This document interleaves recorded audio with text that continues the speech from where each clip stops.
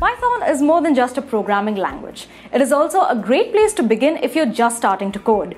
With the popularity and versatility that Python bags, no wonder it is a great time to learn Python programming. Hi, I welcome you all to this full course session on Python programming, and what follows is hopefully a crash course of everything that you need to know to start out with Python. But before we begin, let's talk about our agenda for today. So we're going to start out by introducing you to Python. Here we are also going to talk about the market trends and overview of Python. Also, we're going to give you a guided way of becoming a Python developer.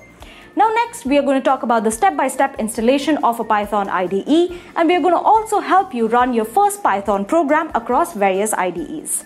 Now next, we are going to talk about Python basics. Here we are going to talk about comments, variables, data types, and operators in Python. Now followed by which, we are going to talk about a few popular Python libraries like NumPy and SciPy. Now, next, we're going to get a little deeper. Here, we're going to talk about file handling and functions in Python. We're also going to discuss concepts such as object-oriented programming, classes, and inheritance in Python. Now, followed by that, we have our final topic, which is web development and web scraping in Python. Here, we are also going to talk about frameworks associated with Python like Django, Flask, and Web2Py. With that, I come to the end of the agenda. Also, kindly take up this time to subscribe to us, and don't forget to hit that bell icon to never miss an update from the Edureka YouTube channel. Also, check out our Python programming certification course, the link to which is in our description box below. So without much ado, let's get started.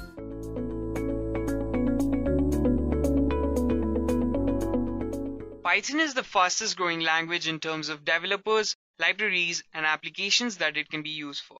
It could be machine learning, artificial intelligence, web development, anything that you can think of, Python has always got you covered. Now, before we get started, please subscribe to the channel and turn on notifications for all of our future videos. With that, let's go ahead with the agenda for today's session. We shall understand what Python exactly is and why it is so popular. Thereafter, the features that Python has and where it is used in the industries. Finally, we can take a look at how to get started off with the Python basics and end our session with the career opportunities that Python holds for us. Let's move ahead with the first topic for today. What is Python? Well, Python is a general purpose programming language which is high level, easy to learn, and dynamically initialized. The development of Python started out as a hobby for its creator, Guido van Rossum, because he wanted to make a language that was beautiful to look at and easy for everybody to read.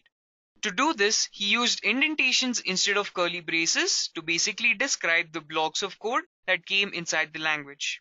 The language went on but did not receive love as it was slow compared to the other languages. Now, with the rise of machine learning and artificial intelligence, Python has come into the spotlight because it makes the work much more productive and much more easy. Why is that? Well, it is because of the amazing computing power that we have. We just want work to be much more productive, even if it takes a lot of time. So that basically wraps up this topic of what is Python. Having that understood, let us move ahead and understand why Python is popular comparing it to the other languages. Python is the best language to get started off with.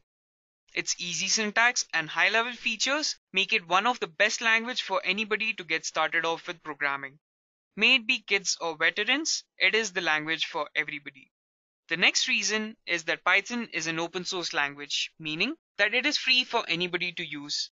Every day, there are thousands of programmers who come together online in making Python better and efficient. You modify the code, you break the code, and you make the code. You're allowed to do it without any problems. Moving ahead, Python can be used to make almost anything. GUI applications, web applications, mobile app server-side coding, artificial intelligence, machine learning algorithms, anything that you want to make, Python will always have the way to do it. Lastly, there is a huge community of people who come together to make the libraries or modules that can be used to obtain your solutions.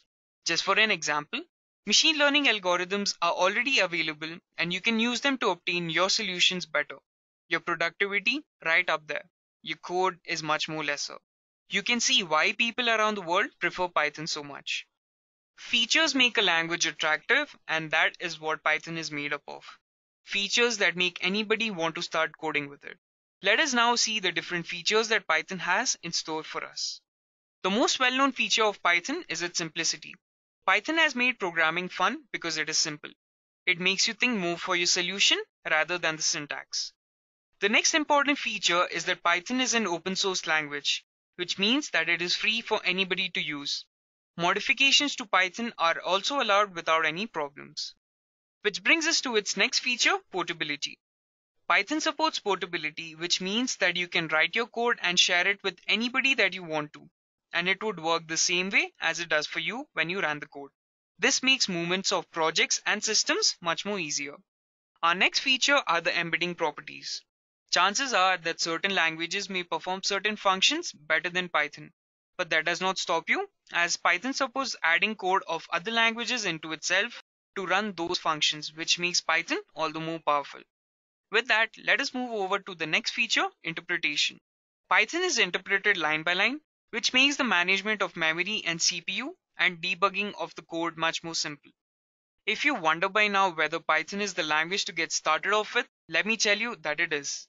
Python has a huge library support which would help you to obtain solutions to your problems easier. You can get started off with data science, web development on the go with Python. You may have had questions like how do developers make applications that are so well related to a domain? That is because of object-oriented concepts. Python supports OOPS, meaning that you can model a real-world problem into your code and have security for it such that access to them is restricted, which helps you replicate real-world scenarios. Now that we know all the amazing features that Python has for us, why don't we look at a few of the most well-known companies who use Python? Google is the most known tech giant who uses Python to provide better search features to its users. Dropbox is a cloud platform to save data online. Its client and server applications have been coded using Python. Netflix uses machine learning with Python to learn the taste of its users, cluster them into groups, and then recommend them shows to retain them for longer. The National Security Agency uses Python for cybersecurity analysis and for the encryption and decryption purposes. The BitTorrent application, which is used for peer-to-peer communication, started out as a simple Python file. NASA scientists use Python to perform calculations, which helps them reduce time and makes their work easier. So these are the major companies who use Python. As you may know, Python is a very important language and it would definitely be beneficial if you start learning it. Now you would wonder, how do we get started off with learning Python? Let me help you with that. So to get started off with learning this amazing programming language, you would firstly need the basics, which are variables, data types, and operators, which helps you to understand data and the different data types that you can use, such as numeric, lists, tuples, and so many more. Naming data and performing operations, which can help you to obtain logic or simple addition or subtractions and so forth. Once you understand that, you can move ahead to understand arrays, which can be used to store data in a structured manner. Nextly, understand the flow control working and how you can manipulate it using loops, such as the for loop and the while loop, and conditions, which are the if-else statements. You can then study about how to make methods which are basically used to perform certain functions, which can be as simple as adding numbers to performing the most complex of work that you can think of. Later, learn how files are handled, where you can read data from files and write data to the files. You can then learn about OOPS by understanding classes and objects and what their importance is. And finally, to master it all, you need to practice Python as much as you can, because practice is what makes you better at it. Once you are done understanding the basics, what do? You master it. There are a variety of careers that are at your disposal. Stick to the one that you feel is your goal and start mastering it. Which brings us to the career opportunities that Python holds for us. Web app development is an option that you can choose. You have frameworks such as Django and Flask that can be used to create web applications.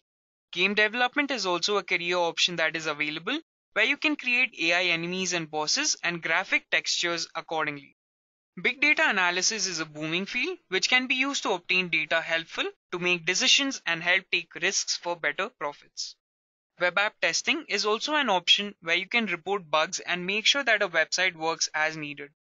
Data scientist, machine learning engineer, artificial intelligence are some of the fields that everybody wants to get into, and it is clearly one of the jobs that looks like it would have a long life cycle. Smart IoT devices are another place where you can use Python and build better infrastructure for connecting the world. So those are some of the most well-known career opportunities that Python has for you. There are many more, such as a software developer, automation engineer, and much more. So now, I hope all of you know what Python is and why everybody loves it so much. I hope all of you would consider learning Python because it is just fun to learn and easy to program with.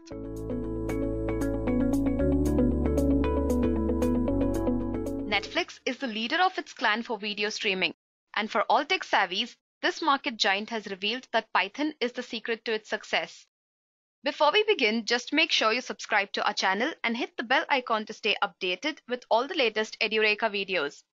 Coming back towards this session, let's first begin with a small introduction to Netflix, and then we shall move on to see how Netflix uses Python in various sectors such as for its CDN, which is OpenConnect, for demand engineering and machine learning, big data analytics and scientific experimentations, video encoding, animations, security, and finally for monitoring and auto remediation. So without any further delays, let's get started. Netflix, as we all know, is an American company which renders video on demand services. It has about 148 million subscribers throughout the world, and the number, however, keeps growing each day. In a period of approximately 2 decades, Netflix has emerged as the king of its clan for the biggest TV series and movies throughout the world. Being the fastest growing brand of America and having a revenue of $20.5 billion till June 2019, it's enough for it to be an eye-catcher, thereby interesting all into its technical spheres. Let's move on to see how Netflix uses Python in its various domains. Engineers at Netflix admit that they use Python for the full content lifecycle, from deciding which content to fund all the way to operating the CDN that serves the final video to 148 million subscribers. Now that we've taken the name of CDN over here, let's move on to see what this is and how it makes use of Python. The CDN or Content Delivery Network that Netflix makes use of is OpenConnect. This basically comes into picture when you hit the play button. All the content delivered to the end user is looked after by this CDN. OpenConnect basically requires various other softwares to design, build, and operate it, which are in turn written in Python. Not just this, the network devices underlying this CDN are Python applications, since Python is prominent in solving network issues. Now that we are aware of the first component, OpenConnect, let's move on to see how Netflix uses Python for its demand engineering. The demand engineering team is responsible for handling Netflix Cloud's regional failovers, traffic administration, capacity operations management, which is looking after the limit up to which the content can be made serviceable, and fleet efficiency. The libraries used by this team are the NumPy and the SciPy library, which is used for performing numerical analysis, Boto3, which is the software development kit of the Amazon Web Services for Python. This helps Python developers integrate Python into AWS, thereby allowing development in the infrastructure. Redis-Q or RQ, which is a Python library which helps to keep track of the tasks that are present in the queue and allows their execution, thereby allowing the management of asynchronous workloads. Flask. Netflix uses Flask for Python web development. Netflix uses Flask APIs to bind all of the previous segments together. Not just this, Netflix also makes use of Jupyter Notebooks along with Interact, which is an extension for Jupyter on a large scale. Jupyter is known to be popular for data analysis. It serves very well in operation data analysis and visualization, which in turn help in detecting capacity regressions. Now let's move on to see how Python is used for machine learning. Machine learning ranges from creating personalization algorithms to figuring out the use cases. Personalization algorithms help to train the machine learning models as per the Netflix standard. It also provides personalized recommendations, outlines on a day-to-day basis, label generations, etc. The libraries required to learn deep neural networks are TensorFlow, Keras, and PyTorch, whereas XGBoost and LightGBM for gradient-boosted decision trees. Netflix has also developed quite a few higher-level libraries that help in combining with the work areas such as fact logging, feature extraction, publishing, etc.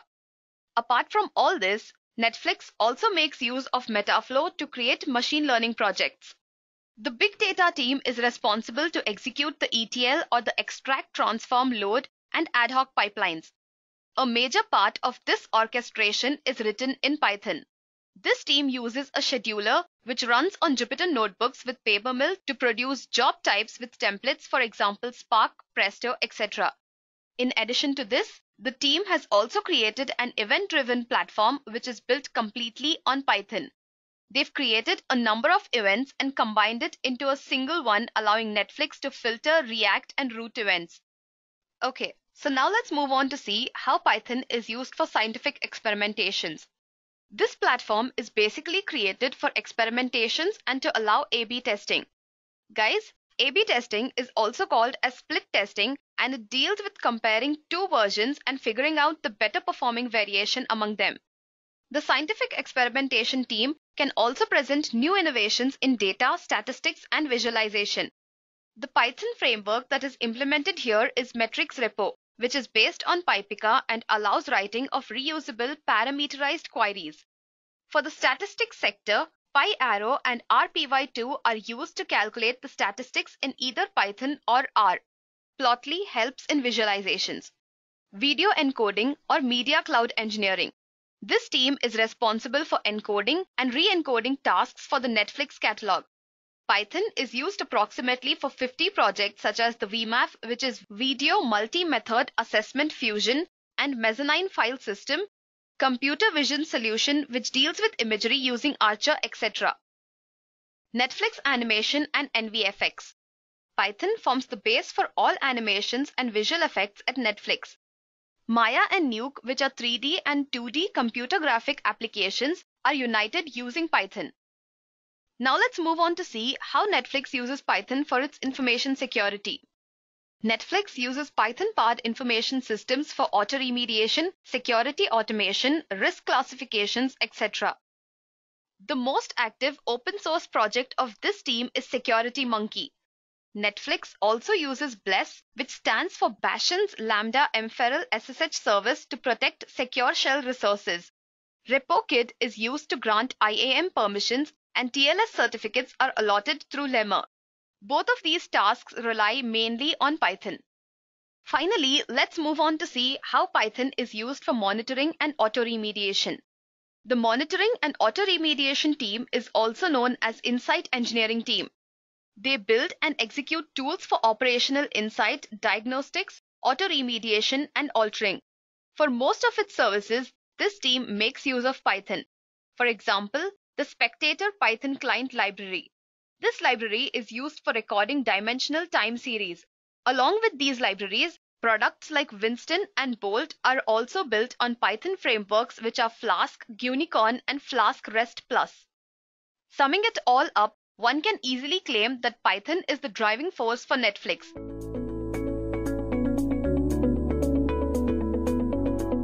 Python has swallowed all its rivals in popularity, and this popularity is directly proportional to money making. So before we begin, just make sure you subscribe to our channel and hit the bell icon to stay updated with all the latest edureka videos. Coming back towards this session, we shall first take a look at who are Python developers and what are their job trends. Then, we shall take a look at the average salaries drawn by these developers based on three factors, which are experience, location, and skill set. So without any further delays, let's get started. A Python developer, just like any other developer, is someone who designs, programs, and delivers software applications, but using Python. Some of the most important responsibilities include writing effective code for backend components, testing and debugging programs, creating applications that can be integrated with the present ones, etc. The current salary trend of these developers has also remarkably increased. But before taking a look at that, here is a survey that reasons out why Python developers are heavily paid. Python's popularity in 2019 is record-breaking. According to Stack Overflow, Python has emerged as the most questioned language, leaving behind its fierce competitor JavaScript. GitHub grants Python top slot in the race for popularity. So as you can see on the screen, Python stands first, Java is second, followed by JavaScript, etc. This popularity is also a reason for the growth in job trends for Python developers. These developers are in great demand all over the world. In August 2019, Indeed shows about 69,000 openings for a Python developer. Most of these jobs are in sectors like web development, big data, machine learning, data science, etc. New York City has the most number of job postings for Python developers, followed by Chicago and San Francisco. So given this, I know you all will be eager to know what is the average salary drawn by these developers. The average salary depends on many factors. The three most important factors are experience, location, and skill set. So talking about a Python developer's experience, an entry-level Python developer earns a minimum of 2.4 lakhs per annum. The upper limit, however, depends on the organizations and the skill set possessed by the developer. On an average, the Python developer's salary at an entry level is about 5 lakhs per annum in India and about $88,000 in the US. The next level of these developers is becoming a senior Python developer, and at this level, the average salary comes about 8 lakhs per annum. The biggest leap in salaries is seen after the senior level for developers. So now let's move on towards the next factor, which is location. Salaries of Python developers also vary geographically. In the US, the best location for a Python developer seems to be California. Having an average of $122,000 per year, California stands at the top of the list for best work locations for Python developer. When it comes to India, the best location for a software developer with Python skills is Gurgaon, having an average pay scale of 7,31,000 per year. Okay, so now moving on towards the next very important factor, which is skill set. Having the knowledge of Python along with other skills proves to be a very crucial factor influencing Python developer salaries. According to CV Compiler, the most in-demand skills preferred along with Python are AWS and Django. The average salary for a Python developer having knowledge of Django is about 6 lakhs per annum, which is much higher compared to the average seen earlier in this session.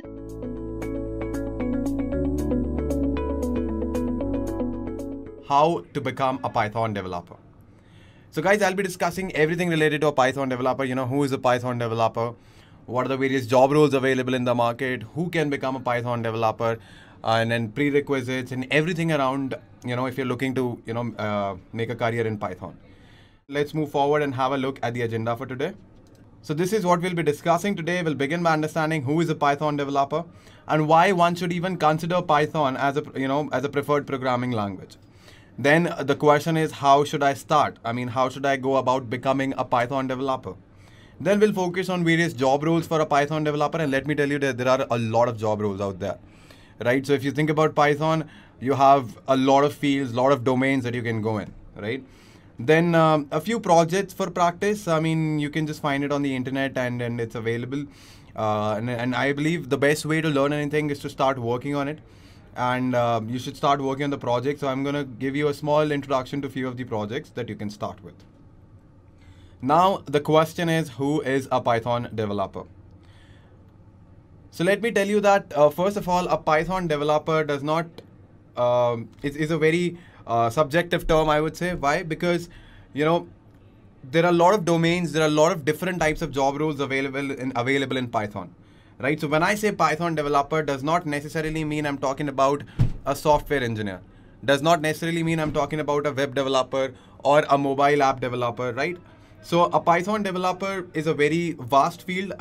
Something which doesn't exist, right? Because there are certain fields or subdomains in Python that you can, come up with a job role around that. That's what I mean, right? So, he can be a software developer, a software engineer. He can be developing web apps, mobile apps. He might be even into testing, right? Because you can use Python with Selenium. Then he can become a data analyst as well, or he can be a data scientist, machine learning engineer, artificial intelligence engineer. So there are different types of job roles available in the market. Next up, we are going to focus on, why become a Python developer, because everything exists for a reason, right? And let's try to figure out why one should even consider Python as a programming language when you have Java, JavaScript, and other different programming languages. And the best answer given to this question is by Stack Overflow. So have a look at the graph, guys, right? I don't have to explain anything here because the red line, the red curve that you're seeing is of Python, right? So from 2012 till 2018, you can see that it's an exponential growth, right? It's a straight line, I'm sorry, right? So yeah, it's growing pretty fast. And I would also tell you one thing, guys, it always makes sense to learn something when, there's a demand. You cannot, surf when there are no tides, right? So just to explain you that. Now, Python comes with really cool features. So let me just talk about those features. First of all, it is very easy to learn. So all the people who are actually scared of coding, you don't have to be scared of Python. I'm being really honest, because it is very easy to write code in Python. The syntax is very easy, right? Then tons of libraries, guys. If you are talking about machine learning, web development, numeric computation, scientific computation, whatever comes to your mind, any type of application, Python gives you a very good library around that, whether it's computer vision, anything you can think of, right? So there are a lot of libraries available with Python that you can use for multiple purposes, right? Next is it is free and open source, that I think a lot of you might already know, right? And the best part is it has a very active community, guys, right? High demand, as I've just proved with the Stack Overflow graph. Apart from that, since Python is not only used for one particular domain or one particular purpose, so if you learn Python, you can go into any field, right? It's like, you know, a typical Indian household, you know, parents who tell their kids to go ahead and study engineering and then he can decide what he wants to do. Well, something similar, but this makes more sense, right? So these are the various features, guys, right? And few companies, few giants who are using Python, and let me tell you guys, each and every company out there in the market nowadays use Python, right? I've written down few big names so that you can actually relate: Google, NASA, you know, Firefox, YouTube, Netflix, Facebook, Dropbox, Raspberry Pi, IBM, Walt Disney. All of them are using Python and are very happy about the services and you know, basically whatever Python comes with, right? Next up, we are going to talk about salary trends. This is something that you can see it on your screen, but I would definitely tell you guys it is an average number, and generally a data scientist is not gonna earn you know, 8 lakh per annum, 8 lakh rupees per annum. It will be definitely more than that. It's just an average. We have taken it from a pay scale. It is definitely more than that. I'm telling you that through my experience, right? And DevOps engineer also earns a lot more than what it is here. Apart from that, there is also a stat around the Python developer salary in popular cities, right? So we have San Francisco, which is paying somewhere around $137,389 US to Python developers, which is pretty great if you ask me. And I am definitely sure it is way above than $150,000 in US as well, right? But for now, let's focus on how should I start, how to, you know, go about becoming a Python developer. Obviously, everything starts from basics, right? You have to understand the fundamentals to reach to a certain level. So first of all, install Python. Go ahead, type on Google, install Python, right? You'll go to their official website. You'll find a lot of things out there. I can actually show you that. Let me just open it. So if you click on install Python, you'll be directed to this website. Download Python. Here, just select the version, select the OS that you're using, and you are good to go, right? Choosing an ID is, you know, it varies from person to person. I prefer PyCharm. You can also download PyCharm. Let me just take you to one more link. Download PyCharm. You'll be directed to a JetBrains website. And here we go. So just go ahead, click on the community version, because the professional version is, you know, you have to pay some amount for that, right? So go ahead, click on the community version, download it, and it's very cool, guys, because it gives you autocomplete features and a lot of other benefits as well. You don't have to manually go and install the libraries using CMD. You can just go ahead, use PyCharm and do it, right? Choosing an ID is done. A simple hello world program, right? So I've already installed Python. I have PyCharm. I'm just gonna show you how easy it is to write code in Python, right? So let me just quickly open my PyCharm, and all I'll do here is print hello world.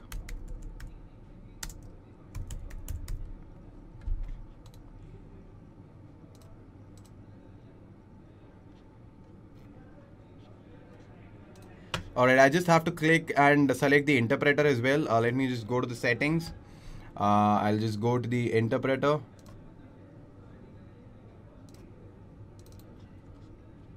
Just have to select the interpreter and we are good to go.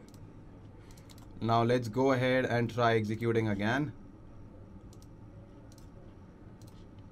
It is again saying that you haven't selected an interpreter. I just did. That's weird. Let's see. Yep, I can see there is an interpreter. So just waiting 2 minutes to process. Let's just wait for that and we'll go back to our slides till then and we'll continue. So I'll tell you how to execute a simple Hello World program. Just give me like 5 minutes. After that, let's see what we have next. So we're going to talk about a little bit about the basics.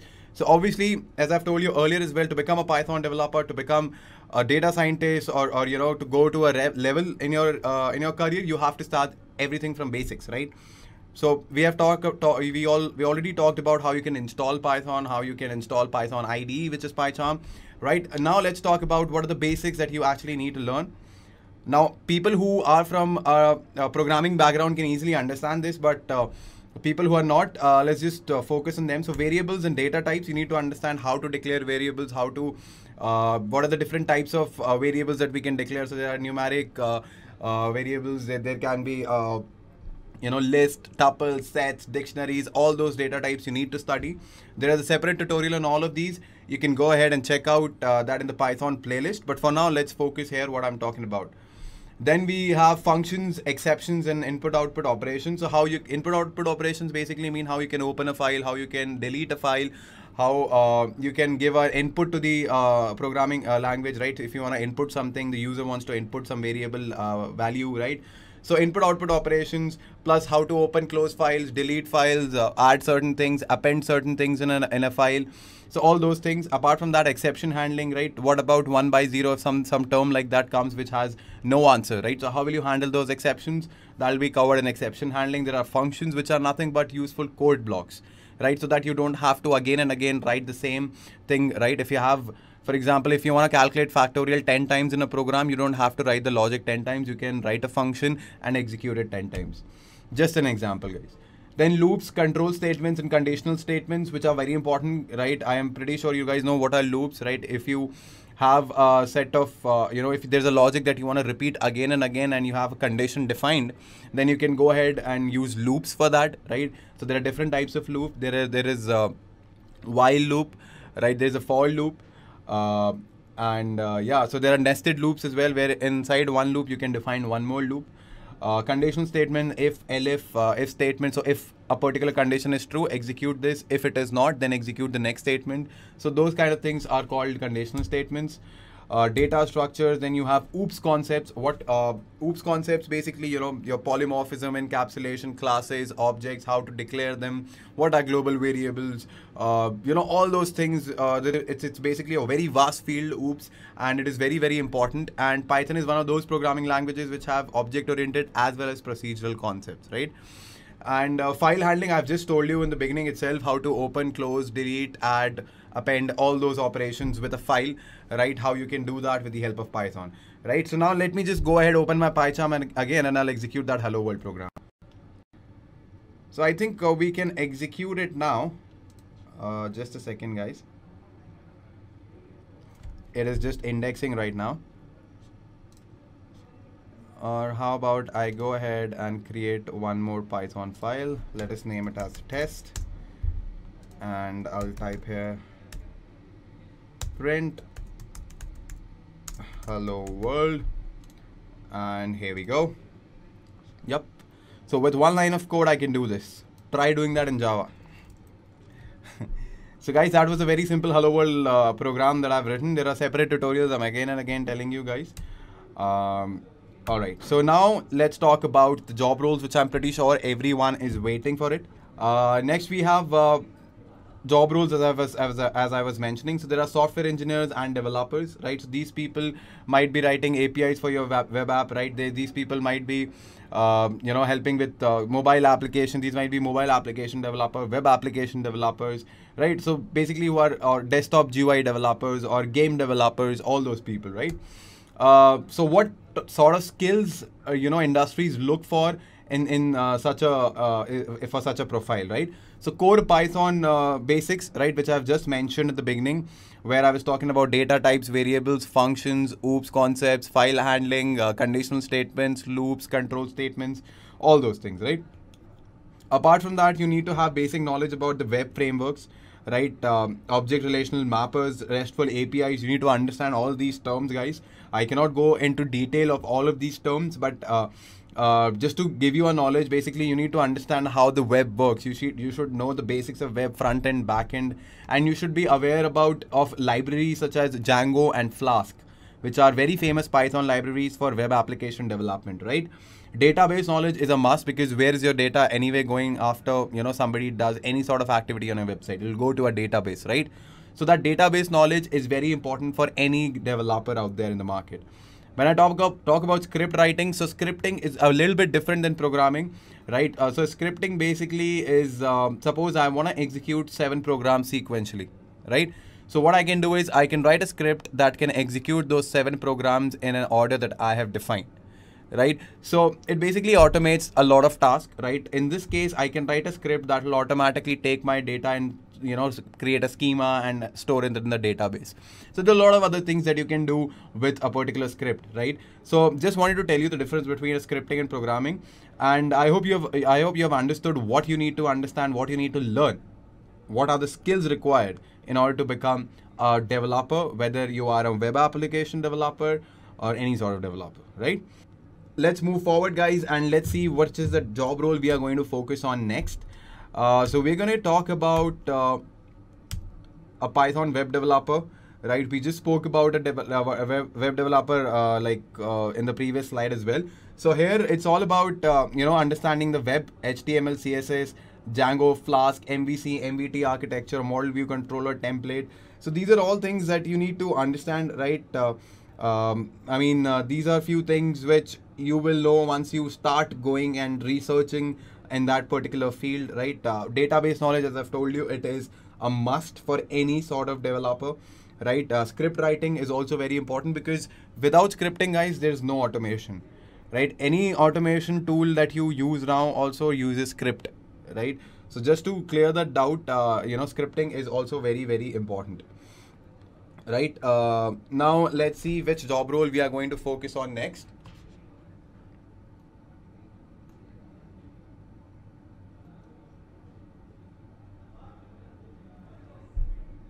All right.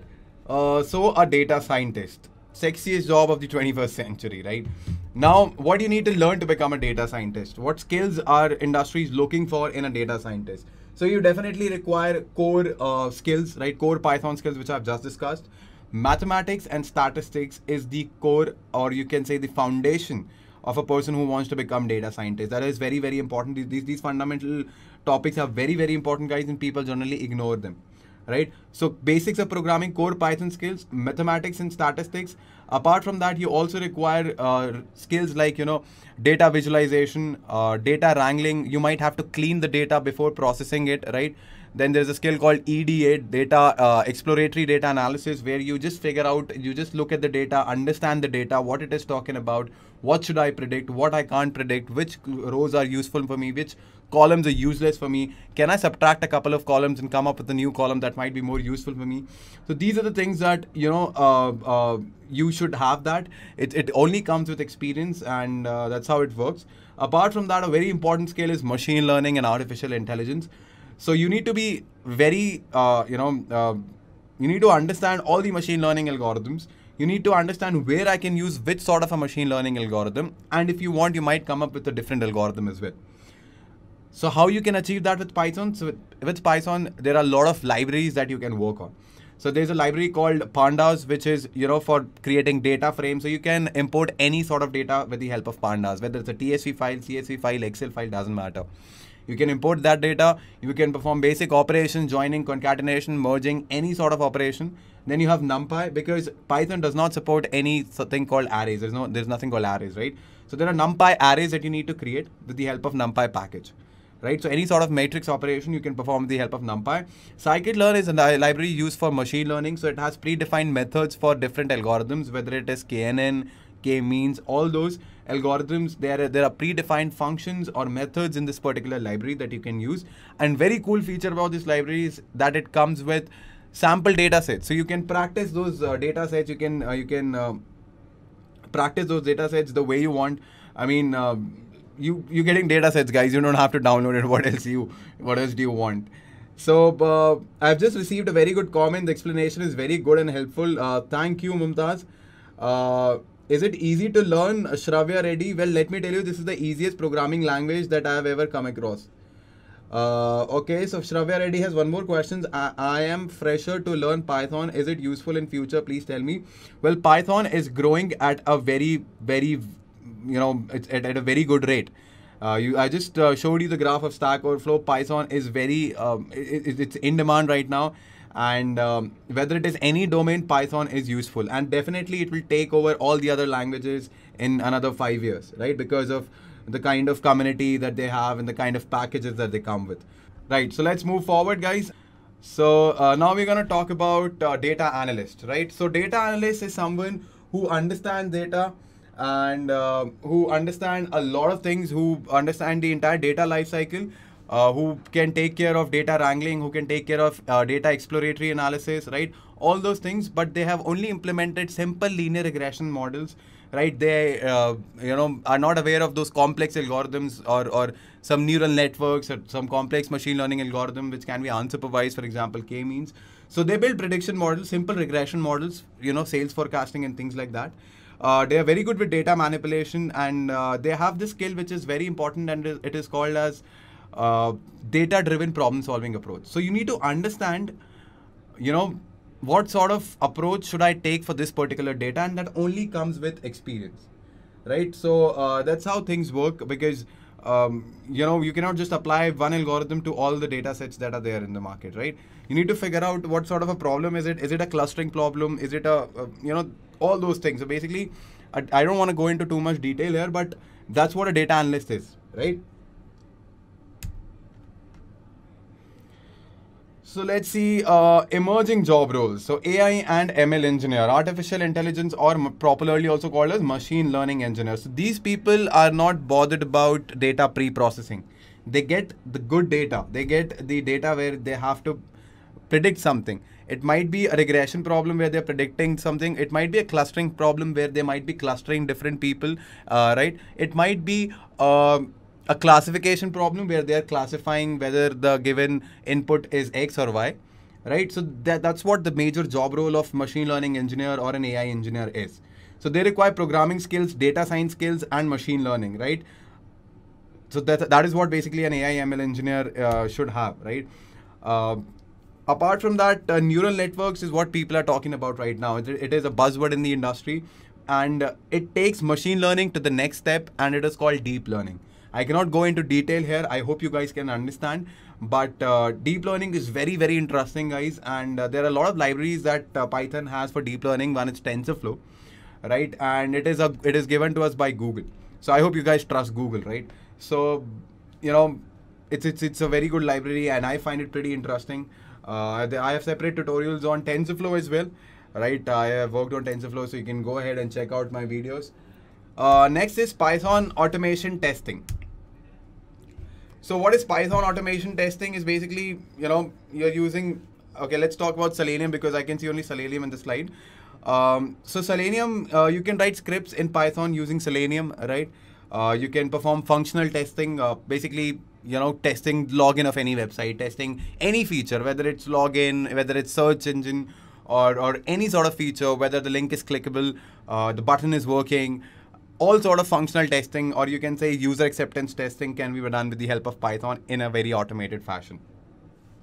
Next is a deep learning engineer. So deep learning engineer focuses mainly on neural networks. So he'll need to understand different types of neural networks.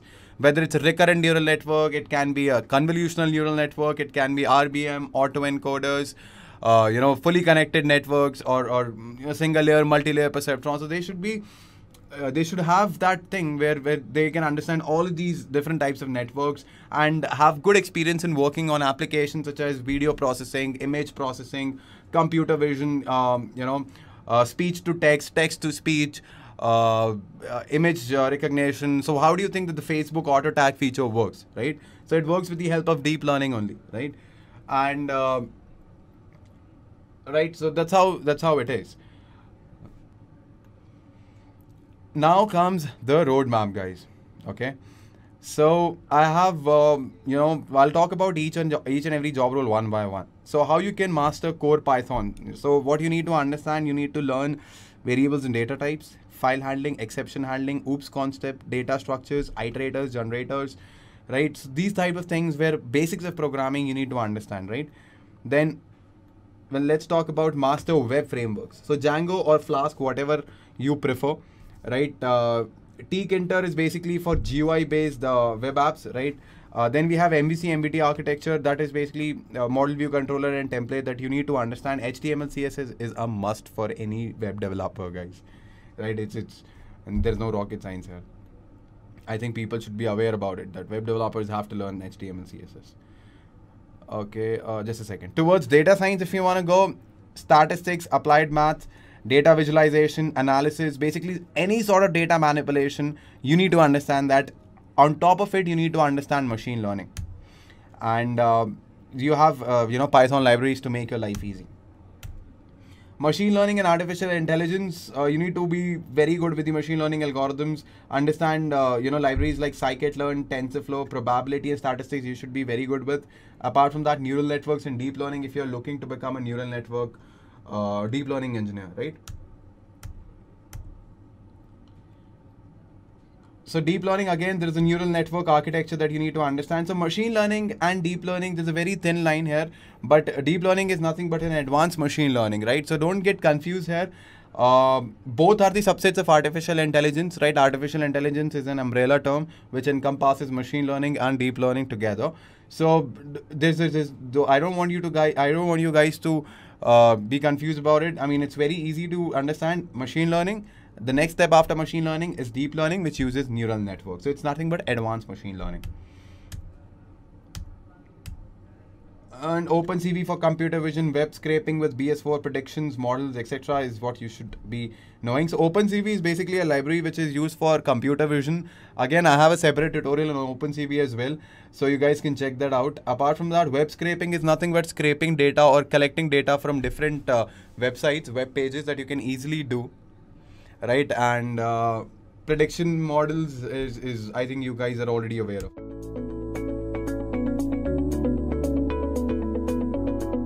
Let's take a quick look at why you should consider learning Python.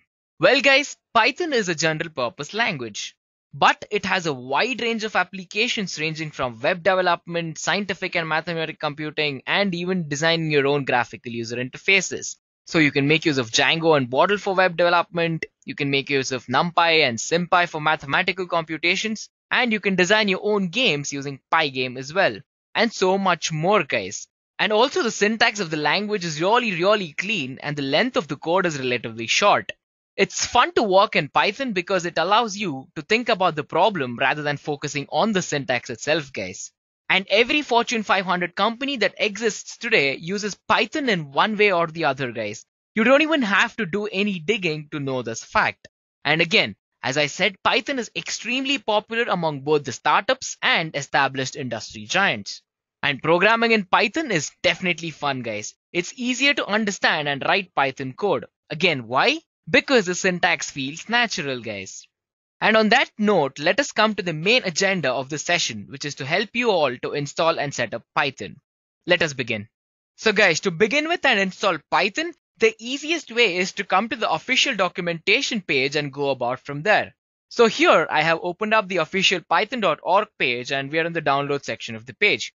As you can check the URL, we are at python.org/downloads/Windows, guys. Since this tutorial is mainly focused on installing Python for Windows, we are here, guys. Just in case if you had to install on Linux or something, the steps are quite different from what we do for Windows.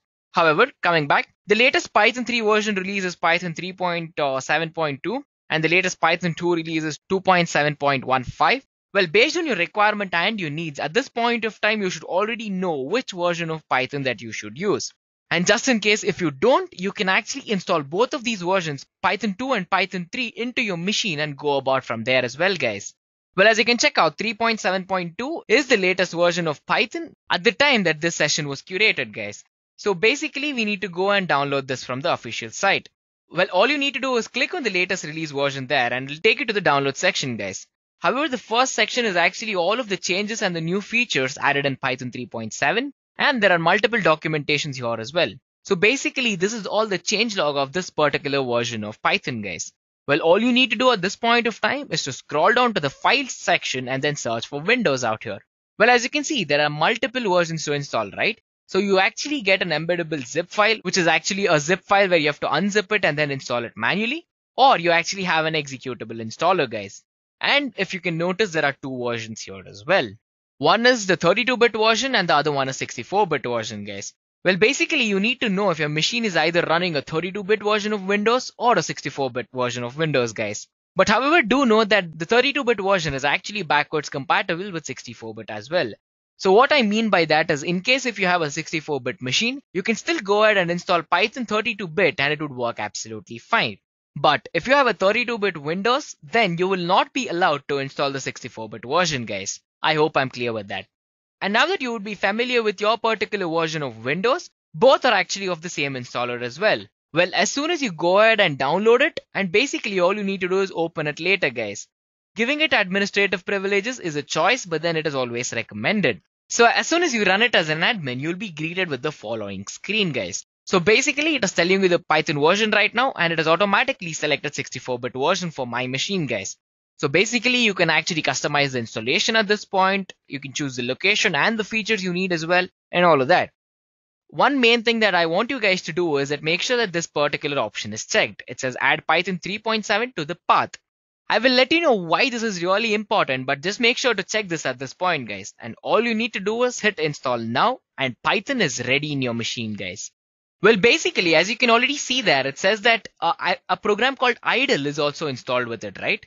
So idle is nothing but a graphical user interface which is used to work with Python, guys. So let me quickly open up idle to show you what it actually is. Well, as you can check out, it is basically a Python 3.7 shell, guys. So here you can actually type out anything that you want. So let us say print hello edureka. As soon as I hit enter, that is executed, right? So basically you can run any of the Python programs here as well. So let me go ahead and do another x equal to 10, print x into 2.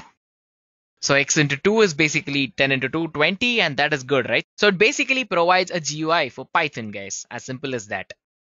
But do note that if you actually have a Windows machine, there is a very good chance that Python might already come installed in your machine, guys. However, there is one more thing that you need to do. Well, that is to actually check out your environment variable, guys. So basically, you need to right click on my computer and go to properties, guys. And in properties, you need to go to advanced system settings and environment variables. And here, you need to check if the path of the user variable actually points to your Python installation location, guys. So this is basically why we had to have the checkbox during the installation. Well, if this is not the case, then you have to manually come here and add the path in the system variable, guys. So why is this required? I'm pretty sure you guys could have already guessed it at this point, but let me quickly go ahead and show you a demo. Let me open up my command prompt. And if Python is in my path, as soon as I hit Python, it is supposed to open up the interpreter and be ready for me to execute commands, guys. And since I already have the path established, it is actually done.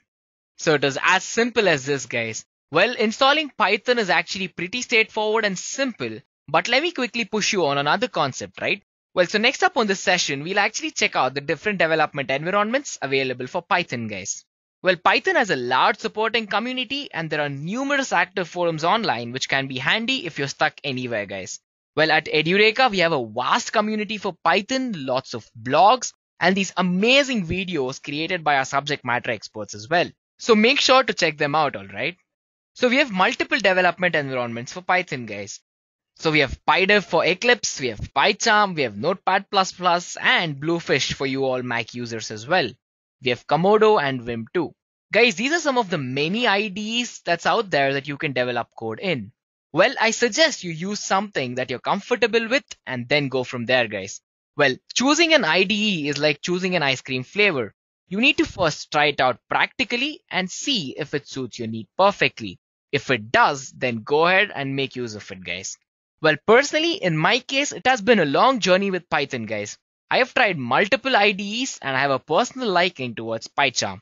It is really simple and amazing to work with. And I'm sure a majority of the entire community agrees with me when I say that PyCharm is the #1 IDE for Python, guys.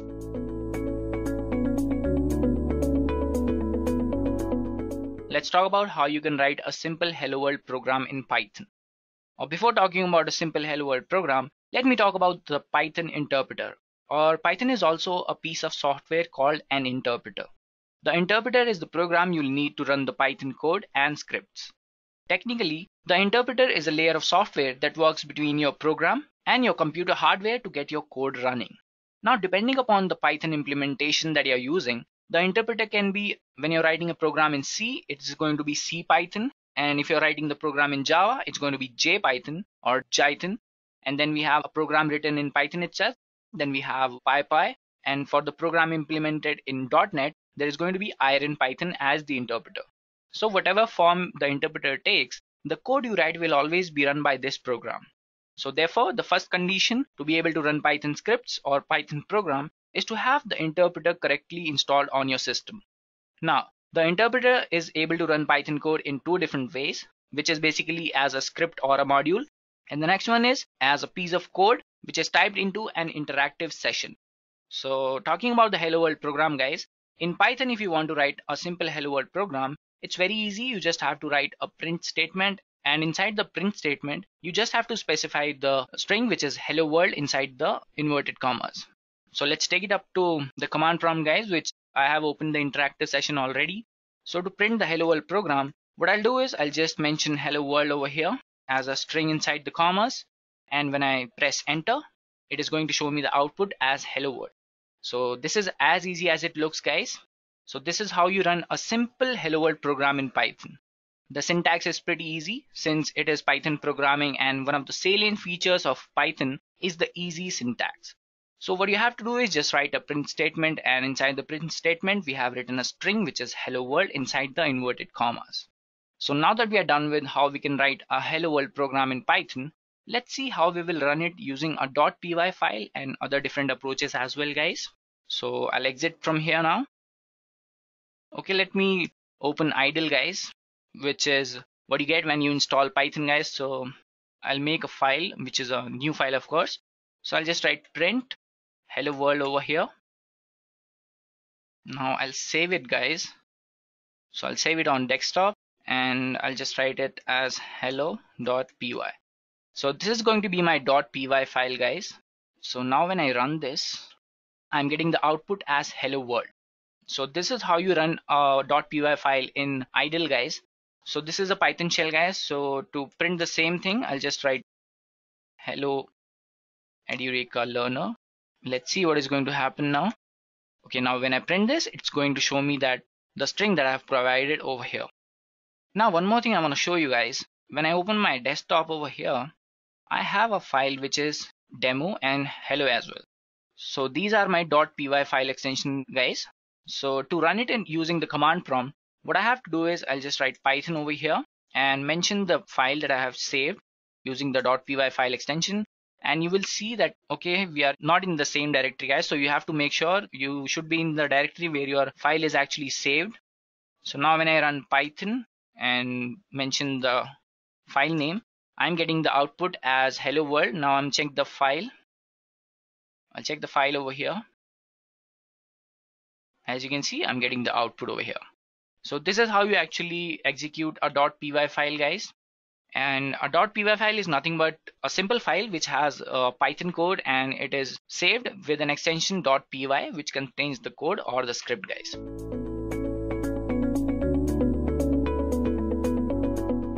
We always like to have options in everything, but choosing the best among them, especially in case of IDEs, gets confusing. So if you have any issues regarding this, here is the top 10 best IDEs for Python to help you narrow down on the most suitable one for you. So before we begin, just make sure you subscribe to our channel and hit the bell icon to stay updated with all the latest edureka videos. Moving on towards the session, we shall first begin with understanding what exactly is an IDE and the basic features of it. Following that, we shall take a look at the top 10 best IDEs for Python and the factors that need to be in mind before selecting one of these. So without any further ado, let's move ahead straight away to learn what exactly is an IDE. Guys, IDE stands for Integrated Development Environment. It's a graphical user interface where programmers write their code and produce their final products. An IDE basically unifies all essential tools required for software development and testing. This in turn helps the programmer to maximize his output. Now that you know what is an IDE, let's move on to see what are the basic features of an IDE. Many of us do not know the difference between code editors and IDEs. Code editors are applications that are able to write and manipulate source code. They can either be standalone applications or can be integrated into IDEs. The only feature a code editor should support is being able to edit text. On the other hand, an IDE is a complete environment where you can create software applications. In addition to code editors, IDEs also have other features such as syntax highlighting, which is used to mark the syntax of the base language in different colors and fonts. The auto-completion feature is designed to minimize the time consumption. A debugger is available which is required to test and debug the source code. IDEs also consist of compilers. Now these are tools that translate source code from one language to another. Finally, IDEs can either be language specific or may have support for multiple languages. The choice relies on the user to single out and embrace the IDEs of his choice. Now that you know basic features of an IDE, let's move on to see what are the top 10 best IDEs for Python. At our position 10 is IDLE.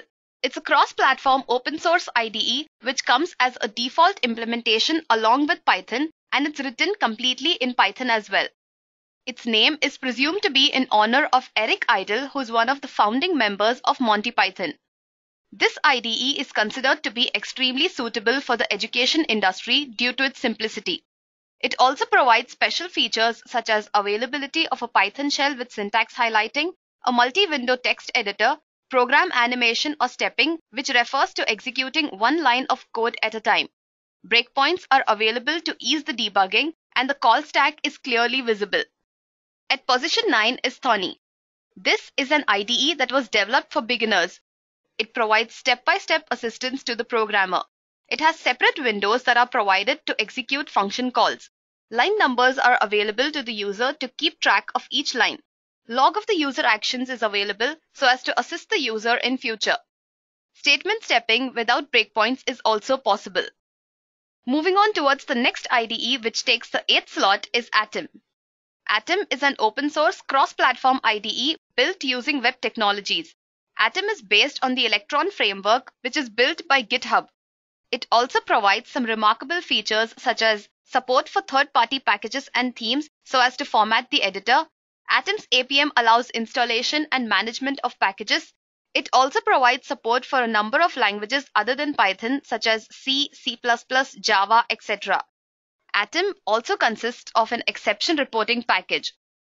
At the 7th place is EricPython. EricPython is an open source cross-platform IDE which is written completely in Python. Its source code is available freely and can be studied and recreated by anybody. Some of the quality features provided by EricPython are formattable window layout, formattable syntax highlighting, code folding, which is selectively showing or hiding some part of your code. It is also furnished with a class browser and has built-in support for unit testing and Django. At the 6th position is Wing. This cross-platform IDE was created by Wingware. It is a lightweight IDE and designed to allow quick programming. It comes in 3 variants, namely Wing Pro, Wing Personal, and Wing 101. Wing Pro is a professional version which is priced somewhere between $95 to $179. Wing Personal and Wing 101, on the other hand, are simplified free versions that are available for students and beginners. Wing provides special features such as automatic multi-process and child process debugging. Remote debug process is possible. It also has a module browser and allows refactoring, which is a process of structuring existing computer code. It also provides auto-completion feature for non-Python files as well. Now let's move on towards Sublime Text, which stands at the 5th position. Guys, Sublime Text is a cross-platform IDE priced at $80. It is developed in C++ and Python. In addition to Python, it provides support for other languages as well. The features of this IDE can be enhanced using plugins. The Go-to-Anything feature allows quick access to files, symbols, or lines. Its command palette provides robust matching for keyboard invocations. Python-based plugin APIs are supported. This IDE also allows simultaneous editing, and the preferences can be made project-specific. At position 4 is Rodeo. Rodeo is an open source cross-platform IDE built in particular for machine learning and data science. Rodeo makes it very convenient to load and compare data. It also allows data experimentation and is furnished with Python tutorials to guide the users. It also provides cheat sheets for material reference. Files and package search is made very easy. Rodeo is a simple and a lightweight IDE. At the third slot is PyDev. This is an open source cross-platform third-party package which serves as a plugin for Eclipse, which in turn enables it for Python development. PyDev provides a remote debugger wherein the files which are not launched in Eclipse can be debugged. It also provides the code folding feature so as to selectively hide or display sections of code. It provides support for Python 2x and 3x syntax. The auto-edit feature can automatically edit the parentheses, add self-parameter to the class methods, and can also add import keyword in the import lines. Standing at number 2, Spider is an open source cross-platform IDE designed mainly for data analysis and scientists. It's considered to be a powerful scientific development IDE written in Python. Spider is integrated with many scientific Python libraries such as SciPy, NumPy, Matplotlib, Pandas, etc. Pertaining to its scientific use, Spider provides advanced support for editing, analysis, and data exploration. It also allows static code analysis, wherein the analysis is performed without actually executing the code. The features of this IDE can be expanded further through plugin system and API. The IDE that takes the top slot and is at position number 1 is my personal favorite, PyCharm. It was developed by the Czech company JetBrains, and it's a cross-platform IDE. It comes in two versions, wherein the community version is free and the professional version is priced at $199 per user. PyCharm is considered to be one of the best IDEs and also the most widely used because of its remarkable features such as specialized project views allowing quick switching between files. It also facilitates web development along with Django, Flask, and Web2Py. PyCharm is equipped with more than 1,000 plugins, so programmers can write their own plugins to extend its features. 81 of the top 100 companies make use of PyCharm. Before ending the session, let me just help you guys to narrow down on the best IDE that's suitable for you. Before choosing an IDE, keep the following points in mind: the level of expertise of the programmer, the type of industry or sector where Python is being used, ability to buy commercial versions or stick to the free ones, the kind of software being developed, and the need to integrate with other languages. Once these points are decided upon, the programmer can easily select among the IDEs which we have discussed earlier based on the given features.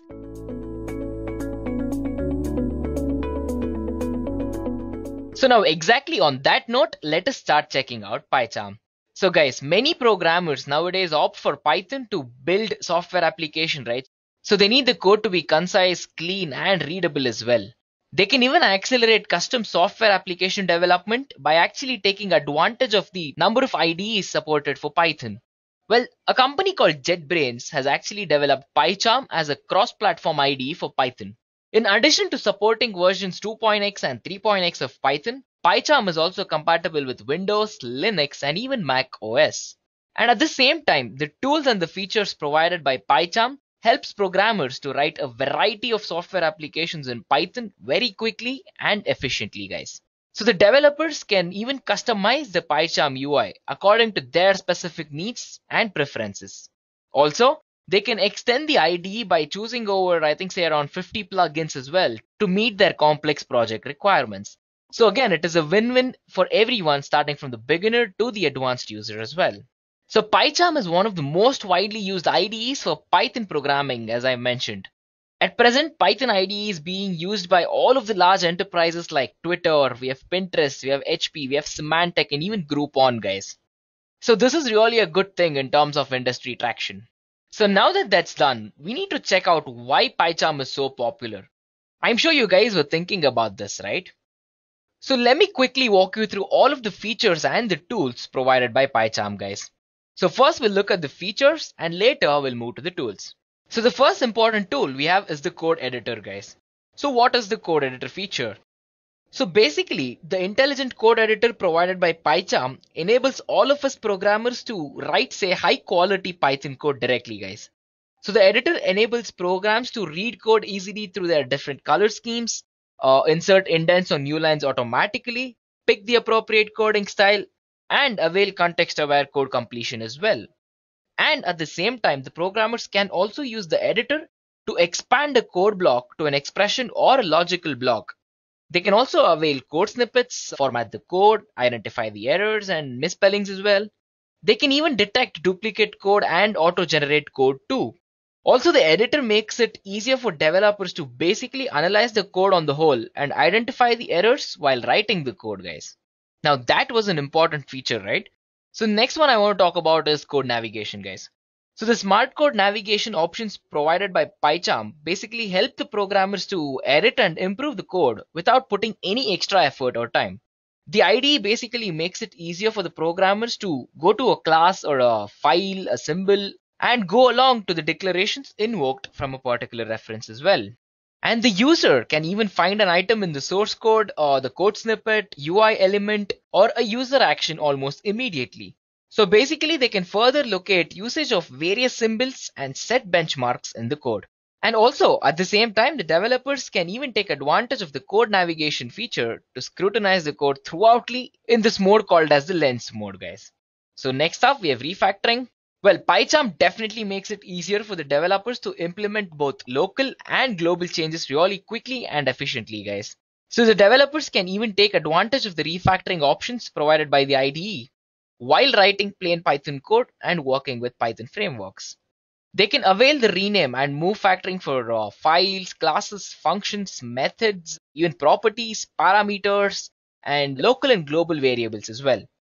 Also, likewise, they can improve the code quality by extracting variables, fields, constants, and even parameters.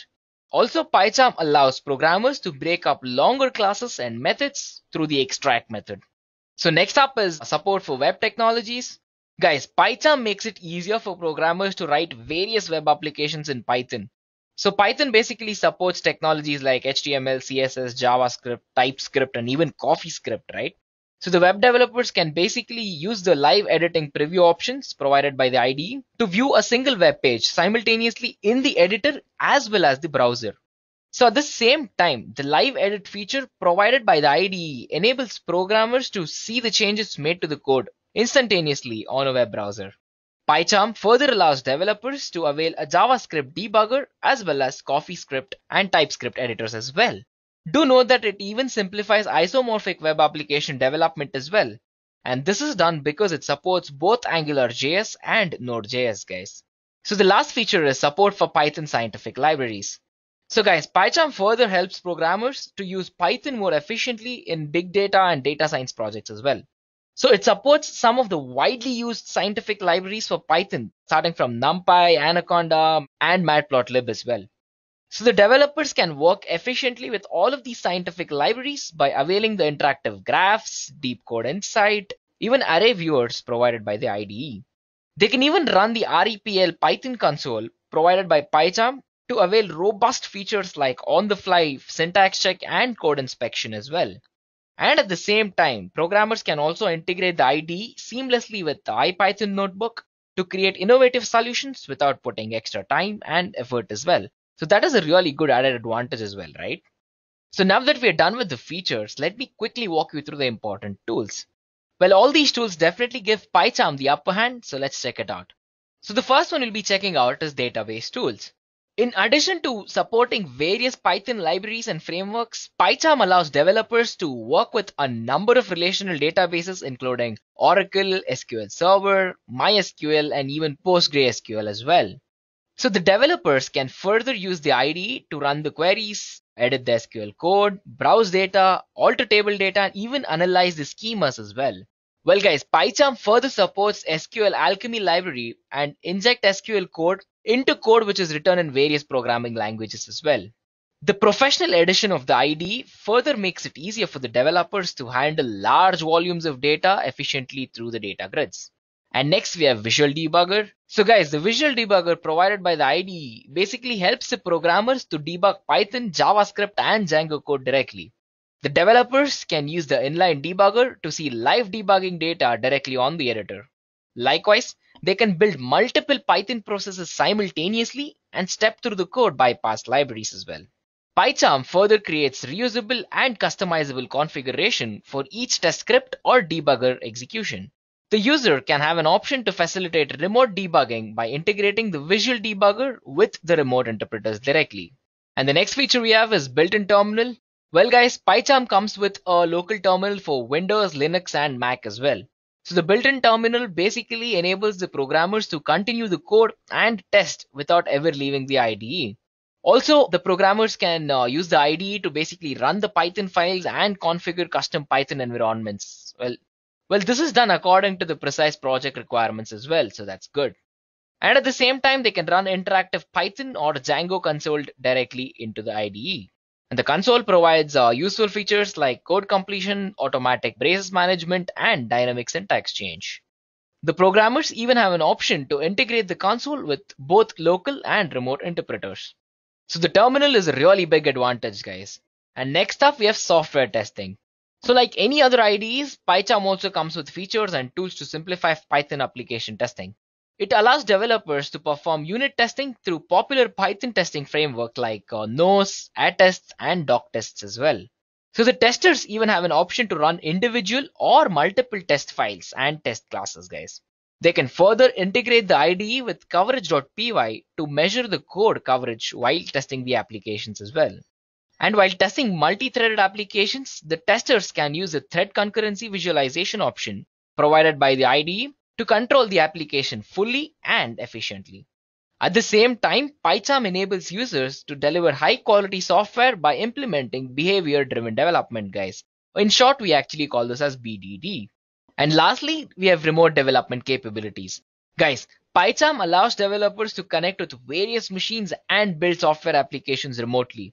The programmers can avail the built-in SSH console provided by the IDE to basically connect to machines and perform various development tasks remotely through SSH.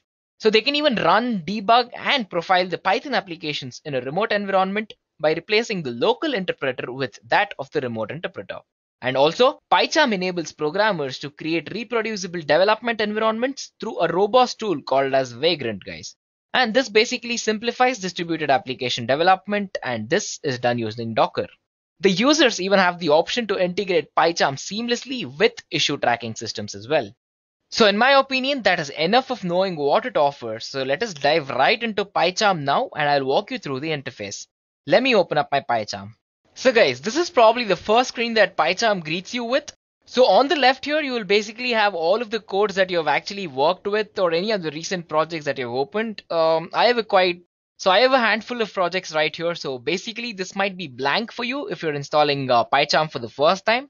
And guys, installing PyCharm is very simple. So it is free and the installation is extremely straightforward as well. So all you need to do is go to the official website and it's a single step download procedure. I already have it installed on my machine, as you can see. So first, let's go ahead and create a new project in PyCharm, guys. So all you need to do is hit create new project on the right side and give a name for the project. So let me just type it out as PyCharm test. And then for now, you might not have the Python interpreter. I'll just come back to this. So for now, let me just hit create and let PyCharm take us to the UI.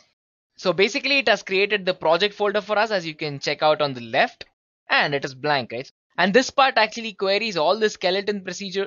And this is the time where it actually sort of scrolls through and checks all of the installed packages and all. So it probably will take a while and you could actually catch it rotating somewhere here, guys. So this is good. So let us quickly go ahead and create a new Python file that we can write into. So click new scratch file. What type of file are we trying to do here? So the file we're trying to do is Python here, right? So that, and you can write in different languages as well. So basically you can use XHTML, XML, HTML, DTD, command line as well. So right now, since we're doing Python, let me quickly go ahead and type in Python. So as you can see, we have a scratch file, which says scratch.py, guys. So you can basically right click, refactor and rename this to whatever you want. But since this is just a demo, I'll leave it at scratch. So then there are multiple options to go with as well. But if you want to get started really simple, just follow all the procedure until now to create your scratch file. And later you need to add the configuration to actually use Python to run this, guys. So we click on add configuration, click on the tiny plus icon, Python, and then we don't have any configurations, right? So let me name this test config. and then the script path. The script path basically is providing the path to the particular script. So it's PyCharm test. And then as soon as we come into the environment, here is where we'll be actually checking out our interpreter, guys. So I have multiple versions of Python installed. As you can see, I have 3.7 and I have 3.6 as well. So there is a very good chance that this might not show for you because you have not installed Python, and it is very simple to install Python, guys. So I'll just show you that in a second. So this is the part where we actually select our interpreter 3.7, and all we need to do is okay. So this is actually ready to execute with our test configuration, guys. So now coming back to on how you can install Python, guys. So basically we open File, Settings, and in Settings we actually come to Project PyCharm Test, guys. So click on the project interpreter, and on the right side you can actually check out the interpreter. So basically we have multiple interpreters here, and for this case I'm going to use Miniconda 3, and that is what I've used. So for your case, if you have not installed it, so go to the gear icon on the right and click add. Here you can actually use the system interpreter which has Python in it, guys. So in my case I've installed it using Anaconda, so it says Anaconda. So make sure you click this and hit OK, and you're done, guys. So apply. So now that all that is done, right? So how can we add all the packages to Python? Not everything comes inbuilt, right? So again, go to File, Settings. This is pretty much almost same, guys. So we go to the interpreter, and then we have the packages tab under this. So basically we use the gear icon to actually check out our interpreter. Now check out all the list we have, guys. So basically these are all of the packages that is installed for my particular case. So these are all of the libraries that are installed, guys. So in case if you need to add a library, hit on the plus icon on the right side. So just type in any of the libraries that you require, right? So there are multiple installed as well. As you can see, whatever is in blue is actually installed. If I just type in TensorFlow, it says already installed, but then it won't be in blue for you because you might have not installed this, right? So click on that install package on the left side and you're good to go. How simple is it, guys? So now that we're actually all set up and we're waiting in our Scratch file, so let me quickly walk you through a tiny code snippet and we can check out the advantages here as well. So guys, let me try to quickly import a package here. I'm not even going to type the entire thing, right? So I just basically typed out the first three letters, IMP, and it is actually prompting me to pick up the entire thing, right? So this is basically how IntelliSense works in Visual Studio, and this is all the intelligence of PyCharm, guys. So it is at this point of time you can actually choose to type in the entire thing like ORT, or you can just again come back IMP, and then you realize that you want to use import. So all you need to do is either hit enter, or you can hit tab as well, and it takes the entire thing. So this definitely helps reduce a lot of time by providing good predictions, right? So this was just basically one line of code. So imagine if you have to write hundreds and thousands of lines of code, then this is definitely a lifesaver in my opinion. So next I'm going to actually try importing a package, let's say Pygame. So import Pygame, come to the new line. So as you can check out, everything is grayed out here, right?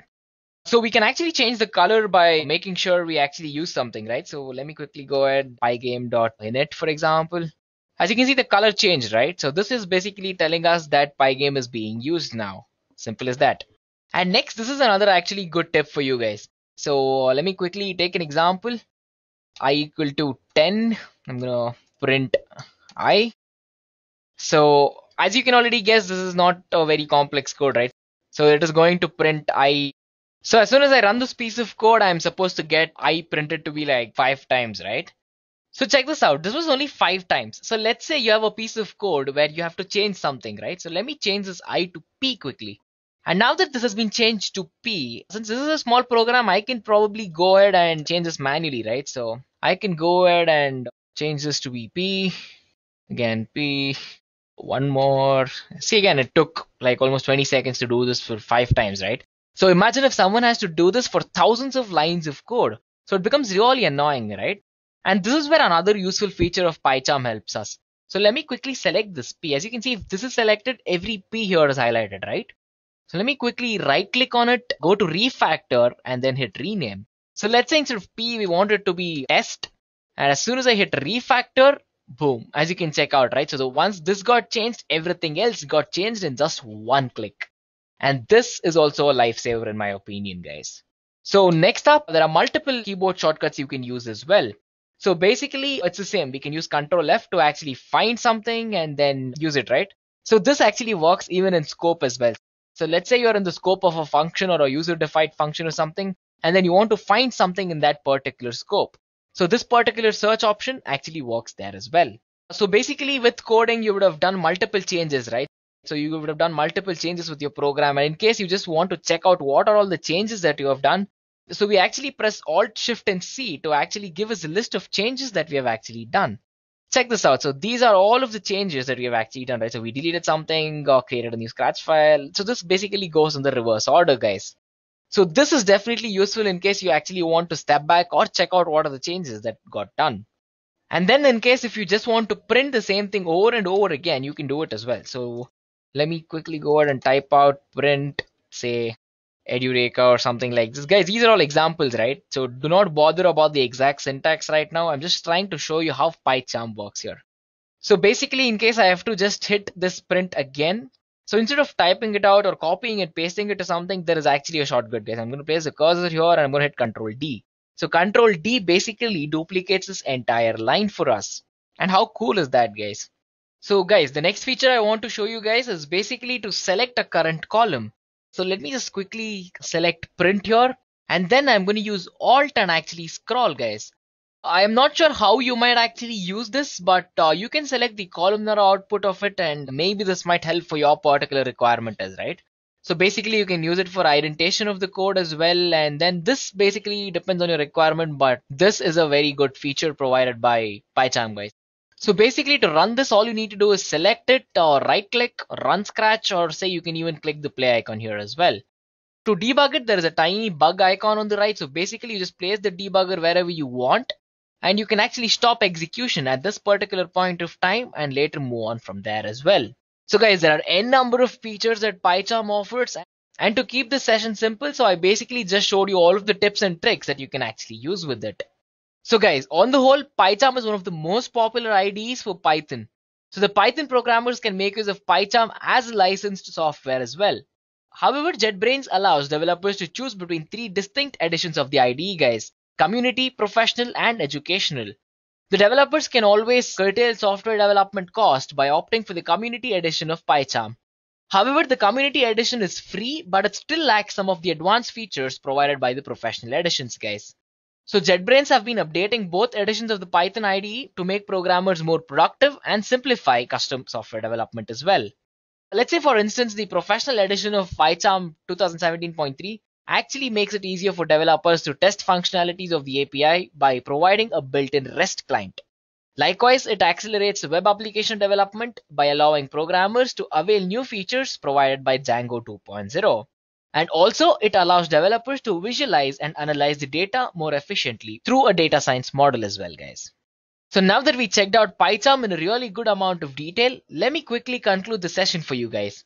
So we started out by checking out what an IDE is. Later, we looked at why we need to make use an IDE. Followed by that, we actually looked at the different IDEs you can make use of to code with Python. And lastly, we checked out Python in a small amount of detail, guys. So it is at this point of time I'd like to tell you that we have in-depth tutorials and blogs on Python, and even a complete master's program which will help you become a certified Python expert, guys. So I highly suggest you guys check it out.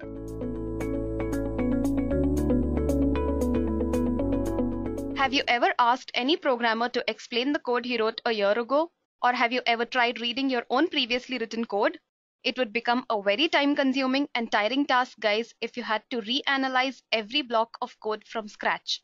Well, the best thing to do is add a comment. So let's just quickly move ahead and look at what's in store under this topic. Firstly, we shall understand what exactly comments mean and when to use them. Then, I'll be showing y'all how to write comments in Python and how they're going to be interpreted. Following that, we will be looking at the types of comments, that is single line and multi-line comments, and a few shortcuts related to them.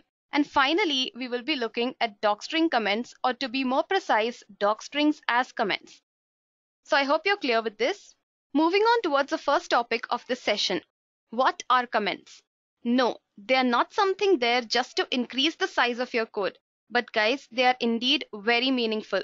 Comments are programmer coherent statements that describe what a block of code means, and they get very useful especially when you're writing large blocks of code.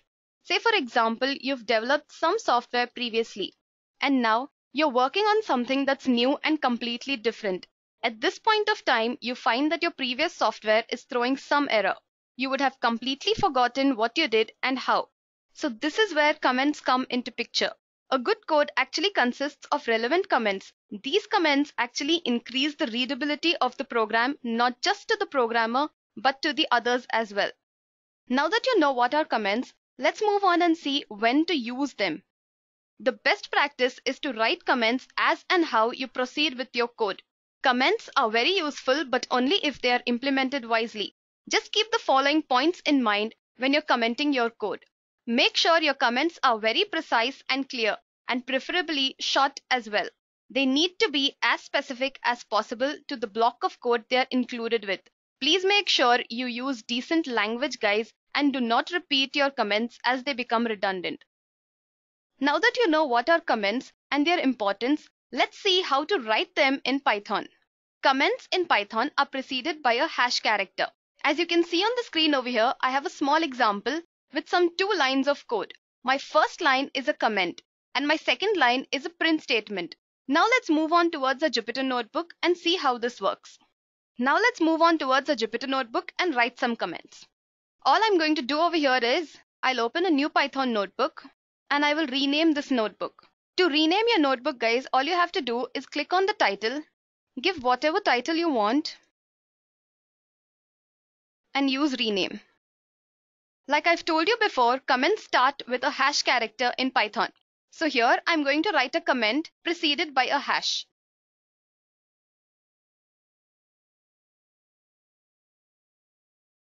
As you can see my output, there is nothing related to the comment line, and whatever I have printed in the print statement has been returned as my output. Now this is how comments work. They do not show up in your output.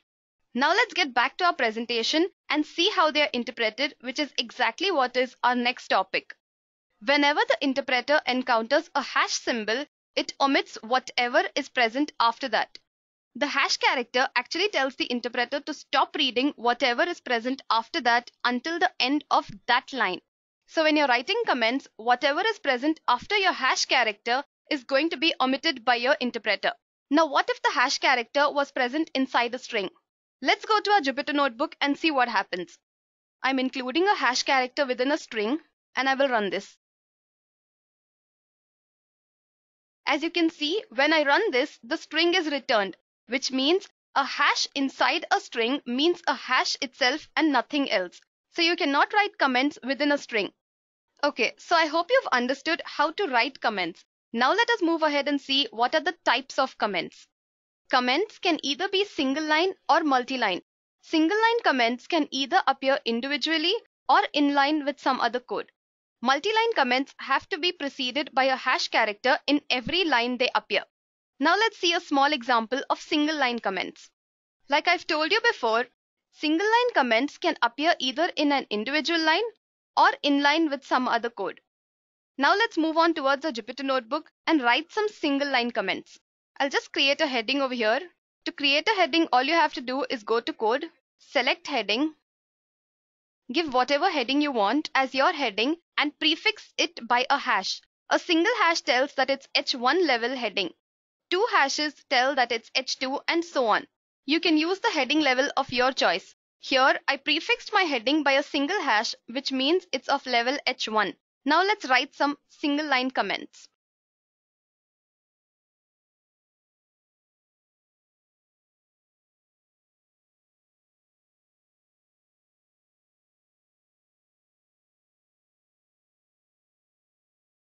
As you can see over here, my first line of code is a comment line.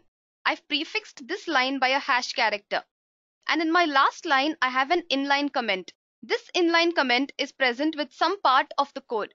As you can see in the output, none of the comments have been returned. Now let's get back to our presentation and see how multi-line comments work.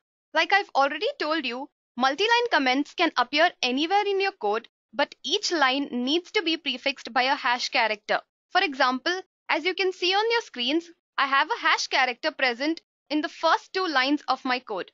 After that, I have some code followed by it. You can see in the output that none of these lines have been returned. Now let's go to our Jupyter notebook and write some multi-line comments.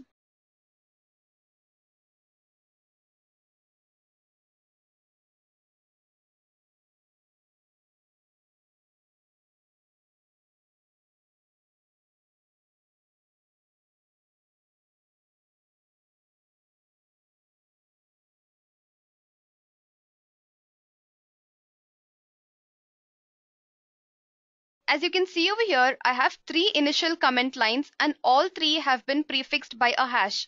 After that, I have some code. And you can see in the output that none of the comment lines have been returned, and whatever code is present after that, an output is returned based on this code. Now, typing a hash everywhere might be a problem, and many of us would not like to do so. Let's look at some shortcut methods of how to comment multiple lines at once. All you have to do is type your multi-line comments first.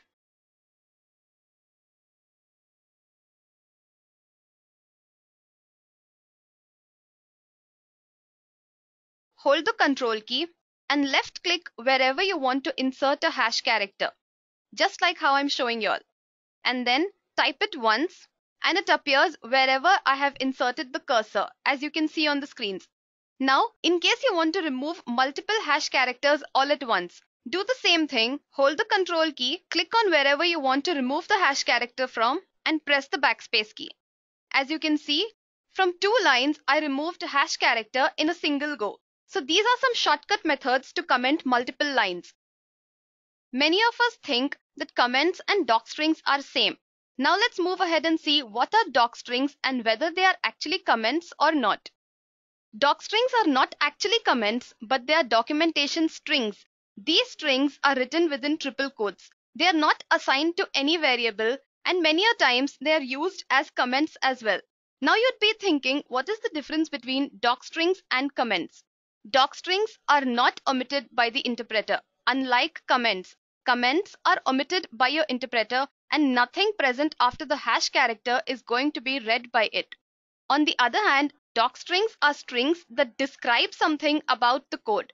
Docstrings actually tell what some function is going to do, whereas the comments will tell how it is going to do. So this is the difference between docstrings and comments. Now let's go to our Jupyter notebook and see their functionality.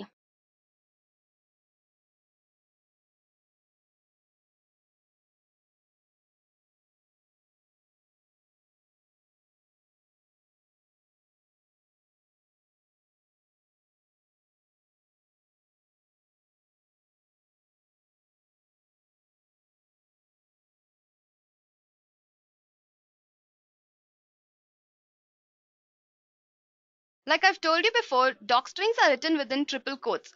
As you can see in the output, when I execute this, it returns the string itself. Whereas in case of a comment, when I execute a comment, it does not return anything. Which means the interpreter does not omit docstrings, whereas it omits the comment.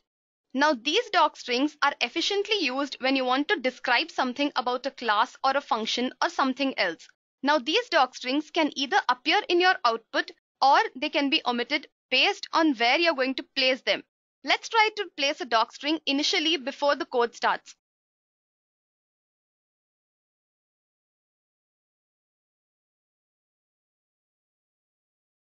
As you can see in my output, the docstring has not been returned.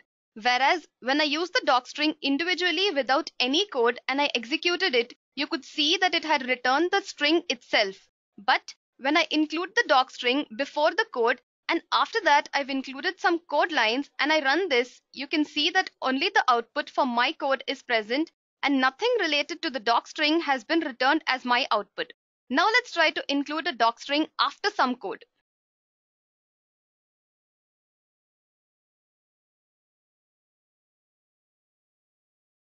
As you can see over here, when I included the docstring after the code, it has returned the output for the code as well as the string itself. So when you're making use of docstrings, just be specific of whether you want it to be returned in your output or not. Many a times these strings are called rather than writing it again and again. So I hope you've understood what are comments and docstrings as well.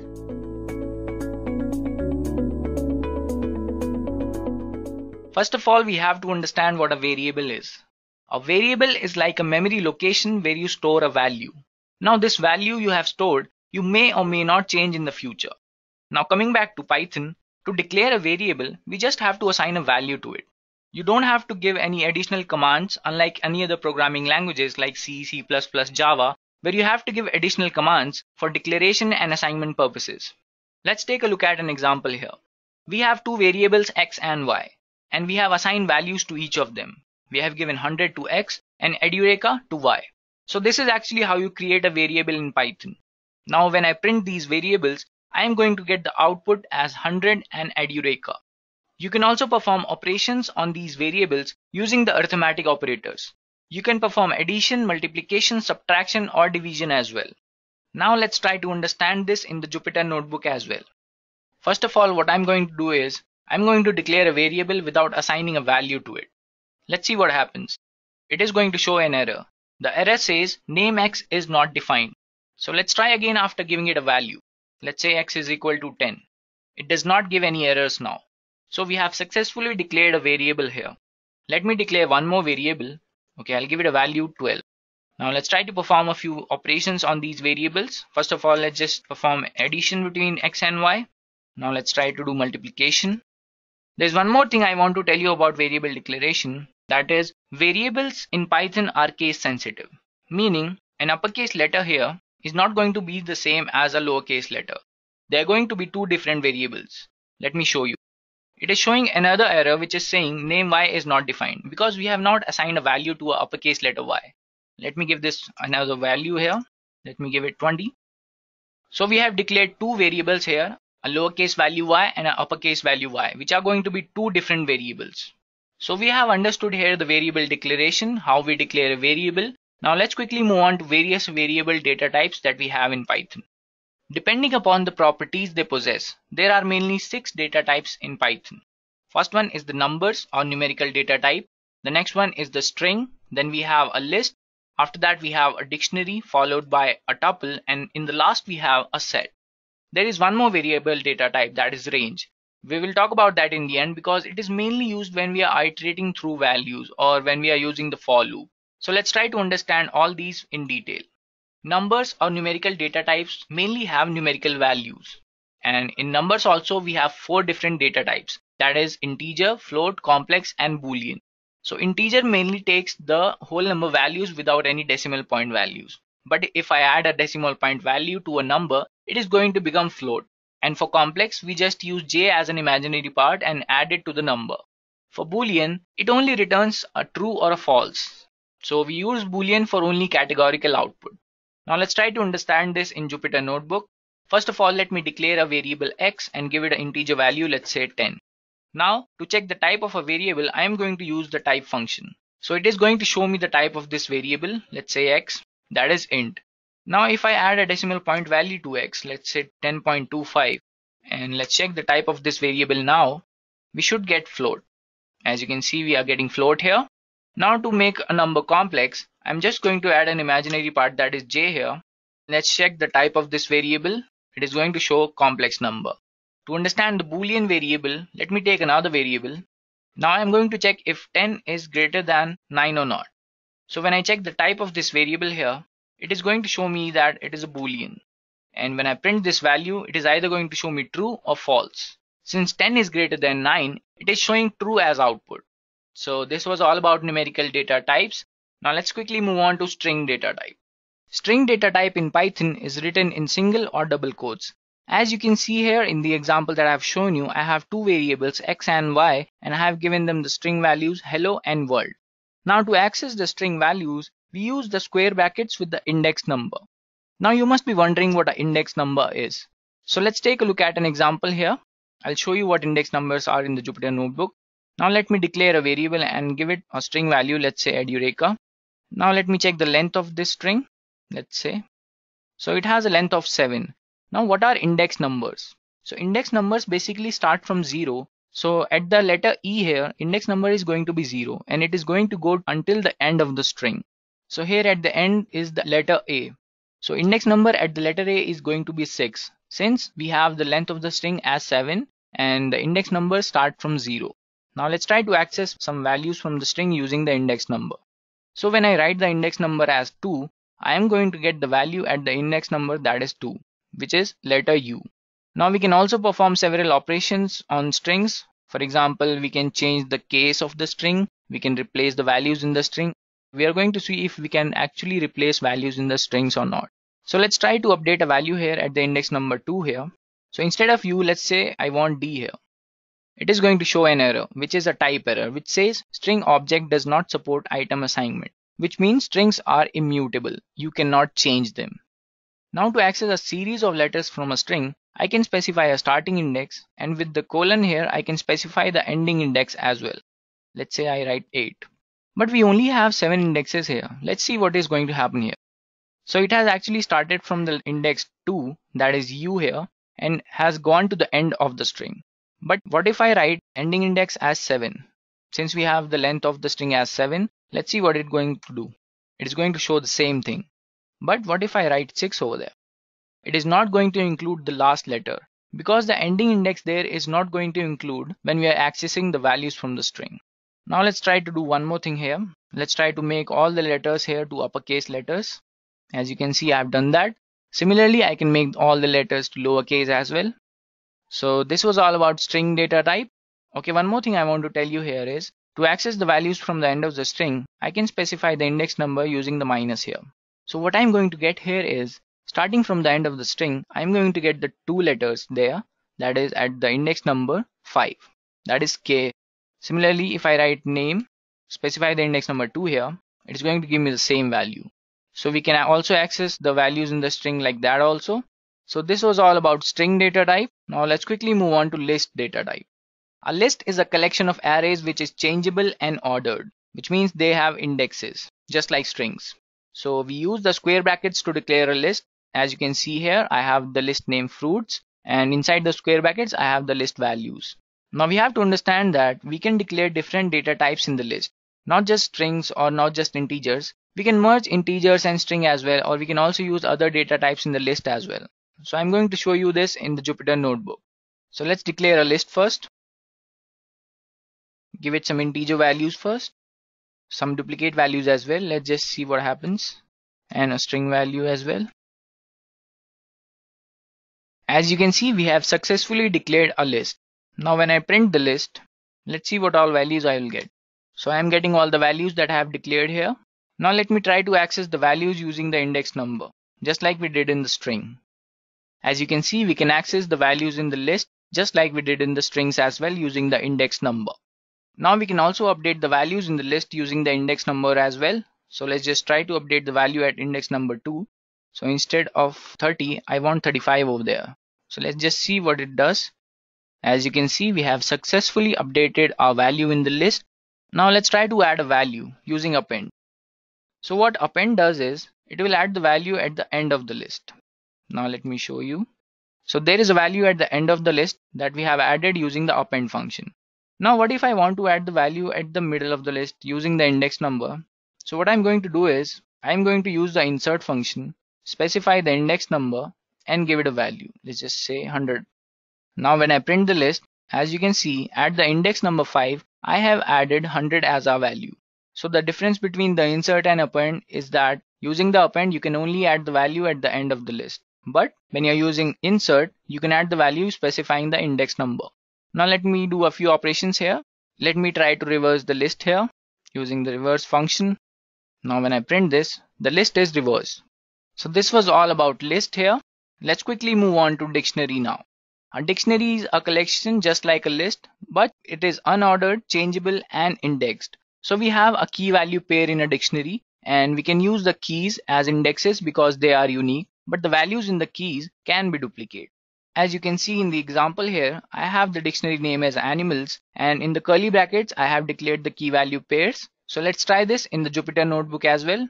So I'll declare a dictionary here. Let's just say courses is my dictionary. Inside the curly brackets, I will get key values. Let's just say 1 and give it a value, comma, key value that is 2. And then I'll give another value. Let's just say data science. I can give string values in the key as well. So I'm going to write here machine learning. Now let's see if we have successfully declared our dictionary. Yes, we have. Let's try to print the dictionary now. As you can see, I am getting all these values with key value pairs. Now I can access the values in the dictionary using the keys as indexes. I'll just write third over here. As you can see, I'm getting the value at the key that is third. Now for the similar purpose, I can use the get function and specify the key value there. It is going to show me the same value. Now to update a value in the dictionary, I'm just going to write the index number. That is our key value here. So instead of machine learning, let's just say Hadoop I'll write. So when I print the dictionary now, it is going to show me an updated value. Also, I can add the key value pairs using the square brackets. I'll just specify the key value. Let's just say 4 here.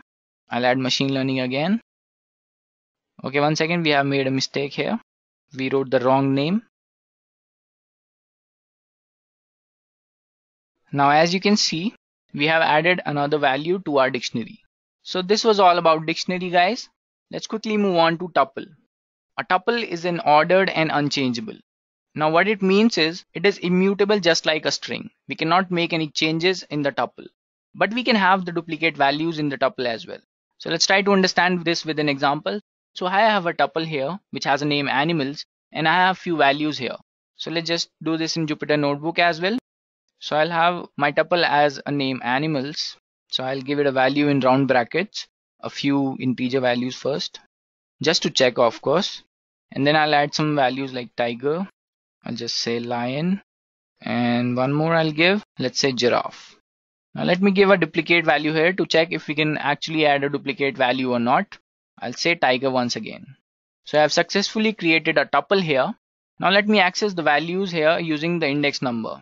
Let's see if we can do that. So this actually means the tuples are indexed as well. We can use the index values to access the values from the tuple.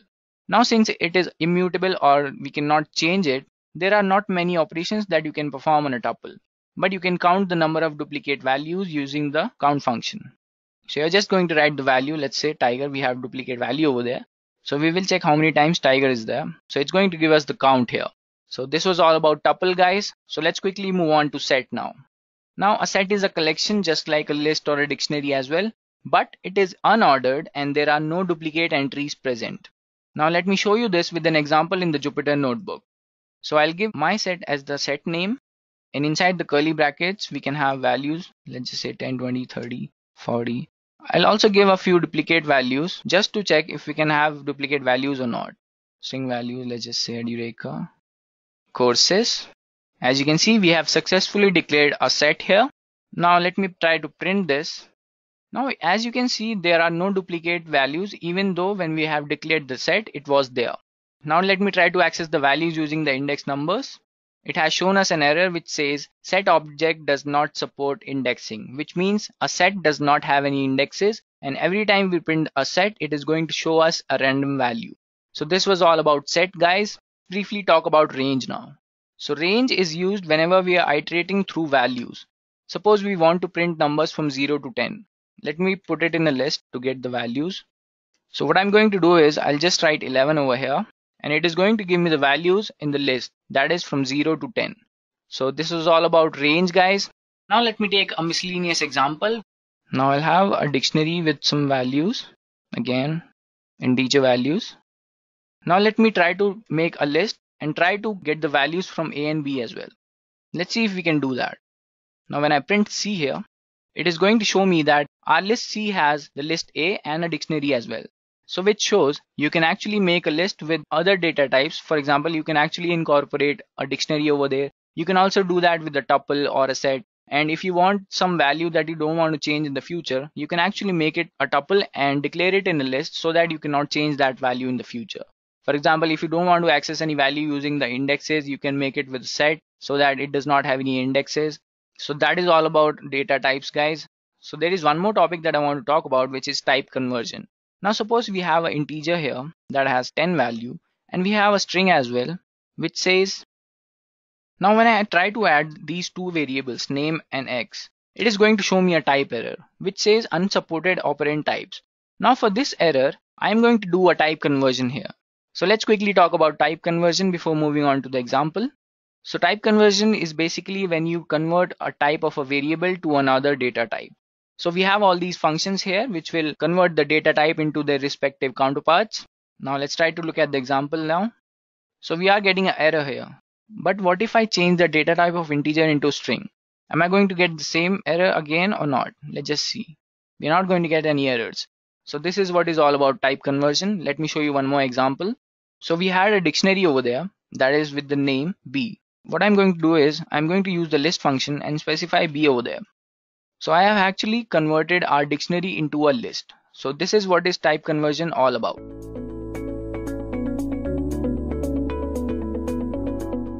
collections in Python. Before moving on, let's take a look at the agenda for this session. So first of all, I will be talking about what are collections in Python, and then I will discuss what is the collections module in Python and how we can use it. And finally, I will sum up this session with various specialized data structures that are present in the collections module. I hope you guys are clear with the agenda. Also, I suggest you to subscribe to Edureka channel for more exciting tutorials, and also press the bell icon to get the latest updates from Edureka. Now, without wasting any more time, let's understand what are collections in Python. Collections in Python are basically container data types, namely list, sets, tuples, and dictionary.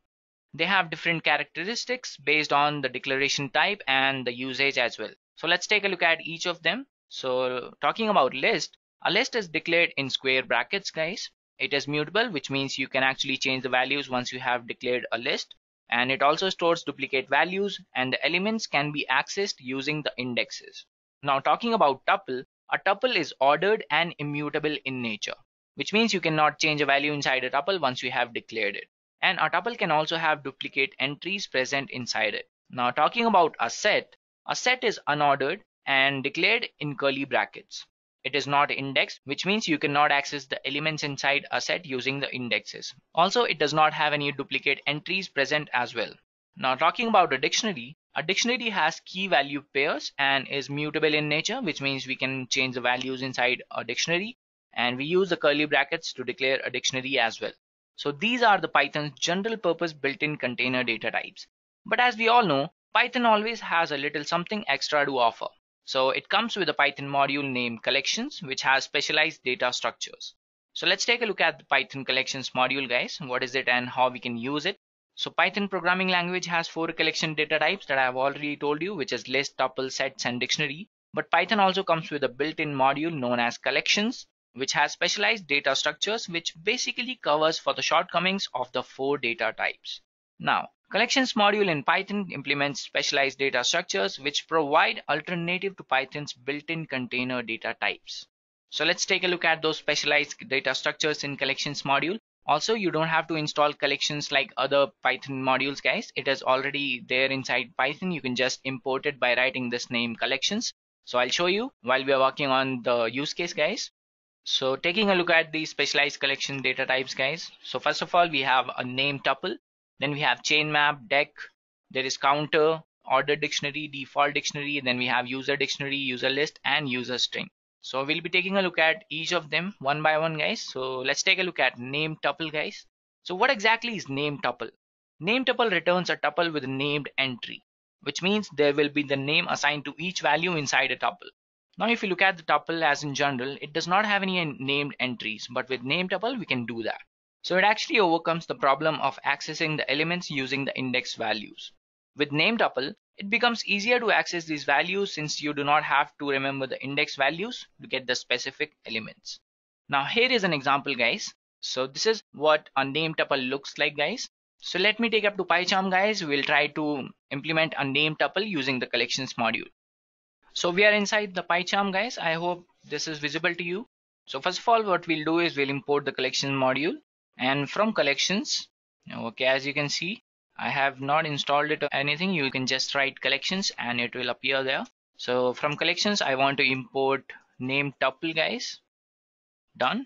Now what I'll do is I'll simply, okay, let me implement a name tuple first. So I'll just make it as A and use name tuple here.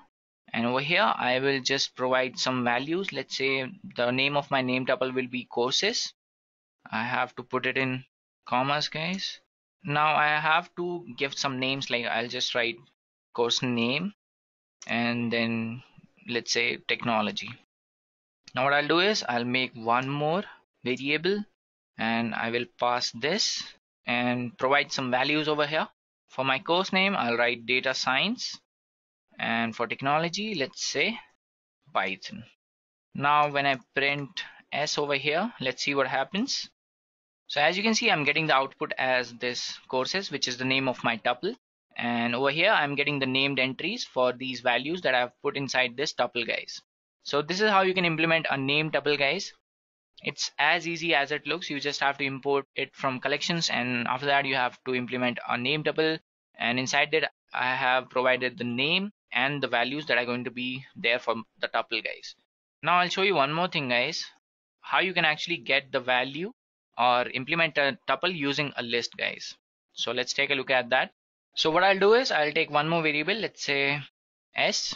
Now what I'll do is I'll just specify using this variable over here, and I will use make, and over here I can just make a list, and I will provide values like, let's say, artificial intelligence, and technology is going to be Python, guys. So if you're wondering why am I making these courses are available at our edureka website, guys. You can check them out anytime you want. So now when I print this, let's see what is going to happen. So I've actually used a list to get a name tuple, guys, to get the values inside a name tuple. So this is all about name tuple, guys. It's actually pretty easy, and you can get named entries for your values inside the tuple. So let's take a look at the next one that we have, which is actually dec, guys. It is written as DQ, but we can pronounce it as dec. Now talking about dec, what actually it is used for. So dec, pronounced as dec, is an optimized list to perform insertion and deletion easily. So when I say optimized, what it actually means is there is a way where you can actually do it very precisely and very easily, guys. So let's take it up to PyCharm again, and we'll try to implement this. So from collections, instead of name tuple, what I'm going to do is I am going to import dec, guys. Now what I do is, so let me just specify a list over here. So I'll just write a few values here. Let's say edureka, guys. Okay, let's see what's happening here. So now what I'm going to do is I'm going to use a variable, and inside this I will pass this list. Let's see what we get if I print this variable, guys. So I'm getting a DQ. I have made a dec using the list, guys. So let me show you the operations that we can perform in this. So first of all, let me append a value or add a value, guys. So what I'll do is I'll just append a value. So let's say append, and let's say Python. Yeah. So now when I print this, you will see the different, guys. So we have a dec over here, and after that I have appended a value or inserted a value using this append function, guys. So which means I have added the value at the end of the dec. Now if I want to add it like before the dec, guys, like in the beginning of the dec, what I have to do is I'll just have to use this method, which is append left. So now you'll see what is going to happen, guys. So this value Python is actually inserted in the beginning of the dec. Similarly, for removing a value, what I can do is, okay, I'll just, now we have added this value. Let's say I want to actually remove this value. So what I'll do is I'll just write d.pop, and let's see what happens. I'll print it again. So as you can see, from the value from the end of the dec is missing now. We have actually removed it from the dec using the pop function. But let's see if I want to actually remove this value. How am I going to do it? I'll just write pop left, guys, and as you can see, the value Python is also missing here. So this is an optimized version of insertion and deletion, guys, using the dec. So this is all about dec, guys. Now let's talk about the next one that we have, which is a specialized data structure, obviously, and that is chain map.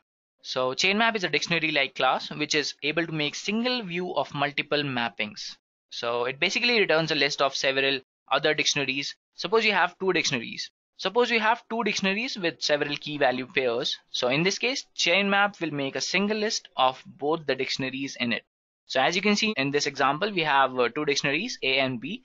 And if I use the chain map, it will return me a single view of these two values or multiple mappings. So let's take it up to PyCharm, guys. We'll try to implement this again. So I'll remove this, and instead of dec, we are going to use, or we are going to import chain map, guys. So it's very simple. So let me declare two dictionaries, guys. So first of all, I'll give a value, let's say one edureka. Then the second key value pair is going to be, let's say, Python. Now let's take one more, and inside this I'll give the value, let's say ML, and the fourth one is going to be, let's say, AI. Now using the chain map, I'm going to specify these two dictionaries in this. So let's print A1. Let's see what happens. So as you can see, I have made a chain map which has a single view for multiple mappings, which is A and B, guys. So this is what you can do using the chain map, guys. I hope you understand this. So this is a very basic example, guys, to let you actually understand what is happening over here. So we are using these two dictionaries, and we are able to get it inside a single view, guys. So let's take a look at the next one that we have, which is counter, guys. So counter is also like a dictionary subclass which is used to count hashable objects. Now, what are hashable objects? So let's take a look at this example. So let's say we have a list. Inside this we have different elements. So what counter is going to do is, okay, let's take it to PyCharm to understand this better, guys. So I'll remove this, and instead of chain map, let's say I have counter. So let's take a list, guys. So I'll specify some duplicate values because this is what it is used for, to count the hashable objects, guys. Now what I'll do is I'll make one variable and use the counter and pass A over here. So when I print C now, let's see what happens. So as you can see, I'm getting a dictionary inside which I have these values. So which is saying the number of times 2 has occurred is 5, number of times 4 has occurred is 3, and then again 1, 2 and all. So when I run this again, I'm getting the same value. So this is how you can actually use counter, guys, to count the hashable objects inside any iterable value. So we have a list, we can do it for any other iterable object, guys, like a tuple or set. So this is all about counter. I hope you understand this. Now in addition to the operation you can perform on a dictionary, counter has 3 more operations that we can perform. So which are basically an element function, a most common function, and a subtract function as well. So we'll talk about them in detail now. So talking about the element function, guys, so let's see what elements does. So we'll see elements now. So over here we want the list, so we will put it in the list constructor, guys, and let's print this. Okay, let's see what are we going to get. So it returns a list containing all the elements in the counter, guys. So as you can see, I'm getting all the values that I have inside the counter, and this is the counter that I have. So 2 comes 5 times, 1 comes 2 times, and then we have 3 2 times, 4 3 times, and so on. So this is the function of elements function, which is returning a list containing all the elements inside the counter. Now let's take a look at the next function that we have, which is the most common function. So let's get on to it.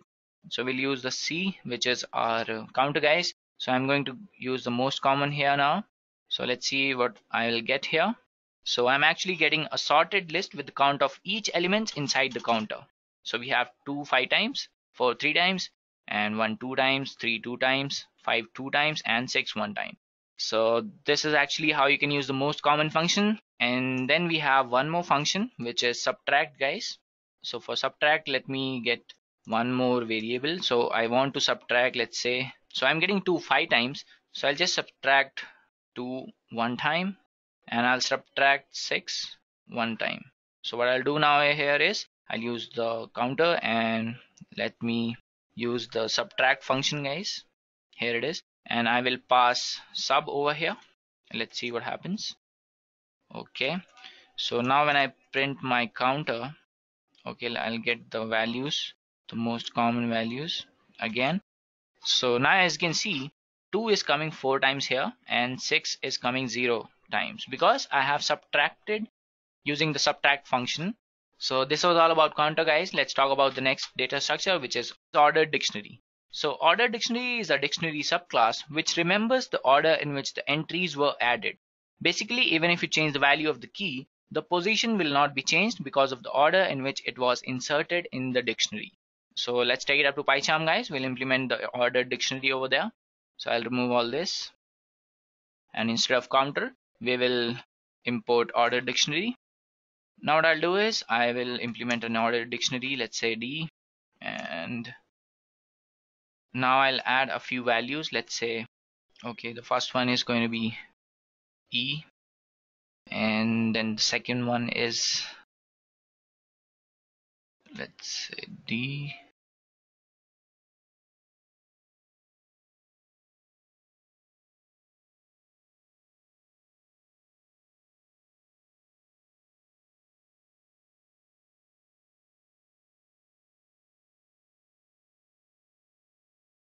Now let me print D over here, which is our ordered dictionary.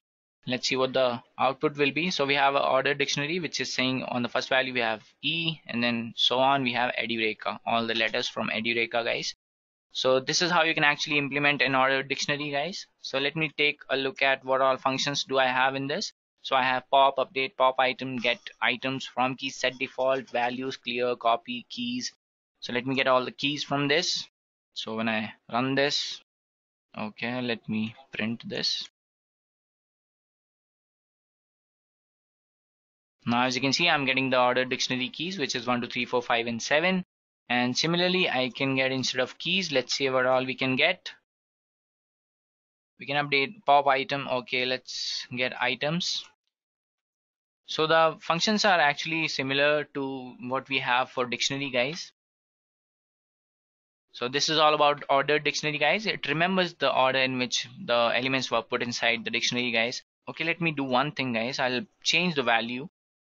Okay, first let's print this so you'll understand it better. So now what I'll do is I will change the value at 1. So instead of E, let's say I want P over there. And now when I print it, let's say what happens. So as you can see, I have replaced the value over there. But since it was inserted in the beginning, like the first one was E, the value is not changing over there.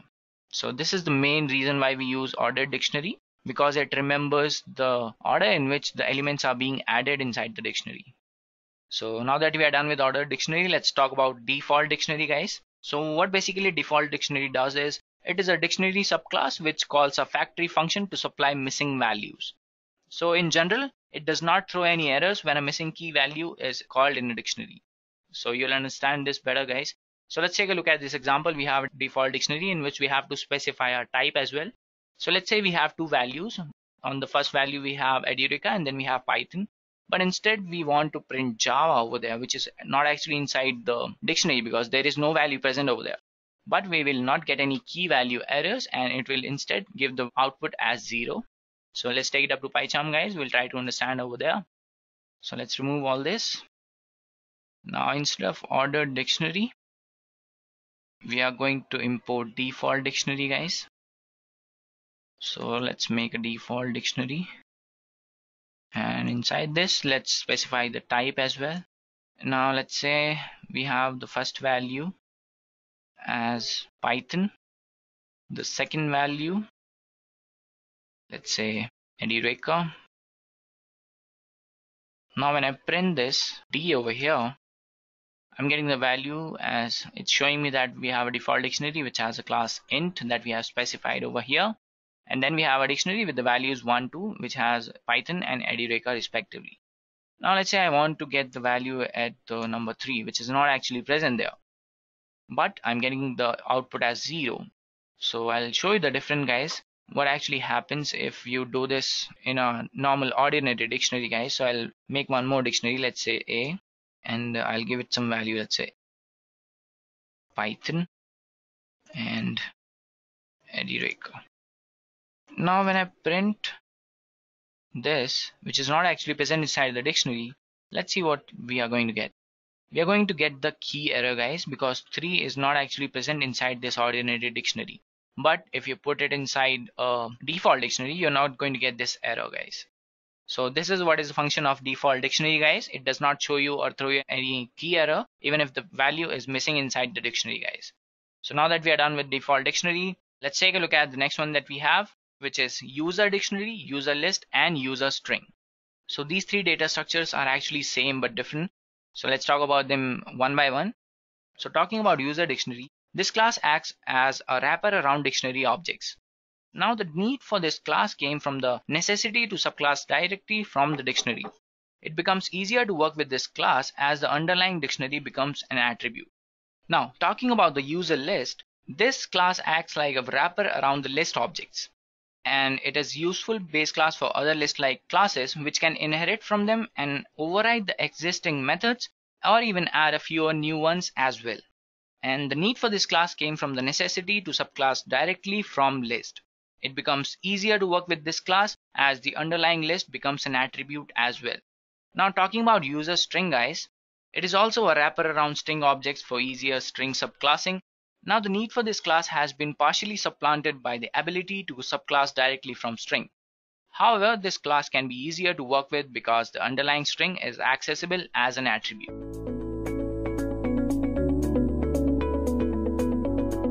In this session today, guys, I'll be covering the following topics. First of all, I'll be explaining what exactly is an array.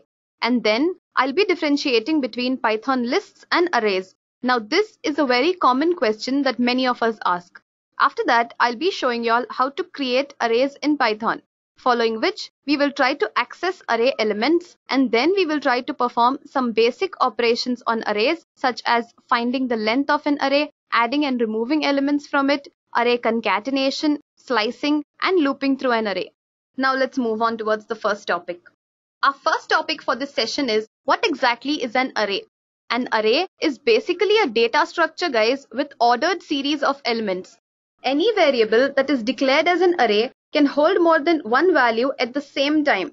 All values in an array have a particular address which is specified by its index number. Here, as you can see on the screen, I've declared a variable a as an array, and I've stored values from 1 to 100 in my array, which is a. Also make a note of the index values. Indexing always starts from 0 and not from 1. Therefore, a of 0 holds 1, a of 1 holds 2, a of 2 holds 3, and similarly a of 99 holds 100. When the length of my array is n, the index value will be n minus 1. It is always 1 less than the length of the array. Now let's move on towards our next topic for this session, which is the difference between Python lists and arrays. Python lists and arrays have the same way of storing data, but there is a key difference that you all have to note. Arrays can store only single data type values, whereas lists can store any data type values. So for example, if I have an array of integer values, all values present in that array will be integers and nothing else. On the other hand, if I have a list, then it can store integers together with float and chars and strings, etc. Now when you try to perform some operations like slicing or looping, it will be similar for both. But when you try to perform different operations, like if you want to multiply your array values by 2 or you want to divide it by 2, you can do so easily when you have an array. But if you try to do the same with a list, it will throw an error because naturally you cannot multiply chars and strings or divide them. So I hope you're clear with the difference between these two. So now let's move on towards the next topic. How to create arrays in Python. Unlike other programming languages, if you want to create arrays in Python, you will have to import the array module. Now this module has all the functions that are necessary for creating and performing various kinds of operations on arrays. To import the array module, you can use 3 ways. First is to import the array module by its original name, which is array. The second method is to use an alias name. This is the most widely and commonly used method as well.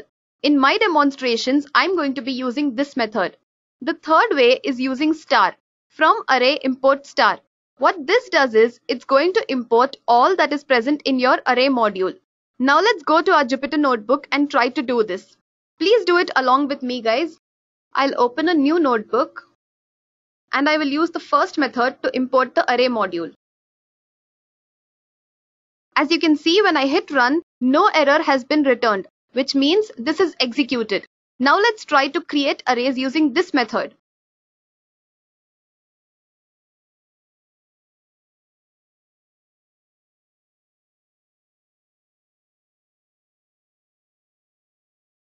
As you can see over here, I've created an array A using the first method.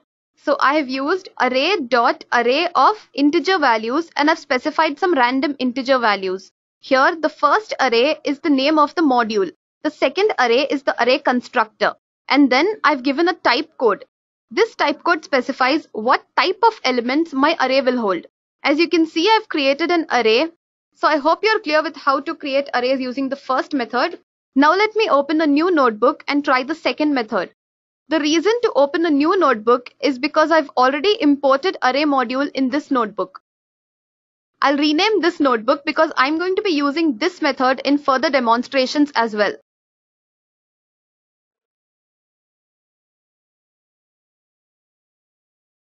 As you can see over here, when I use import array as ARR, ARR here is my alias name.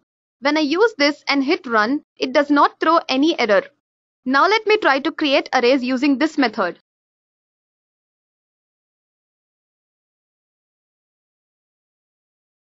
I'm using int as my data type. You can use any data type of your choice.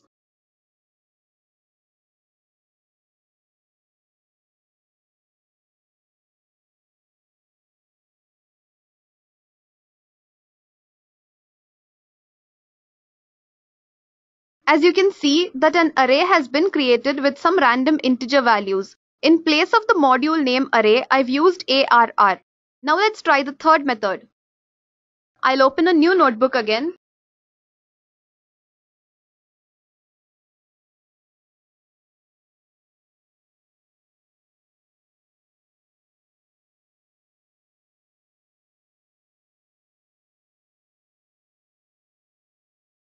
As you can see over here, when I'm creating arrays using the third method, I've just specified the constructor name and then the type code and the value list. So now let's get back to our presentation. Our next topic for this session is accessing array elements. To access array elements, you'll have to make use of the index values. Each index value holds a unique element.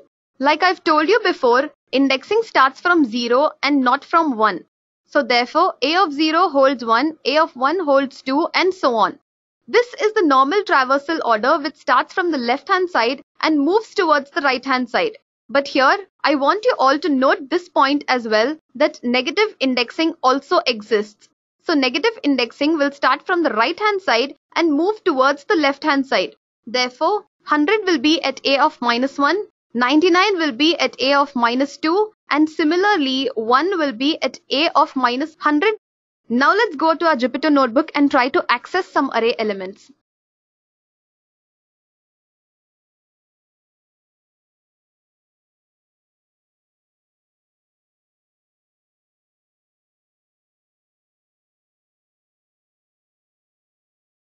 As you can see over here, I've created a heading. To create a heading, all you have to do is go to code, select heading, and prefix your text with the number of hashes based on the heading level you want. So if I want h1, I will use 1 hash. If I want h2, I will use 2, and so on. Here I've created a heading of h1, so I prefixed my text with 1 hash. Now let me try to access some array elements. As you can see over here, when I access A of 2, my output is 3. Let's see where 3 is present in my array. 1 is present at A of 0, 2 at A of 1, and 3 at A of 2. So therefore, when I access A of 2, 3 has been returned. Our next topic of this session is basic array operations. Here, I just want to tell you all something. Arrays are mutable, which means they are changeable. So in case you want to add or remove elements from it, you can do so easily.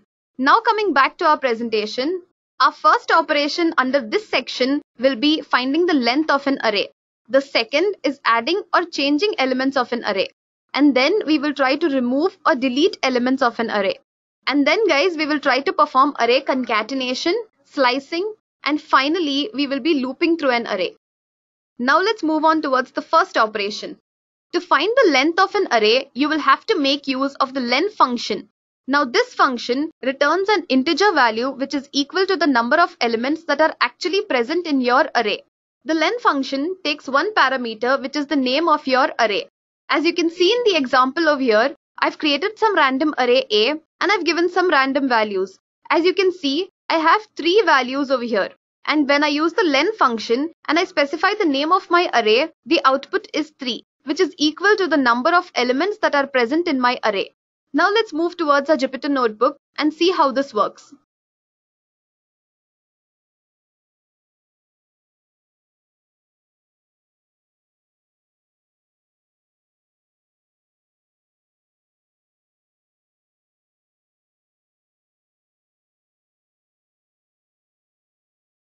As you can see over here, when I use the len function and I've given the array name which is A, an integer value is returned which is 6. 6 is the number of elements that are actually present in my array which is A. Okay, so I hope you're clear with this.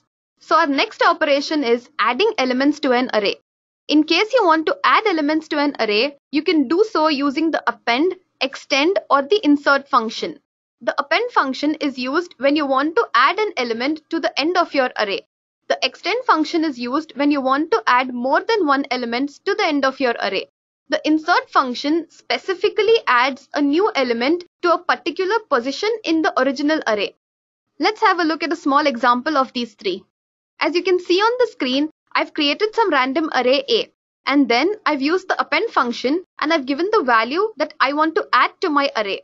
As you can see in the output, 3.4, which is the value I've specified to the append function, has been added to the end of my array, which is A. And then I've used the extend function. Please make a note over here that when you use the extend function, you will have to specify the values between square brackets. If you don't use the square brackets, it will throw an error. I've given 3 new values and all 3 values have been added to the end of my array. And then I've tried to use the insert function. Over here, I've specified the index number as 2 and the value to be inserted at that position as 3.4. As you can see in the output, 3.4 has been inserted at C of 2. Now let's go to our Jupyter notebook and we'll do the same.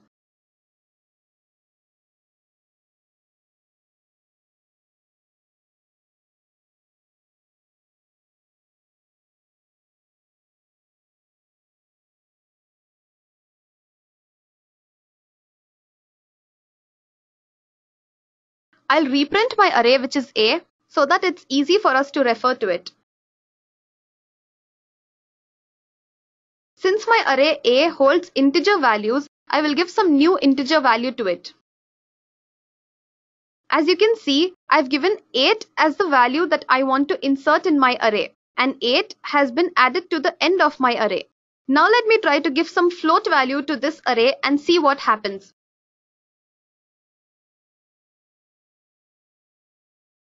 As you can see, when I try to append some float value, it gives me a type error. Therefore, I can add only those values which is specific to the type of elements that are present in that array. Now let me try to use the extend function.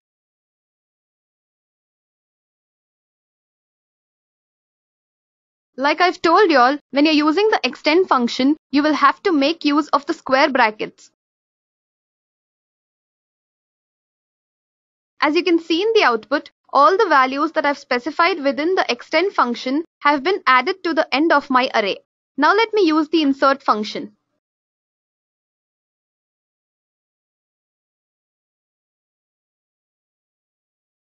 I've used the insert function and the first parameter I've specified is the index value and the second is the element to be inserted at this index position. So at index value A of 2, 6 will be inserted. As you can see in the output, 6 has been inserted at A of 2. So I hope you're clear with how to add elements to an array. Now let's move on towards the next operation. Our next operation is removing elements of an array. In case you want to remove elements from an array, you can make use of the pop or the remove function. The pop function removes the element and returns it, whereas the remove function will remove it but it will not return it. The pop function can either take no parameters or one parameter. The parameter it takes is the index value of the element to be removed. If you do not specify any parameter, it will remove the last element from the array. The remove function takes one parameter, which is the element to be removed itself. Now let's have a look at a small example of this.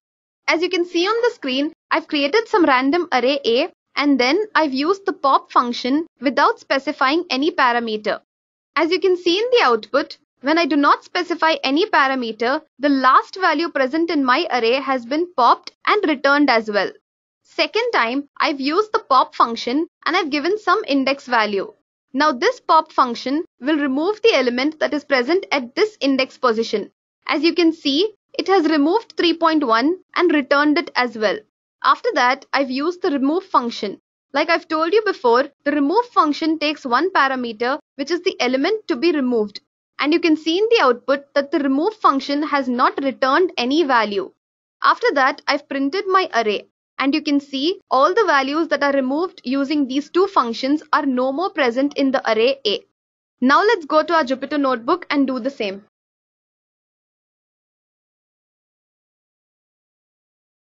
Let me reprint my array, which is A. First, I will use the pop function without specifying any parameter to it. As you can see over here, when I do not give any parameter, it removes the last element that is present in my array. Now let me give some index value to it.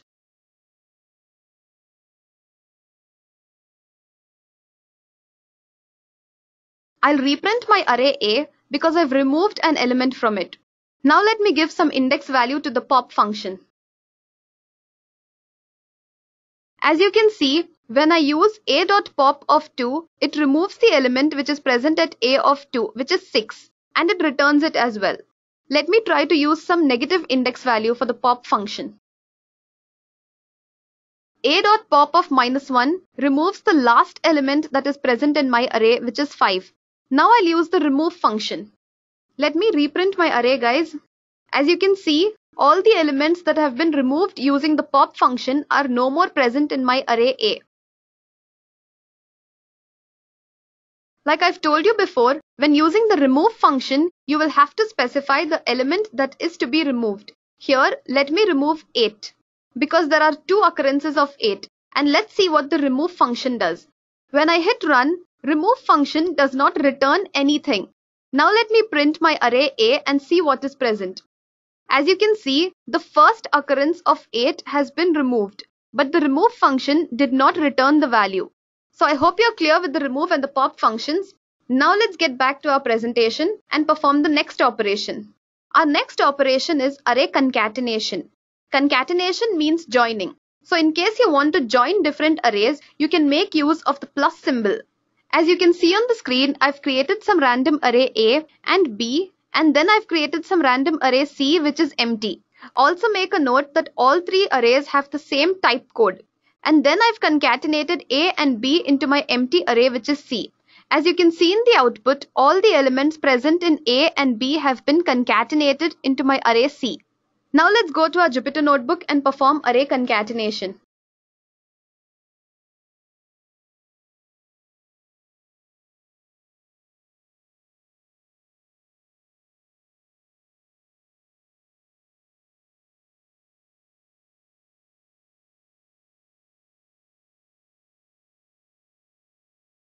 I'm using int as my data type. You can use any data type of your choice.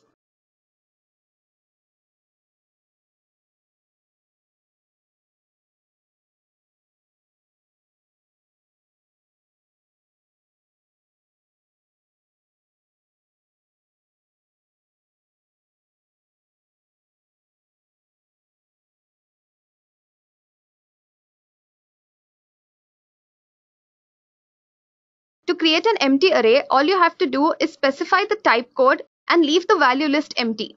Here I've created an empty array D and I've concatenated B and C into my array which is D. Now let me hit run. When I hit run, all elements present in B and C have been concatenated into my new array which is D. So I hope you're clear with array concatenations. Let me just show you what happens if I try to concatenate arrays of different data types. I'll just change one of my previously created arrays type code and I'll give it as float. Let's see what happens when I change the type code and I try to concatenate these 2 arrays. You can see that I've encountered an error and it says type error, which means it cannot concatenate 2 arrays of different data types. So just be careful when you're concatenating arrays. You cannot concatenate arrays which hold different data type elements. Okay, now let's move on towards our presentation and see what is the next operation. Our next operation is slicing an array. Slicing actually means fetching some particular values from your array. To do so, you can make use of the colon symbol. As you can see on the screen, I've created some random array A and I've sliced it from 0 to 3. 0 specifies from where fetching has to start and 3 specifies where it has to stop. So, it will start from 0, it will go on till 3, but it will not include the value which is present at 3. As you can see in the output, I have A of 0, A of 1 and A of 2 that is present in my output. Now let's go to our Jupyter notebook and we will try to slice our arrays.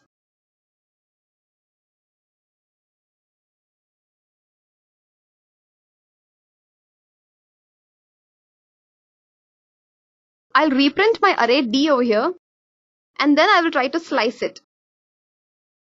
As you can see, I've sliced my array from 0 to 5. So it will start from index number 0, it will go to 5, but it will not include the value which is present at index number 5. You can also see the same in the output over here. Let me try to use some negative index value. My output when I use 0 colon minus 2 contains all the values between 0 and minus 2, but it will not include the value which is present at minus 2. Okay, so I hope you're clear with this topic. Just give me a quick confirmation before I move on. Okay, Anil says yes. Shashank has a question. He asks, what does colon colon minus 1 mean? Shashank, unlike what many of us think, colon colon minus 1 does not reverse my array, but it prints a reversed copy of my array. So let's try to do this over here. As you can see, all the elements present in array D have been reversed. Now let's print our array which is D. The original array D is the same, but colon colon minus 1 has reprinted a reversed copy of my array which is D. This method is actually not preferred because it exhausts the memory. So I hope I've cleared your doubt, Shashank. Just give me a quick confirmation. Okay, Shashank says yes. Now let's get back to our presentation and perform the last operation of this session, which is looping through an array. You all might be familiar with these two loops, which is the for and the while loops. The for loop iterates over the items of an array specified number of times, whereas the while loop iterates until some condition is met or some condition is true. When you're using the while loop, you will have to keep three things in mind. One is initializing your iterator. Second is to specify a condition. Third is to increment your iterator. Remember that if you do not increment your iterator, your while loop will go on forever. Let's see a small example of this. As you can see on the screen, I've created some random array A, and then I've used the for loop to loop through my array A. I've used for x in A print x, which means go to every element that is present in A and print it. Let's try to do the same on our Jupyter notebook.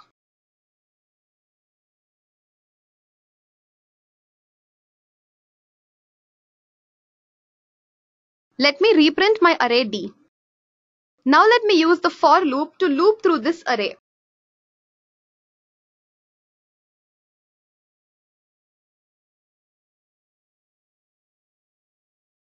For x in A, print x, which means go to every element in D and print it. As you can see, all elements present in D have been returned one after the other. Now let me try to slice this array and print specific elements.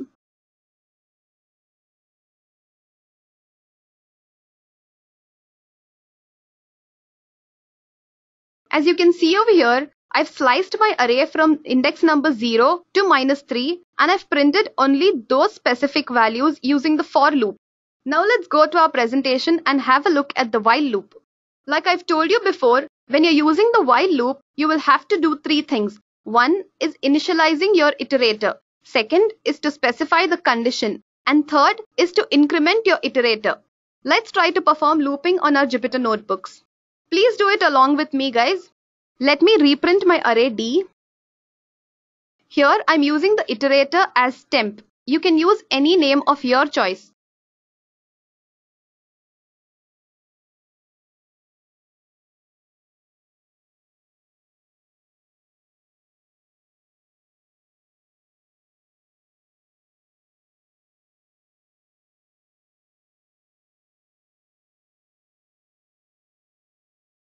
As you can see over here, I've initialized my iterator to 0 and then I've specified a condition wherein I have told whenever the value of my temporary variable is less than d of 2, then print that value. And then I have iterated the value of temp. I can also use temp plus equal to 1, which is same as temp equal to temp plus 1. Now let's try to use the while loop using the len function. Here I will use my array A. So let me reprint it over here.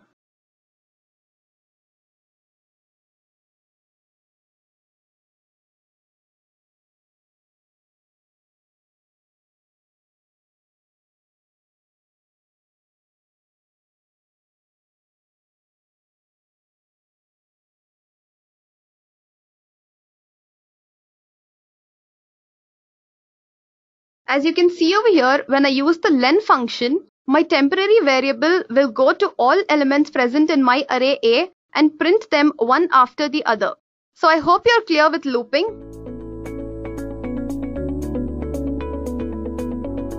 Data requires a number of ways in which it can be stored and accessed, and one of its most important implementations includes hash tables and hash maps. So before we begin, just make sure you subscribe to our channel and hit the bell icon to stay updated with all the latest edureka videos. Coming back towards this session, we shall first begin by understanding what exactly are hash tables or hash maps in Python. And for that, I'll be showing you guys how to create dictionaries, nested dictionaries, and perform various operations on hash tables such as accessing, updating, and deleting items from them. Finally, I'll be showing you guys how to convert a Python dictionary into a pandas data frame. So without any further delays, let's get started. So what exactly is a hash table or a hash map in Python?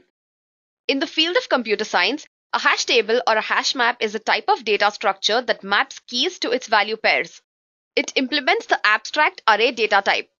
So this basically makes use of a function that computes an index value that in turn holds the elements to be searched, inserted, removed, etc. This makes it easy and fast to access data. In general, hash tables store key value pairs and the key is generated using a hash function. Hash tables or hash maps in Python are implemented through the built-in dictionary data type.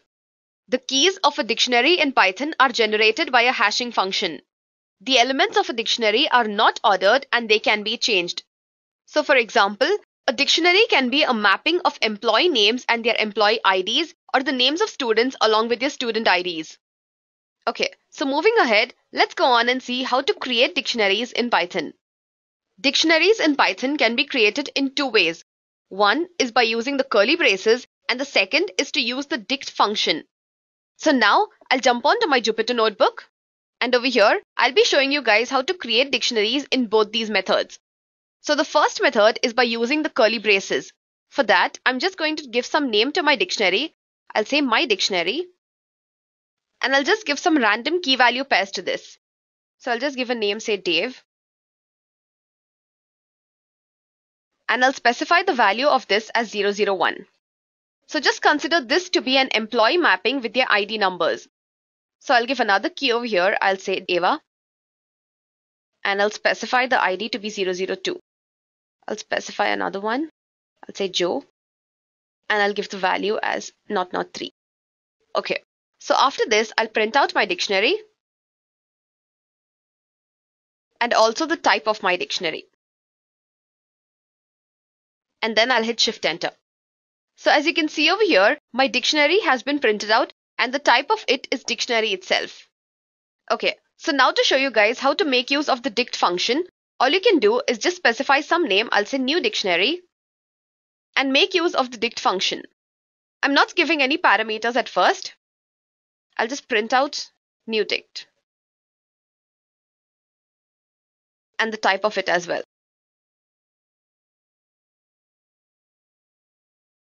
Okay, so as you can see over here, an empty dictionary is created since no key value pairs are supplied as a parameter to the dict function. In case you want to add the values, all you have to do is specify parameters into that function. So what I'm going to do is copy this from here and I'll just paste it. And within this function, I'll specify these values as a parameter to this. So over here, I'll just use the key value as Dave and I'll say this is equal to 001 and then Eva, which is equal to 002. Now I'll just print out new dict and I'll run this.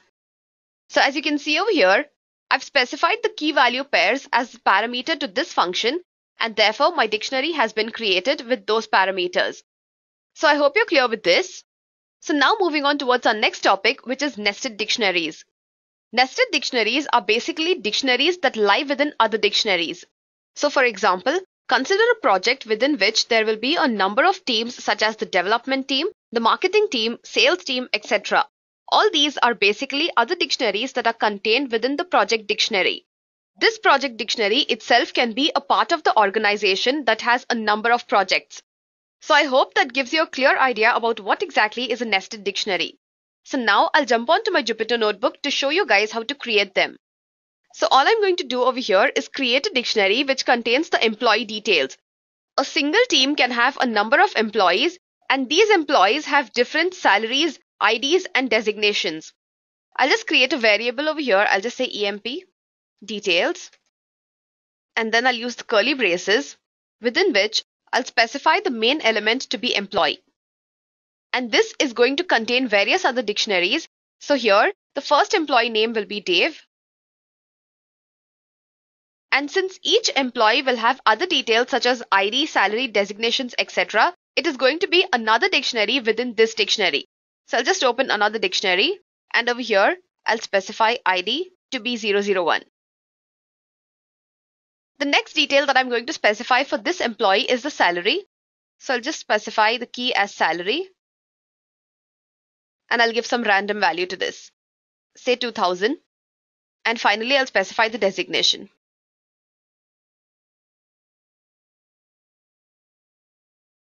Okay, so this was all the details for Dave. Now I'll create another employee name. So I'll move out of this dictionary, and here I'll specify Ava. So just like Dave, Ava is also going to have ID, salaries, and designations. And for that, I'll create another dictionary within this, and I'll specify the same key value pairs. The ID is going to be 002, and salary, I'll give some random value, say 1000. The designation will be associate. Okay, so after this, I'll just print out this dictionary.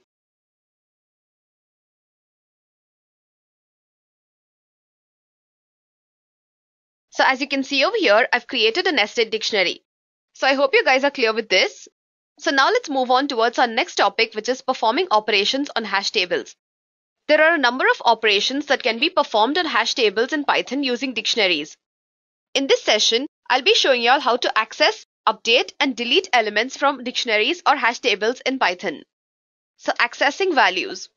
The values of a dictionary can be accessed in many ways, such as using key value pairs, using functions, or implementing the for loop. Now to show all this to you, I'll jump on to my Jupyter notebook. I'll just give a heading over here, say accessing values, or rather I'll say items. So the first method that I'm going to show you is using the key values. So for that, I'll just use the dictionary that I've created earlier, which is myDict, and I'm going to say my_dict, and the parameter that I'm going to specify is Dave. And then I'll hit run. So as you can see over here, the key Dave contains the value as 001. Python also provides a number of functions using which you can access the key value pairs that are present within dictionaries. Some of these functions are the keys function, the values function, or the get function. So what I'm going to do over here is first print out my dictionary. Now I'm doing this only because it's going to be easy for us to refer to it. So after this, I'll be showing you guys how to use the keys, the values, and the get functions. So what I'm going to do is print mydict.keys, and then I'll hit run. Okay, so as you can see over here, when I use the keys function, all the keys that are present in my dictionary have been returned. Now, in case I want to access all the values, all I have to do is change this from keys to values, and then hit run. Okay, so as you can see, in contrast to the previous function, the values function has returned all the values that are present within my dictionary. Now, there's another function which I already told you, which is get. And to use that function, you'll have to specify some parameter whose value you want to retrieve. So what I'm going to do is print myDictionary.get, and I'll specify the value as Ava. So as you can see over here, the value that's present for Ava is _2. So I hope you guys are clear with this. So there's another way by which you can access the values that are present in a dictionary, and that is using the for loop. So in case I want to retrieve all the keys that are present in my dictionary, all I'm going to do is use for x in myDict. I'll say print x. So as you can see over here, my for loop is iterating over all the keys that are present in my dictionary, and it has returned all of them one after the other. Now in case I want to fetch only the values that are present in my dictionary, all I can do is use the same for loop, and within that I can specify myDict.values function. So as you can see, all the values that are present within my dictionary have been returned by the for loop. Now there's another function called as items that will retrieve all the key value pairs that are present in my dictionary. So to show you guys, I'll just type for x in my dictionary dot items, which is the name of the function. Sorry guys, this is supposed to be x comma y. Since I have to retrieve two values at a time, that is the key and the value. And then I'll just print x comma y. So as you can see over here, I have all the keys along with their value pairs. Okay, so I hope you're clear with this. So now let's move on and see how you can actually update the values of a dictionary. Dictionaries are mutable data types and therefore you can update them as and when required. So in case, if you want to change the ID of some employee or if you want to add some new key value pair to your dictionary, you can do it easily. So now to show that to you guys, I'll get back to my Jupyter notebook. I'll give a new heading. I'll say updating. So I've already created a dictionary over here. And from that dictionary, I'll just change the value of Dave from 001 to 004. For that, I'll just specify my dict. And within this, I'll specify the parameter as Dave. And the value, I'll change it from 001 to 004. Now, I want to add some new value to my dictionary. So for that, all I'm going to do is specify my dict. And I'll specify a new parameter, say Chris. And the value I'll specify to this as 003. Finally, I'll just print out my dict. So as you can see over here, the value of Dave was initially 001 and now I updated it from 001 to 004. You can also see over here that I've added a new key value pair and the key is Chris and the value is 003. So I hope you guys are clear with this. Okay, so now let's get back to our presentation and see how you can actually delete items from a dictionary.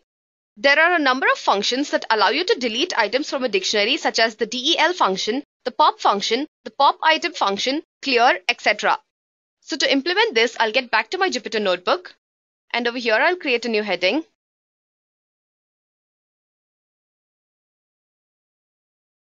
So the first thing that I'm going to do is use the pop function. So I'll just copy the name of my dictionary from here and I'll use the pop function with this. So the pop function will take one parameter and it's going to remove that key value pair from my dictionary. So I'll just specify Ava and I'll hit run. So as you can see over here, the pop function has removed and returned the item from the dictionary. So there's another function called as the pop item function, which will remove the last inserted element from my dictionary. So for that, all I'm going to do is specify my dict dot pop item and then I hit run. Okay, so as you all know, the last item that I had added to my dictionary was Chris, having the value of 003. Pop item has removed that and returned it as well. So to use the delete function, all you have to do is specify del followed by the name of the dictionary. And to this, you'll have to specify the key whose value you want to remove from your dictionary. So here I'll just specify Dave and I'll hit run. Finally, I'll just print out my dictionary. So as you can see over here, all that is left in my dictionary is just one key value pair, which is Joe, having the value of 003. Okay, so now let's move on towards the last topic of this session, which is converting a dictionary into a data frame. So before showing you guys how to convert this, let's first see what exactly is a data frame. A data frame is a two-dimensional data structure that consists of columns of various types. It is very similar to Python dictionary, and you can even convert a dictionary into a pandas data frame. So now to convert this, I'll get back to my Jupyter notebook.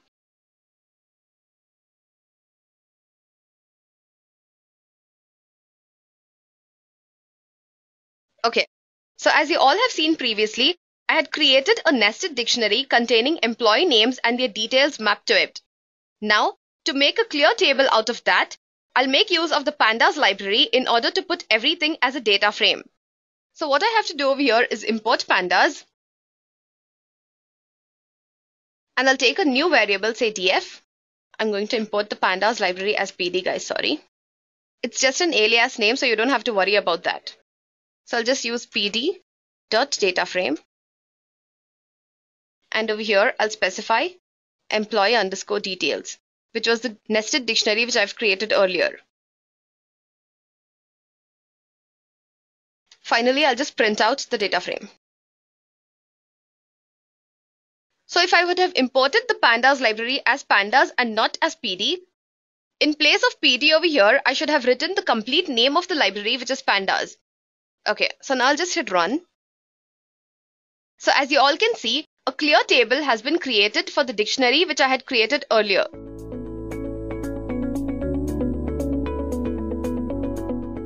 So here is a list of all the operators that we have in Python. So first of all, we have arithmetic operators, then we have assignment operators, comparison operators, logical operators, then we have membership operators, identity operators, and bitwise operators.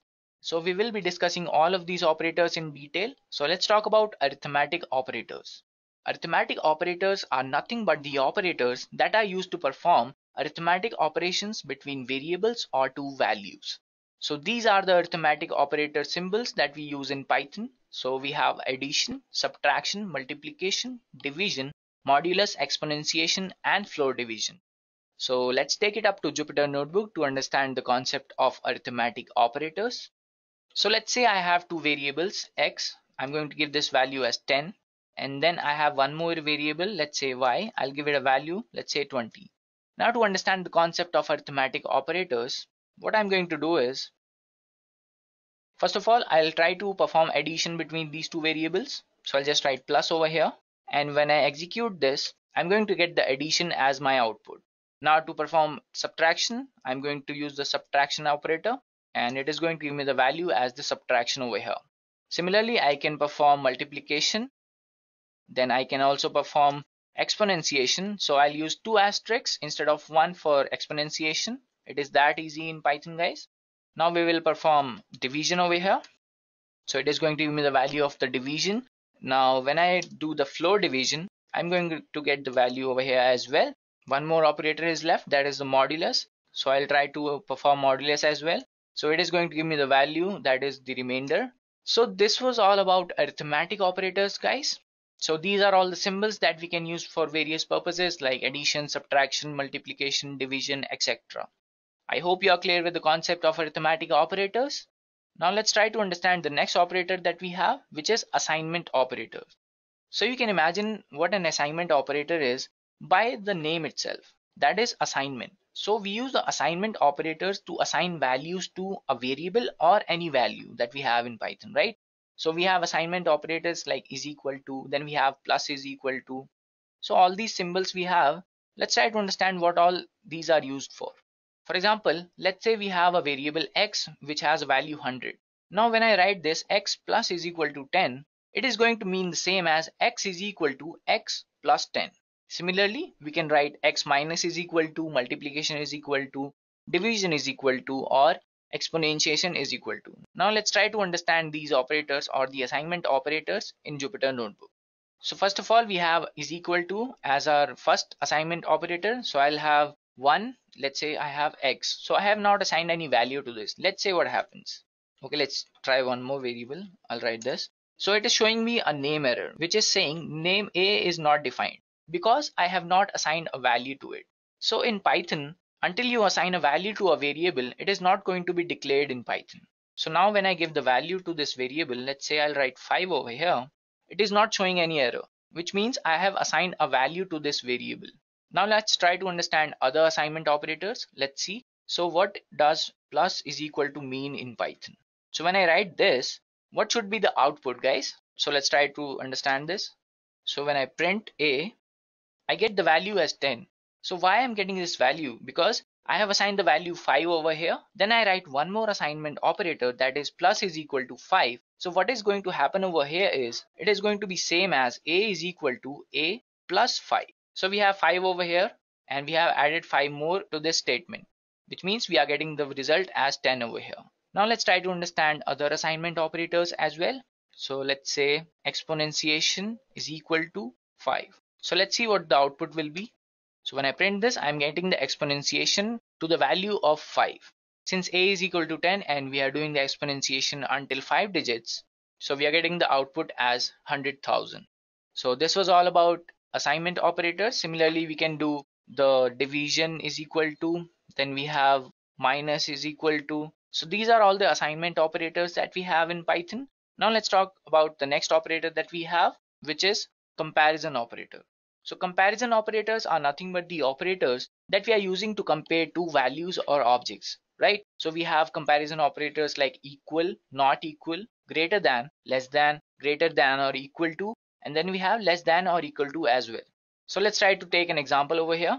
So when I use the equal operator, I'm going to write the statement as just I have written over here, x is equal to y. So when I'm using the comparison operator, I'm actually using double equal to. So this is the basic difference between assignment operator and comparison operator. So let's take it up to Jupyter Notebook to understand these comparison operators, guys. So let's say I have two variables, value is equal to 10 and number is equal to 20. So to understand the comparison operators, let me take one more variable. I'll say this will be our Boolean variable. So what I'm going to do is I'll write val is equal to number 1. What I'm checking is or comparing these two values. So what exactly I'm doing is comparing these two variables or values that we have, that is val and number 1. So when I print this compare variable, what I'm going to get is either true or false. So it is going to be false because value is not equal to number. So I can do the similar thing. I can check whether it is greater than, or I can check if it is less than. So when I write 10 over here, so I can similarly check if it is greater than or equal to. I can check if it is less than or equal to. So these are the comparison operators that we have in Python, which we can use to compare two values or two objects. Now let's try to understand the next operator that we have, which is the logical operators. So logical operators are used to combine conditional statements. So what are the conditional statements that we have in Python? So let's briefly talk about conditional statement, guys. So mainly we have three conditional statements in Python. We have an if statement, then we have an else if statement, and we have an else statement. So I'll give you an example for better understanding. So for these two variables only, I'll write if val is equal to number 1, print equal. Else if val is greater than number 1, print greater, else print smaller.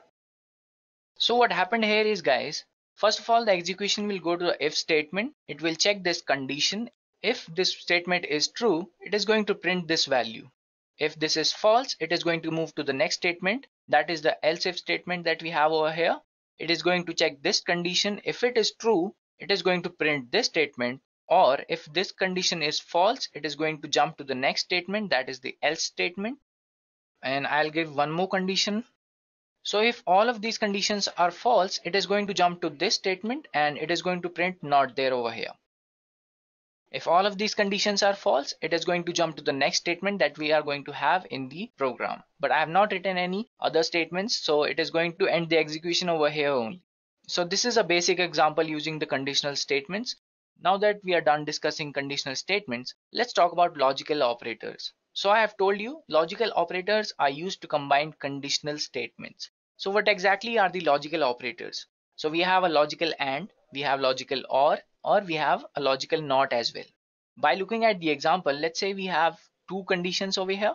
We have x is greater than 5 and then we have x is greater than 10. So let's try to understand these logical operators in Jupyter Notebook. Now let's say I have two statements. I'll write x is equal to 10, and what I'm going to do is I'm going to check if x is greater than 10. I'll write and, which is my logical and operator, and I'll write x is greater than 5. So what is going to happen if I use the logical and operator? If both of these statements are true, it is going to give the result as true. But if one of these statements is false, it is going to give me the value or the output as false. So let's see what happens if I execute this statement. I'm getting false because one of these statements is false. Now when I write instead of 10, if I write 8 over here, let's see what happens. Since both of these statements are true, it is going to give me the output as true. Now instead of AND operator, if I use the logical OR operator, let's see what is going to happen.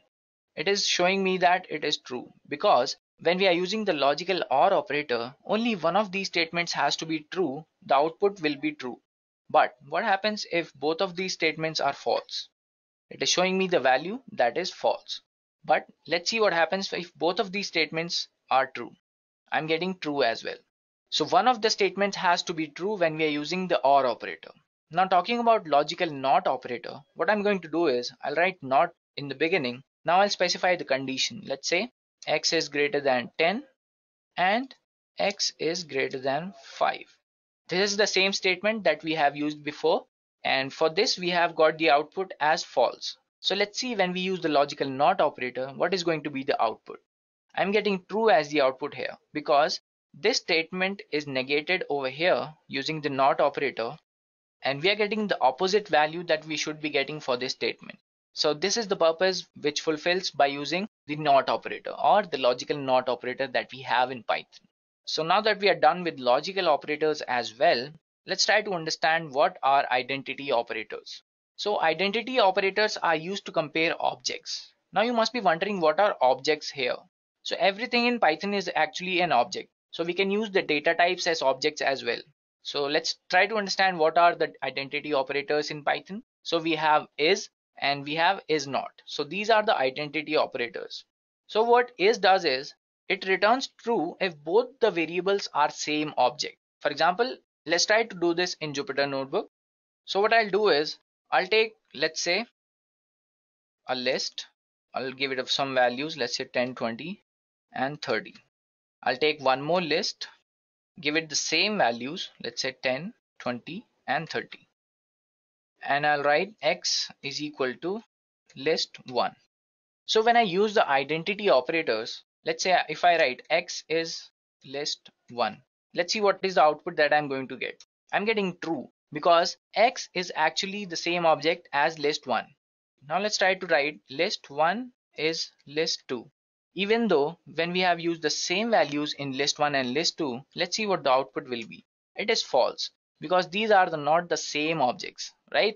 Similarly, I can use list 1 is not list 2. So here I'm going to get the output as true because list 1 is not exactly list 2. Even though we have the same values, it is not going to be the same object. So this is the concept about the identity operators. Now let's talk about the next one that we have is membership operators in Python. So membership operators are used to check if a sequence is present in an object or not. Now to understand the difference between an identity and a membership operator, okay, let's first understand what are the operators in membership operator. We have in and then we have not in. So it is going to return true if a sequence with the specified value is present in the object, and it will return true if the sequence is not present. So let's do this in Jupyter Notebook. We have already specified these objects. So let's try to do if x in list 1. Let's see what happens. It is going to show me that it is false because we have no values in x. So when I do the same thing with list 1 in list 2, now you see we have the same values over here. Let's see what the output will be. It is false again. Okay, let me do one thing. Now to check a particular value or a particular sequence, what I'm going to write is I'll check if 10 in list 1. So it is going to check if this is going to be present over here or not. It is showing me that it is true. So what if I write like this, 10, 20, 30 in list 2? It is false. So this is the basic difference between is, that is an identity operator, and membership operators. So when I write, let's say, it is going to check if this is present in the sequence or not. It is showing false because it is not there. But what if I add this value over here? Let's say. Now when I execute the same statement, I'm getting true because this sequence is actually present in the object. Now to understand the difference between is equal to and the identity operator, let's see what is going to happen. What if I write list 1 is equal to list 2? It is showing false. I have made a change over here. So I'll do this once again. So when I print this, it is showing that it is true. But instead of is equal to, if I write is over here, it is going to show me false because these are two different objects.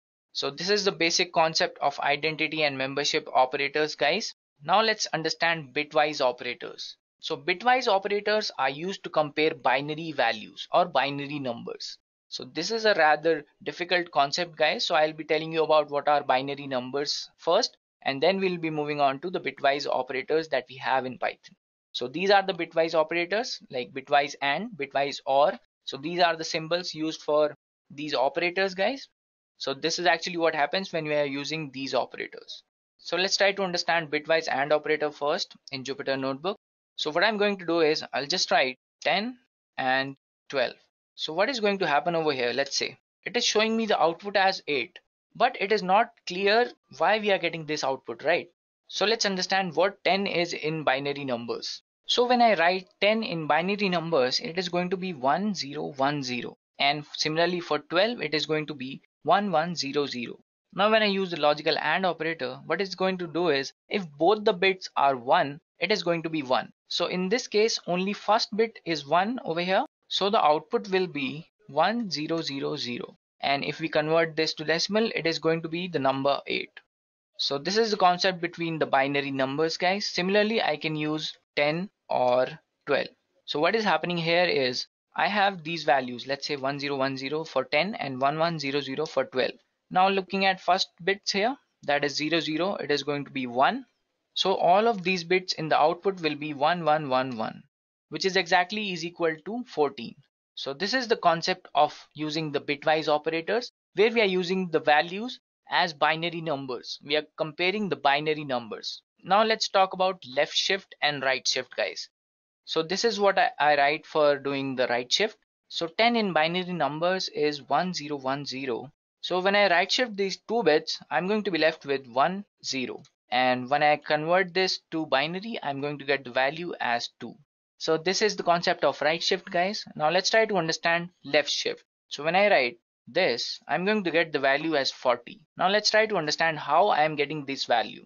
So 10, if I write it in binary, is going to be 1010. So when I do the left shift, what is going to happen is it is going to shift two values, and I'm going to get the value as 101000. So what is happening here? If I convert this binary number to decimal, I'm going to get the value as 40. So this is why I'm getting the value 40 over here. So this is the concept of bitwise operators, guys. I hope you're clear with the concept of bitwise operators. It is a bit complicated because we are using the binary numbers. Even though I'm telling you these binary numbers, you need not mention them while using the operators. For example, for these bitwise operators, all these are written over here. Let's say if you're using the bitwise AND operator, it will set each bit to 1 if both bits are 1, as I've shown you. And then before bitwise OR operator, it is going to be 1 if one of the bits is 1. So similarly for XOR, it will set each bit to 1 if only one of the bits is 1. And then we have bitwise NOT operator, which is going to invert all bits. Let's say if we have all bits that is 1, it is going to convert all those bits to 0. And then I've told you about left shift and right shift as well. So this is about operators in Python, guys.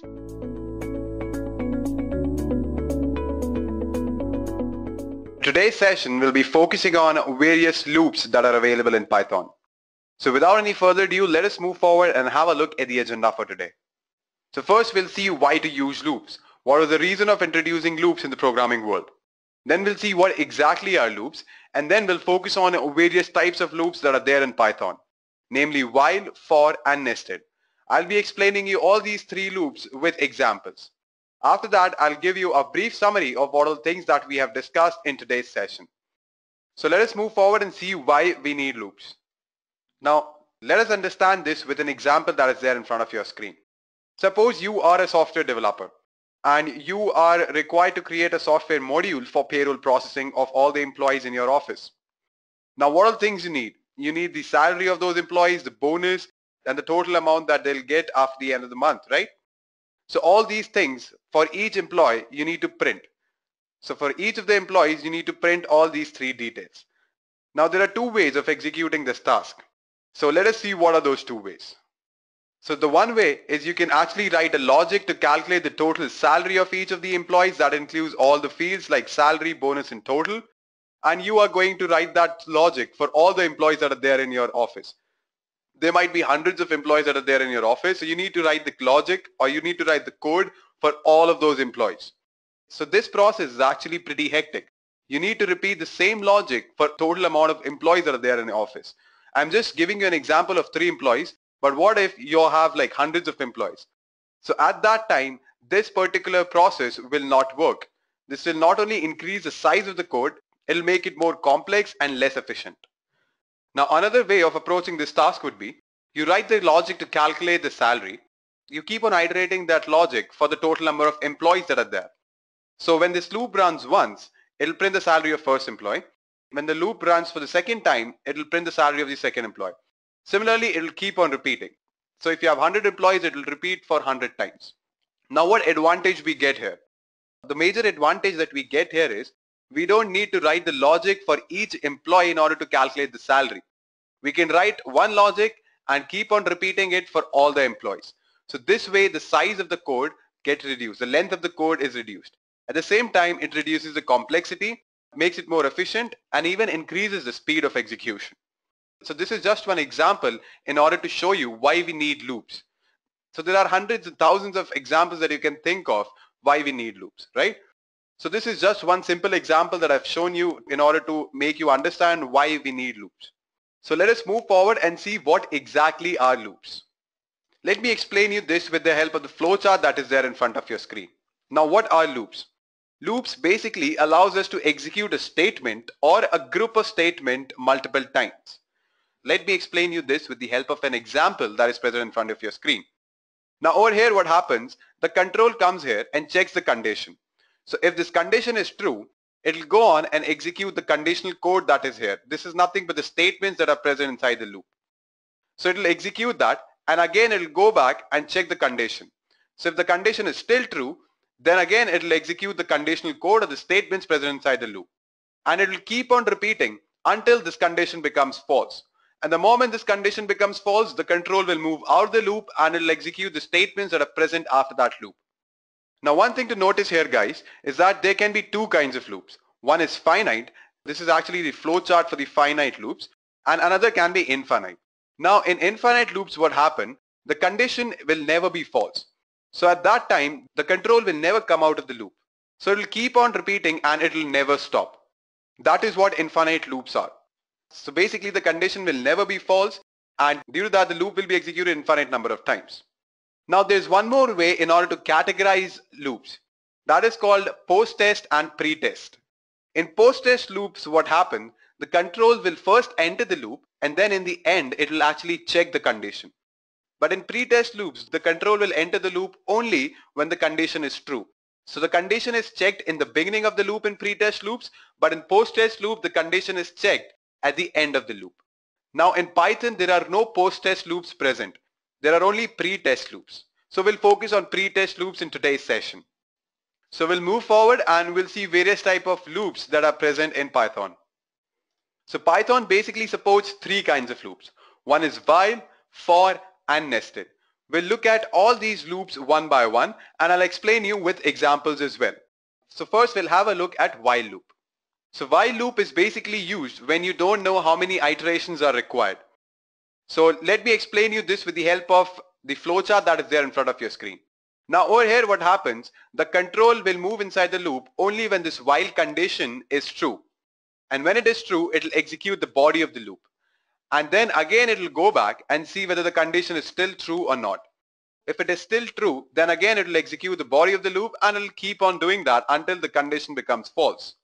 And the moment the condition becomes false, it will come out of the loop and execute the statements that are present after the loop. Now this is the syntax for while loop. First you need to write while, then you write the expression or the condition, then you give a colon and the statements or the body of the loop. Now why we use while loop? Basically, I've told you earlier as well, while loop is used when you don't know how many iterations are required. So you don't know how many times you need to execute the statements that are present inside your loop. So that is the reason why we use while loops. Now let me show you that with the help of an example. I'll open my PyCharm and I'll give you a very basic example of using while loop. And after that, I'm going to increase the complexity of the code. So first we'll see a very small introductory example of while loop, in which I'm going to print the integer values between 0 to 9. That won't include 9, So it will print 0, 1, 2, 3 till 9, but it won't include 9. So let me open my PyCharm and show you how to do that. Now this is my PyCharm, guys. So over here, as I've told you earlier as well, I'm going to print the integer values between 0 to 9, but that won't include 9. So for that, what I need to do is I need to first define a variable. Let me name it as count, and I'm going to initialize a value to it that is 0. Now after that, I'm going to use a while loop, and I'll write while, and then I'm going to give a condition which says that when count becomes greater than 9, it should come out of the loop. Alright. So now what I'm going to do is I'm going to just type in print, let it be number, colon, comma, print count, right? Now I'm going to increment the value of count equal to count plus 1. Yep.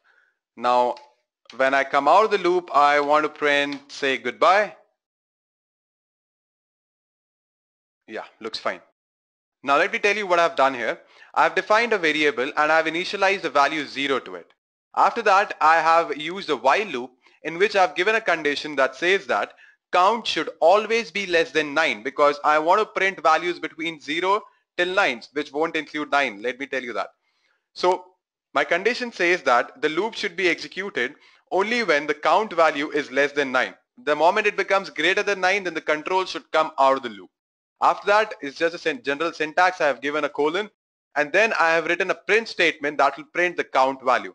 And after that, I have increased the value of my count by 1. And finally, when the control comes out of the loop, I want to print goodbye. So let us see whether it works or not. I'm going to run it, and as you can see that it works. So we have 0, 1, 2, 3, 4, 5, 6, 7, and 8. And finally, when the control went out of the loop, it has printed goodbye.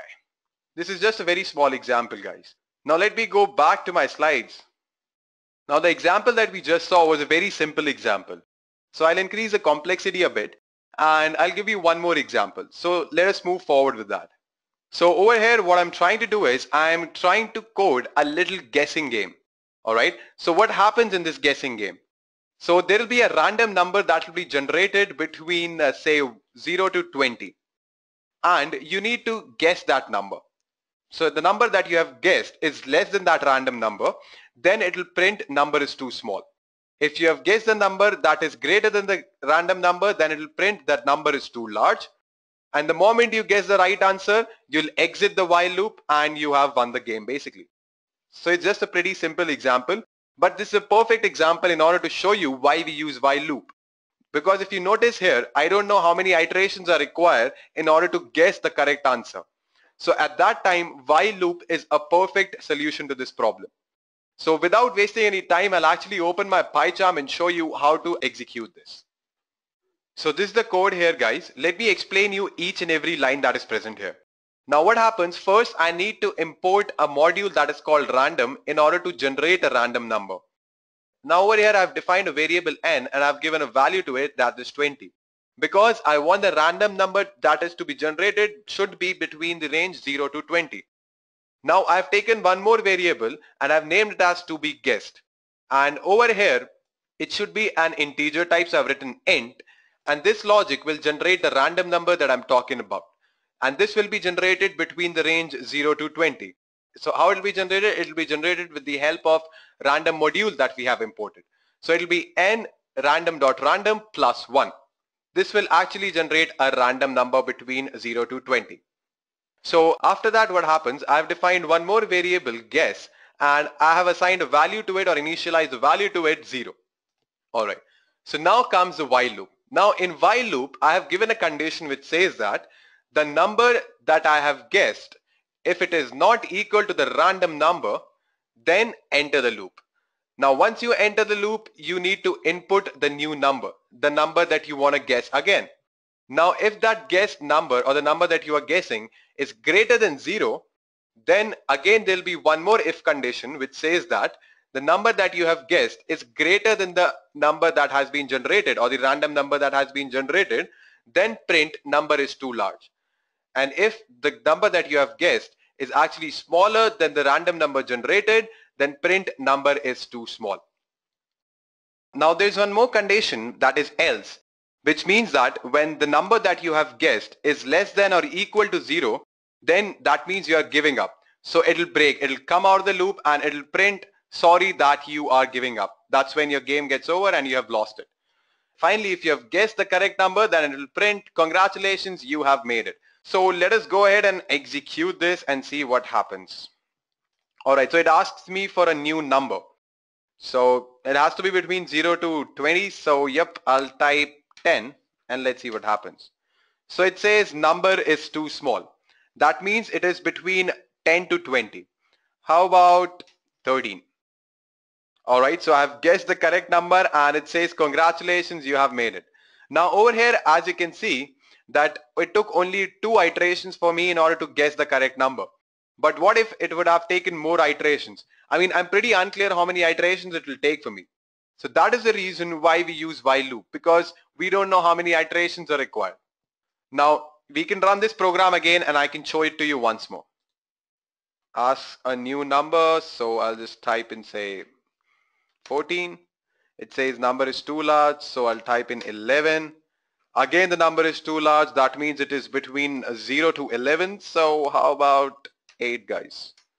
Number is too small. So now as you can see that already 3 iterations have occurred, and for the 4th iteration definitely the random number will be somewhere between 8 and 11. So how about 10? So congratulations, you have made it, and the control came out of the while loop and it has printed congratulations, you made it.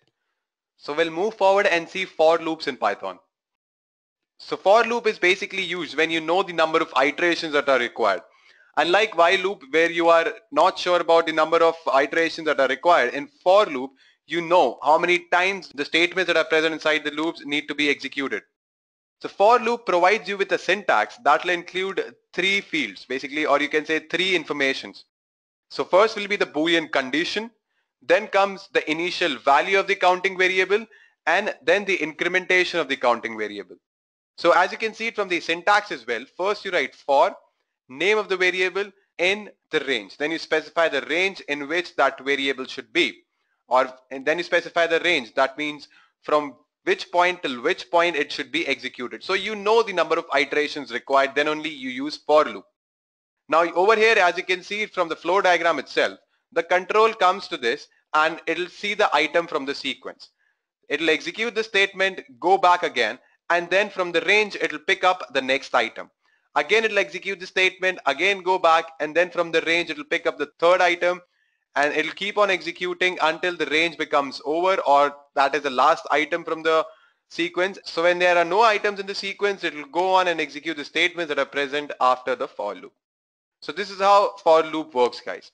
Now let me just give you a very small example of how for loop works. I'll open my PyCharm again and I'll start with a very small example, and then I'm going to increase the complexity of our code like I've done that in while loop. Now over here what I'm going to do is I'm going to first define a list and I'm going to name it as fruits. So what all fruits you like, guys? I'll first type in mango, then I like grapes, and finally I'm going to write and say apple. Yep. So this is my list which contains 3 fruits, mango, grapes and apple. Now I'm going to define a for loop, and over here what I'll write, I'll define a variable, say fruit.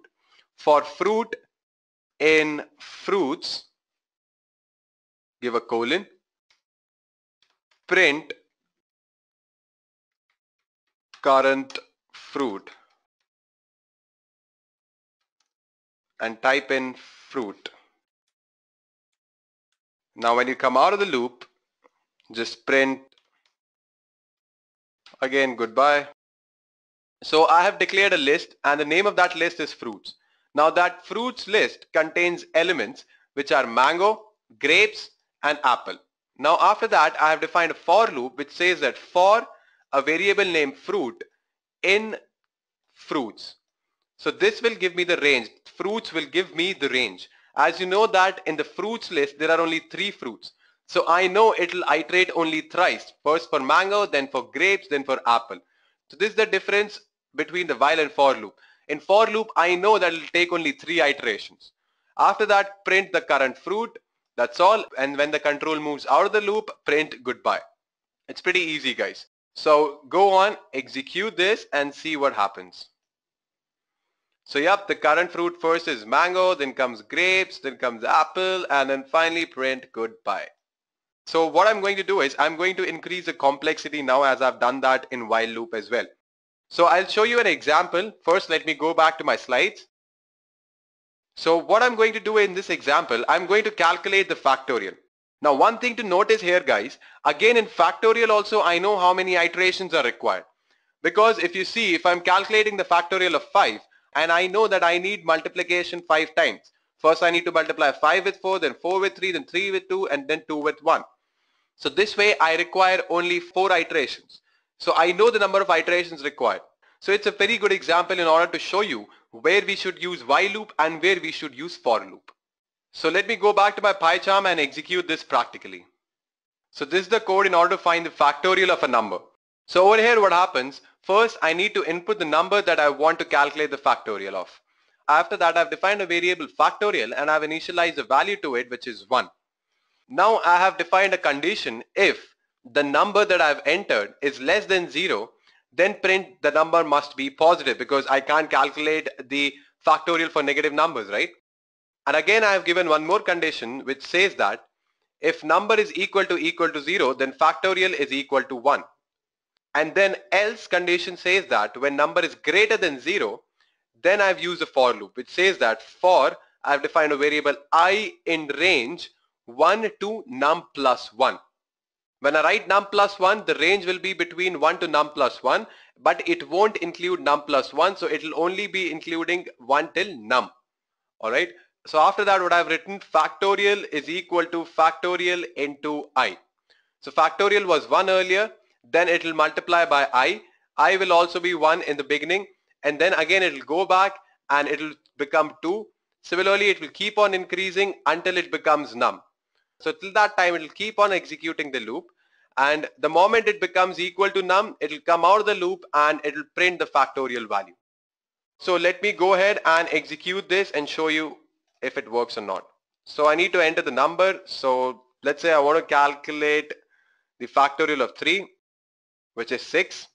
So if I want to enter one more number, so what I can do is I can start it once more. So what I'll type, I can type again 4. So it prints 24, which is absolutely correct. So we'll move forward and we'll see what are nested loops in Python. So Python basically allows us to use a loop inside another loop. For example, you can use a for loop inside a for loop, or you can use a while loop inside a while loop. And at the same time, you can use a while loop inside a for loop as well, and a for loop inside a while loop as well. So that is basically what is called nested loops. Now we'll have a look at the example of nested loops as well, don't worry. So let us move forward and see one example of nested loops. Now over here what I'm going to do is I'm going to write a code in order to simulate a bank ATM. Alright, so for that I'm going to use nested while loop. And what will happen, first you need to enter the 4-digit PIN, and then you can perform the following functions. You can check the balance, you can make a withdrawal, you can deposit some money, and you can even, if you don't want to do anything, you can tell the machine to return your card as well.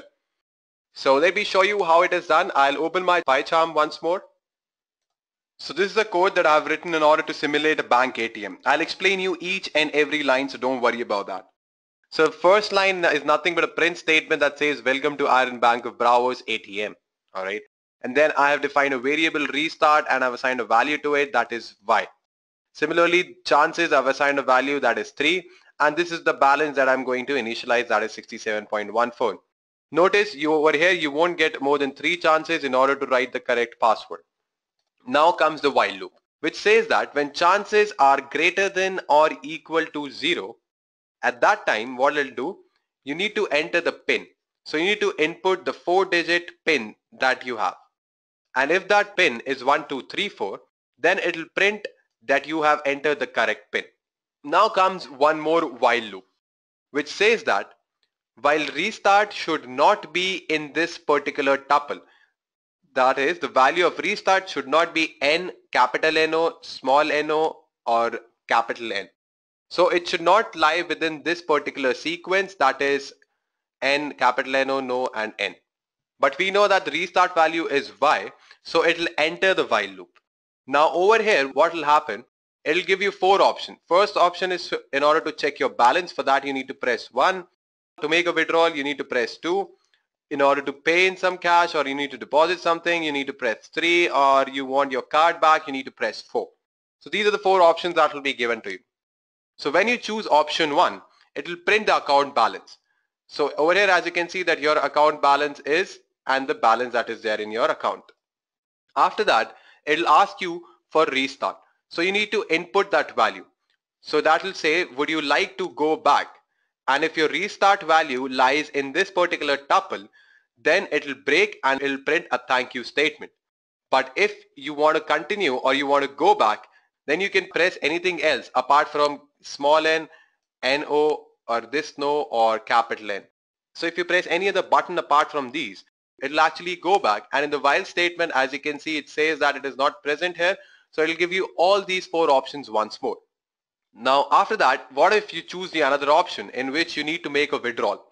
So for that, what will happen? You need to enter the amount that you would like to withdraw, which can be a float number. It cannot be an integer number. So that's why I've used float here. So you need to enter that value.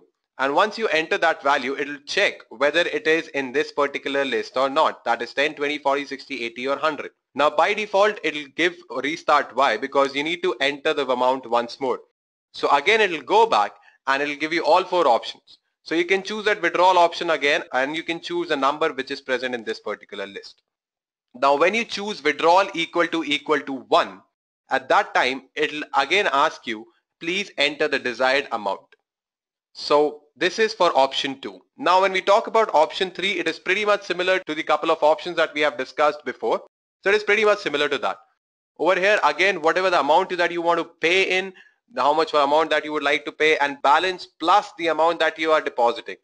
So it will print the balance that will be equal to balance plus the amount that you are depositing. Again, it will ask you for restart. If you press anything apart from this particular tuple, then it will go back to the while statement and it will give you all these 4 options.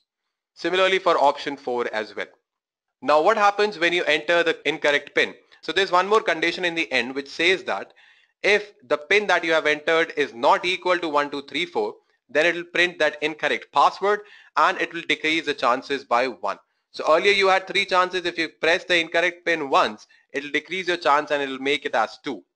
Again, if you write the incorrect password, then again it will make it as chances equals to chances minus 1, which will become 1. And if the third time also you do the same thing, then the chances will become 0. And the moment it becomes 0, then it will print no more tries, break, it will come out of the loop. That's all, guys. So let us go ahead and execute this and see what happens. So please enter your 4-digit pin. So I'll just write 1, 2, 3, 4 and it'll give me 4 options, which is 1 for balance, 2 for withdrawal, 3 for paying, 4 to return a card. So if I want to check my balance, I'll put in 1. So it has printed my balance, which is 67.14. And then the restart value that I was talking about, it is asking for that. Let me just make it big for you. Yeah. Would you like to go back? So if I press N here, it will come out of the loop and it will break. And if I press anything apart from small n, capital N-O, small n-O or capital N, it'll actually go back and give me all the 4 options that were there. So if I press Y, it'll again give me all the 4 options that are there. You can see that press 1. So again, if I want to make a withdrawal, I'll press 2. How much amount that I would like to withdraw? Say I want to withdraw 10. So my balance has reduced from 67.14 to 57.14. So would you like to go back? So I'll again press Y and it will give me all 4 options. If I want to pay in something, that is I want to deposit something, I'll press 3. How much amount that I would like to deposit? I'll say 10. So my balance became again 67.14. Again, it is asking me, would you like to go back? No, I don't want to go back. So I can type in N. So yep. So it says thank you. And again asking me for 4-digit pin. So let me show you what happens if I write the incorrect pin. Say if I write 111, incorrect pin. If I write that pin again incorrect, again incorrect. So we have no more tries. It will come out since I have exceeded the chances that I was given. So I was given 3 chances. I couldn't write the correct pin in those 3 chances. So it will come out of the loop and it will stop. So this is an example of nested while. Now let me go back to my presentation and I'll show you an example of for loop as well. So this is an example of nested for loop. So over here what I'm going to do is I'm going to write a code in order to print the Pythagorean number between a particular range. So what happens is, suppose if I want to enter the number 20, that means I want the Pythagorean numbers between 1 to 20. So Pythagorean numbers are nothing but the integers which satisfy a square plus b square is equals to c square. So at that time it will print all the Pythagorean numbers that are possible between 1 to 20. 3, 4, 5. You can see that 3 square, 4 square is equals to 5 square. 9 plus 16 is equals to 25. Similarly, it goes for 5, 12, 13, 6, 8, 10, 8, 15, 17, 9, 12, 15. Similarly for 12, 16 and 20. Don't worry guys, I'll go back to my PyCharm and I'll explain you how you can do that. So this is the example of nested for. So first over here I need to import certain modules in order to use the square root function. So from math module I'm going to import the square root function. After that it'll ask me for the number. In the example, if you can remember in the slides where I've written 20, so it has printed the Pythagorean numbers between 1 to 20. That same number it will ask me, and it will print the Pythagorean numbers between 1 to n. So whatever the number n that I'm going to put in or give an input. After that it will run a for loop and it will say that for a, which is a variable, in range 1 to n plus 1. That means 1 to n. That means 1 to n plus 1, but don't include n plus 1. After that there's one more variable b, which is in the range a comma n. That will not include n, it will only include till n minus 1. So the square root c square, I've defined one more variable c square is equal to a exponent 2 or a to the power of 2. Similarly b raised to the power of 2. Alright, and then what I'm going to do is I'm going to calculate the square root, and then what I'm going to do is I'm going to define one more variable c, and it'll be an integer that will be the square root of c square. So if that c square is minus c square is equal to 0, then print abc. It's pretty simple logic guys. Okay, I'll explain it once more, Neil. So this is an example of nested for. So over here what I'm going to do is I'm going to first import the square root function from the math module. After that I'm going to input a number. So if you can remember in the slides I've given it as 20. So it will print the Pythagorean numbers between 1 to 20. Over here also it will print the Pythagorean numbers between 1 to n. So whatever the value of n you input, that will be depending upon it. So the Pythagorean numbers will be depending upon the values that you input. So it will be printing the Pythagorean numbers present between 1 to n. After that I'll run a for loop which says that for a should be in the range 1 to n plus 1. That will not include n plus 1 guys. It will only include n. So 1 till n plus 1, but don't include n plus 1. After that I've defined one more for loop which says that for b in range a comma n. It won't include n, it will be till only n minus 1. I've defined one more variable here which is equal to c underscore square. That is equal to a square plus b square. Now after that I've defined one more variable c, and this will be actually the integer of the square root of the c underscore square. Alright, so whatever value that you will get here, the square root of that value will be converted to an integer value and will be assigned to c. Now one if condition I'll be using here which says that if c underscore square minus c square is equal to 0, then print abc. That means that will be a Pythagorean number. So this is a pretty simple logic guys. Alright, so I hope you have understood the code that I've explained to you here. Now let us go ahead and execute this and see what happens. Yeah, so the first number that I'm going to type in, say 5, and it'll give me all the Pythagorean numbers present between 1 to 5. So we have only one Pythagorean number, that is 3, 4, 5 in that range. Now I'll execute this once more and I'll type in 10 here. So we have two Pythagorean numbers that are 3, 4, 5 and 6, 8, 10. Similarly, if I execute it once more and I type in a big number, say 25. Yeah. So we have these many Pythagorean numbers present between 1 to 25. We'll again go back to our slides and we'll have a look at one more example. Now in this example, I'll actually be using a for loop inside a while loop. So what is this example? I want the bulk reservation of train tickets. So I have like group of people who are traveling somewhere and I want to give their details such as name, age and sex. I want that to happen in bulk. I don't want to give it one by one. I just want it to happen in bulk. So for that what I'm going to use is I'm going to use a for loop inside a while loop. As I've told you earlier as well, you can even use a while loop inside a for loop. But for now, I'll use a for loop inside a while loop and see what happens. So let me go back to my PyCharm. So this is the code in which I'll be using a for loop inside a while loop. So first I have defined a variable traveling, so in which you need to input whether yes or no.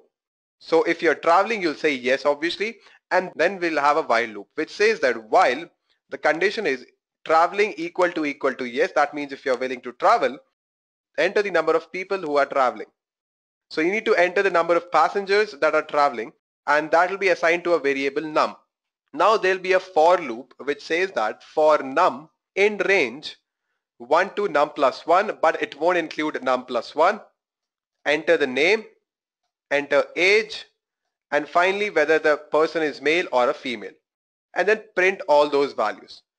Now one more thing here is, again it'll ask you whether you have missed someone or not. So you need to input that. Oops, forgot someone. So at that time you can write in yes if you have forgotten someone. Then again it'll execute the loop.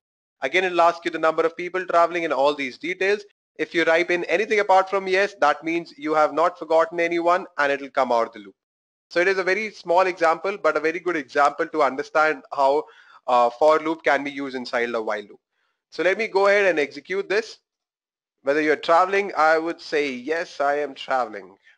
Number of people traveling, I would say 3. Name is Saurabh. Age is 78. Male.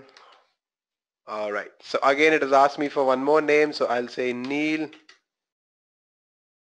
Age is 90. Male or female? Male. Yep. So one more name I need to type in. Say I would type in Jagriti. Age is 98. Male or female? Female. And yep, it will print all those details for me. So now it is asking, have you forgotten someone? So if I type in and say yes, then it'll again ask me the number of people traveling. That means it is again executing the while loop. So if I would say the number of people traveling is 1, and I would type in the name of the person that was traveling, so I would just say Siddharth, whose age is 77 and he's a male. Yep. Again it has asked me, so if I type in anything apart from yes, say if I type N, so yep, it'll come out of the loop, and this is how you can actually use a for loop inside a while loop. So let me just open my slides, and yep. So this was an example of a for loop inside a while loop. So let us move forward, and I'll give you a brief summary of what all things we have discussed till now. First, we saw why we need loops. We actually used the example of software module for payroll processing, in which I showed you 2 methods. The one is manual and the another one in which you are using loops. After that, I told you what exactly are loops, and we saw various types of loops in Python, namely while, for, and nested. Then we focused on each of these loops. We started with while loop, and I explained you where to use while loop. I gave you 2 examples of while loop. Similarly, for for loop, I explained what exactly is for loop, how it works, its syntax, and 2 examples again for loop. When you talk about nested loops, again I've explained you the syntax, how to use it, and I've given you 3 examples for nested loop as well.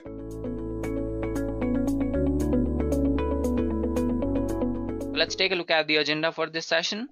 First of all, I will start with star pattern programs, and the patterns include pyramid, half pyramid, hourglass, diamond shape patterns, etc. Moving further, I will discuss pattern program with numbers. So instead of asterisk, we'll be using the numerical values in the patterns. And finally, I will explain a few pattern programs with characters or alphabets in them. I hope you are clear with the agenda. Also, don't forget to subscribe to Edureka for more exciting tutorials and press the bell icon to get the latest updates from Edureka. Now, without wasting any more time, let's take a look at the star pattern programs that I will explain in this session. So I'm going to start with star pattern programs, in which I'm going to show you how you can play with the concept and make other patterns like half pyramid, triangle, hourglass pattern, diamond pattern, and inverted pyramid patterns as well. So let's take it up to Jupyter Notebook, and I'll show you how you can make star pattern programs, and we are going to start with the simple pyramid program first. So now we are in the Jupyter Notebook, guys. I'm going to start with the simple pyramid program. So I'll write pyramid over here. And in this, I'm going to take one function. I'll name it as pattern, and inside this I'm going to pass n, because this is going to be our number of lines which I want in the pattern. And for blank spaces I'm going to take one variable, that is k. I'll show you what it does. And we're going to use a lot of for loops inside this. So if you're not familiar with loops in Python, I suggest you to check out other tutorials on edureka for loops in Python so that you will be able to understand this better. And I'm going to take one for loop here for I in. This is going to be the loop for our outer rows. So I'm going to take this as range 0 to n. And I'm going to take one more loop which is for j in range, and this is going to be our loop for columns, and I'm going to take this as k over here. Now I'm going to print some blank spaces over here. So for this I'm going to write this n is equal to, and after this I have to decrement the value of k, and I'm going to take one more for loop. Inside this I'm going to specify the range 0 to I plus 1, because we are going to move in the forward direction while printing the pattern that we have. So inside this I'm going to print the asterisk pattern, which is the star pattern also, and n is equal to this. Now one more important point, you have to print \r or \n in order to get the pattern right. I'll show you what happens if you don't do that. Now we're done with the pattern function over here. I'll just call pattern, and inside this I'll specify 5, and when I run this I'm getting a pattern which is a pyramid pattern. So instead of \n, if I write \r, the pattern will look something like this. And if I just comment this statement, let's look at the output that varies. So we're getting the output somewhat like this. If you want to get your pattern right, you're going to have to write it like this, and this is how you can make a simple pyramid pattern program in Python. So you can see this is the variable that I was talking about to specify the spaces. So what if I write it as, let's say, n minus 2, the output will move to the left side, and if I write it as n, look at this.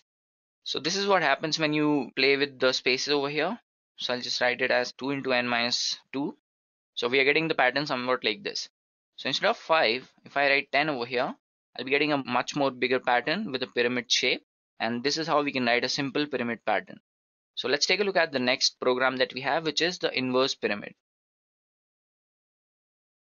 So by now I think you have got the idea of how we are doing this.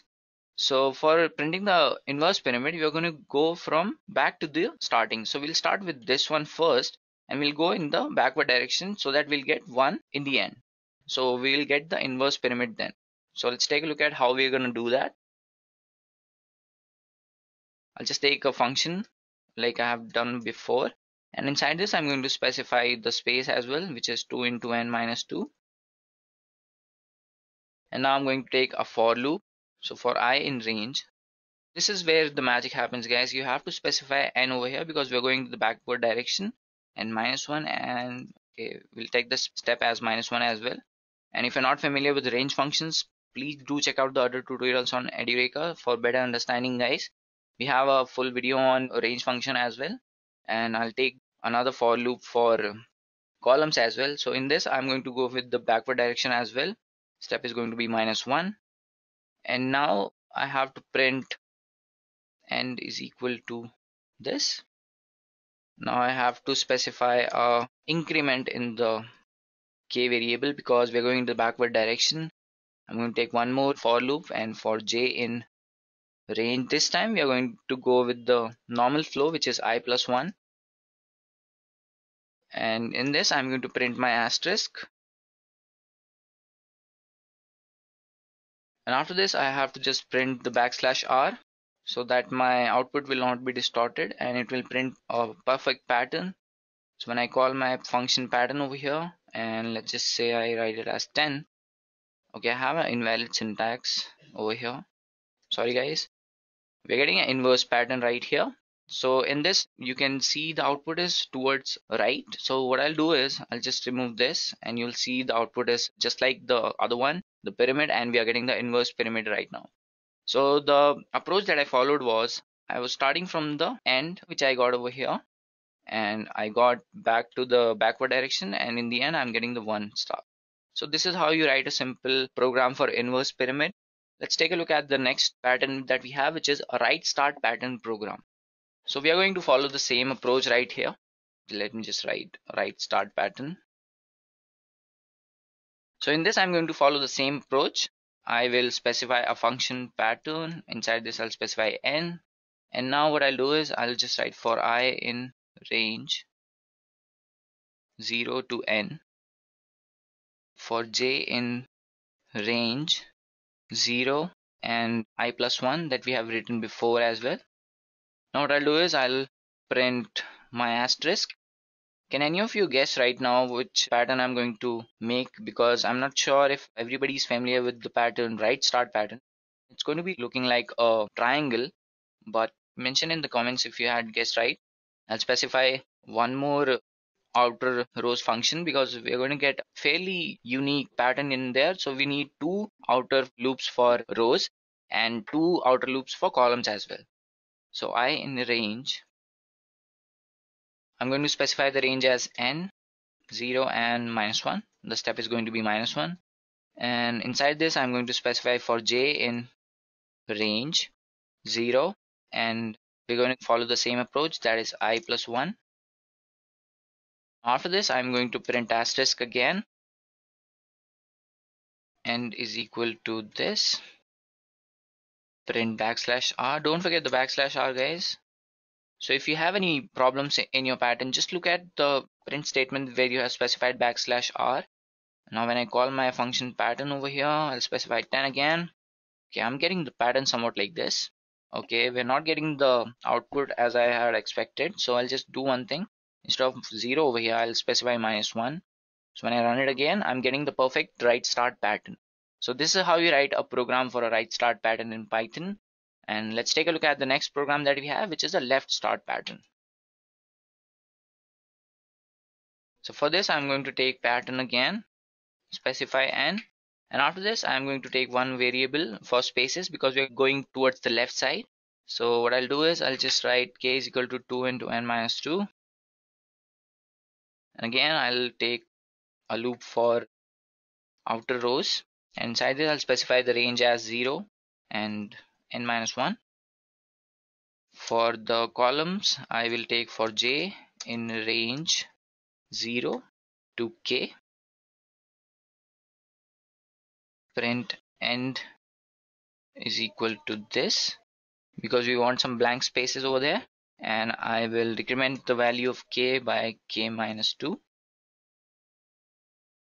You can modify these values for k and all these range functions as well according to your pattern. Whichever pattern you're making, do experiment with these values so that you will understand how it's working. So I'll take one more for loop for columns again. So j in range, this time the range is going to be 0 and I plus 1. And can any of you guess right now? I'm going to print the asterisk over here, which is going to be in my pattern. Again, this is going to be n is equal to this. And over here, I need to print \r so that my output will not look distorted. And again, I have to get the value of k right. So I'll write k is equal to k minus 1. Now I have to take one more outer loop for outer rows. So for I in range, just like we did in the other program, okay, I'll show you why we are taking two different outer rows. So I'm printing a half pyramid until here. And after this, I'm going in the backward direction like this. So instead of doing this, I'm going to print some blank spaces as well. So I'll be printing backspaces until here, and then my actual program will start. So this is why I'm taking two loops over here. So I'll just specify n minus 1, -1, and -1 for the step as well. And after this, I'm going to take one more loop for columns. And inside this, I'll specify -1 and step as -1 as well. I'm going to print n is equal to spaces, decrement the value or increment the value because we are going to go in the backward direction in this loop. And again, for j in range 0, I plus 1. And after this, I'm going to print asterisk n is equal to this and print \r. Now when I call my pattern again, say 10. Okay, I have invalid syntax for j in range. Okay, I think I have made a mistake over here. So I'll just check my code again. Okay, I'll make this as -1 and move it a little further. So I'm getting my pattern right there, which is a left start pattern. So this is how you can write a program for left start pattern in Python. And now let's take a look at the next program that we have, which is a hourglass pattern program. So for hourglass pattern, I'm going to print a pyramid pattern, and on top of that, I'm going to print a inverse pyramid so that it will look like an hourglass. So let's take a look at how I'm going to write that. So I'll take one pattern function again, specify n, and I'll just go with the variables for spaces, and then for outer rows I have a loop in which I am taking the range as n minus 1 and step is minus 1 as well. Okay, I made a syntax error. And now for columns, for j in range, I'm going to take the range as k, 0 and minus 1. Okay, we'll do one thing, guys. I know for sure that we need an inverse pyramid, so I'll just take this code, copy this, and over here I'll just print this code. So when I call pattern now, say 5, I'm getting an inverse pyramid. So now I'm going to take the code for pyramid pattern over here, and I'm going to paste this after this. This goes here. So this is my hourglass pattern, guys. Okay, we have a little distorted hourglass. So in our inverse pyramid, we're getting the 6 rows, and in this pyramid we are getting only 5 rows. So what I'm going to do is I'll just specify this as 0 and n minus 1. Let's see what happens. So I'm going to take it as n plus 1. So now we're getting a perfect hourglass pattern, and this is how you can write hourglass pattern in Python, guys. All you have to do is understand how it works, and after that you can just play with the numbers and the spaces, and you can make any pattern that you want. So now that we are done with the hourglass pattern, let's take a look at a half pyramid pattern that we have in Python. So it's very easy, guys. I'll just take one pattern function, specify n over here, and in this I'm going to just write for I in range whatever number that you want. So I'll just write 0 to n, and for j in range, the range is going to be 0 and I plus 1, and I'm just going to print my number over here, and inside this my asterisk and is equal to this, and again I have to specify a backslash r. Now when I call my pattern function, specify, let's say 10. Okay, we have a syntax error again, I'm sorry, guys. And this is my half pyramid pattern, or we can call it a right triangle pattern as well. So this is how you can make a half pyramid pattern in Python, guys. So let me show you how you can make a left pyramid pattern. For that you have to just add a simple code in which you have to specify the spaces like we have done in the other programs also. So I'll just copy the whole code, paste it over here, and for spaces, okay, I'll have to take a variable k for spaces, and inside this I'm just going to specify 2n minus 2. And after this I have to take one more outer rows loop, and inside this I'm going to take the range as, it's going to go in the direction 0 to n. And for j in range, now this is where k comes into picture, and I'm just going to print the spaces that I want. So I think we're done. I have to decrement the value of k as well. So when I call my pattern now, just say 5. Okay, we are getting a different value here. I think I made a mistake, guys. Let me check the code again. Okay, I think I've got the error, guys. So let me just comment this line and see if our output changes at all. It doesn't. And this one as well. So now we are getting the left half pyramid pattern, guys. So I had made a silly mistake. So I was taking 2 loops for outer rows. Instead I just have to take 1. So let me just make it as 10 so that it will be better looking. So this is how you can make a left half pyramid pattern in Python, guys. Now let's take a look at the next program, which is a downward half pyramid. So we are going to go from this line to that line in a reverse order, so that we'll get a downward half pyramid. So we'll follow the same thing. We'll take a function, specify n over here, and now what I'll do is I'll write for I in range. Range is going to be downward direction, so it's going to be minus 1 and minus 1 again. And for j in range, this is going to be the same, I plus 1, Since we are not getting any left pattern, we're just going to print the asterisk over here and is equal to this. Print \r. Now when I call my pattern function, let's see what pattern I'm getting over here. I'm getting a downward half pyramid pattern like this. And if you want to make it a left downward pyramid pattern, you just have to follow this approach, in which you have to specify range and get this variable k and decrement the value, and you will get the same output as you're getting over here. Now let's take a look at the next topic or the next program, which is diamond pattern. Diamond pattern in Python. So for this, I'm just going to take pattern again, and after this I'll specify the spaces 2 into n minus 2 again. For I in range, I'm going to take the range as 0 to n, and again I'm going to take the columns, which is going to be in the range 0 to k. I'm going to print the spaces, and after this decrement the value of k. Now again I'll take one more loop for columns, which is going to be in the range 0 and I plus 1, and I'm going to print asterisk again for my pattern, and is equal to this, and after this I'm just going to print the \r. Now let me just call my pattern function and see what happens over here. I'm getting the pattern like this. To make it a diamond shaped pattern, I'll have to make an inverse pyramid on the downward direction so that it will look like a diamond. So I'll take one more for loop. For that I have to specify the k value again. So for this I'm going to take n minus 2, because if I take 2n minus 2, it will look a little distorted. I'll show you that as well. So I'll take the for loop for I in range.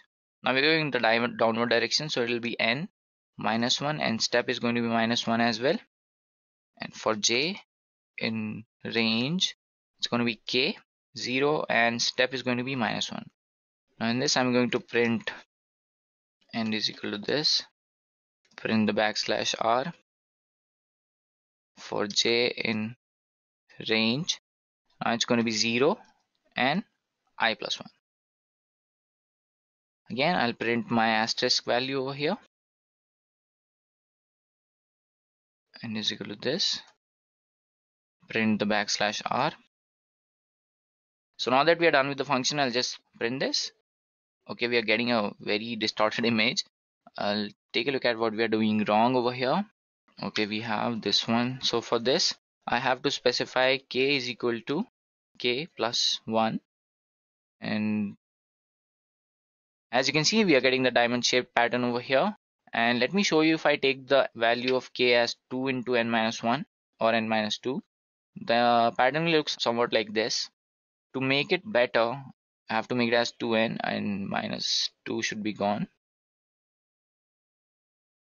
Or I'll have to make a few changes over here to make it align to the downward pattern. So what I'll do is I'll just remove 2 over here, and it will look like a diamond shaped pattern right now. So now that we are done with this one also, I'll show you a diamond star pattern. So there is a different approach to this, a diamond pattern, that I'm going to show you right now. So first I'll write the code, and then I'll explain how I've made this. So for I in range, I'm going to specify the range as 5, and for j in range, it's going to be 5 as well. Now what I'll do is, if I plus j or I minus j is equal to 2, or I plus j is equal to 6, or j minus I is equal to 2. So this is my condition, guys. I have put it all in the if statement. I'm going to print my asterisk, and n is equal to this, else print n is equal to this. I think I made a mistake over here. Let me just take a look at the code again. So when I print this, I'm going to get the value as this. So this is a star, diamond star pattern. So what I've done here is, you have to look at the picture over here. So if you take a look at the rows and columns, there's going to be 0, 1, 2 and 3. and you have to identify the pattern in which you can make a statement like this.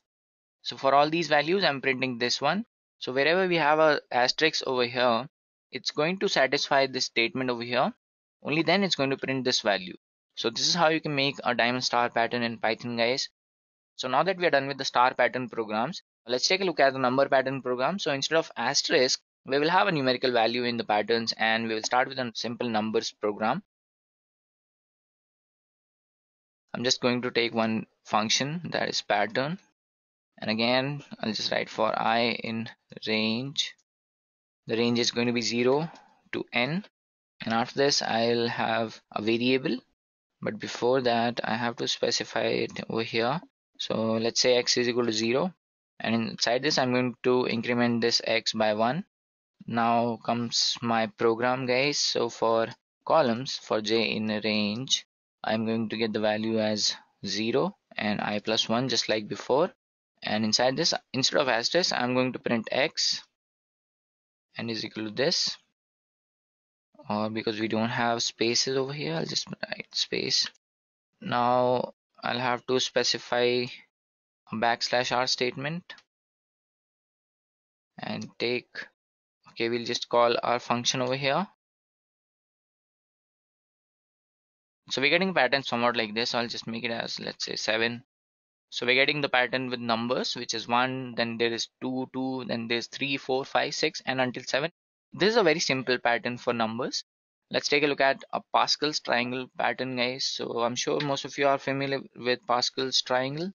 So I'll just write the code for Pascal's triangle, and inside this specify n. Again, I'll have to take for I in range 0 to n. For j in range 0 I plus 1, and inside this I'm going to print my function, which is I and j, comma this, and end is equal to this. And after this I'll just print. Now I have to take one more function, guys. So my function is function, and inside this I have n and k. So my result is equal to 1. This is the logic for Pascal's triangle, guys. So I have made the function for my pattern. Now I'm just writing the code for Pascal's triangle logic. So if k is greater than n minus k, k is equal to n minus k. For I in range 0 to k, result is equal to result into n minus I, and result is equal to result floor division I plus 1, return result. So now when I call my pattern function, specify not 10, let's say 7. So this is my Pascal's triangle, guys. So basically what happens in a Pascal's triangle, if you take a look at this one, so sum of these two numbers is going to be over here, and similarly for later purposes, sum of these two numbers is going to be here, and these two numbers here. So this is how the Pascal's triangle will go on, and for let's say 10, it will look something like this, and for let's say 20, it will look something like this. So this is how you can make a Pascal's triangle pattern in Python, guys. It's a very simple pattern. I've given you the logic also to get the third summation over here in this position. So this is how you can make a pattern for Pascal's triangle in Python. Let's take a look at a half pyramid pattern with numbers, guys. So I just showed you a half pyramid pattern, guys. It's right here. So I'll just copy this code again, paste it over here. So we're getting, when I call my pattern function, let's say 10, I'm getting a half pyramid. So what I'll do is I'll just write x is equal to, let's say 0, and after this I'll just mention x is equal to x plus 1, and instead of asterisk I'll print x, give a space over here, and we're getting the values as 1 2 2 3 3 3 4 4 4, like that. But instead of that, we can also make a diamond pattern with numbers as well. So we'll just copy the code again with this one. Okay, I'll just show you over here only. So instead of asterisk, I'm going to print x, and I'll specify x over here. X is equal to 0, and over here x is equal to x plus 1.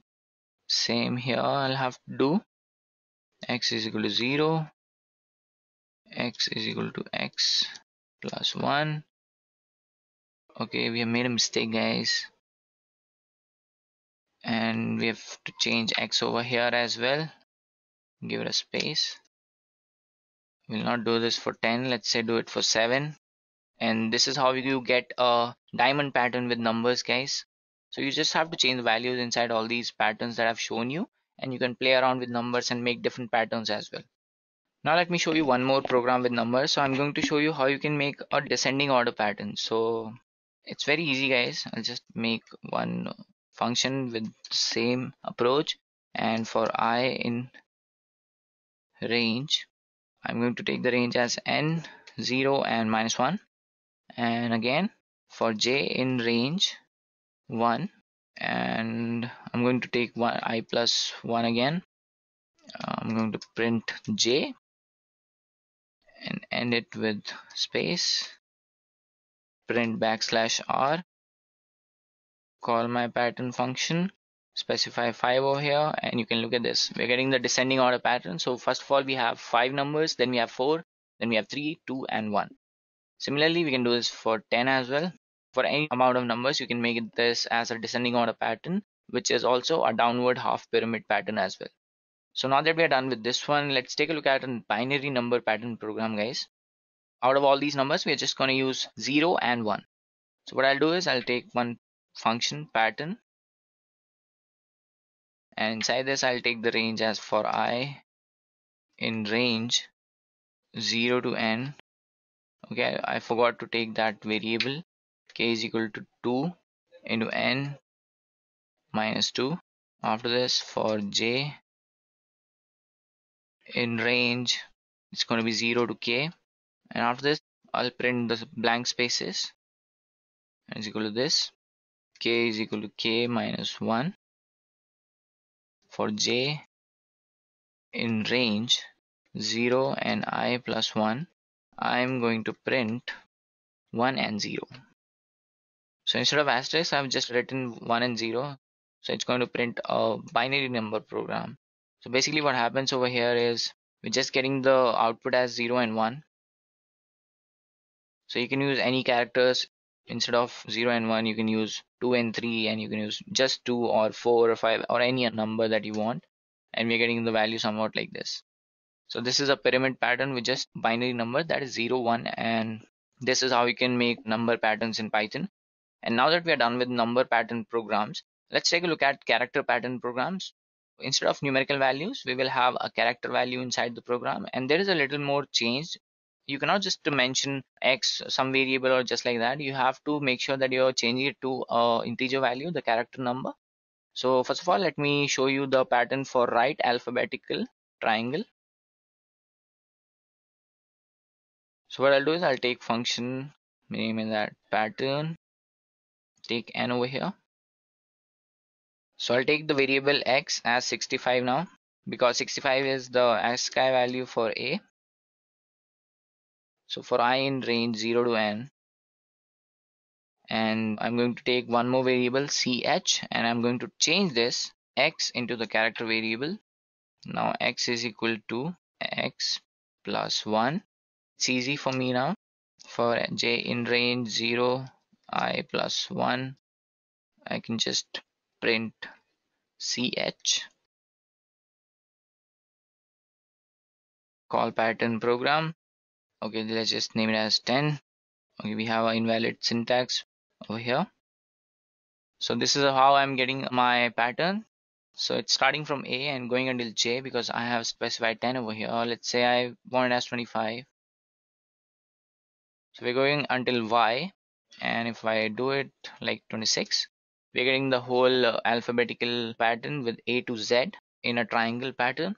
So this is a very simple example, guys. So I'm going to show you a character pyramid program as well. So I'll take this same approach, specify a function pattern n over here, and inside this I'll take the value of 2 n minus 1 or n minus 2 for I in range 0 to n. Okay, I forgot to take the x. Now over here for j in range 0 to k, print the blank space, decrement the value for k, and for j in range 0 and I plus 1. Now comes the ch or character variable in which I'm going to change the x into character. Now I'm going to print ch, n is equal to this, and x plus is equal to 1 because we have not done that. Now after this, I'll just print my \r again. Now when I call my pattern function, let's see what I'm getting. So we're getting somewhat like this. Okay, so instead of 10, let's just take 7. So we're getting A, B, C, D, E, F. And this is how we are getting the values over here. So I have changed a little over here. So I was incrementing the value of x on the outer rows, but now I have incremented the value in the columns as well. So we're getting A, B, C, D, E, F like that. Otherwise we'll be getting like A, B, B, C, C, C, D, and so on. So this is a simple change that I've done in this program so that you will be understanding better. So let's take a look at the next pattern that we have, which is a K-shape character program. So I'm going to print the pattern in the shape of a K using the asterisk again. So I've shown you that diamond star pattern in which I have taken a if statement. So if that statement is satisfied, it's going to print a K-shape pattern, which is going to look like a K shape with asterisks in them. So I'll just write the code for this. So for I in range, let's see 7, and for j in range 7 again. So this is where the code begins, and I'm going to specify if j is equal to 0 or I minus j is equal to 3 or I plus j is equal to 3 again. I'm going to print asterisk, or instead of asterisk I'm just going to print a over here, and end is equal to this, else I'm going to print n is equal to this, and now print. So we're getting the value somewhat like this. So this character actually looks like K-shaped character. So instead of A, I'll just write asterisk again so that you'll be understanding better. So this looks like a K-shaped character program using Python, and this is how you can make a K-shaped character program in Python. So let's take a look at one more pattern here, which is a triangle pattern program. So I'll just specify a function again, specify n over here, take k is equal to 2 into n minus 2 again, x is equal to 65 for I in range 0 to n, and ch is equal to character x, x plus 0 is equal to 1. Now for j in range 0 to k, I am going to print blank spaces, and for j in range 0 to I plus 1, I am going to print ch, and n is equal to this, print \r, and when I call my pattern function, I'm getting the value like this. So this is how I make a simple triangle pattern. So let's take a look at the last pattern that I have in this session, which is a diamond shape pattern with characters. So we'll just copy this code again. Okay, this is my diamond pattern, so I'll just copy this whole code, and over here I'll just paste this. When I run this, I'm getting the pattern somewhat like this. So instead of numbers, I want characters. So what I'll do is, I already have x over here, so I'll mention x as 65, and over here I'll take ch is equal to character x, and instead of x we'll write ch. Let's see how the pattern unfolds. So we're going to follow the same approach over here as well. So x is going to be 65, and we have ch is equal to character x, and instead of x we'll write ch. Now when I print my pattern, so I'm going to take this to another level, so I'll just write 15, So this is my diamond shade pattern using characters, guys.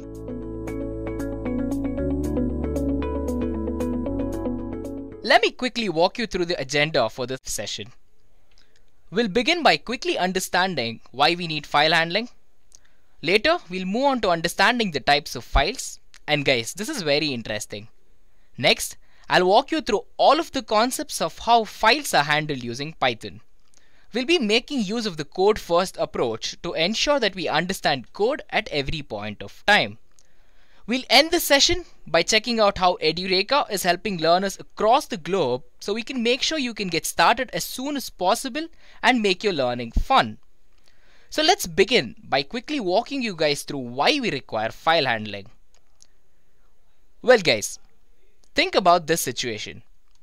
You have a server running and you need to give access to someone who needs to access it remotely, right? Or basically you need to work with these files in general and say you need to have some import into your program where you're actually configuring an input for it. Well, if I had to answer this personally, how would I go about it? I would be using files for a lot of my deep learning models to import my datasets into the program at all the time. So basically by doing this, I'll be making use of files a lot. So coming back to the basics again. How can we input something into Python?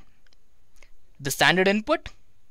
The usual keyboard input, right? So you can key in anything you want. Well, there's another case as well.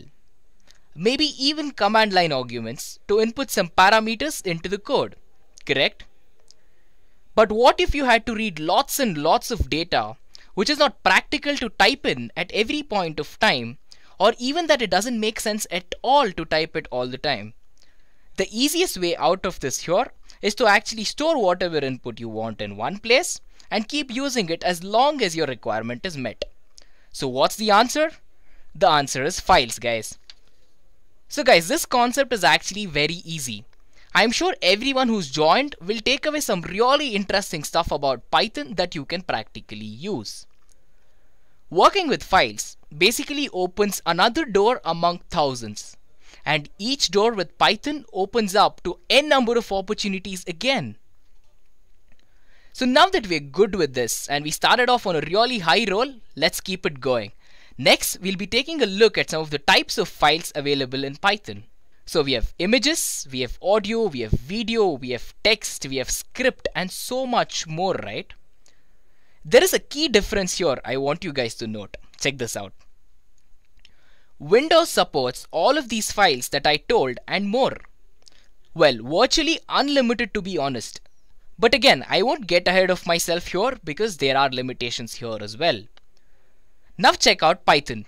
There are two types of files, binary and text. So whatever is not text is binary, as simple as that. So either a file gets to be a binary which contains obviously zeros and ones, or it can have some literal text. Well, text as in strings or anything valid for that matter. Text files are structured as a sequence of lines where each line includes a sequence of characters, and this is what we call as code or syntax, right? And every line is terminated with a special character, what we call as the EOL. What is the EOL? Guys, it's the end of line character. A binary file is any type of file which is not a text file, as I mentioned. And because of their nature, binary files can only be processed by an application that knows and understands this file's system structure. In other words, they must be applications that can read and interpret binary, right? And now that we know what are the types of files are, so we can start looking into more of this. Guys, formally speaking, I think it can be consolidated as the operations performed on a file, right? So what all can we do? Check this out. It's called as the CRUD operations. What is CRUD? Well, create, read, update, and delete, guys. These are the operations which can be done with files. Well, again, there are many other operations as well, such as copying a file, changing the properties of a file, or anything. But for simplicity's sake, I have planned to keep this session really easy for all of the audience. So let us dive into Python now. So let us quickly see how we can go about understanding the file handling capabilities of Python. Check out this flow diagram to give you a quick picture of what needs to be done. First, we create a file and later we open that file. We work on the file. Well, working on it is basically reading or writing or anything for that matter. And lastly, we close the file when we are done using it. Coming to Python now. Creation of a file can be done manually by the user or through Python. For now, let us consider that we will do it manually by going into the location and creating a file, say like a text file. Later in this session, I'll show you how easy it is to make Python create the file for us. So make sure you stay tuned till the end. So now we concentrate on how we can open a file with Python. Guys, it is very simple. So we have an inbuilt function called as the open function, which is used for this exact purpose. The open function takes in two parameters as seen here. One is the file name and other is the mode. And this on your screen is the syntax for the open function. So what do the two parameters mean? One is the file name that you want to open. It can be anything at this point of time, right? So it has to contain the extension of the file type as well. So this is compulsory and important, so make sure you keep this in your mind. And second, we have the mode. We know this means something that has to do with opening the file, right? So check the screen.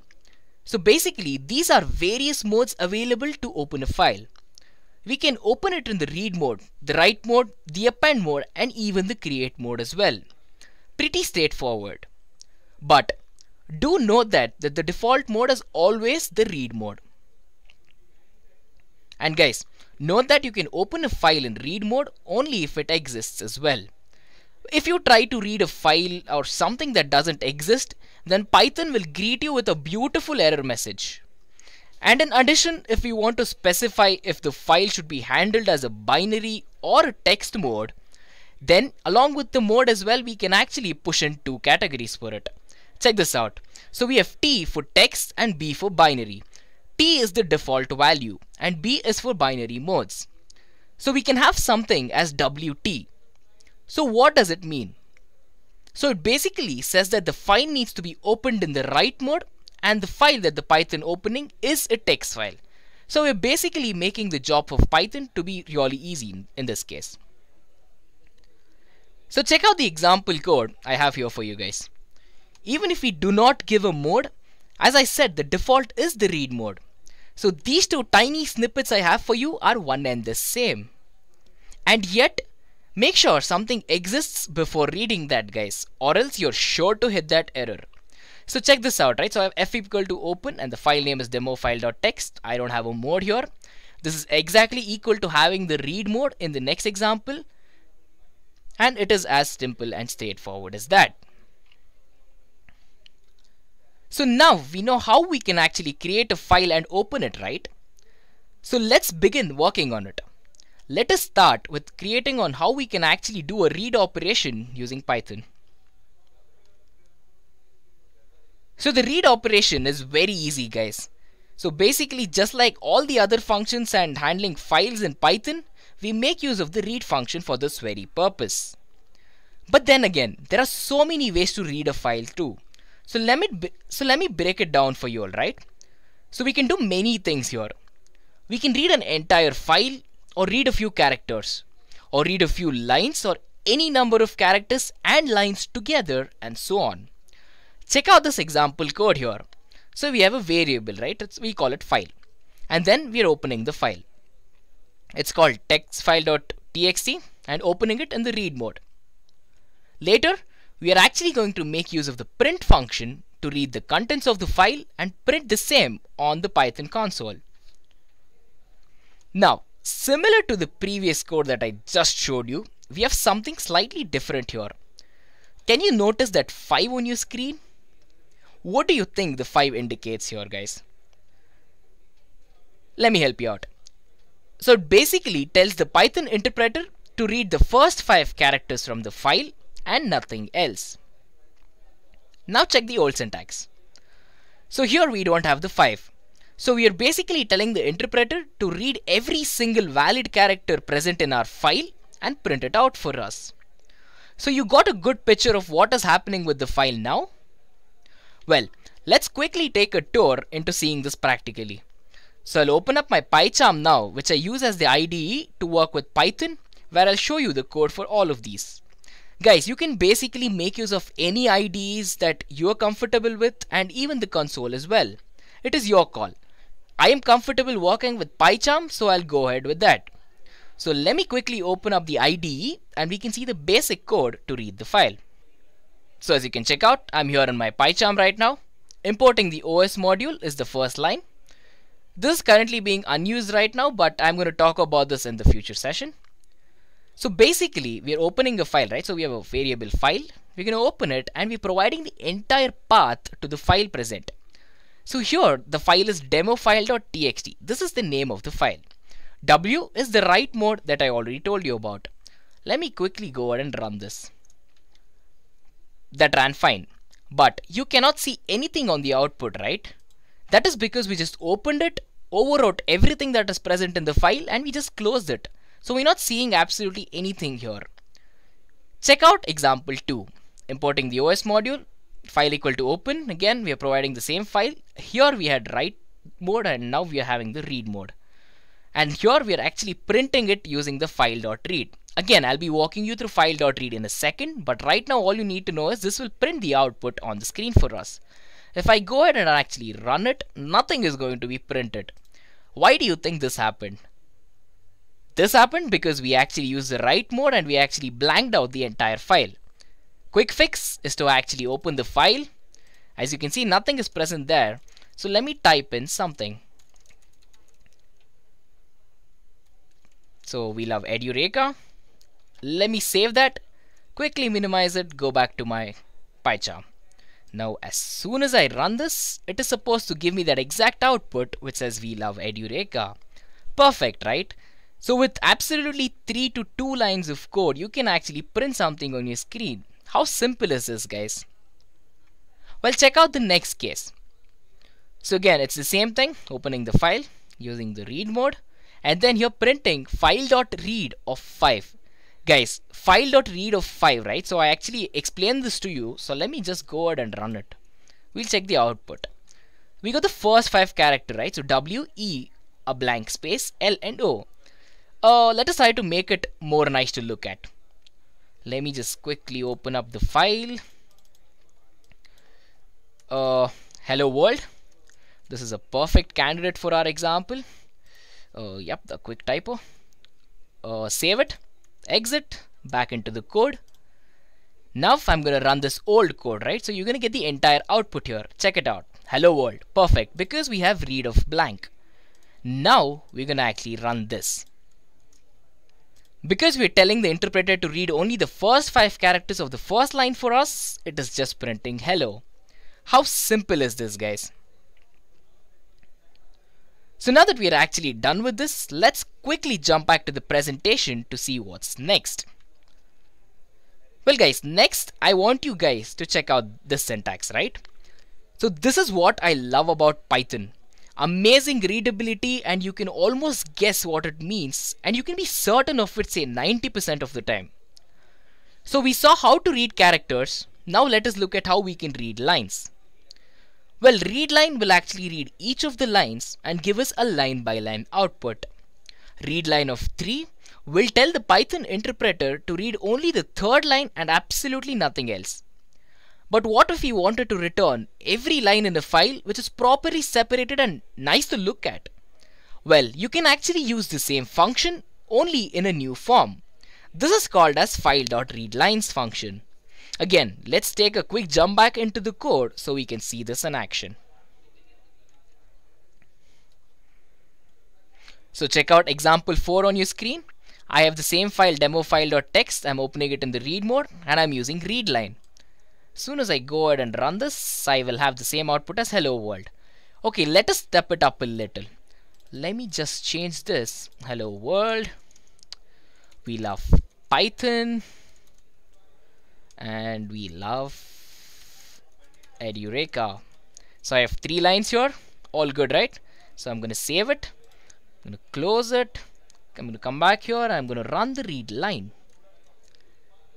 Again, we're reading only the first line. Cool. Check out example 5 now. This is where things get interesting. Import again, it's all the same, guys. So basically, instead of the read line, I have read lines over here. So the S is extra and it's going to read all of these lines, and it is going to put it in a really beautiful way for us to see. Check this out. Hello world is an entity. We love Python as an entity. We love edureka as another entity. And that's nice to look at, right? So instead of just getting a gibberish output of everything in the line, separating it actually makes a lot of sense. So now that we're done with this, another quick hop back to our presentation. So guys, next we need to check out a tiny concept on how we can actually loop over a file object. Well, this is another simple concept, so let me teach you this. We're using the for loop for this very purpose as shown. But why would we want to do this? When you want to read or return all the lines from a file in a more memory efficient way and in a faster manner, you need to use the loop over method. So the advantage of using this method is that the related code is both really simple and easy to understand, right? So let me take another quick jump into PyCharm and check the single snippet out. So we are back into PyCharm and check out this for loop example I have for you. So again, we're sitting on the same file, demo file.txt, reading it in the mode. So for every line in our file object, print read lines. So it is going to print the output for us containing all of the documents of our file. As you can see, we love Python and we love edureka. That's really simple, right? And with this, we are actually done understanding how to open the files and read them in multiple ways. Next, we need to actually take a look at the write operation, which is again very simple and almost similar to the read method. Let's start. Writing to a file is as simple as using the write function, guys, similar to the read again. So to write to an existing file, we make use of two modes. One is the append and the other is write, which we already checked out earlier. By append, we actually add the contents of the write to a new existing content. And with write, we just add it to the blank file. Now, I am sure there is a question in your mind right now. So what if the file that I'm trying to work on is not blank? What if it contains some previous data and we make use of W instead of append? Guys, this will basically delete everything in the file and overwrite it with what we've just put. And this is exactly the first example case that I actually showed you. So make sure that you use the mode very wisely in every situation, right? So here's a quick example before we dive right back into code. As you can see, we open a file in the write mode and we write 2 lines into it and we close it. It is as simple as that, right? Now again, taking you back to PyCharm and let me walk you through the code. So guys, we are back into PyCharm right now, so check out the first example I have for you. Import OS, I already explained. Opening it in the mode of write. So since we already have some content, all of that content will be overridden with hello world and hello world again. So we're opening it, we're using file.write to write 2 content into it, and then we're going to close it. Let me run this. Again, no output because we are not printing it to our console. How do we check if everything is working? Open the demo file. Hello world and hello world again, right? So this is exactly what we wanted. But then again, this looks a bit gibberish as I told you, right? So we use read lines to actually make it look nice for us. Heading back to PyCharm again. Check out the next example I have for you. So now this is to prove that we are actually overwriting it again, which I've already told you, and it is simple, but still let me walk you through this. So we're working on the same file, we're using the W mode, and then we're writing it to it saying, oops, we have overwritten it. Run it, it ran, no output, but in the sense the file is changed. So it says, oops, overwritten instead of hello world and that old message that we printed. Let me head back to the PyCharm again. And this is for creation, and we'll be coming back to this in just a second. So let's quickly go back to our presentation and then we're going to be coming back to PyCharm again. So we're down to the last 2 concepts that we will check out in this session. The first one among that is for us to create a new file using Python. Well guys, even for the creation of the file, we need to make use of the open method. We already know that A is used for append and W is used for write. And now we have X, which is used to create a file. But do note that you cannot create two files of the same name, guys. So basically it means that you cannot create a file which already exists. Check out the example on your screen and you will definitely get a better picture of it right there. So you cannot have two files with the same name, testfile.txt. This is not right. So again, Python will give you a beautiful error message and it won't be so beautiful at the end of it. Let me dive back to PyCharm and we can check out the example over here. Let me change this. We have something else, right? So let me type edureka.txt. I'm going to print new file into edureka. Opening it. We are opening it in the X mode. So we are actually creating this file physically. Write mode to write something into it and close it. So as I run it, no output. Check out the file. Where is the file called edureka? It is here. New file of edureka. So it's perfect, right? Let me quickly head back to the presentation and we can check out what's next. And then the next simple concept I have for you guys is showing you on how deletion operation works with respect to files using Python. Guys, deleting a file is very simple and straightforward. We'll require the os.remove function just for this purpose. So yes, importing the OS module is a compulsion here. I have been using it all along because it is just a good programming habit to use the OS module when you're playing around with the file system. The biggest mistake I have seen people do is that they usually go on to delete a file which doesn't exist. Again, Python pushes in an error message and that is not good at the end of the day, right? So it is very vital to know for sure that the file exists. To do this, we just check if the path exists and if it does, cool, remove the file. Else, print that the file doesn't exist so you cannot remove it. What does this say? Guys, this is a very simple case of an exception handled by the user and this is a really good programming habit too. So all good, but can we delete a folder? Yes, we definitely can. A folder with all the content inside it can be deleted using the rmdir command. What does rmdir stand for? It basically stands for removing directory and the parameter here is basically the path. And by the path it includes the name of the folder which needs to be removed. And this is all of the operations you can do with Python by making use of files. Let me quickly conclude the session for you guys. So we started by checking out the different types of files and why we need to use files, right? So we also saw the different types of files again and how we can work with each of these types of files and all of the operations involved with this as well.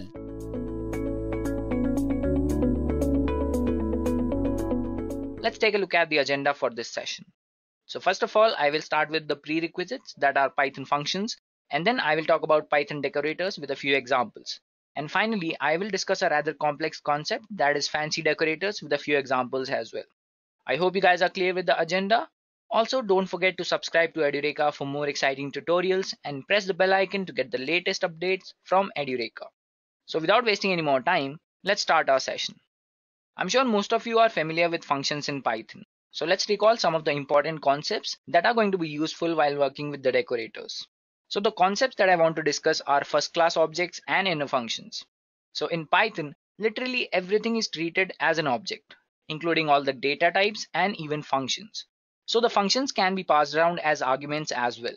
So that is why it is called a first class object. Coming on to the inner functions, a function can be also declared in another function which is known as an inner function. It also resonates around the decorator, so we'll get to that later on in the session. So let's take it up to PyCharm and understand how inner functions work, and we will also try to return a function from a function, which is actually passing a function as an argument. So let's take it up to PyCharm, guys. So now that we are in the PyCharm, let me go to the presentation mode so that the clarity will be better. So first of all, let me talk about the first class object. So I'll just take a function, name it as, let's say, function1, and inside this I'm going to pass a variable name. So now I just want to return, let's say, hello. So for this, I'm going to use the string interpolation. If you're not sure about that, please do check out the tutorial on strings on edureka, so that you will be familiar with what I'm doing here. That is the string interpolation. You'll see what it does. Now let me define one more function. Let's say define function number 2, and inside this I'm going to pass the same argument, that is name. And now I'm going to return using the string interpolation again. So after this, I actually want to ask how you doing. I have to give 2 lines over here. This should do. And now I want to take one more function, guys. So I'll name it as function number 3. And inside this, I'm going to pass function as an argument. So here I just want to return function number 4. And inside this, let's say I want to write dear learner. Now when I print this, I'm going to print function number 3, and inside this I'm going to pass function, that is function number 1. Now again I'm going to pass function number, let's say 3, and inside this I'm going to pass the function number 2 again. Let's see what the output is. Okay, we have an error, guys. Function 2 is missing one required positional argument, name. So we have made a mistake over here. So when I print this now, I'm getting the output as hello dear learner and dear learner, how you doing? So I'm actually able to pass the functions as arguments. So that is actually how we use the first class object. We can use anything as an object in Python. Now moving on to the next example that I'm going to show you is for inner functions. So how exactly do you use inner functions?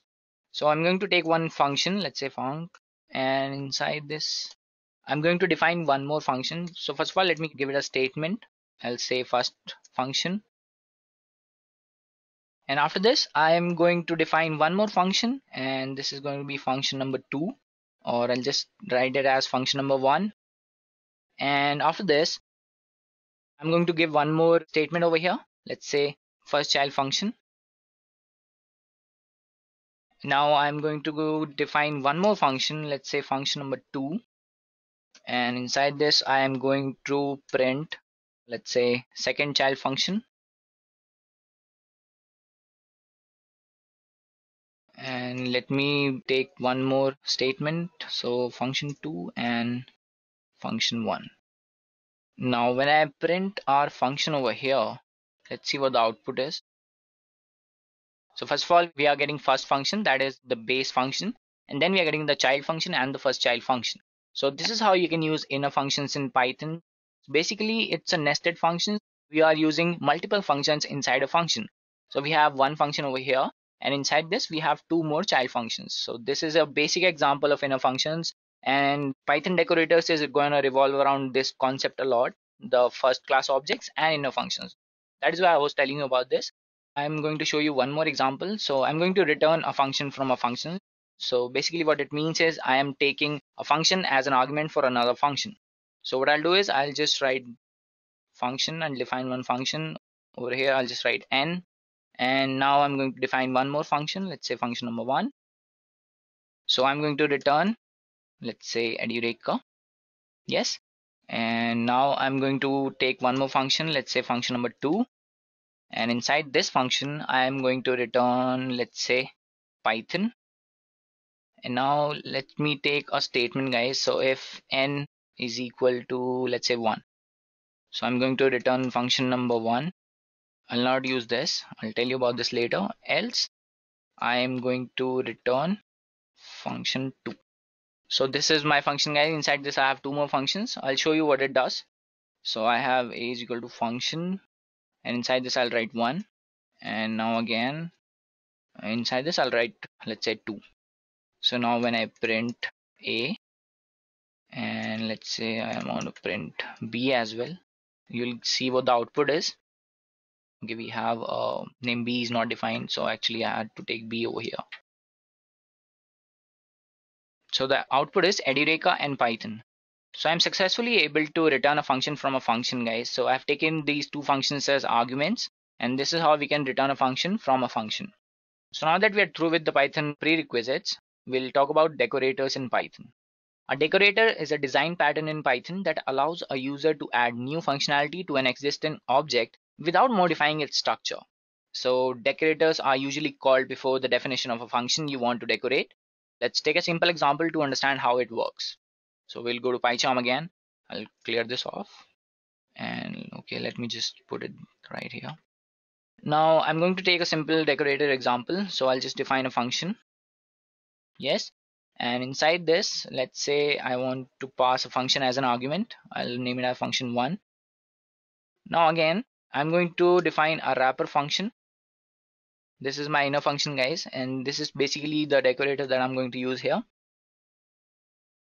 I'm going to pass function again, so you'll see what it does, and I'm going to print one more statement after this.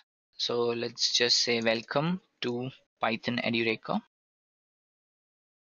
tutorial. Now I'm going to return wrapper over here, and I'm going to define one more function, and inside this function number 2 I am going to use a print statement. Let's say pythonista, and let's just call a function now. Function number, let's say 2 is equal to function 1 function 2. So this is a very important statement, guys. Now I'm just going to call the function number 2. Let's see what the output is. So my output is hello Pythonista, welcome to Python edureka tutorial. So as you can see inside the wrapper function over here, first of all we are getting hello. After that, the function which we have right here, this one, function number 2, which we have passed in function number 1. So this is my wrapper statement, guys. There is another approach to this using a Py syntax, or we can call it a syntactic sugar as well. So it basically makes it easier to use decorators in Python, guys. What I'm going to do is I'm going to make a few changes in this code and you will understand what I have done. So after this statement, that is return wrapper. Okay, let me clear all this. I can just write @ function number 1, and now I'll just define my next function, that is function number 2. And over here I'll just print pythonista.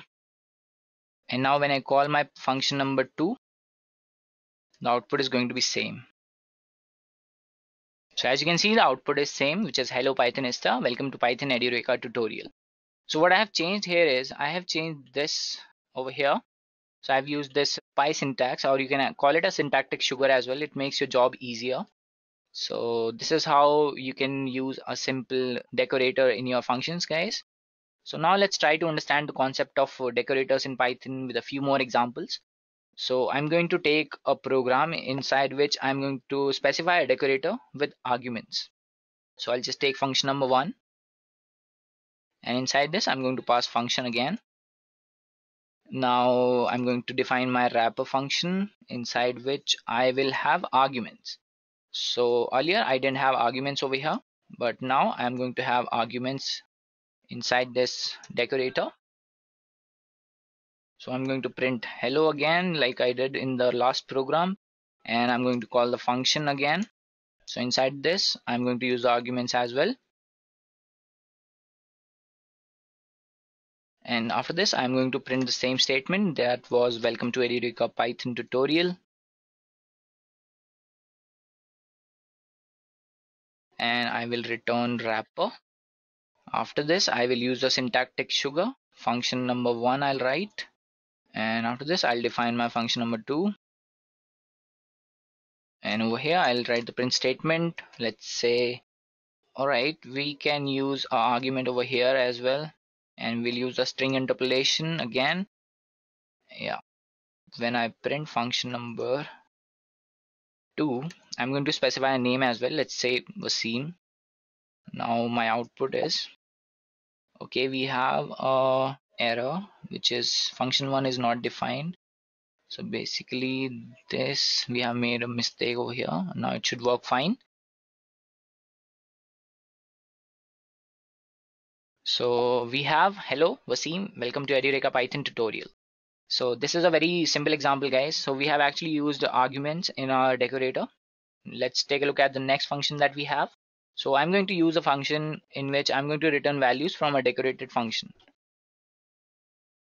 So I'll just define a function number 1, and inside this I'll pass function again. And now I'll define a wrapper function with a few arguments, let's say. And after this, it's going to work the same way like we did. So I'm going to write print. Let's say it worked. So it will show us that it worked. I'll return wrapper. And after this, I will have that same syntactic sugar, function 1. And I'll define my function number 2 here. Pass name over here. And I'll write print string interpolation get name. And now when I print, let's say function number 2 with name, let's say Python. So what is the output that we are getting? It's showing it worked. So now that we are through with the decorator examples, let's talk about fancy decorators in Python. They're nothing but the complex features of decorators in Python. And to explain this, I'm going to take a few examples like class decorator, and let's talk about them one by one. So we are making a reference here so that we can use it for various purposes in the future as well. So we are not using the parenthesis over here because we're making a reference to this function. So I'll clear this up and we'll talk about the class decorators now. So there are two ways to decorate a class in Python. The first one is where you can decorate the methods inside a class, and there are built-in decorators like class method, static method, and property in Python. So class method and static method define methods inside a class that is not connected to any other instance of a class. And property is normally used to customize the getters and setters of a class attribute. So let's take an example to understand this. So I'll take a class. I'll make it a more relatable. So I'll not use functions. Instead, I'll use, let's say, square. And for my class over here, I'm going to define few functions. So first of all, I'm going to define an init function. And inside of self, I'm using one more variable, that is side. Now self dot side is equal to side. And I'm going to add a property over here. So this is going to be my decorator, guys. So this is going to be my decorator. It's a built-in operator, guys. I'll show you what it does. So I'm going to define one more function named as, let's say, side. And inside this, I'm going to pass self. And now again, I'm going to return self side. And I'm going to use one more. So this is my setter function, guys. And now inside this, I'm going to use a side function. And after this, I'm going to use the value. So if value is greater than equal to 0, I am going to get the side is equal to value. Else, I'm going to print that there is one error over here. And now again, I'm going to use property. And over here, I'm going to define area, self again. And inside this, I'm going to return the area. So I'm going to use self dot side. And I'm sure everyone must be familiar with what is the area of a square, that is side square. So I'm using a double exponentiation operator over there, which is used to calculate the square. So if I make it as 3, it's going to be a cube, but we don't need that. So I'm just going to leave it at 2. Now I'm going to define a class method, and it is going to have one more function, let's say unit square. And inside this, let's have one more variable, cls. And now I'm going to return 1. We are done with the class, which has all these functions and built-in class decorators like property, class method, and setter and getter, all those. So I'm going to have square over here. I'm going to specify the side as 5. Now let's say what my side is. Yes, and I'm going to print the area as well. So when I do this, my output is 5 and 25. Now, sometimes it's useful to have a decorator that can keep a track of state. So let's take a few more examples to explain decorators in Python in detail. So I'm going to make a singleton class using class decorators. So first of all, I'll import func tools. And after this, I'm going to define a singleton class. So name is as singleton. Now after that, I am going to use the function tools dot wraps inside this cls. Now comes the wrapper function, and inside this I'm going to have a few arguments as well. And after this, I'm going to get the instance is equal to CLS args and chaos. I'm going to return wrapper again, making a reference to the function and not calling it, but I'm going to use this to make an wrapper dot instance. Okay, we're making a small error over here. Now I'll just write wrapper dot instance is equal to none. Now I'm going to return wrapper again. After this I have a singleton, and after this I'll have class 1. I'm going to pass, and let's say first is equal to 1, and let's say second is equal to 1 as well, and I'm going to print first is second. So let's see if we get true or false. I'm getting a error, guys.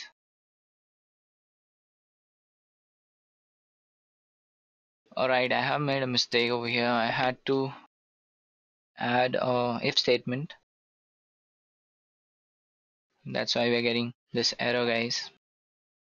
And after this, it should work fine now. So it is actually true. And we know that a singleton class only has one instance, and there are plenty of singletons in Python, including true, none, etc. So now that we are done with making a singleton class, I want to talk about nesting decorators. So in a function, you can actually use nested decorators as well. So I'll show you the syntax for that. So basically what you can do is you'll just write function 1 and you can write function 2, but you have to define all those before that you use. After that you can just define a function name and print whatever you want. You can use multiple decorators by stacking them on top of each other. And now let's take an example in which I'm going to take arguments in a decorator. So for that I am going to import function tools, and after this I will define a function, let's say repeat, and inside this I'll write number. Now again I'll write one more function, let's say decorator repeat, and after this I will pass a function inside this, and now I will make one decorator, let's say func tools dot wraps. Inside this I will pass function, and I'll define one more wrap function over here, and inside this I will pass a few arguments. Now for in range number value is equal to,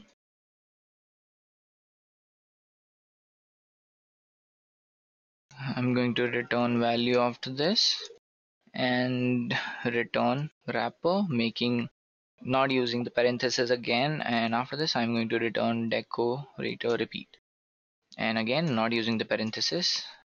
Now we make our decorator, let's say repeat. Inside this I'll specify the number itself, let's say 5. After this I'll define a function, and inside this I'll pass name.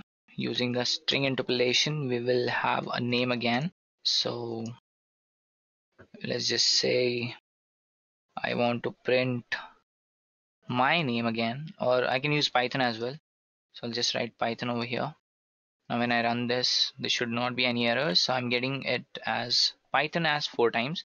So instead I can use 4 over here. I'll get it 4 times. So this is my repeat function. So I'm using it as an argument 2 times also. We can use it for 20 times as well.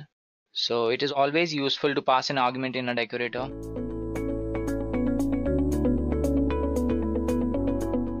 Everything in the world of programming requires a name, but still there are a few anonymous mysteries. Lambda functions or lambda expressions are one of these kind of entities that are in fact nameless. So before we begin, just make sure guys that you subscribe to our channel and hit the bell icon to stay updated with all the latest edureka videos. Coming back towards the session, we shall first begin with understanding what are lambda functions or lambda expressions and why they're used. Following that, I'll be showing you all how to write these lambda functions along with some user-defined functions as well as some predefined functions such as filter, map, and reduce. Finally, we'll be using these lambda functions to solve some algebraic expressions. Okay, so without any further ado, let's move on towards the first topic of this session, which is understanding what exactly are lambda functions. Python lambda functions are functions that do not have any name. They are also known as anonymous or nameless functions. The word lambda is a keyword that specifies what follows is anonymous. Now that you're aware of what these lambda functions are, let's move on further to see why they're actually used. The main purpose of anonymous functions comes into picture when you need some function just once. They are created wherever they are needed. Due to this reason, Python lambda functions are known as throwaway functions. They are also used within higher order functions which take a function as an input or return it as an output. Another very good advantage of using these lambda functions is reducing the size of code. And I'm going to be showing y'all in this session how to do this. So now let's move on towards our next topic, which is to see how to write anonymous functions. Lambda functions are created using the lambda operator, and its syntax is as follows.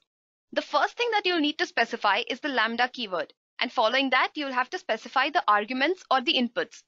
And finally, after the colon symbol, you'll have to specify the expression that needs to be solved. Lambda expressions can take any number of arguments. So as you can see over here, my first example is a lambda expression without any arguments. In the second example, I've taken a lambda expression which just has one argument a1. Finally, I'm demonstrating a lambda expression which has inputs from a1 to an. Just remember that all your arguments or inputs need to be separated by a comma. So now let's move on towards our Jupyter notebook and see how we can actually write these lambda functions. I'll just create a new notebook over here, guys. I'll just open a new notebook over here, guys, and I'll rename it as lambda functions. So guys, now just let me write the syntax as a comment over here. This is going to be good for a referral purpose. So first is the lambda keyword, like I already told y'all. Sorry guys for the spelling mistake. Lambda and the arguments, followed by the expression. Okay, so the first thing I'll have to write down is the lambda keyword. Following that, I'll have to specify the arguments. So let me just give one argument to this. And after that, I'll just say I want to multiply this a with itself. So this is my lambda function. But before executing this, I'll require some variable that can hold the value of this. So I'll just specify that x is equal to this lambda function. And after this, I'll say x of 3. And I'll hit run. So as you can see over here, when I used x of 3, it's returned the output to be 9. So guys, if I had to solve the same expression using a normal function, then I would have had to write a larger piece of code than this.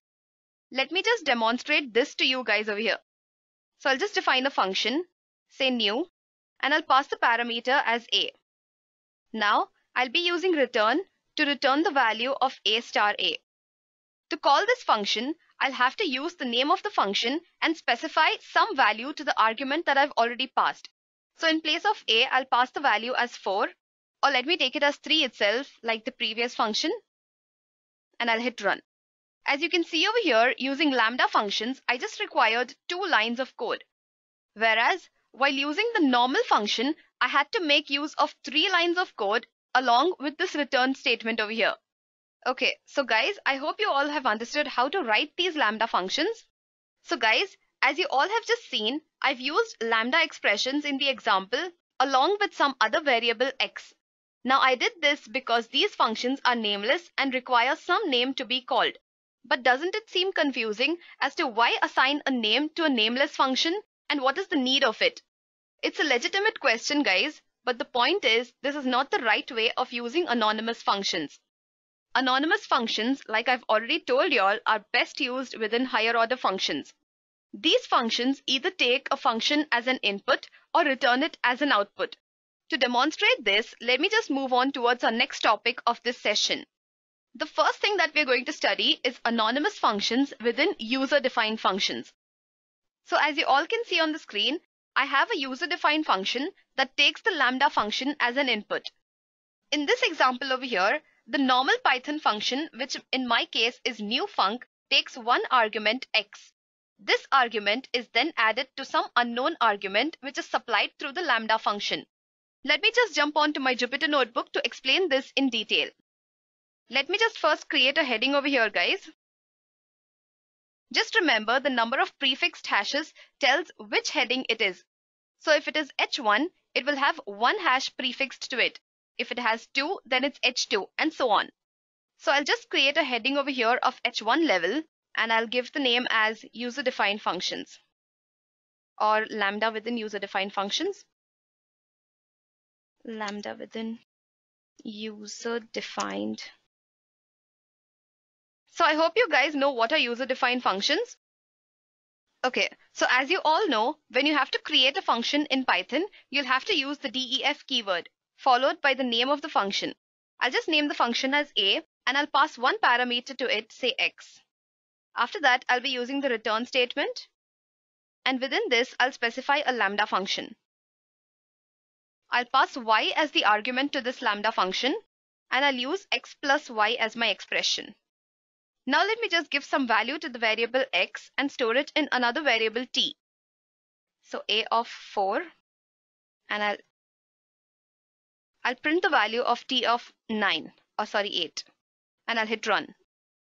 So as you all can see on the screen, the lambda function that is used within the function a is called whenever I call this higher order function. And the first thing that I'm doing over here is passing a value to the variable x and then I'm printing the value of x plus y. So I hope everyone's understood this part. Okay, now let me just copy this function and pass a few other values to this as well. I'll just store a new value in the variable u and I'll pass the value for x as say 7 and I'll print u of 5 and I'll hit run. Okay, so I hope everyone's clear with this. If you have any doubts, please do let me know in the chat box and my team is here to help you. Now let's move on towards the next topic, which is using lambda functions within filter, map and reduce functions.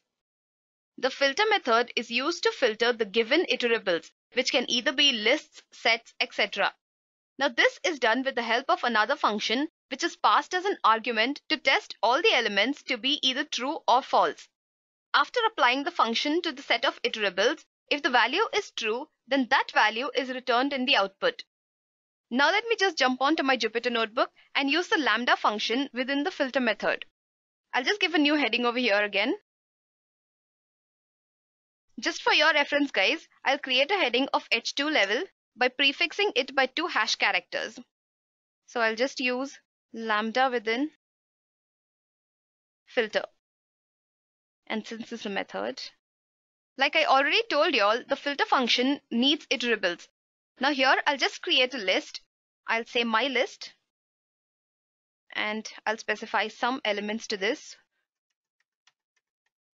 The filter method is going to check for all the elements to either be true or false in accordance to the expression that is passed within the lambda function. Like I already told y'all, the filter method is going to check if the expression that is specified within the lambda function is either true or false for all the elements that are present within my list. And it returns all the elements that satisfies the expression. So as a result, I'll have a new list. So I'll just name it as a new list. And I'll use the filter function. And within this, I'll be using the lambda function like I already told y'all. Let me just specify the input as a. And I'll give an expression over here, say a. I just want to check if any of these values when divided by 3 will equate to 2. And I'll pass my list. And I'll pass my list as an argument to this. And since the output is going to be a list, I'll just use the list method over here. And one more point I want you guys to note is the syntax of the filter function. And since I forgot to specify this before beginning the demonstration, let me just specify the syntax of this function over here. I'll say syntax. You'll have to use the filter keyword along with some function followed by the iterables. Okay, so as you can see over here, I have the filter keyword, I have the function which is lambda, and then I've passed my list as the iterables to this function. Now let me just print the new list. And I'll hit run. Uh-oh, sorry guys, I've made a spelling mistake over here. So it's Filter. So as you can see over here, I've passed the elements 1, 2, 3, 4, 5 and 6 to this filter method. And after checking if this expression is true for all the iterables, it has returned 6 as the output. Now let me just cross check over here. So if I divide 1 by 3, I will not get a result which is equal to 2. Similarly, if I divide 2 by 3, I'm not going to get the result as 2 again. Finally, as we all know, if I divide all these elements by 3, only for 6 I'll get the output as 2. So I hope everyone's clear with how to use the lambda function within the filter function. So now let's get back to our presentation and see how we can use the lambda function within the map function. Guys, the map function in Python is a function that applies a given function to all the iterables and returns a new list. So I hope you're understanding what exactly it does. It takes a function as the input and some iterables as well. And then it applies this function to the set of iterables that are passed and it returns a new list. So now let's get back to Jupyter and do the same. I'll create a new heading, of course.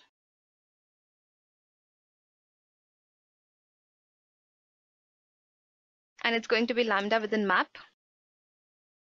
And I hit run. So before moving on towards the demonstration, I'll just write the syntax for the map function. So it has to have the map keyword, of course. And the parameters that are passed to it is a function and the iterables. Now let me just make use of the same list which I was using previously, and I'll copy that over here.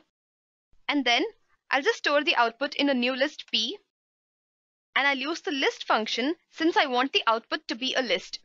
Within this, I'll use the map function, and to that map function, I'll pass a lambda function as the input.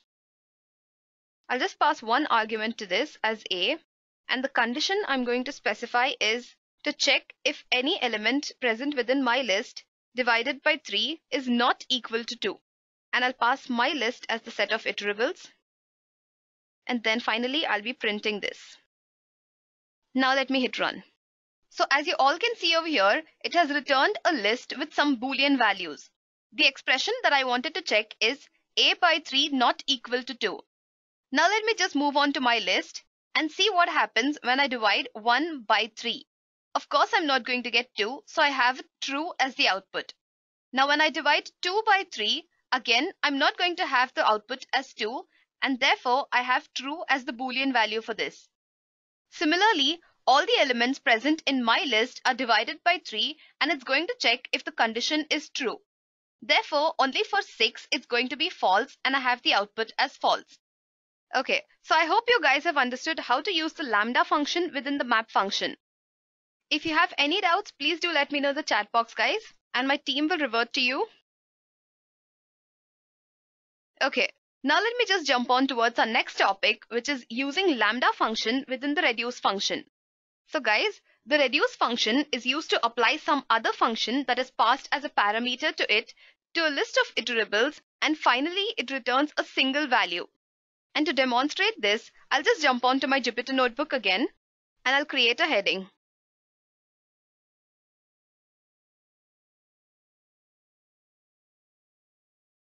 This is going to be lambda within reduce, and I'll hit run. So first, let me just write the syntax of this function. It is the reduce keyword, and it takes a function as a parameter. The first parameter is a function, and second is a sequence. Now to make use of the reduce function, you'll have to import the functools library, or from that library, you'll have to import the reduce function. To do this, I'll be using from functools import reduce. You can also directly import the functools library as import functools, or you can also use from functools import star. These are just the alternate ways that you can also use over here. Okay, so now I'll be using the reduce function, and within this I'll specify a lambda function. And I'll pass two parameters, say A and B. And let me just print the sum of A and B. And finally, it has to have a sequence as its input. So I'll just specify a list over here. I'll say the list of values to be 23, 56, 43, 98, and 1. Okay, so now let me hit run and see what it returns. So as you can see over here, guys, I have 221 as my output. So what this reduce function is actually doing is, it first adds 23 to 56. So guys, the first thing that the reduce function does is add 23 and 56. And the output of this is going to be 79. Now after adding these two values to this output, it will add 43. So to 79, it's going to add 43 and it will produce a new output.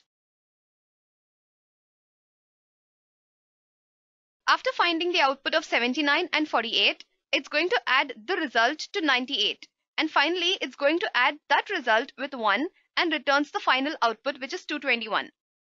So I hope you guys have understood how this function is recursively adding each value to the next value that's present in the sequence. Guys, if you have any doubts, please do let me know in the chat box. Okay, now let's move on to see how you can actually use these lambda expressions or lambda functions to solve some algebraic expressions. For this, I'll just go back to my Jupyter notebook and I'll create a heading over here.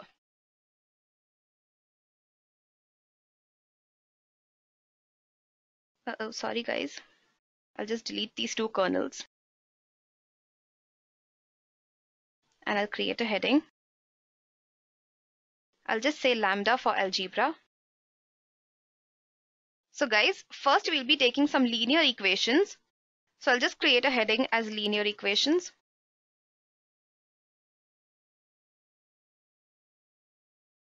So as we all know, algebraic linear equations consists of variables of degree 1, which means they'll have the power as 1. So now let's just use the lambda function to solve some linear equations. I'll just say S is equal to lambda. And I'll pass the argument or the input as A. And the expression I'll specify as A star A. And I'll use S of 4 and I'll hit run. So as you all can see over here, 4 cross 4 is 16. Now let me take a different linear equation. So let me just write the linear equation over here as a comment. So I just want, say, 3x plus 4y. Okay, so if I want 3x plus 4y, so I'll have to specify some name to this. Say d is equal to lambda and x and y as the inputs. And since I want 3 star x plus 4 star y. Okay, I have 3 into x plus 4 into y. Okay, and then I'll pass the values as 4, 7 and I'll hit run. As you all can see, 40 has been returned as the output when I pass the value of x as 4 and the value of y as 7. Now let me take some quadratic equation. So I hope you all know what is a quadratic equation. It's an algebraic equation with the degree 2. Let me just give the heading as quadratic equation.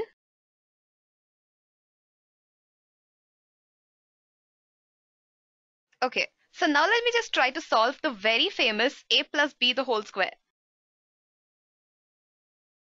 A plus b the whole square. So I'll just say part 2, okay? Now let me write a lambda function that's going to return the value of a plus b the whole square. I'll just save it within a new variable x and I'll use the lambda function. And the arguments or the inputs are a and b. The expression that I'm going to use is a plus b. And like we all know, we'll have to use double star when we use powers.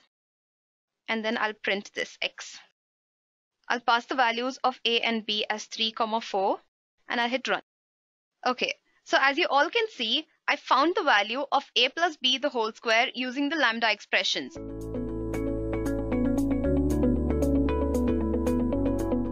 We love shortcuts in everything, and with Python's built-in functions, it just gets more exciting. and in this session, you'll be learning about three very important built-in functions, namely map, filter, and reduce.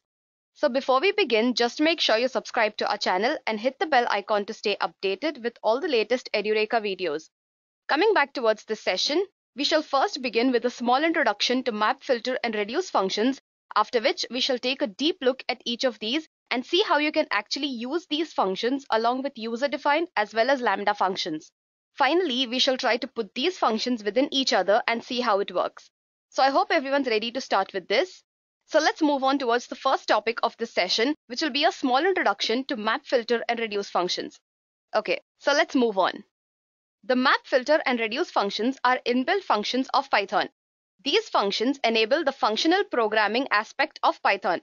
In functional programming, the arguments passed are the only factors that decide upon the output. These functions can take any other function as a parameter and can be supplied to other functions as parameter as well. The map function takes another function as a parameter along with a sequence of iterables and returns an output after applying the function to each of the iterable that's present in the sequence. The filter function, as the name says, is used to create an output list consisting of values for which the function returns true. The reduce function, on the other hand, applies a given function to the iterables and returns a single value. Okay, so now let's move on and take a deeper look at each of these functions and how you can actually write them in Python. Like I've already mentioned before, the map function will take a function and a sequence as a parameter and it applies that function to the iterables that are supplied to it. As you all can see on the screen, I have a map function to which I've supplied a lambda function as a parameter and a list of iterables. All I want to do over here is add 3 to each of the iterables that are present in this list. As you all can see, I'll have an output list with 3 added to each iterable that's present in the original list. So now let's move on towards our Jupyter notebook and see how this works. Okay, so I'll just create a heading over here. Okay, so before I begin writing this function, let me just write the syntax first. I'll just write it as a comment. So basically, the map function takes a function and a set of iterables as a parameter. Now these iterables can be either a set, tuple, or anything. Here, the function defines an expression that is in turn applied to the iterables. The map function can take user-defined as well as lambda functions as a parameter. Let us first take a user-defined function as a parameter to the map function. So I'll just create a function over here. So I'll use the keyword def. Okay, so I'll just name my function as new and I'll pass a parameter as a to this. And I just want to return a star a. Now I'll take a variable as x and then I'll use the map function. I'll take a variable x which will be my map object and then I'll write the map function to which I'll pass the new function as a parameter and a list of iterables. All I'm going to do after this is print x just to show you all that this is a map object and then I'll print the list of x. So as you all can see on the screen, x is basically the map object and the list of x consists of all values multiplied to itself. So I hope everyone's clear with this. Instead of using the list function, you can also use other functions such as tuple, sets, etc. Let me just show you what happens when I use tuple as the function over here. So as you can see, previously I had an output list and now I have an output tuple. Similarly, for the input iterables, you can supply anything such as lists, tuples, sets, etc. Okay, now let's try to take a lambda function along with the map function. Map function can take more than one list of parameters as well. Let's see what happens when we try to do that. So I'll just copy this over here and I'll paste it and I'll pass another list as a parameter. And I'll make a small change to the function over here. So I'll pass 2 parameters. So I'll say a comma b and I'll say a star b. Now I'll hit run. Okay. So as you all can see on the screen, these values present in the iterables have been multiplied and I have a resultant tuple. So I hope everyone's clear till here. If you have any doubts, please do let me know in the chat box and my team is here to help you. So now let's see how to use lambda functions along with the map function. Lambda functions, as we all know, are functions that do not have any name. They are also known as anonymous or nameless functions. These functions are generally provided as an input to other functions. So now let's move on and see how to use lambda functions along with the map function. Okay, so I'll just take a list over here, say lst, and then I'll pass some random values to it. I'll take a new variable, say y, and then I just want to print the list of, and then I'll use the map function along with the lambda function. Lambda functions are single line functions, so we have to provide the expression along with the function itself. So I'll just say x plus 3, and then I'll pass the parameter as lst, which is my list. And then I'll just print this. Okay, so as you all can see on the screen, 3 has been added to all the elements that are present within this list over here. Now let's get back to our presentation and see how the filter function works. Like I've already mentioned before, the filter function is used to create an output list consisting of values for which the function returns true. So as you all can see on the screen, I have a small example with a condition where I want to print the values which are greater than or equal to 3. Where I want to print the values which are greater than or equal to 3 within this list present over here. So now let's jump onto our Jupyter notebook and see how the filter function works. I'll just create a new heading over here.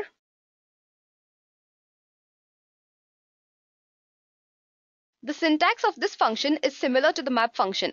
So basically it takes a function and a set of iterables as a parameter. Okay, just like the map function, filter function can be used along with user-defined as well as lambda functions.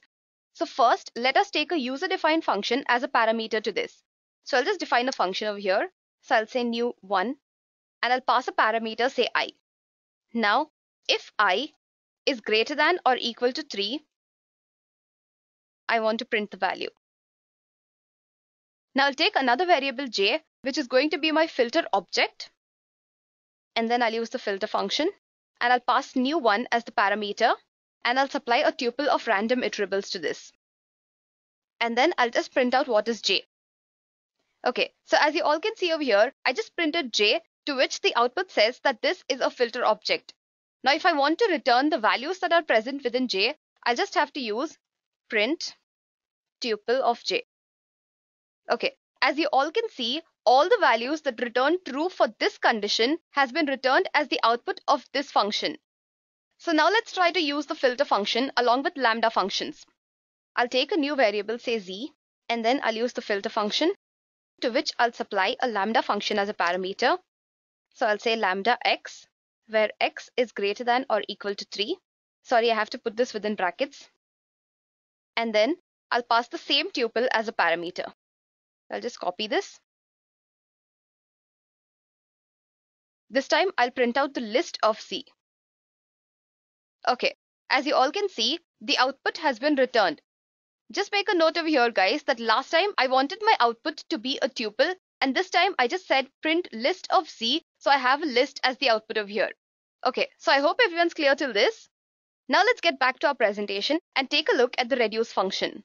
The reduce function, as the name describes, applies a given function to the iterables and returns a single value.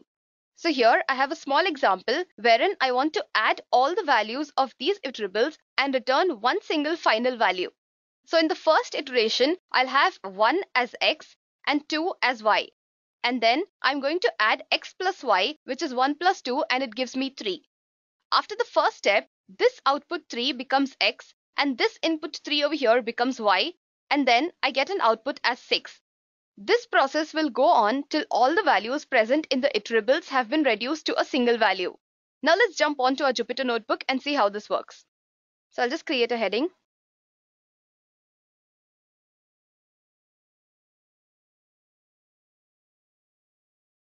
Just like before, I'll write the syntax first. So reduce, it takes a function as a parameter and a set of iterables. Now one thing you'll have to note over here is to import the reduce function from the functools module. So all I'm going to do is say from functools import reduce. Sorry, I've just made a spelling mistake over here. Just like filter and map, you can use reduce functions also with user-defined as well as lambda functions. So first, we'll take a user-defined function, say a, to which I'll pass the parameters as x and y. Within this, I'll just say return x plus y. Now I'll just take a new variable, say s, and I'll use the reduce function, to which I'll pass a as the parameter, and I'll pass a list of values. and then I'll just print S. Oh, sorry guys, I've added an extra comma over here, and now I'll hit run. As you all can see, all the values have been added to each other, and I have the output as 49. Now let's try to use the reduce function with lambda functions. I'll use the reduce function directly over here, and then I'll use the lambda function within this. I'll pass parameters and x and y, or this time I'll change the names. I'll say q and p, and then I'll just use q star p. And I'll pass a list of values to this.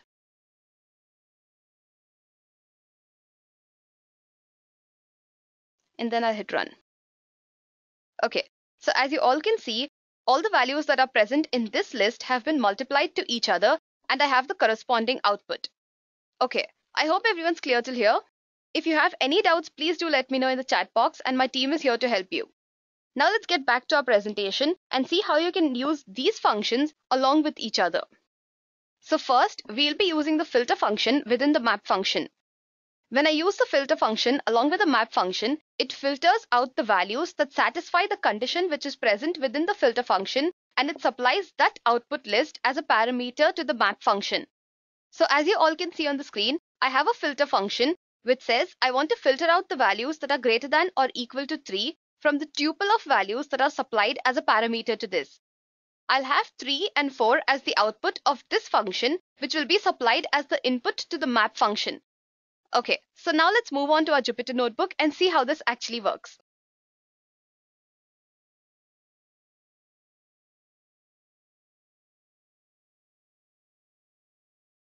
So I'll just take a variable, say C, and then I'll use the map function, to which I'll supply a lambda function first as a parameter. So I'll say lambda x. I'll just say x plus x. You can specify any expression of your choice, and then I'll use the filter function, to which I'll supply another lambda function as a parameter. And as a condition, I'll just say x greater than or equal to 4. I'll pass a list of values to this, say 2, 3, 4, 5. And then I'll just print the tuple of C. So as you all can see, the first thing that happened was filtering out the values that are greater than or equal to 4 present within this list. After that, 4 and 5, which is the output of the filter function, will be supplied as an input to the map function. And then using the map function, I'll add 4 plus 4 and 5 plus 5, which is 8 and 10 respectively.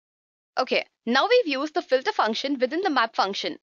So now let's move on and see how you can actually use the map function within the filter function. So when we use the map function within the filter function, the set of iterables that are supplied as an input will be operated upon first by the map function, and the output of this map function will be supplied as the input list to this filter function. So now let's get back to our Jupyter notebook and see how this works. So I'll just take a new variable, say D, and then I'll use the filter function. I'll use the same condition again. So I'll just copy this. And then I'll use the map function within the filter function, and I'll use lambda within this map function. So I'll just say x plus x, and I'll pass a list of values.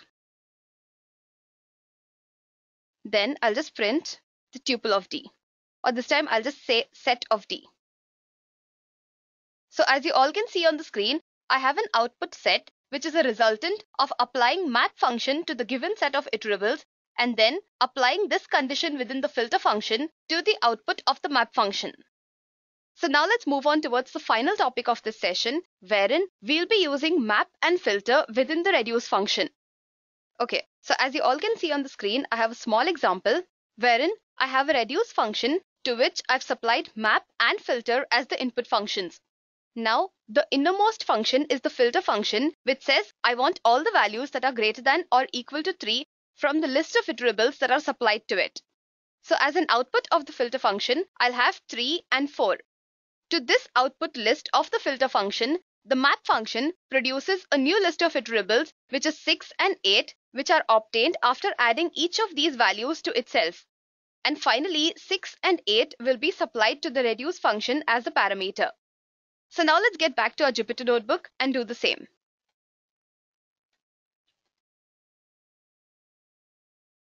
So I'll just say map and filter within reduce.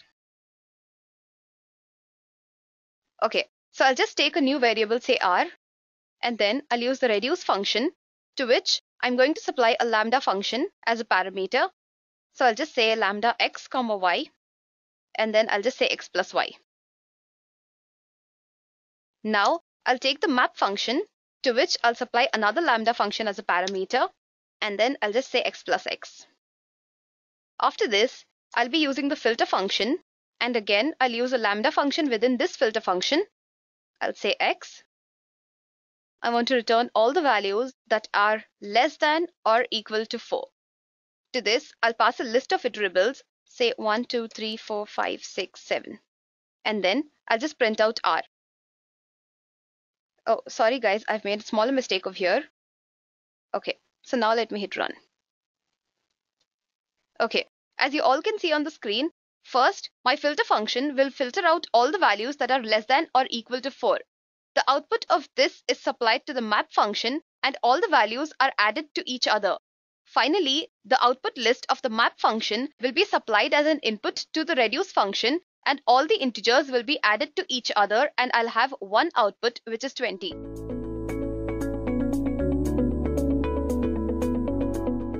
Generating iterables is considered to be a painful task, but with generators in Python, this task becomes very simple. Before we begin, just make sure you subscribe to our channel and hit the bell icon to stay updated with all the latest edureka videos. Coming back towards this session, we shall first begin with understanding what are generators and their advantages. Then we shall be differentiating between normal functions and the generator functions, following which I'll be showing you all how to create generators in Python. Then we shall take a look at generator expressions, and finally a few use cases, which will be generating the Fibonacci series, generating a stream of numbers, and generating the sine wave using Seaborn along with generators in Python. So let's move on towards the first topic, which is what are generators? Generators are basically functions that return traversable objects or items. These functions do not produce all the items at once. Rather, they produce one at a time and only when required. Also, whenever a for statement is included to iterate over a set of items, a generator function is run. Generators have a number of advantages as well. Without generators in Python, producing iterables is extremely difficult and lengthy. Generators make our task very simple. This is because they implement the iter, next, and stop iteration methods automatically. Generators also help save memory, as the items are produced only when required, unlike normal Python functions. This fact becomes very important when you need to create a huge number of iterators. This is also considered as the biggest advantage of generators. Along with this, generators can be used to produce infinite number of items and to pipeline a number of operations. So I hope everyone's understood what are generators and their advantages. Okay, so now let's move on to see the difference between normal functions and generators. Generators in Python are created just like how you create normal functions using the def keyword. But generator functions make use of the yield keyword instead of return. This is done to notify the interpreter that this is an iterator. Not just this, generator functions are run when the next function is called and not by the name, as in case of the normal functions. And like I've already mentioned before, generator functions produce items one at a time and only when required, whereas the normal functions produce all the items in a single go. Now that you have a brief idea about generator functions, let's move on to see how to write generators in Python. So as you can see on the screen, I have a small example wherein I've defined the function and then I've used the yield keyword instead of return. So now let me jump onto my Jupyter notebook and show you all how to write generators in Python. I've already opened a new notebook over here.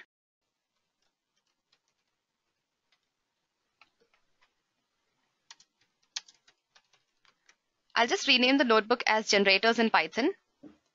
And then, like I've already told you all before, I'll have to use the def keyword to define a generator function. So I'll just name the function as new, and I'll pass the parameter as a dictionary. After this, I'll use the for statement, and I'll use for x comma y in my dictionary, and I want the items as well. Yield x comma y. Okay, after this, I'll have to specify a dictionary, so I'll say A, is my dictionary, and I'll specify 1 as hi and 2 as welcome. You can give any values of your choice. Now after this, I'll have to create a generator object for my function. So I'll name that object as B, and I'll specify B is equal to new of A. Just to show you all what is B, I'll print B. And like I've already told you all before, instead of the name of the function, you'll have to use the next keyword to return values from generators. So I'll say next of B, and I'll hit run. So as you can see over here, the first output over here specifies that B is a generator object, and the second output is generated by this next function. Now let me just copy this function again, and I'll paste it over here, and I'll hit run. So as you can see over here, the first time I used the next function, it returned the first key value pair of my dictionary. And when I used it again, it has returned the second key value pair of my dictionary. If I try to use the next method again, it says that stop iteration has been called. Okay, now let me take another example wherein I'll specify some condition. I want to return iterables that satisfy that particular condition. Okay, so here I'll just define another function. So I'll say define my func, and I'll pass the parameter as A, or I'll use some other name. Since I've used A last time, I'll use I. Now, while the value of I is less than or equal to 3, yield I. Sorry, I've made a spelling mistake over here. It's Y-I-E-L-D. Okay, so yield I. Now for this, I'll have to create a generator object again. I'll say the generator object is J, which is equal to the name of my function. And I'll have to specify a value for I. So I'll just specify the value as 2. After this, I'll just print next of J. Since you all know that J is the generator object, I'm not going to print it again. Okay, so as you can see over here, the first time I use next of J, it has returned 2 as the value. Now I'll just copy this, and I'll rerun it. Sorry guys, I've forgotten to increment the value of I. Please keep in mind that when you're using while loops, you'll have to increment the value of the variable that you're using as an iterator. So now let me hit run. So as you can see over here, without incrementing the value of I, when I use the next method, it has returned 2. Now that I've incremented the value of I, I'll hit next of J again. And as you can see over here, I've got 3 as my output. Now if I use next of J again, it has called the stop iteration method. So I hope everyone's clear with this. Now let me take another example wherein I'll have 2 parts in my function. So I'll just define a new function. I'll name the function as EX. And within this, I'll just specify some variable n equal to 3. And then I'll yield the value of this. After this, I'll make some changes to the value of n. I'll say n is equal to n star n. And then I'll yield n again. I'll have to create a generator object. So I'll just say v is equal to. And then I'll use the next method. So as you can see over here, when I use next of v, it has returned only the first value of my function. Now in case I use the next function again, it will return the second value which is present in my function. And after this, if I do it again, it has to call stop iteration. In case you want to execute the same function at once, you can make use of the for loop. This loop helps iterate over the objects, and after all implementations, it executes stop iteration. Let me just jump onto my Jupyter notebook and show you all how to do this. Okay, so I'll use the same function which I've used previously. And after this, I'll use the for loop. So for x in v, print x. So as you can see over here, after using the for loop, I have both the values that are returned one after the other.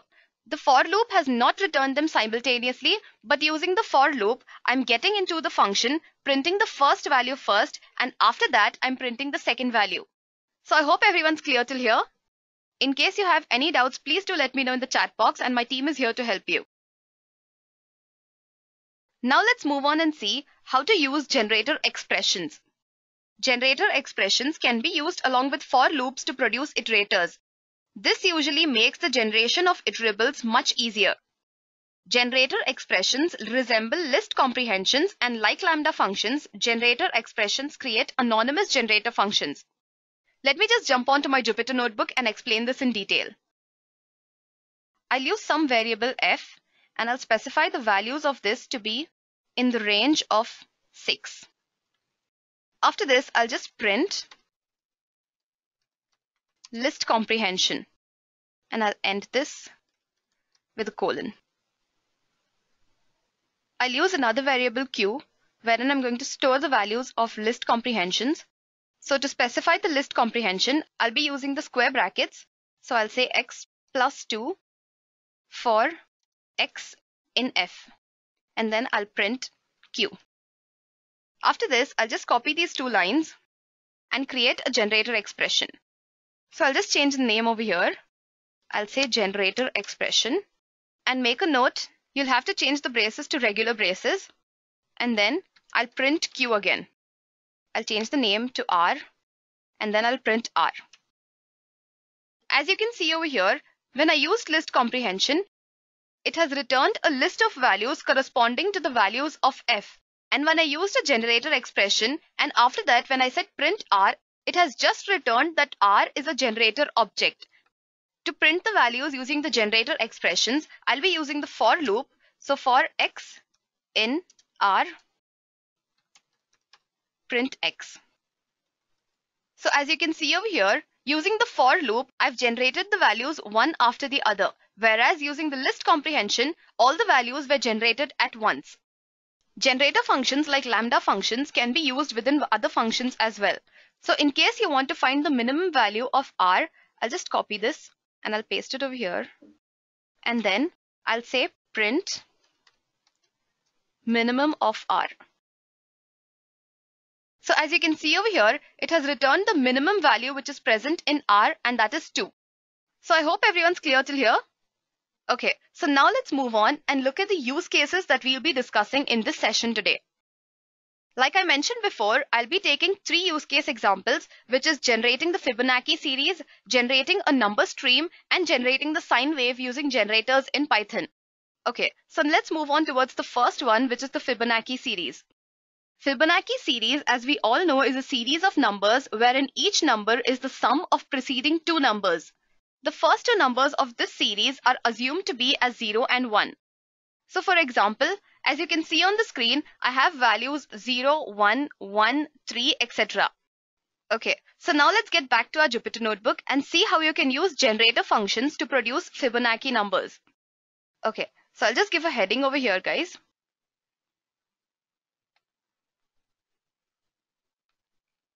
I'll just give the heading as fib.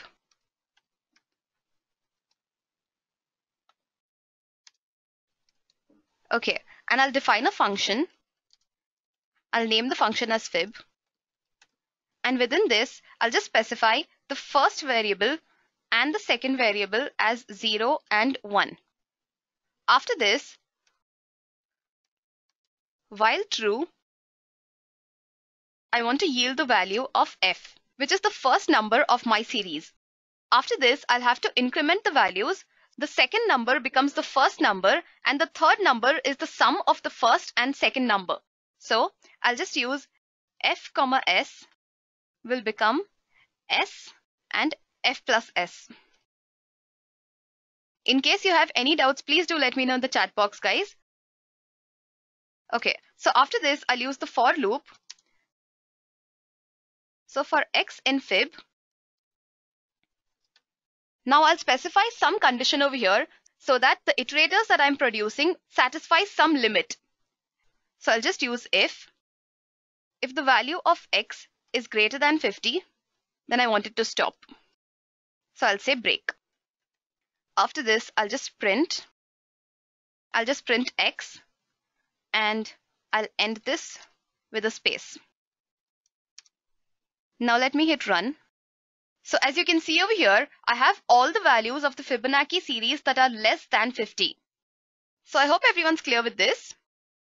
Okay, so now let's move on and see how you can generate a stream of numbers. The stream of numbers can be anything from 0 to any number, or even numbers or odd numbers. Okay, so let me jump onto my Jupyter notebook and see how you can actually generate a stream of numbers. So I'll just create a new heading over here.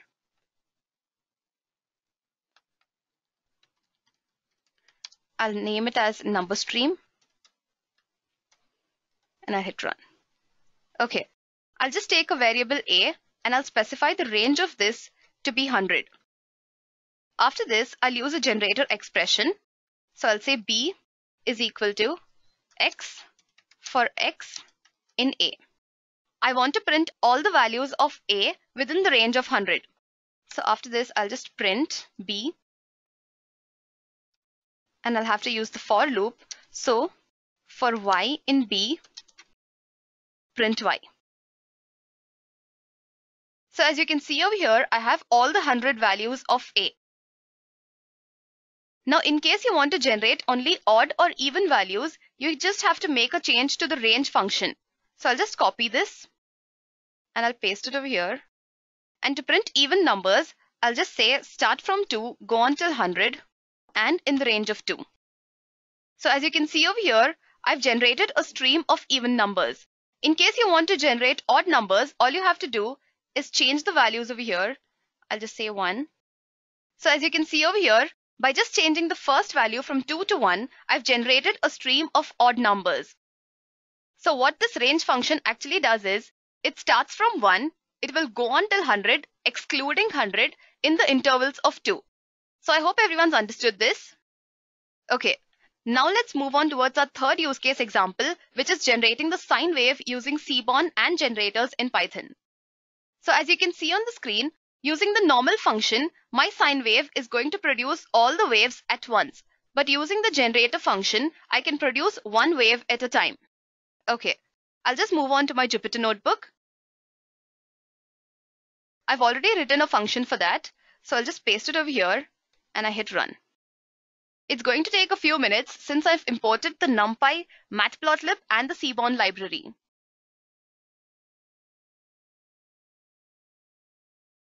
As you can see over here, using the normal function, I've generated all the sine waves at once. Now let me show you what happens when I use the generator function. Since I already have my function, I'll just copy paste it over here. And then I'll hit run.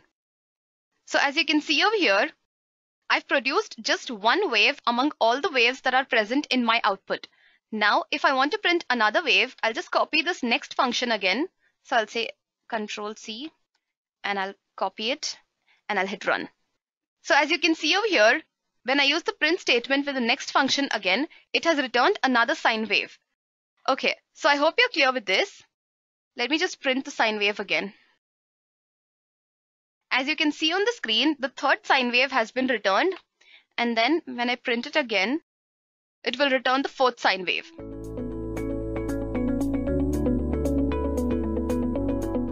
OOPS, which basically stands for Object-Oriented Programming System, or Object-Oriented Programming as it's most popularly known, is one of the most popular programming paradigm.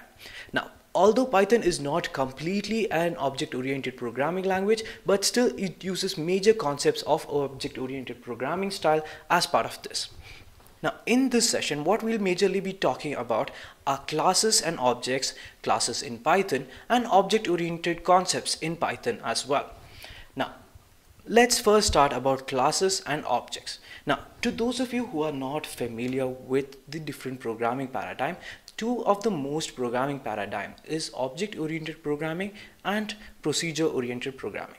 Now, when you look at older programming languages like C, or you can see Visual Basic as well, these followed procedural-oriented programming language style, wherein what used to happen was that the entire program was divided into smaller parts known as functions, and the importance was not given to the data but the sequence of actions which were performed.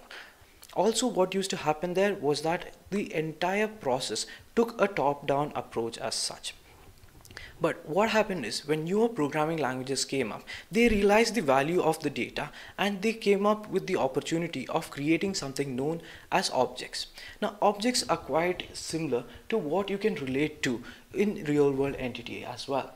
Now, anything that we see around, anything that has different properties can be called as an object. And here how it differs from the older style, that is the procedure oriented programming style, is that it goes from a bottom up approach, as well as there's more data security as well, and you can use various operations like data accessing, data overloading, data expansion, and so forth. Now, some of the examples of object oriented programming languages is C#, Java, Visual Basic.NET, and so forth. Now, let's first address the question of what exactly is a class and object. Now, to help you understand this better, let's actually look at an example here. Now, to give you a simple one-line definition, a class basically is a logical grouping which helps us reuse and rebuild our data as part of the code. Now, to put it quite simply, it basically is similar to a template or a blueprint that we use. Once I have defined a specific requirement of mine, then what I can do is that I can go on variating with respect to that. Now, let's look at the example here. Now, if you look here, I have created a class called employees, wherein I have defined some of the most common parameter each of my employees will be having. There would be his name, there would be their age, and there would be their salary. Now, I have defined a blueprint, but there comes a time where I need to implement this. So an instance, which is basically a entity of the class, is referred to as an object here. Now, if you look here, there are basically three different objects. I have object 1, which is referring to Sarah, whose age is 37, as well as salary is 10,000. My object 2 is John, whose age is 43 and salary is 21,000. Similarly is Jessica as well, whose age is 26 and the salary is 24,000. Now, how does Python implement classes? Now, again, to go back to the definition, a class basically is a blueprint for which objects are created. Now, coming to the basic syntax for how to write a class in Python, it's quite easy because you just need to define the keyword class, following which you need to specify the name of the class. Now, let's go, if you take the previous example, the name of that class would be employees, and each of the objects would be created from that same class.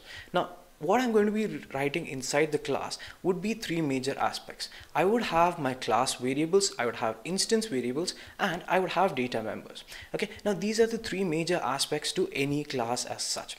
Now, if I need a variable which is going to be shared by all the instances of the class. Now, do not get confused when I say instance. It basically is referring to a object itself. So here we refer to an object as instance.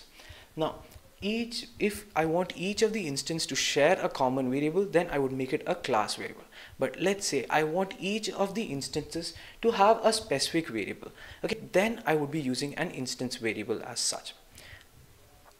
Then comes the third part, which basically is your data member.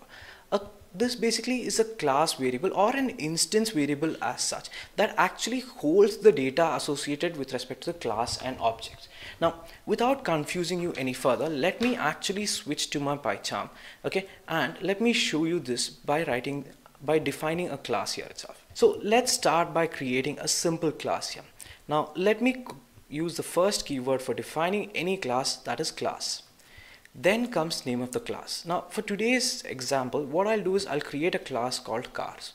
Okay, so I've created a class called cars. Okay, can you guys see this? Okay,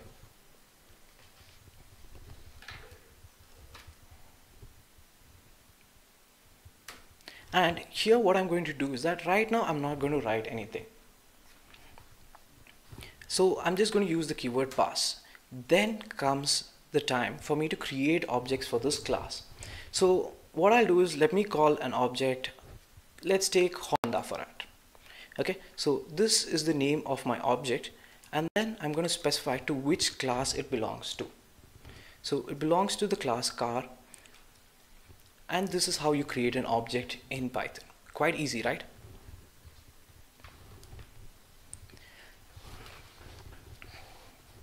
Similarly, let me create another one. Let me call it Tata. Okay, Tata is also going to be of car. Okay, so basically what I've done here is that I've created two objects that belong to a specific class. Now, now comes the time when you actually assign values to these instances or objects as such. Now let's say I want to add the name or the model number for the Honda car. So I'm going to say Honda, which is my object, following which use a dot operator and then specify what instance variable you want to use. Now let's say I want to specify model name. Okay, model name is equal to, I'd say, city, because I like Honda City. Okay, now I'll also add another variable which is year of manufacture. So I'll say year M, okay, and this basically is going to be equal to, let's say, 2017. Now I'll also add price. Okay, I'd say about 10 lakhs. Does that sound fine?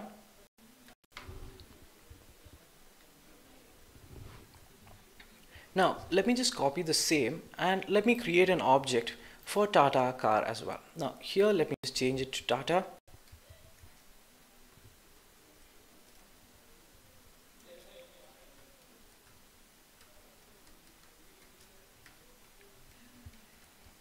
And let's say this is bold. Okay, so let's keep the year the same, or let me reduce it to 2016, and let's say the price is, let me reduce it, I'll make it 6. Okay, does that sound fine? Now what I have done here is that I have created instances of the class or objects to that class, and each of these instances themselves have a specific variable assigned to them as well. So in this case, what you see here is the model name, what you see is the year, and what you see is the price. So these are basically variables associated to each of these instances as well. Now if I say just print and I say Honda dot model name. Okay, let me take the price itself.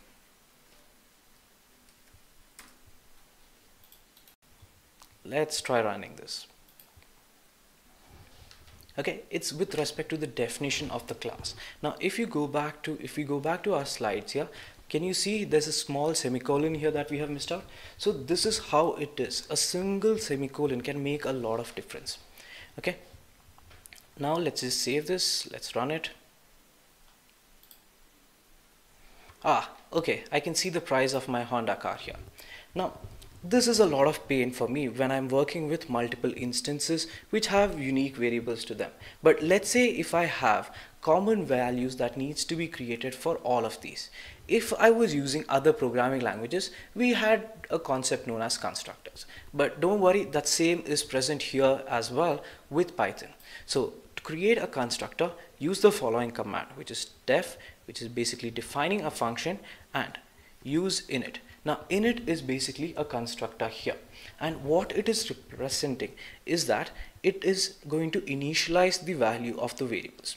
Now if you notice here, there's a keyword that is already added here, that is self. Self basically is a reference to the object which is going to be calling this function.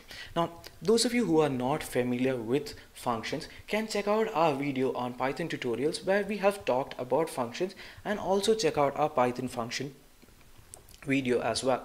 Okay, now what happens is, to this let me pass a model name. I'll also pass the year manufacture, and let's say the price as well. Okay, now I need to assign the values for these variables for all the object. Now if I need to do that, then what I need to do is that I need to first reference the object. So that's self dot model name equal to the model name that it's getting. So then self dot year of manufacturing,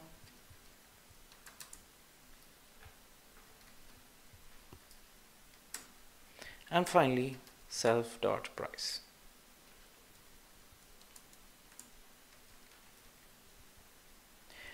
Okay, now what I'm basically doing is that for my constructor, I would be passing these three parameters. So for the object or the instance which is going to be created, please add these values for that. Okay, now let me show you how to change this as well. Now I don't need this, so I'll remove all this.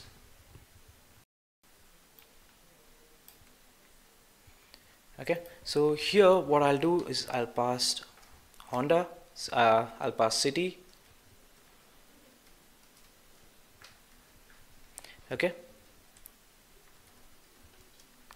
I'll also pass the year of manufacturing is 2017, and let me pass the price again.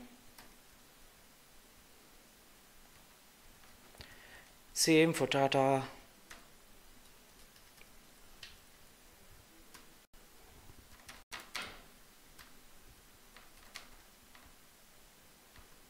So what I've basically done is that I've generalized the requirement that I want. Now again, if I run the same, what you can see here is I'm getting the same output that I had gotten earlier as well. So this basically is a constructor that is going to be used when I have to assign specific values to my objects or instances at the time that they are creating. Apart from this, if you want to create or you want to add any specific value, you're free to do that. Now let's say I want to add a new value. Let's say I want to create Honda dot, let's say I want to add the CC as well, the CC of Honda City, which is equal to 1500. Okay, so this is also very simple. Now what happens here is that I've created an instance variable for the Honda object. Okay, now same thing, let me just say, if I want to see the complete values that are associated to an object, then what do I do is that I check the namespace for it. Now how do I check the namespace for it is that I use the dictionary option. Sorry, I use a dictionary function. Okay, so if I use dict function and if I run this, then what you see here is that I have a model name which is city, I have a year of manufacturing 2017, I have a price, and I have the CC associated to it as well. Okay, now what basically it tells me is if I use this object and request any of these values, then this is the output that I would be getting. Same if I change for Tata and I run this, then what you see here is that CC is not present. So I hope you understand the difference between both. Can I have a quick confirmation in the chat box?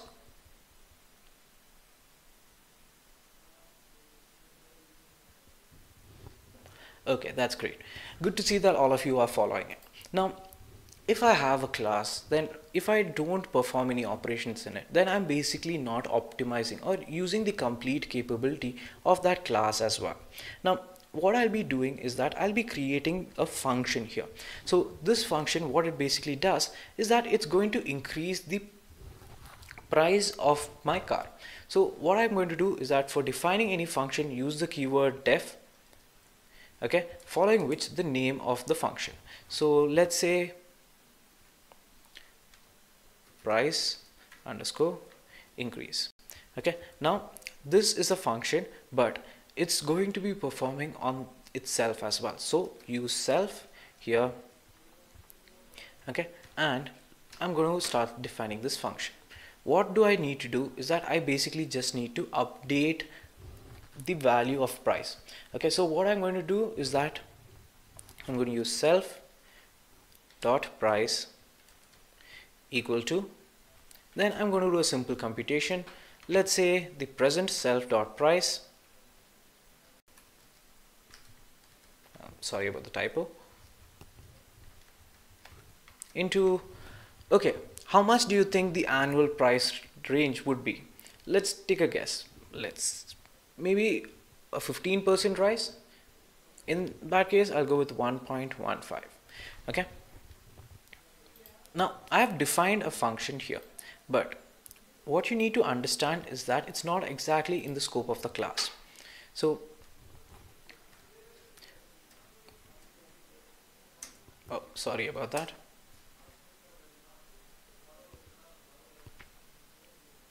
Now, how do you identify if it's in scope or not? It's basically one of the eases with respect to PyCharm. If I expand it, then I know what is part of the class and what is not. So this is one of the major reasons that we recommend you use PyCharm as an IDE as such. Okay, now I need to increase the price. So what I'll do is, let me go back. Let's say I want to check the price of the Honda first.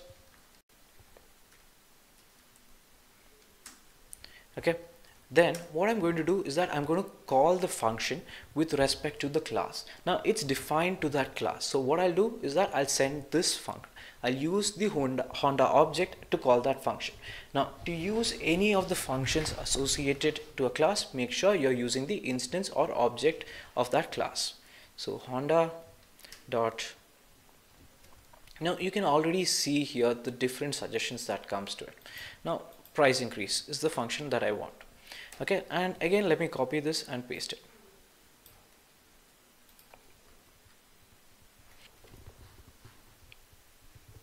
Okay, so again see, the major issue here is it's considering this. So if you just double indent it, it's going to set back. Okay, just save this and let me rerun this. Okay, now it's giving me the output. So it's converting it. Let me just add int here just to convert it to integer type.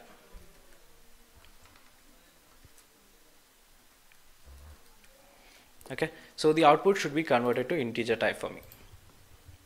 So it's incremented the value to 1.15 times.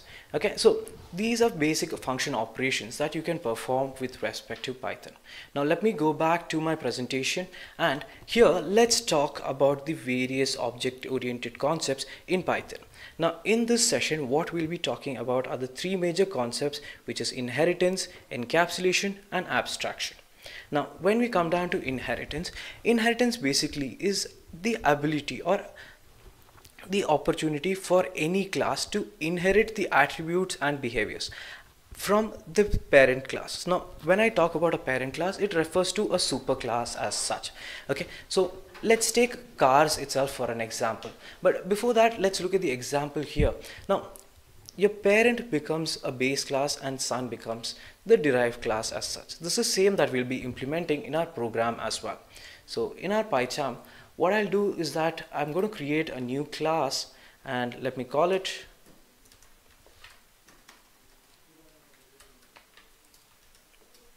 supercar.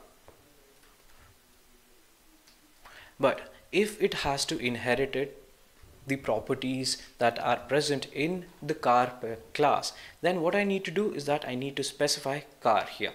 Okay, that means it becomes the parent for the supercars. Okay, so here I'm not going to define anything. I'm just going to say pass, and let me remove this from here and let me add it here. Okay, now rather than making Honda as an instance of car class, let me make it of the supercar class. Okay, now I have not defined an init operation, or nor have I initiated the values for these variables as well. Okay, so what I'm going to do is that let me just try running this. Okay, let me remove this. Okay, and let me just print the namespace for Honda, which is Honda dot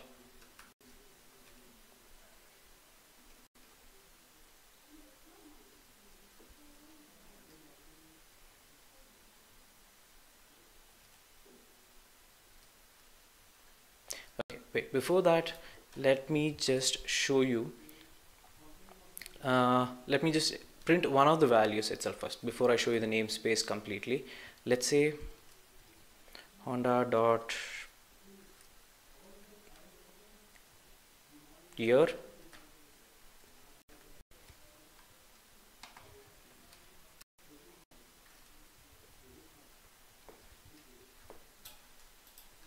Okay, so year of manufacturing is defined here. I have not explicitly defined in the child class, but let me make sure. Let me just run this and let's see the output.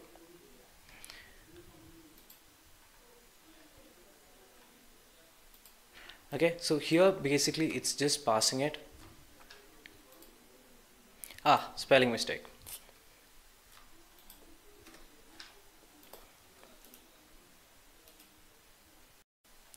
Let's rerun this. Now here what is happening is that it is referencing to its parent. Okay, now to get a better understanding of what exactly is happening here, okay, we're going to use something interesting. What we're basically going to do is that we're going to use the help function. Print help, and here what I'm going to do is that I'm going to pass Honda. Let me just comment this.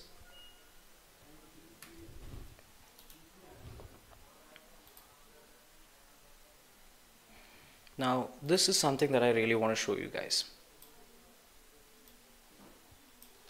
Okay, now if you see here, what is happening is that it's showing me the method resolution order. So basically it's showing me how it is going to follow the sequence of operations.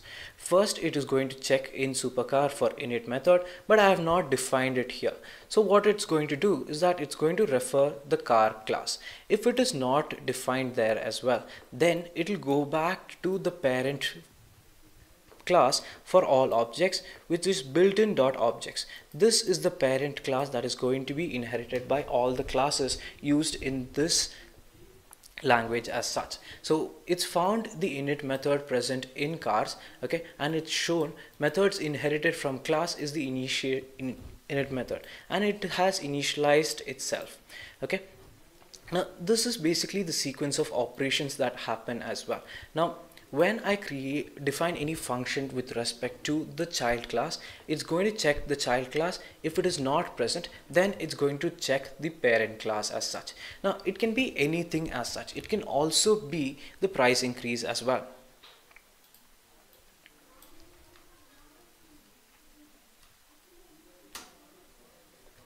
And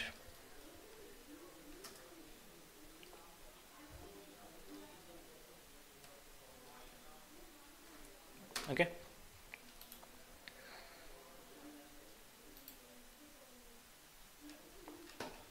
let me just comment this section out. So here again it has inherited this method as well. Now let's say if you do want to define an init method as part of the class, then what you basically do is that you follow the same sequence. You write define, okay, following which you use init, then you specify the parameters it has to take,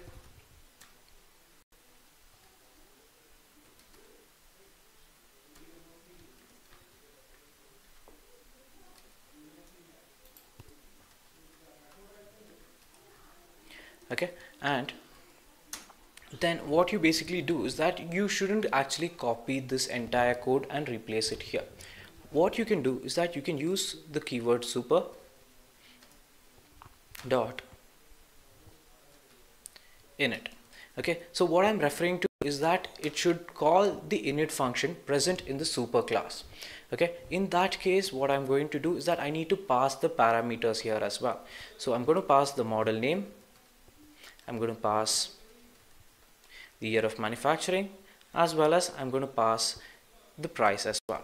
Now this is basically to reduce the code that you're going to be writing as such. Now apart from this, let's say there are a few other variables that you're going to be taking. Let's say I'm going to include CC as part of my superclass. Then what I can do is that I can write here self dot cc is equal to cc. So I'm basically building on what is already present, and this is one of the major aspects that you can use inheritance for. This in turn reduces a lot of code dependency as well, and is one of the most popular and major factor for any programming language that uses object-oriented programming systems. Okay, now coming back to the next concept that is associated to Python, okay, you have encapsulation. Now encapsulation basically is the method through which you bind your data and your code together. Now it also helps you in hiding your data from people whom you don't want to don't want to give visibility to. So this is one of the major key factors for any programming language as such. Now there are two major ways through which you can access or achieve encapsulation. One is by using the getter and setter method, and the next is by using at project. Okay, now we'll be talking more about that in our next session, but let me give you a simple understanding. What happens is that you want to change a specific value as on when in the Go itself. Let's say my year of development or my model year just keeps changing continuously. In that case, what I need to do is that I need to update these values on regular interval. But let's say if there's a specific dependency on these variables ahead as well, then it becomes an issue. Same can be said with respect to price. Now price is going to be increased continuously. Through getter setter method, I can ensure that this is going to be implemented every time there's going to be a change as well. Apart from that, one of the major concepts with respect to object-oriented programming is abstraction. Now, with respect to abstraction, what basically it means is that it hides the implementation details and only provides the functionalities to the user. Now, if you look at the image here, now a mechanical engineer or an automobile engineer who works with your car is aware of the inside and out of your car as well. Now, if I need to drive a car, I don't need to know that. I just need to know how to turn on my car, how to change the gears, and how to move forward as well. So that is what abstraction helps me achieve. I don't need to understand what exactly happens when a gear shifts from second to third, but I just need to know that a gear shift from second to third is going to make it easier for me to move ahead as well. Okay, so this can be achieved by using abstract classes, and an abstract class is quite similar to an actual class itself. But how is it different from an actual class is that an abstract class cannot have an object of itself. You need to inherit the abstract class and you need to create an object of that abstract class as well. Now let me go back to the same example. Let's change it here. Okay, now what I'll do is that I'm going to add a few additional lines of code. Okay, let me just copy the here. Let's say I'm going to say from ABC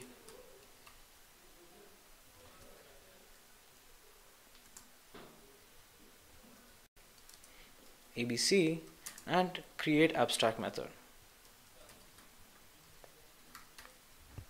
Okay, now what I'm going to say is that my car class ABC is also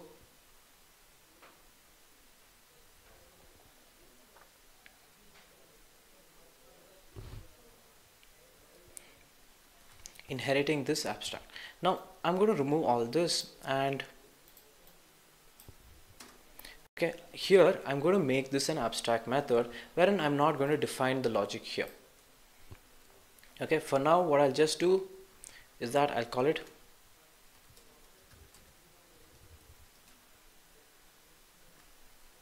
okay.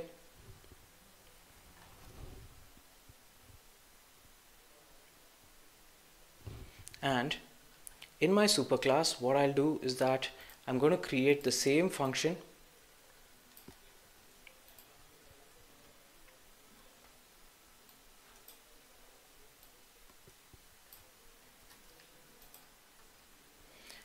but here I'm not going to define any logic.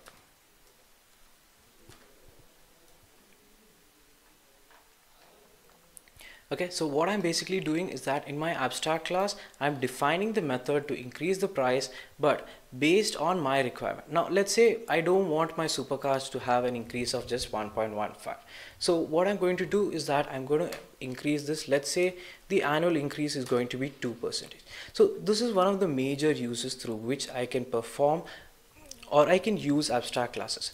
I can just define the basic logic which is needed to be implemented in all the classes going ahead, and then what I can do is that I can implement or variate these functions as per my requirement. Okay, now with this, let me go back to our slide and let me just summarize. So we started with classes and objects. We talked about classes in Python, and then we talked about the various object-oriented programming concepts in Python.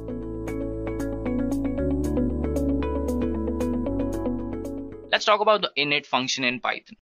So what exactly is an init function? Init function automatically gets called each time an object is created for a class. Now when we add an init function to a parent class, a child class will not be able to access the parent class method. So to overcome this, the child class init function overrides the parent class init function. So now let's take a look at an example to understand this. Now to show how init function works, let me first clear this. We'll write a init function over here. Yes. And instead of self, I will add one more variable, let's say f name and f age. Now what I'll do is I'll just write self dot name is equal to f name and self dot age is equal to f age. Now I'll take one more function, guys. So I'll just name it as, let's say, view. And for view, I want to print the value of f name, self dot name and self dot age. So this is my parent function, guys. And for the definition in the child class, I will also make one init function. So I'll just write it as init self. And again, I have to add f name and f age. And let's say self dot name is equal to f name and self dot age is equal to f age. Now this init function is going to override the parent init function, guys. So let's make one more function. So this is going to be view as well. And in this, let's say I want to print. Okay, before we move on, we have to specify the parent function with the init function as well.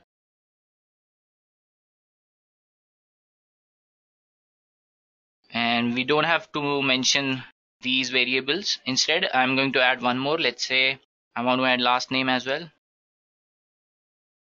And I'm going to add it as, let's say, edureka. Now I'm going to print over here self dot age, self dot last name and self dot, let's say, name. All right, I have to remove these. Let's make one more object and give it the value. Let's say I want the age to be 23 and last name is going to be Python in the inverted commas. Name we have already specified, so we don't have to give it again. And I'm going to just call the function. Let's see what happens, what is the output will be. So as you can see, I'm getting the output as Python, edureka and 23. So this is how you can override the parent class init method using the child class, guys. So this is all about the init function. Now let's talk about the next topic that we have, which is the types of inheritance. So depending upon how many types of parent class and child class are going to be there inside the program, following are the types of inheritance in Python, guys. So there is single inheritance, there is multiple inheritance, then there is multi-level inheritance, hierarchical inheritance, and there is hybrid inheritance as well. So we are going to talk about each of them in detail, guys. So first of all, let's talk about what is single inheritance. So when the inheritance involves one child class and one parent class only, it's going to be a single inheritance. The example that I showed you before is the example of single inheritance, guys. And talking about multiple inheritance, it is going to involve more than one parent class, which means we are going to have at least two parent classes and the child class is going to derive properties from both of them.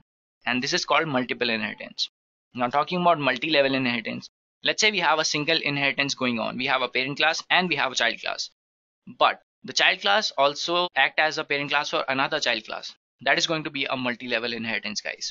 And talking about hierarchical inheritance actually involves multiple inheritance from the same parent class. And talking about hybrid inheritance, if a program has more than one types of inheritance, let's say we have a single and multiple inheritance going on simultaneously, it's going to be a hybrid inheritance, guys.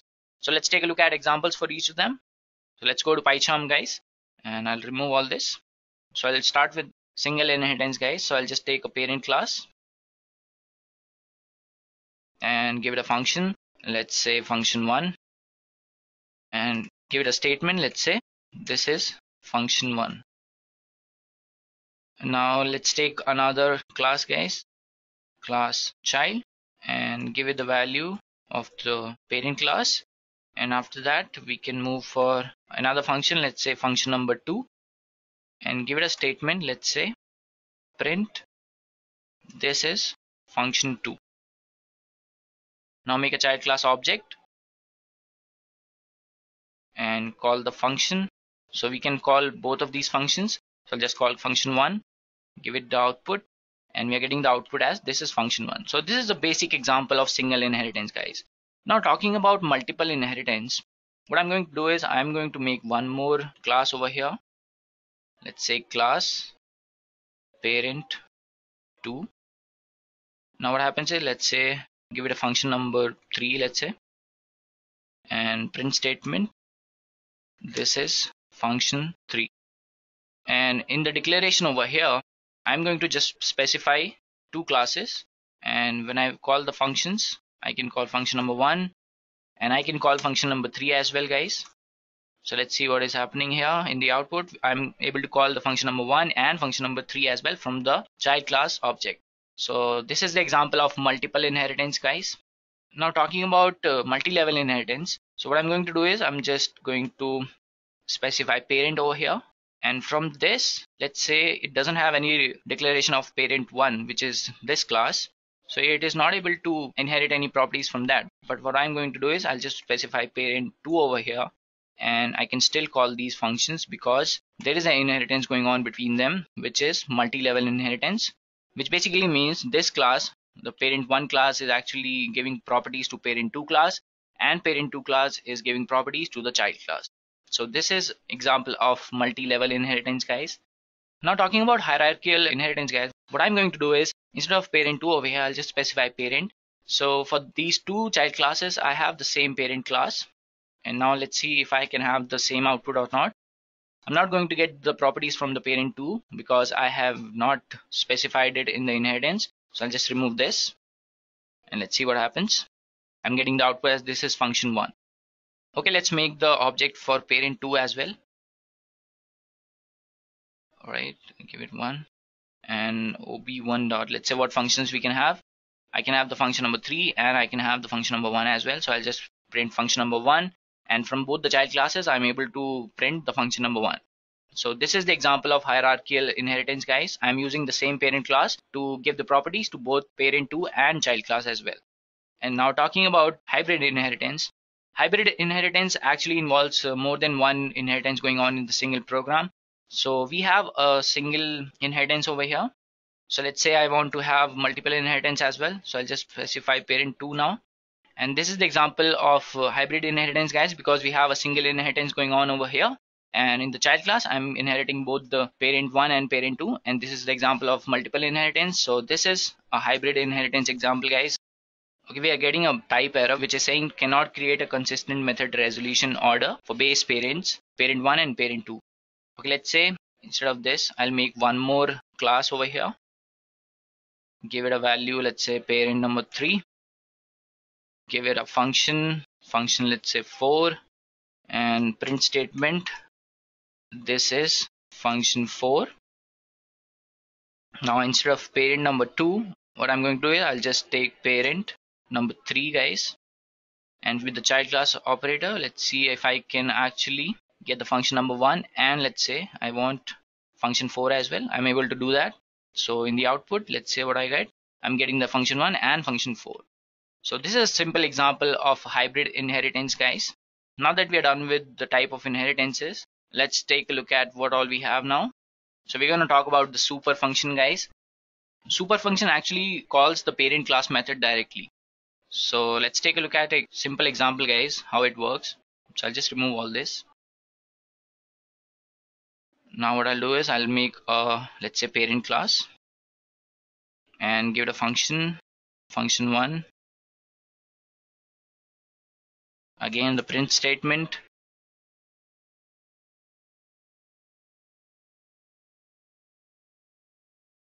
Now what I can do is instead of calling the parent function from the object, I can just use the super function, and over here I can just call the function 1. Now I'll just print this is function 2. Let's make a child class object. Now let me see if I can call the function 2 or function 1. I can do that. So I'm going to call the function 2, guys. Let's see what the output will be. So I'm actually able to call the function 1 directly from the super function over here. So this is the function of super function, guys. It can directly call the parent method. And now that we are done with the super function, let's take a look at the next topic that we have, which is method overriding in Python. So method hiding can also be achieved to change the functionality of the parent class function. So let's take a look at an example to understand how we can actually achieve method overriding in Python, guys. So instead of naming them separately, I'll just name them as same. So when I create the child class constructor, and if I call the function now, okay, function 1, which is, so when I'm calling this function, technically it should call the parent function, but what happens is it overrides the parent method. Okay, to specify this, run it again. Now I'm getting the output as this is function 2, even though I'm calling this function 1, which should be ideally calling the parent function, but it is printing out the function which I have specified in the child class. So this is how I have overridden this parent class method, and this is how we can perform method overriding in Python, guys.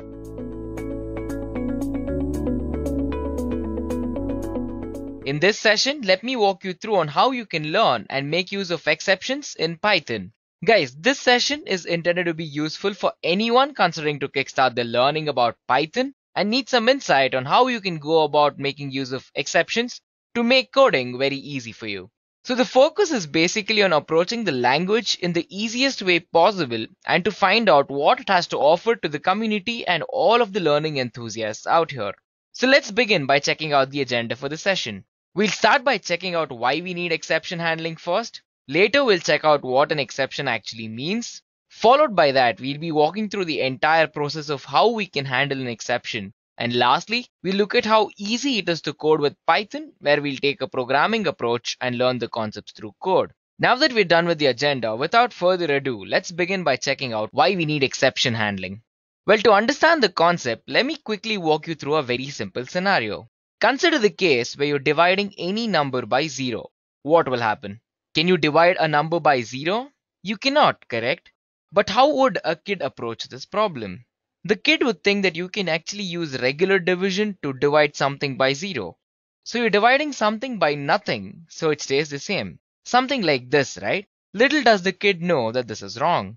Now check out how a programmer would approach the same concept. Well, it is established that dividing by 0 is not possible mathematically. So as programmers, we know it is not correct. So this basically leads to two cases, either an exception or an error. So a Python program terminates as soon as it encounters an error. Well, in Python, an error can be either a syntax error or an exception. And it is as simple as that. Well, let us actually divide by 0 for fun, guys.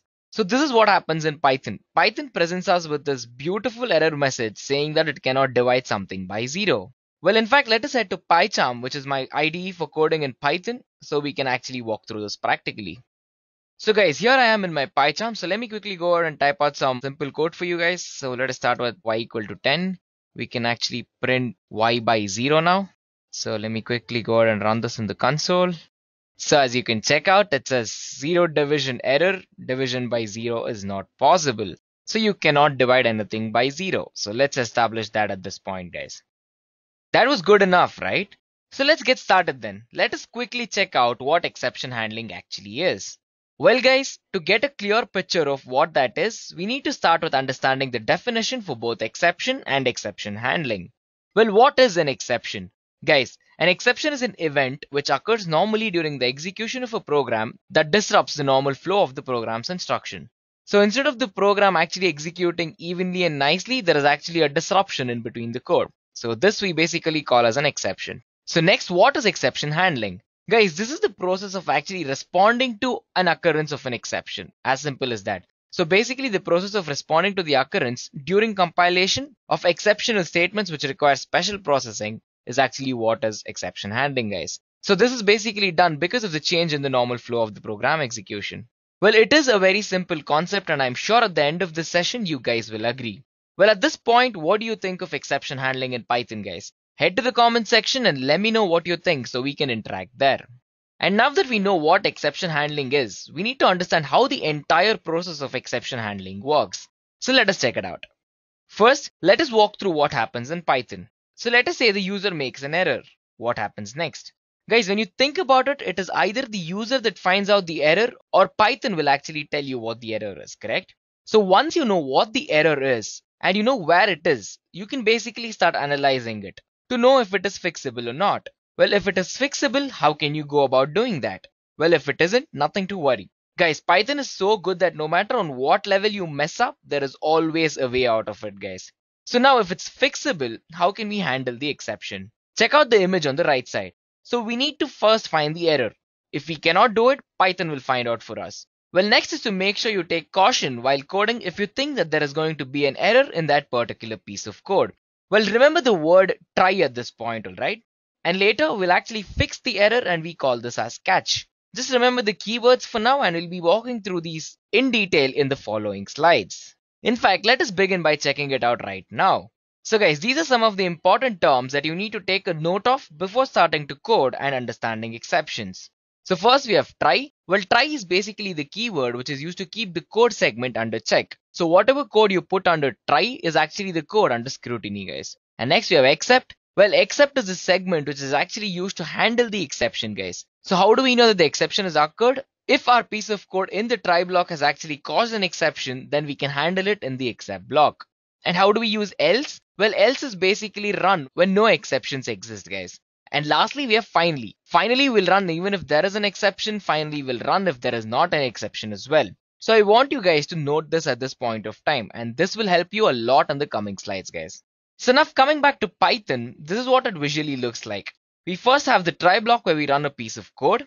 And next we have the except where the code actually runs only when there is an exception in the try block. And if there are no exceptions, then we run the else block, guys. And lastly, no matter what, exception or no exception, we run the finally block always, guys. Sounds simple, right? Well, it actually is. And now that we are familiar with the process of exception handling, let us check out how we can go about understanding this using Python practically, guys. Well, syntax errors occur when the parser detects an incorrect statement. Well, check out the tiny arrow on the left side here. Well, this is basically to indicate where the parser ran into the syntax error. Well, in this particular example, there were too many brackets, right? So there was an extra closing bracket. Well, if you actually remove it and run it, you will actually get a different error this time. Well, check on the right side part of the code. Well, this time you actually ran into an exception error. Well, this type of code occurs whenever syntactically correct Python code results in an error, guys. So the last line of the message indicated is what type of an exception error that you actually ran into. Well, in this particular case, it is zero division error, and it says that the integer division or modulo by zero is not possible. So this is basically the same case that I showed you in PyCharm a while ago. But instead of showing the message exception error, Python details what type of exception error was encountered. Well, as I mentioned, in this case, it was a zero division error, right? Well, Python comes with various built-in exceptions as well as the possibility to create self-defined exceptions as well. And now that we are clear with that, let us check out how we can go about raising an exception on our own. So we can basically make use of raise to throw an exception if a condition occurs. The statement can be complemented with a custom exception. Well, if you want to throw an error when a certain condition occurs using raise, you can actually go about it like the following piece of code you actually see on the screen. And when you run this piece of code, you'll be greeted with the following output, guys. So it says exception x should not exceed 5 and the value of x was 10. So let me quickly jump back to PyCharm and we can execute this there. So guys, I'm in my PyCharm right now, so I've quickly typed out the code for you guys. So let me quickly go ahead and run it and we can check out the error. As you can see, it says exception x should not exceed 5 and the value of x was 10. Perfect, right? So let's quickly jump back to the presentation to check what's next. So the program basically comes to a halt and displays our exception to screen, right? So this basically offers clues about what went wrong. And now that we're clear with that, we can actually proceed to checking out the assertion error, guys. So instead of waiting for a program to crash midway, you can actually start by making an assertion in Python.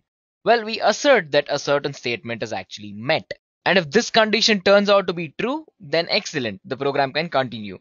But if the condition turns out to be false, you can have the program to throw an assertion error exception for you guys. Well, have a look at the following example on your screen. Well, this is basically where it is asserted that the code can be executed in a Linux system, guys.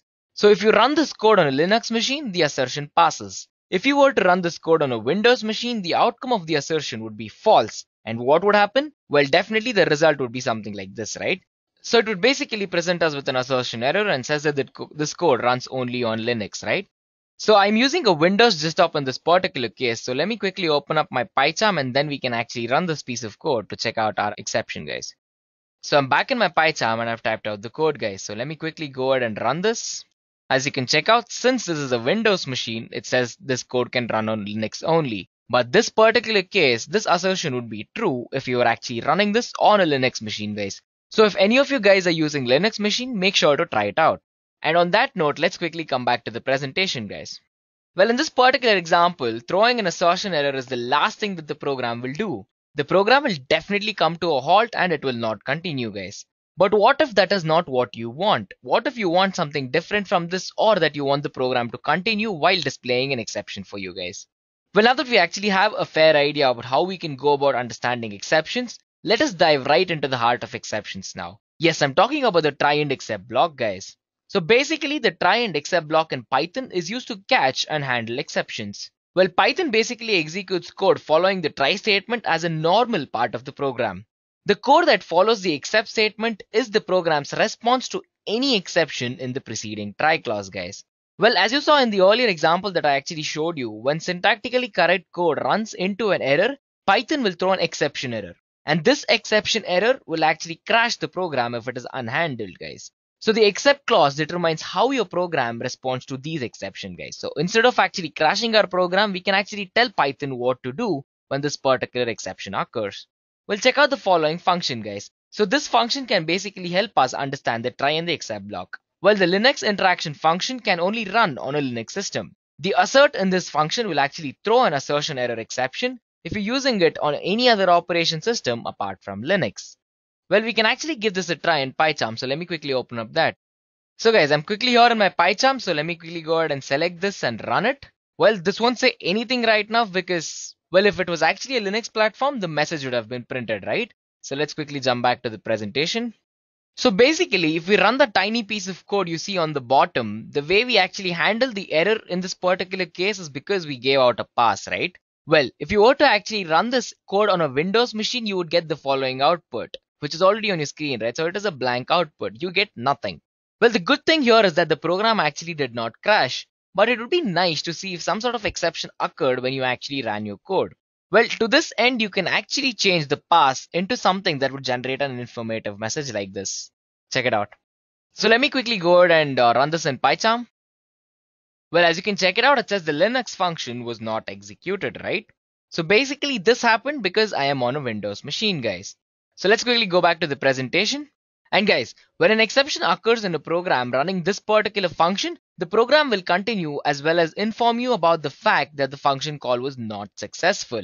Well, what you did not get to see was the type of error that was actually thrown as a result of this function call, guys. So in order to see what exactly went wrong, you would need to catch the error that the function threw. Well, check out this particular piece of code I have for you guys. So here is basically where we actually capture the assertion error and we print the output message to the screen. So we have a try block, we have the same function, and we have except as error, right? So we're going to print what type of an error it is, followed by a message for us, right? So running this particular case on a Windows machine will actually give us this following output, guys. So it says function can only run on Linux system, and whatever you have chosen in the print block is actually being printed for us. So let me run this in PyCharm.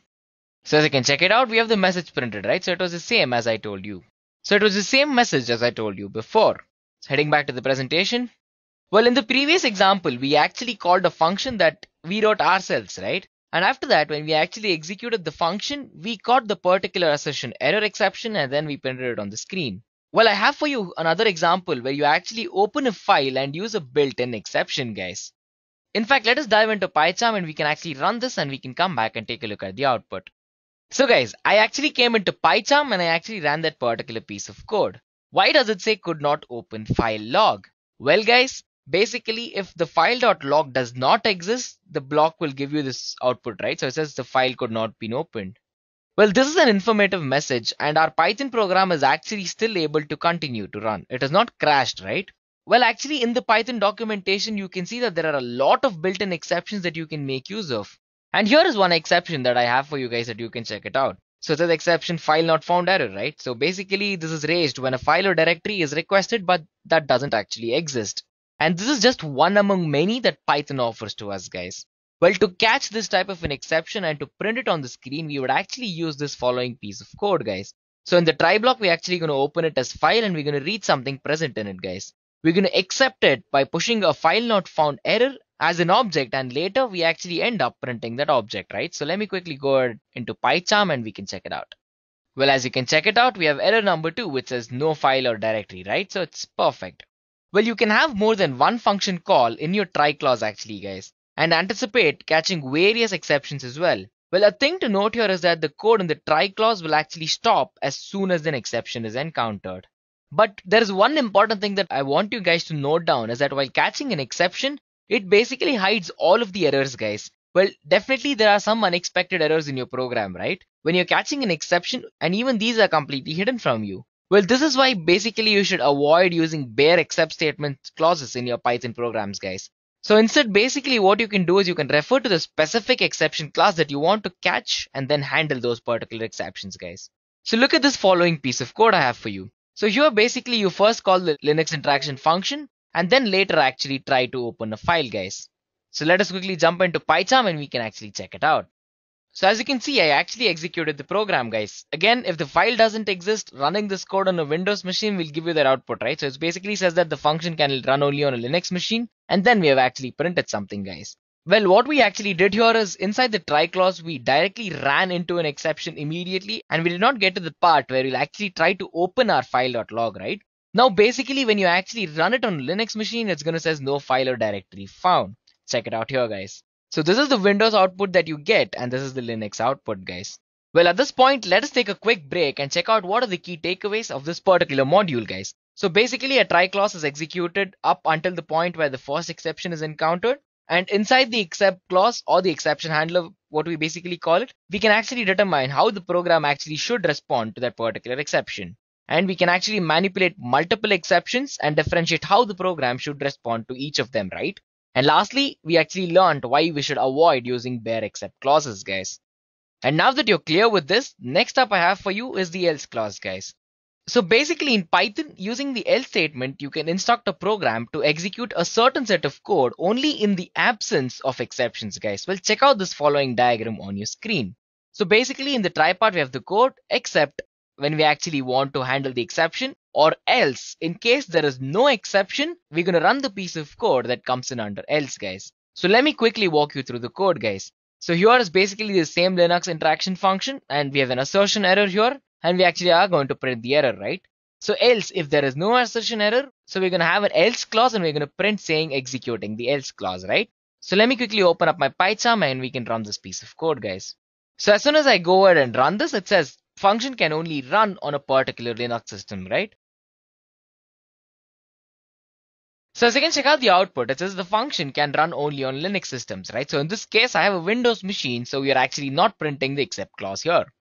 But if you were running this on a particular Linux machine, this is the output that you would get, guys. So it says doing something and executing the else clause, correct? This happened because the program did not run into exceptions, any exceptions, right? So else clause was actually executed. Well, you can actually try to run the code inside the else clause and catch possible exceptions there as well. Well, again, we have the same Linux interaction here. We're going to print it, right? So the Linux output says doing something and no such file or directory found. Well, this is basically for the else clause and we're using the same file example here, but then we're actually trying to catch an exception in the else block as well. So the output is pretty much straightforward as well, right? Well, from the output, you can actually tell that the Linux interaction function actually ran. Well, because no exceptions were encountered, an attempt to open file.log was actually made. And that file did not exist. And instead of opening the file, you actually caught the exception, which is the file not found exception. Pretty simple, right? And I hope you guys are clear with all of the concepts that we discussed until now. And next up, we need to check out how we can actually use the finally clause, guys. Well, to begin with, imagine that you always had to implement some sort of action to clean up executing your code, guys. Well, Python basically enables you to do so using the finally clause. Have a look at the following example, guys. Check out the workflow on your screen. I'm pretty sure we're all familiar with try, except, and else at this point of time, right? So this is the chronological order that you need to go into. First, we have the try to check for an exception. Then we actually handle if there is an exception using the except, or else if there is no exception, we're going to print whatever is there in the else block. And lastly, we have something called as finally, guys. So no matter what, we're going to execute this. In case if there is an exception, the finally block is going to run. In case there is no exception, finally block is going to run there as well. So let us quickly check out a coding example, guys. So basically, this is the particular code I have for you guys. And let me jump back into my PyCharm and we can actually execute this. So guys, I'm back into my PyCharm. So let me quickly go ahead and run this. Well, as you can check it out, it says that the function can only run on Linux machines. This is because I'm on a Windows machine right now. And no matter what, right? So exception or no exception, we have this message which is cleaning up irrespective of any exception, guys. So this is basically the use of finally, guys. And that is as simple as it gets. So it's pretty much simple, right? Well, try, except, else, finally, all of this is a really simple concept. And once you understand what it actually does, you can go about doing a lot using Python, guys. Well, no matter what the Python application is, there is a very good chance that you'll actually make use of exceptions, guys. Well, on that note, let me quickly summarize the entire session for you guys. Well, in this session, we covered the following topics. Well, basically, we started out with the introduction to exception handling, and later we looked at why we actually need it, right? And then we checked out the following concepts in the screen. So we checked out race, we checked out assert, we checked out try, we checked out except, else, and finally, guys. Well, guys, I would suggest you actually take a screenshot of this right now or take a note of all of the keywords and how you can use them in Python, guys. So this will actually take you a really long way in your Python career. And knowing exceptions in Python is always an upper hand when you're coding, guys.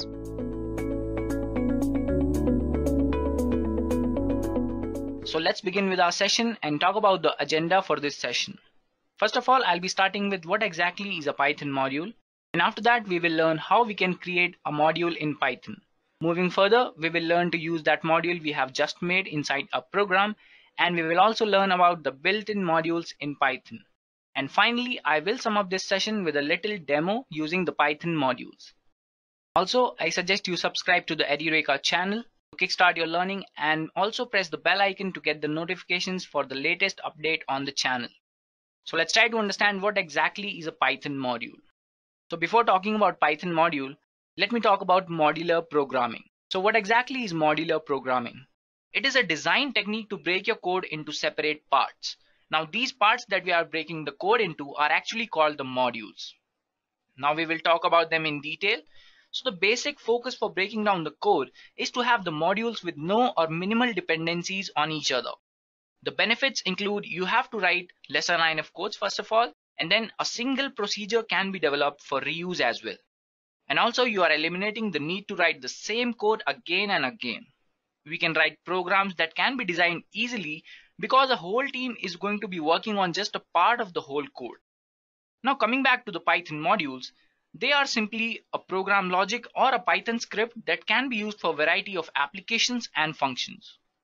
Let's try to understand this with a basic example. Let's suppose we have a calculator app or a calculator program. So what all operations can you think of right now? There'll be addition, subtraction, multiplication, and division. So let's stick to these four for now. So the basic concept of modules is to break down the code into separate parts. So what we are going to do here is we are going to break down the code into 4 different modules, and we are going to save that code into different files. We can do that in a single file also, but the purpose of doing that is actually minimizing the line of codes. So when we are making these 4 modules for different operations such as addition, subtraction, multiplication, and division, we can use them in the main file that we will make for the calculator app. So now that we have understood what exactly is a Python module, also I have to tell you guys that if you have made a module, it is not necessary that it will be used for that particular program only. If you're making a custom module, there are ways you can save that file inside side packages where you can actually use the module for different programs as well. So now that we are done understanding what exactly is a Python module, let's try to understand how we can create one in Python. We can declare various functions, classes, and variables in the module. It's as simple as writing a simple Python script with a .py extension to our file. Once we have created a Python script, we can use it in the program using the import keyword. So we are going to do that later, guys. So for the example that I was talking about, this is a Python file or a Python script which has these 4 different functions, which has the logic for the operations for addition, subtraction, multiplication, and division. So I'm going to save this file. So let's take it up to PyCharm, guys. We will try to understand this better. So this is our file, guys, where I have actually defined 4 functions. Let's actually get into the presentation mode. So as you can see, I have these 4 functions. This is the logic for addition, then this is the logic for subtraction, multiplication, and division. So I have saved this file with the name mod1. So this is going to be my module for my calculator app. So this is actually how you can create a module inside Python. So it is as easy as writing a script. So instead of functions also, I can use classes, I can use any variables I want, data types, etc. So now that we have learned how we can create a module in Python, so let's try to understand how we can actually use that module we have just made. We use the import keyword, which will incorporate the module into our program. And there are different ways where you can import all of the functions and classes using the asterisk, or you can just write an alias when you are importing the module using the as keyword. You can use the from keyword to only import a few parts of your module as well. So this is actually the procedure of using the module that we have just created. Now let's take it up to PyCharm to understand how we are going to use that module we have just created. So we'll exit the presentation mode. Okay, so I have my main file over here. So I'll just write it from the beginning. So what I'm going to do is I'll write the import keyword, and then I'll import the file that I have created over here. That is the mod1. Okay, let's take it up to the presentation mode again. So I'll write mod1. As you can see, I'm getting the module over there, and I will use the alias. Let's say I'll use md over here. So for addition, let's say I want to perform addition, this will be my variable, and to add I'll use the alias, and then I will call the functions that are there in the module. So I'll use the add function, and then in here I'll specify two variables, let's say 10 and 15. So when I use the print statement, I'll print addition here. So when I run this, I'm getting the output as 25. So as you can see, this is how you can actually import a module into your program. Now for similarly, I can do the subtraction.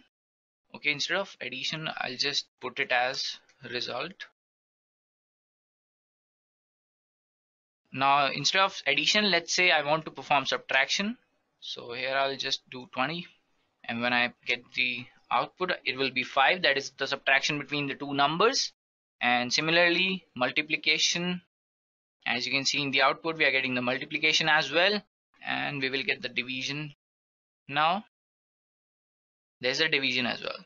So right now I've shown you how you can actually do these operations using the module you have just created. Now instead of using the alias, I want to show you another approach. So I'll just write from mod1 import. Let's say I want to import just divide. So I'll write that. Now I haven't used this alias over here, so I'll just remove it, and if I run this now, I'll get the output as I was getting before. So this is how you can actually import your module in another way. So instead of just divide, if I want to actually import all the functions and everything in what is there in my module, I'll just write asterisk. Now instead of divide, I can write sum, I can write subtraction, I can write multiplication, and I'll get the results as I was getting before.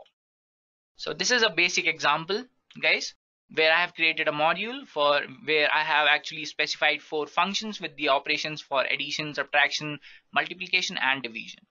So I have also created one more module which is actually with the name of sample, guys. I'll show you the file later. So I'll just import sample over here and give it an alias, let's say s. Now what I'll do is I'll just write print s dot. So we'll see what all operations are there that I have created in the sample module. So as you can see, there are 2 functions, that is fact and palindrome. So these are the 2 functions I've created to check if the number is palindrome or not. And then I have one more which is actually used to find out the factorial of a number. So I'll just write 151 over here. And now one more statement, I'll just write s dot fact, and we will find out the factorial of the number 5. So I'm sure you guys must be knowing what is the factorial of the number 5, which is actually 120. So let's see if we are getting the output as same or not. So 151 is actually a palindrome, and then there is the factorial of this number. So now I'll show you guys what the file I had made for the sample module.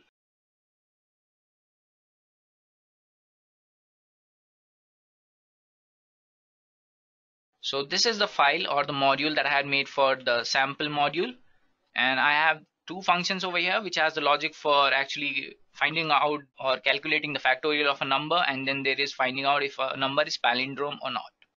So this is a very basic example of how you can actually make a module and use that same module inside your program, guys. Now that we are done with how we can create a module and how you are going to call that module in your program, let's talk about built-in modules in Python, guys.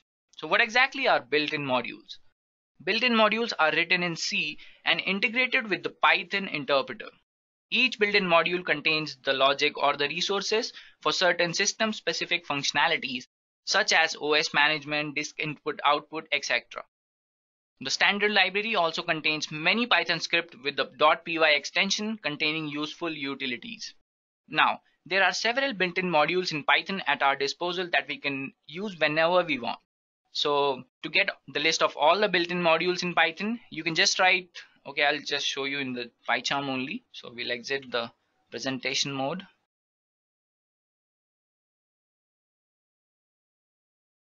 So I'll open the Python console, guys.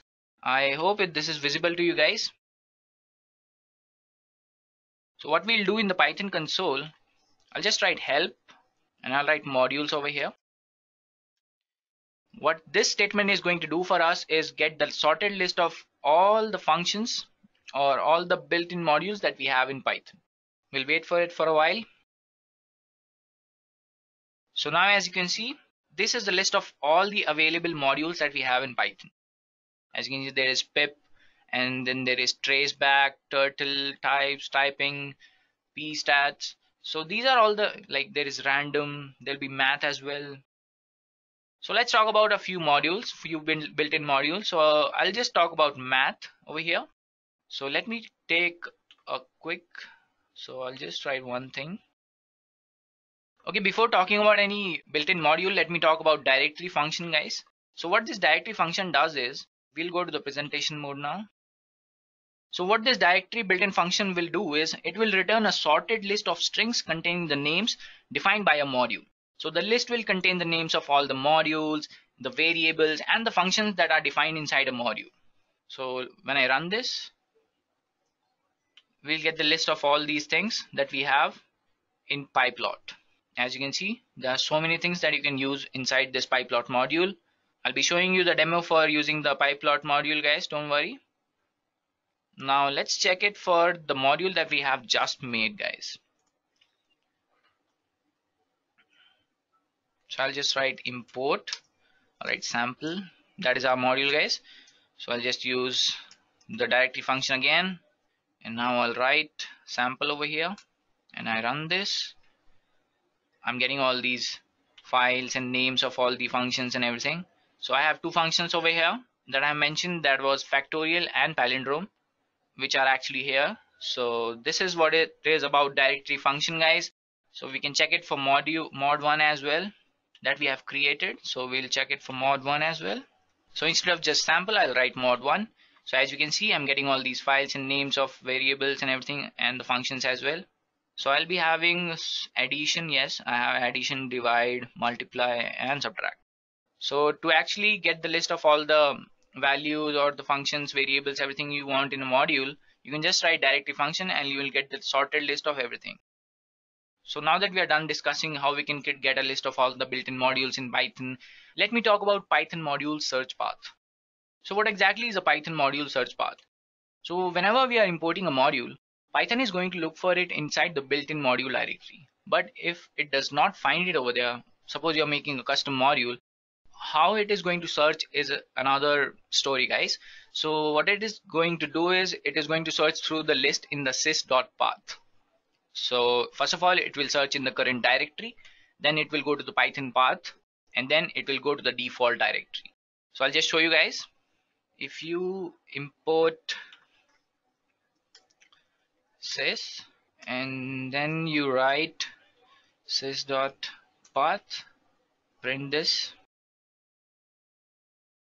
and when I get the output over here, it is going to show me the path, and in here you can make the changes to actually get your module to work for all the programs that you're going to need.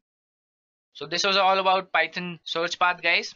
So let me talk about a few built-in modules that we have in Python. So first of all, let me talk about the math module. So I'll import math over here. So we have imported the math module over here. So let's see what all functions or what all properties that math have that we can perform. So we have factorial, A cos, H, A sin H, tan. So there are so many functions that are already mentioned. So let's check the factorial first. So factorial of a number, let's say 10. Okay, just write 5. So we were getting 120 as the output when we were mentioning it in our custom module. Let's see if the math module does the same. Okay, we are getting the same output as we were getting before. Actually, the advantage of using the modules is similar to not writing the logic for everything else, because this is already mentioned inside a module that is created inside the Python already. So as you can see, I don't have to write the logic for factorial like I have done in the sample module, guys. I can already find it inside the math module.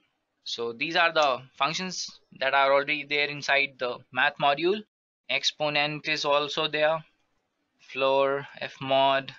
There are so many functions, guys. We have pi as well, we have power, radians, reminder, sin h, square root also. Let's find out the square root of 164, guys. I'm sure you must be knowing the square root of 164, guys. If you're not, just check it up on Google and you'll get the output as 12.80624. So this is all about math module, guys. If you want more practice, you can just make a program using the math module and you will be through with it in no time. So next one is the random module. I will import the random module, guys. So we'll see what all random offers. So we'll just write rand range. All right, 50 over here. So what it does is it is going to give me the values from, okay, I'll write 0 to 50. So it is going to show me the values from 0 until 50 randomly. So each time I get the output, I'm going to get the different value. See, I'm getting 13. Now I'll be getting some other value from 0 to 50. I'll write 0 to 5 over here to understand this better. So I'm getting 0. Then I'll be getting 4. So there's no telling what value you're going to get. So there's one more inbuilt module I want to talk about. That is the date time module, guys. So when I import date time, what I can do is I'll get the date time. So using the date time, I can get the date of today. Let's see what it does for us. So I'm getting the date for today, which is 2019 and 15th of May. So this is what you can do using the datetime module, guys. So we'll exit the presentation mode now. So now I'll be showing you a little demo where I'll be using the pyplot module that we have in matplotlib, guys. So this is a very basic example of using the matplotlib module, guys. So I have imported matplotlib, and inside that I have imported pyplot and given it the alias as plt. So I have values such as, I'm using values of BMW and Audi. So this is my data, guys. This is inside a list. So I'll be actually plotting a graph here, which is going to be a bar graph. So these are all the operations that you can actually get from using the plt alias, and which is exactly using the functions defined inside the pyplot. So I'll show you what all are there inside the pyplot that you can use. So as you can see, these are all the functions that you can actually use inside a pyplot. There are so many. I'll show you the output, guys, then you will understand how it is going to make our life easier as a developer. So the next code is actually for pie chart, guys. So we have the values like day, sleeping, eating, walking, playing, and then we have specifications like what all activities we'll be having, like 4 columns we'll have in the pyplot. So let's run this and we'll get a graph, guys. Okay, there's a mistake over here. I have forgot to write the color over here, so I'll run it again.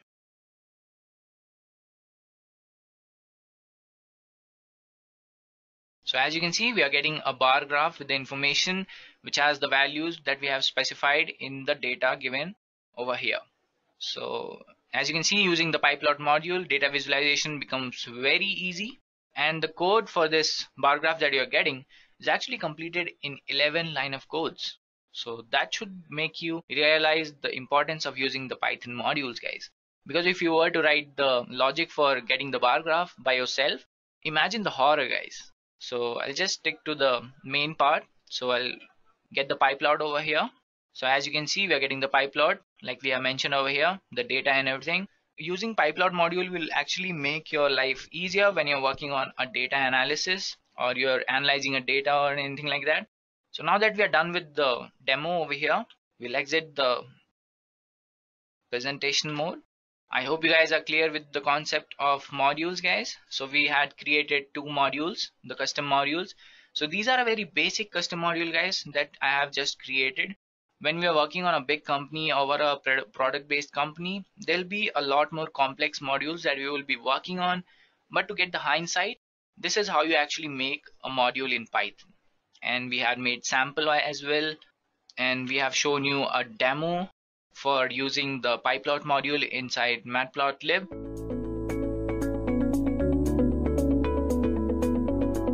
Time is definitely the most impactful factor for life, and therefore it becomes equally important to access, set, and modify it.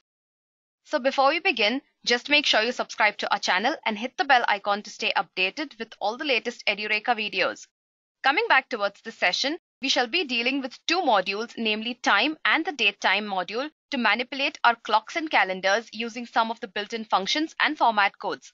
I'll be showing you all what these format codes are, but before that, let's move on and take a quick look at the time module and its built-in methods. The time module consists of all time-related functions that are required to perform various operations using time. It also allows you to access several types of clocks required for various purposes. The time module begins recording time from the epoch. Epoch literally means a time in history, and it begins on 1st January 1970. As you can see on the screen, I've listed down some of the most important functions that are available in this module. So talking about the first function, which is time, it returns the number of seconds that have passed since the epoch.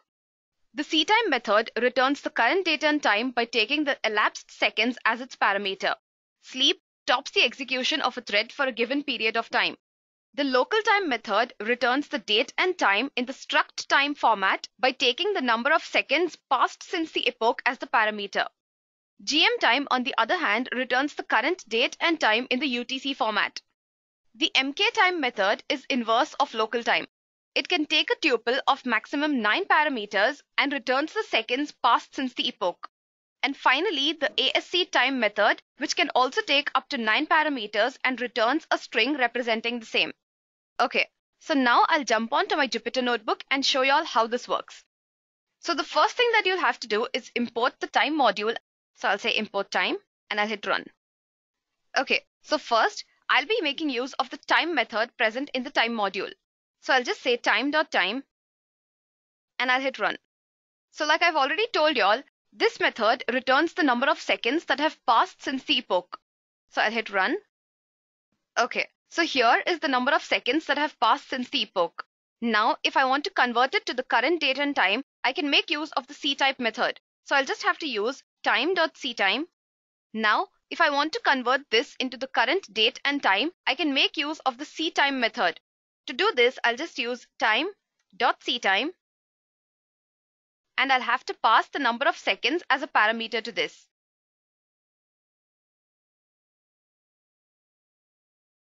So as you all can see on the screen, I've passed the number of seconds which was returned by the time method to the ctime method, and I've got the current date and time. If you want more information about these functions and methods, all you can do is use the help method. So I'll just say help time, and if I want to fetch data about the time method, I'll just say time.time and I'll hit run.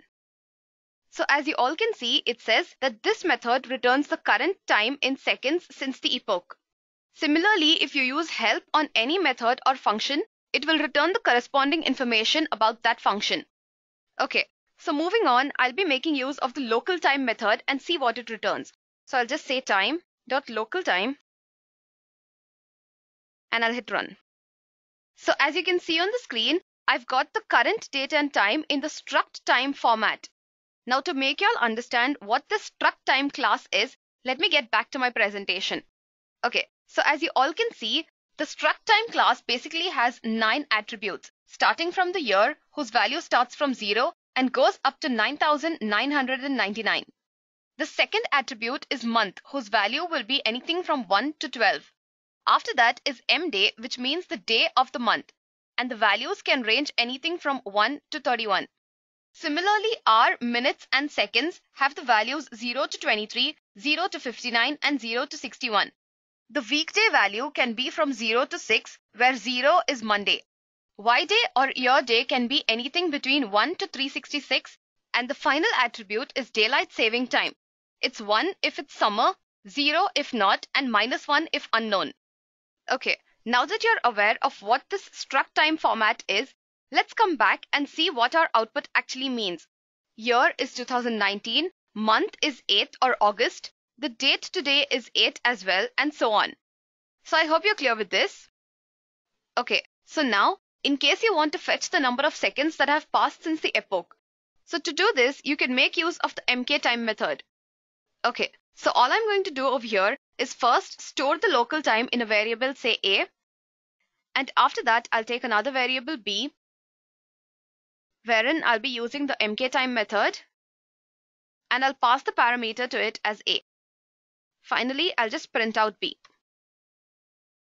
So as you can see on the screen, the mktime method has returned the number of seconds that have passed since the epoch till now.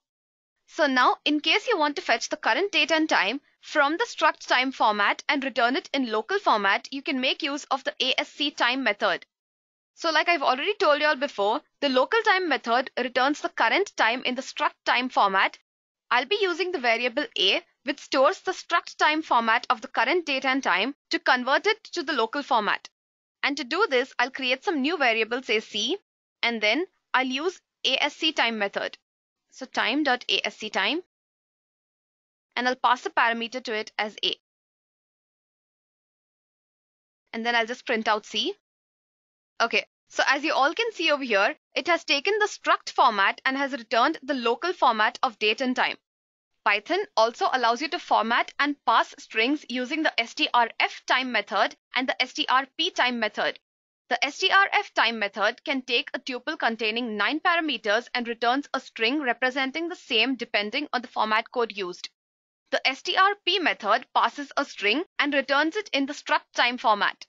To show you all what these format codes are, I'll just use the help method and I'll pass time.strf time as a parameter to this, and I'll hit run.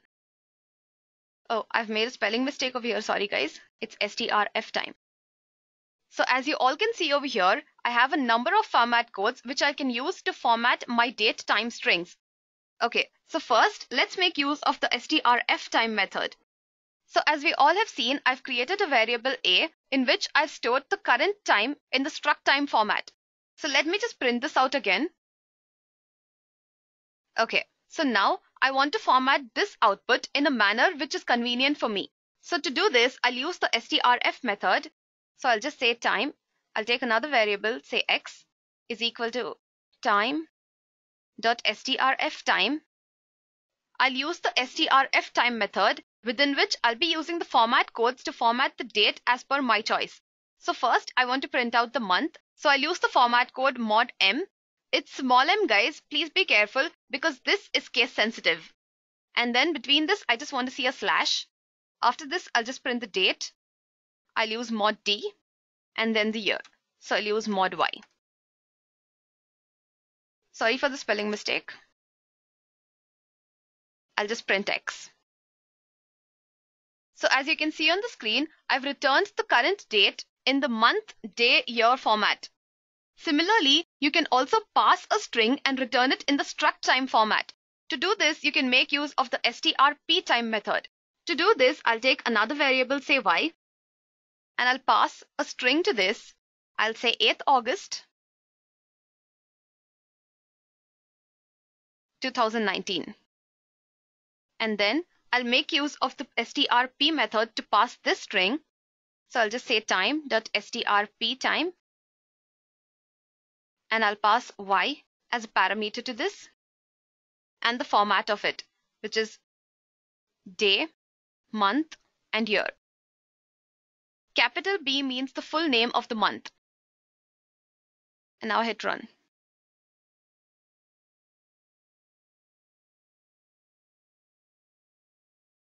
Okay, so as you all can see over here, I've passed a string using the strp method and returned it in the struct time format. So now let's get back to our presentation and take a look at the date time module. The date time module is similar to the time module, consisting of all the required methods that are essential for working with date and time. Some of the important methods present in this module are the datetime method, which is a constructor, and it consists of two methods, which is today and now, that will return the current date and time. The date method will help you create a date, and the time method will help you create time, which includes hour, minutes, seconds, microseconds, and the time zone information. The datetime module also consists of a from stamp method, which converts the seconds to return the corresponding date and time. Another very important function that's present in this module is time delta. Time delta basically returns a duration, which will be the difference between two different times. Okay, so now let's get back to our Jupyter Notebook and see how this module actually works. I'll just create a heading over here. Say date time. And I hit run. The first thing that I'll have to do is import this module. So I'll say import date time. After this, I'll be making use of the datetime constructor to create some date. So I'll say date time. And then I'll pass some values to this, starting with the year, which is 2019, and the month as 6, date as 7, time as 4, minutes, seconds, and milliseconds. And then I'll just print this out. So as you can see on the screen, I've created some random date using the datetime constructor. Now, in case you want to fetch the current date and time, all you can do is use the today and the now methods like I've already told you all previously. So I'll say date time. So I'll just copy this. And then I'll use the today method. So as you can see over here, it has returned the current date and time along with milliseconds, which is very precise. I can also use the now method instead of today method over here. So I'll just say now and I'll hit run. So as you can see, both these methods return the current date and time. Now in case you want to access some particular value from this date, all you can do is use the attribute name to access that particular value. So in case I want to access the year and the month, all I can do is save this into a variable, say v, and then I can use v.year to access the year. So as you can see, I've accessed just the year from the current date. Similarly, you can access anything of your choice. So if I say print v.month, and then I'll say print v.hour, and I'll hit run. So as you can see, the month and the hour have been returned. Similarly, you can access any values of your choice using these attributes. Now in case you want to set only date without time, you can use the date method. So you just say date time dot date and then pass the date as a parameter. The time method can be used to create time without date. So I'll just say it's 3 hours, 45 minutes, and 23 seconds. So now moving on towards time delta, which is a very important method that's present in this module. Like I've already told y'all, this method represents a duration which can either be the sum or the difference between two different dates. Now to make use of this method, I'll just take some variable, say b1, and I'll say date time dot time delta, and I'll pass the number of days as 20 to this. You can also pass other parameters like microseconds, minutes, etc. Okay, I'll take another variable, say b2, and I'll use the same method again. And to this, I'll pass the number of days as 30. Now, I'll take another variable, say b3, within which I'll just store the difference of b1 and b2. So I'll say b1 minus b2, and then I'll print what is b3 and the type of b3.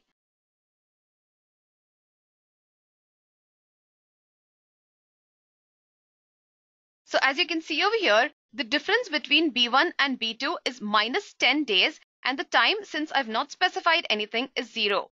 And the type of b3 comes under the time delta class.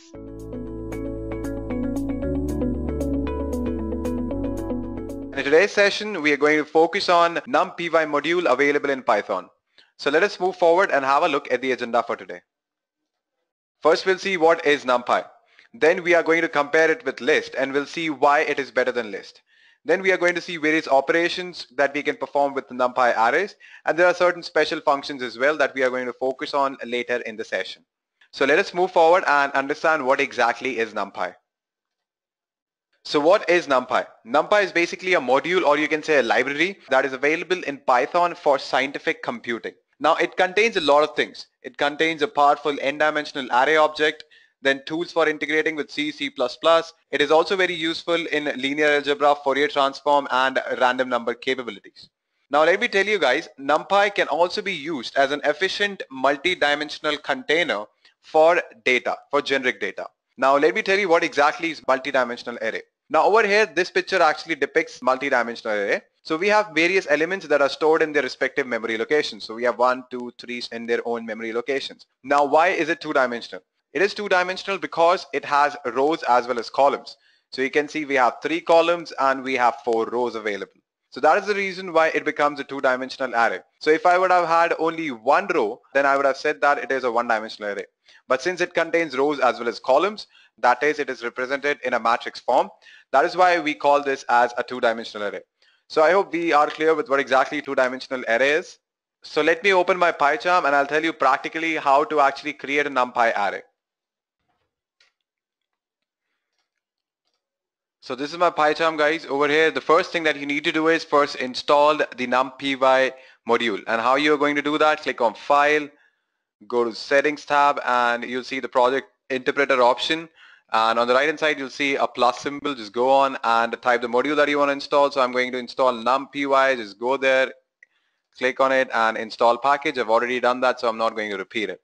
So this is my PyCharm. So first thing that I need to do is import NumPy as NP. Now after that, I need to create a NumPy array. So for that, I'm going to define a variable, let it be A, and I'm going to type in here np.array and certain elements inside it. So I'm going to put in 1, 2, 3 and print it. That's all. So this will actually print a single dimensional array. So 1, 2, 3 has appeared. Now if I want to convert this to a 2D array, so for that I'll keep this in parentheses. And after a comma, I'll add one more element and I'm going to give certain values inside that. So I can give, say, 4, 5, and 6.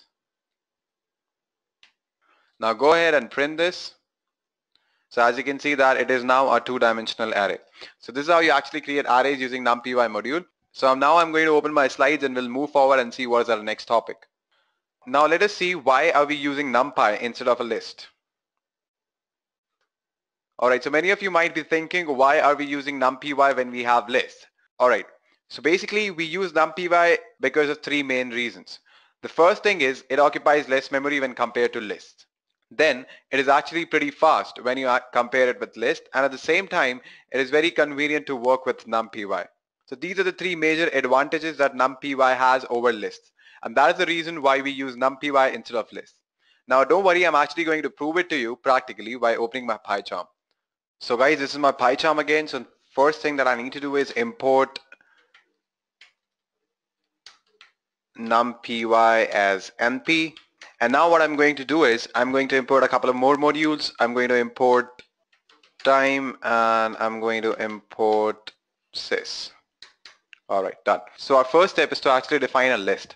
And the name that I'm going to give to my list is, say, S. And I'll type in here range 1000. So what this will actually do, it'll actually take all the integer values between 0 to 1000 and it will give it to a variable S. So this list will contain the integer values between 0 to 1000, but it won't include 1000. It will be only there till 999, that is 999.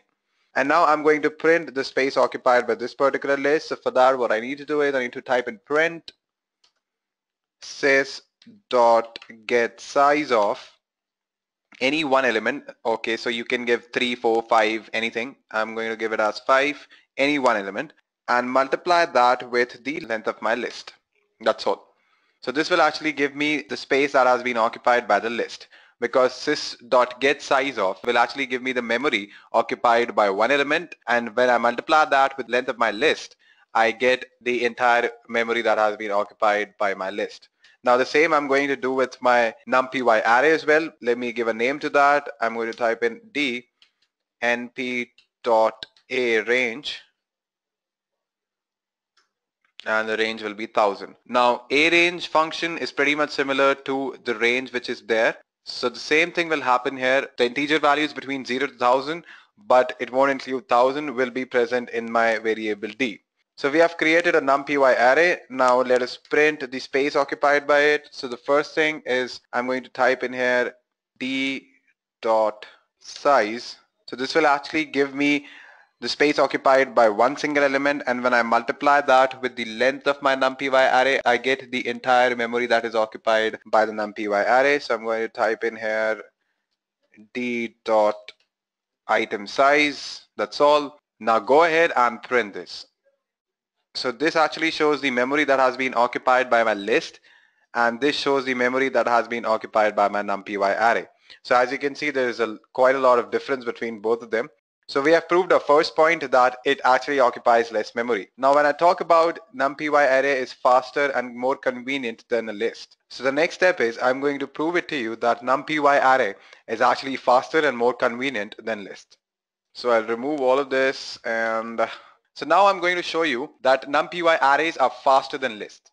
And at the same time, it is easier and more convenient in order to work with numpy arrays when compared to lists. Let me show you practically.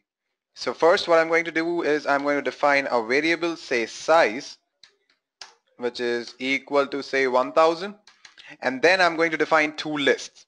Now what I'm going to do is I'm going to add those two lists, as well as I'm going to add two numpy arrays, which I'm going to define now.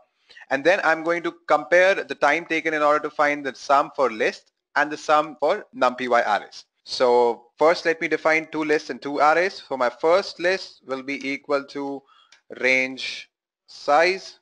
Same goes for my second list as well. Just change the name to L2. And now I'm going to define two numpy arrays, a1 equal to np dot a range size. Go ahead and do the same for the second numpy array as well, and change the name as a2. So we have two lists and two arrays, and we need to compute the sum of both of these lists as well as arrays. Now before that, I'm going to define a variable, say start, which is equals to time dot time, and now I'm going to calculate the sum. So I'm going to save that in result, and first I'm going to calculate the sum of list, that is L1 and L2. So for that, what I need to do is I need to run a for loop, because if I directly write L1 plus L2, it is going to give me a result which is nothing but the concatenation of both the lists. So in order to calculate the sum, I need to use for loop. Let me show you how to do that. First I'm going to type in x comma y, and we have already studied loops in detail. For x comma y in zip, and the name of the two lists, that is L1 comma L2. That's all. So what will happen here, it will first take the first element of list L1, and then it will take the first element of list L2. It will calculate the sum, and it will store in result, and it will keep on repeating until the range has been exceeded.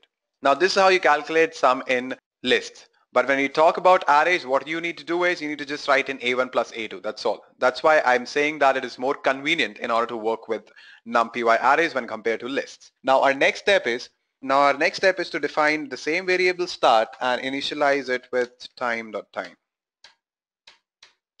And now I'm going to find the sum of my two numpy arrays, which is nothing but a1 plus a2. That's all.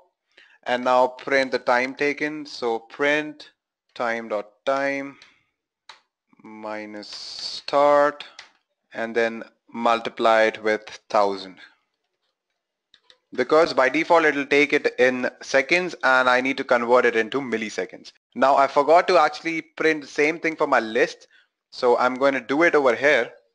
So this will actually give me the time taken by my list in order to compute the sum, and this statement will give me the time taken by my numpy array in order to compute the sum. So let us go ahead and execute this, and we'll see what happens. So it gives me 0 milliseconds because the size is small. Let me just add a couple more zeros. Let's make it 1,000,000. Now go ahead and execute this. Now you can notice the difference, that there is a significant change. Lists took 208 milliseconds, whereas numpy array took almost 67 milliseconds. So there's a huge difference between the compute time of a list as well as numpy array. That's why I say that numpy array are faster, convenient, and at the same time they occupy less space when compared to list. So that is the reason why we choose numpy arrays over list. So let us go ahead and move forward towards the next topic, that is numpy operations. So let me go back to my slides. So now is the time to see various operations that you can perform with the numpy arrays. So you can find the dimension of your array, whether it is a two-dimensional or a single-dimensional array. Then you can even calculate the byte size of each element. It is pretty easy. I'm going to tell you that practically. You don't need to worry about that. And you can even find the data types of the elements that are stored in your array. So if you want to know what is the data type of the elements, you can do that as well. So let me show you these three operations first, and then we'll move forward to the other operations. I'm going to open my PyCharm once more, guys. Let me remove all of this. So we have imported the numpy module. Now what I'm going to do is I'm going to define a numpy array. I'm going to name it as A, and I'll write here np.array 1, 2, 3. Put that in parentheses. Now add one more element, say 2, 3, 4. Alright, so it's a two-dimensional array. Now if I want to know whether it's a two-dimensional or a single-dimensional array, so I'm just going to type in print a.endim, and it'll give me the dimension. So let me show you that, and I'm going to run this. So it says 2, that means it is a two-dimensional array. So what if I move this part and make it as a single-dimensional array? It should give us the result as 1. Let's see if it does that or not, and yep, it gives us 1 as a result. So this is how you actually calculate the dimension of your array. Now if you want to find the byte size of each of the elements, so what you need to do is, instead of endim, you can call a function called item size.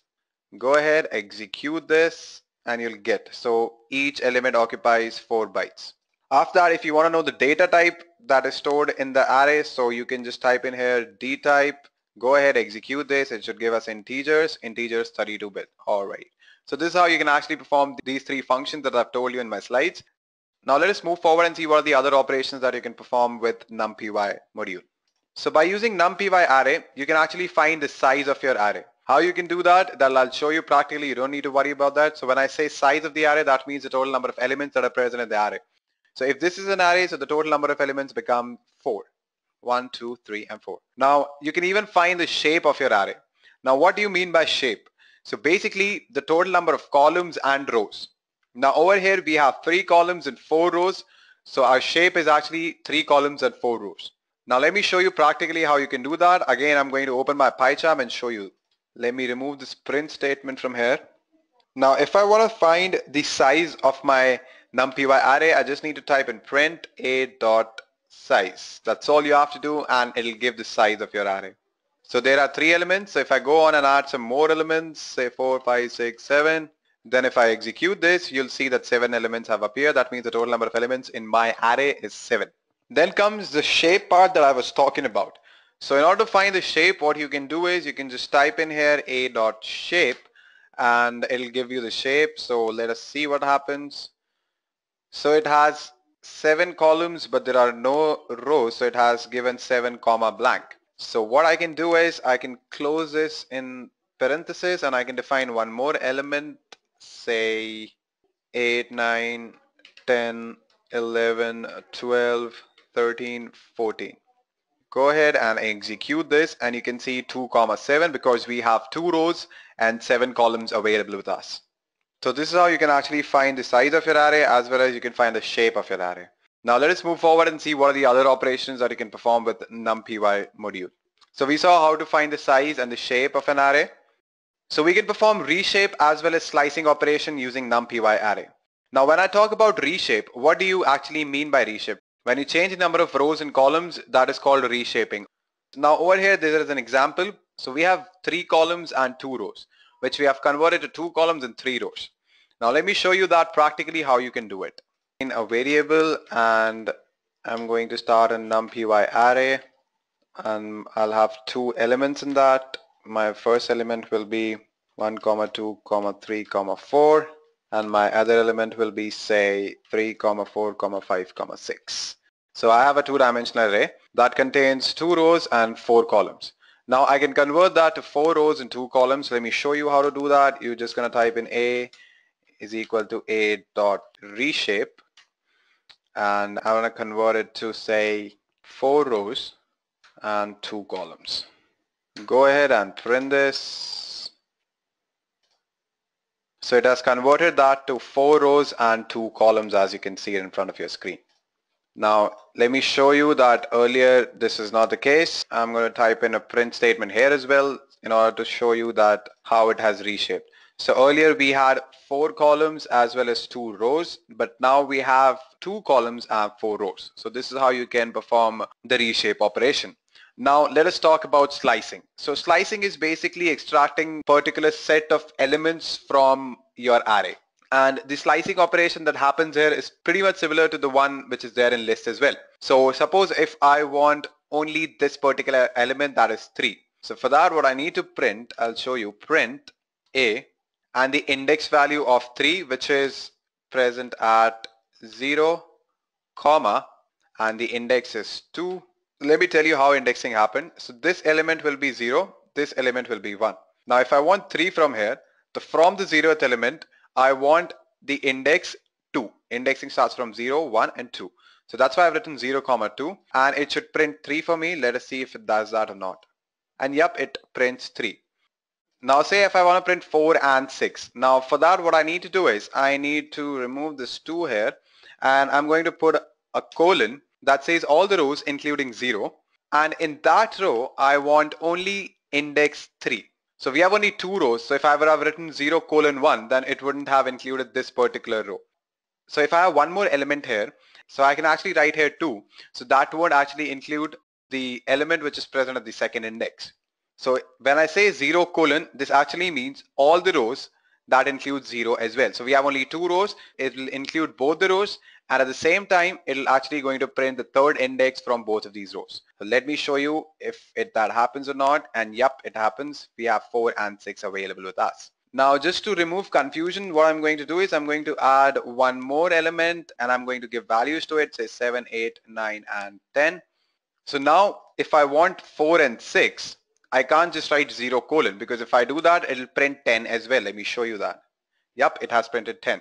Now in order to avoid that, what I can do is I can write in here 2. So as I've told you, this is the 0th element, first element and the second element. So when I write 0, 2, it won't include the second element. It'll only include 0th as well as the first element. Now inside that, we have index 3 from both of these rows. That is why we'll actually get 4 and 6. Let us see if that happens or not. And you can see 4 and 6 is now available. So this is how you can perform slicing when we in numpy arrays. Now what I'm going to do is I'm going to type in A equal to np dot line space. And now over here, first I'll write 1, say 3. And I want say 5 values between 1, 3. What this will do is it'll actually print the 5 values which are equally spaced between 1 to 3. So let me print this first. I'm going to type in print A and go ahead, execute this, and you can see that we have 1, then we have 1.5, then we have 2, 2.5 as well as 3. So if I would have written here 10, it will actually give me 10 values between 1 to 3. And yep, you can see we have the 10 values between 1 to 3. So this is how you can perform line spacing as well. Let me open my slide and we'll see what are the other operations that you can perform with numpy. So we saw how to perform reshaping and slicing. Now let us see what are the other operations. So we are now going to find out the minimum, maximum as well as the sum of our numpy arrays. So let us go ahead and execute that practically. Let me remove all of this, and now I'm going to define one more numpy array, np.array, and I want elements in it, say 1, 2, 3.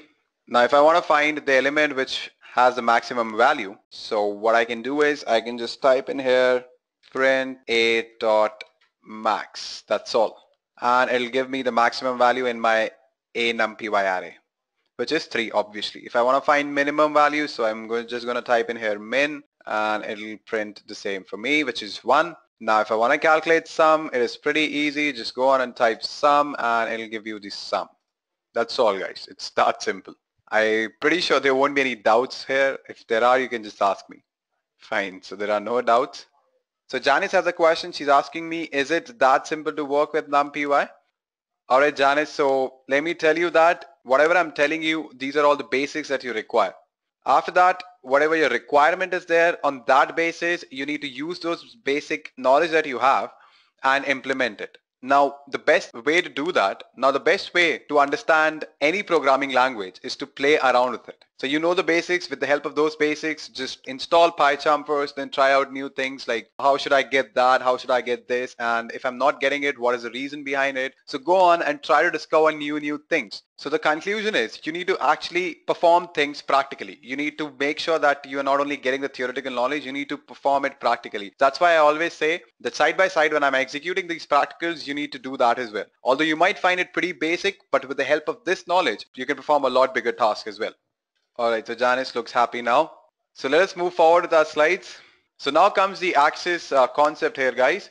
It is pretty similar. We have a numpy array which looks like this, and the rows are called axis 1 and columns are called axis 0. Now you must be thinking, what is the use of this axis? Suppose if you want to calculate the sum of all the rows, then you can actually use these axes and you can do that. Now let me show you practically how it happens. I'm going to open my PyCharm again and I'm going to show it to you.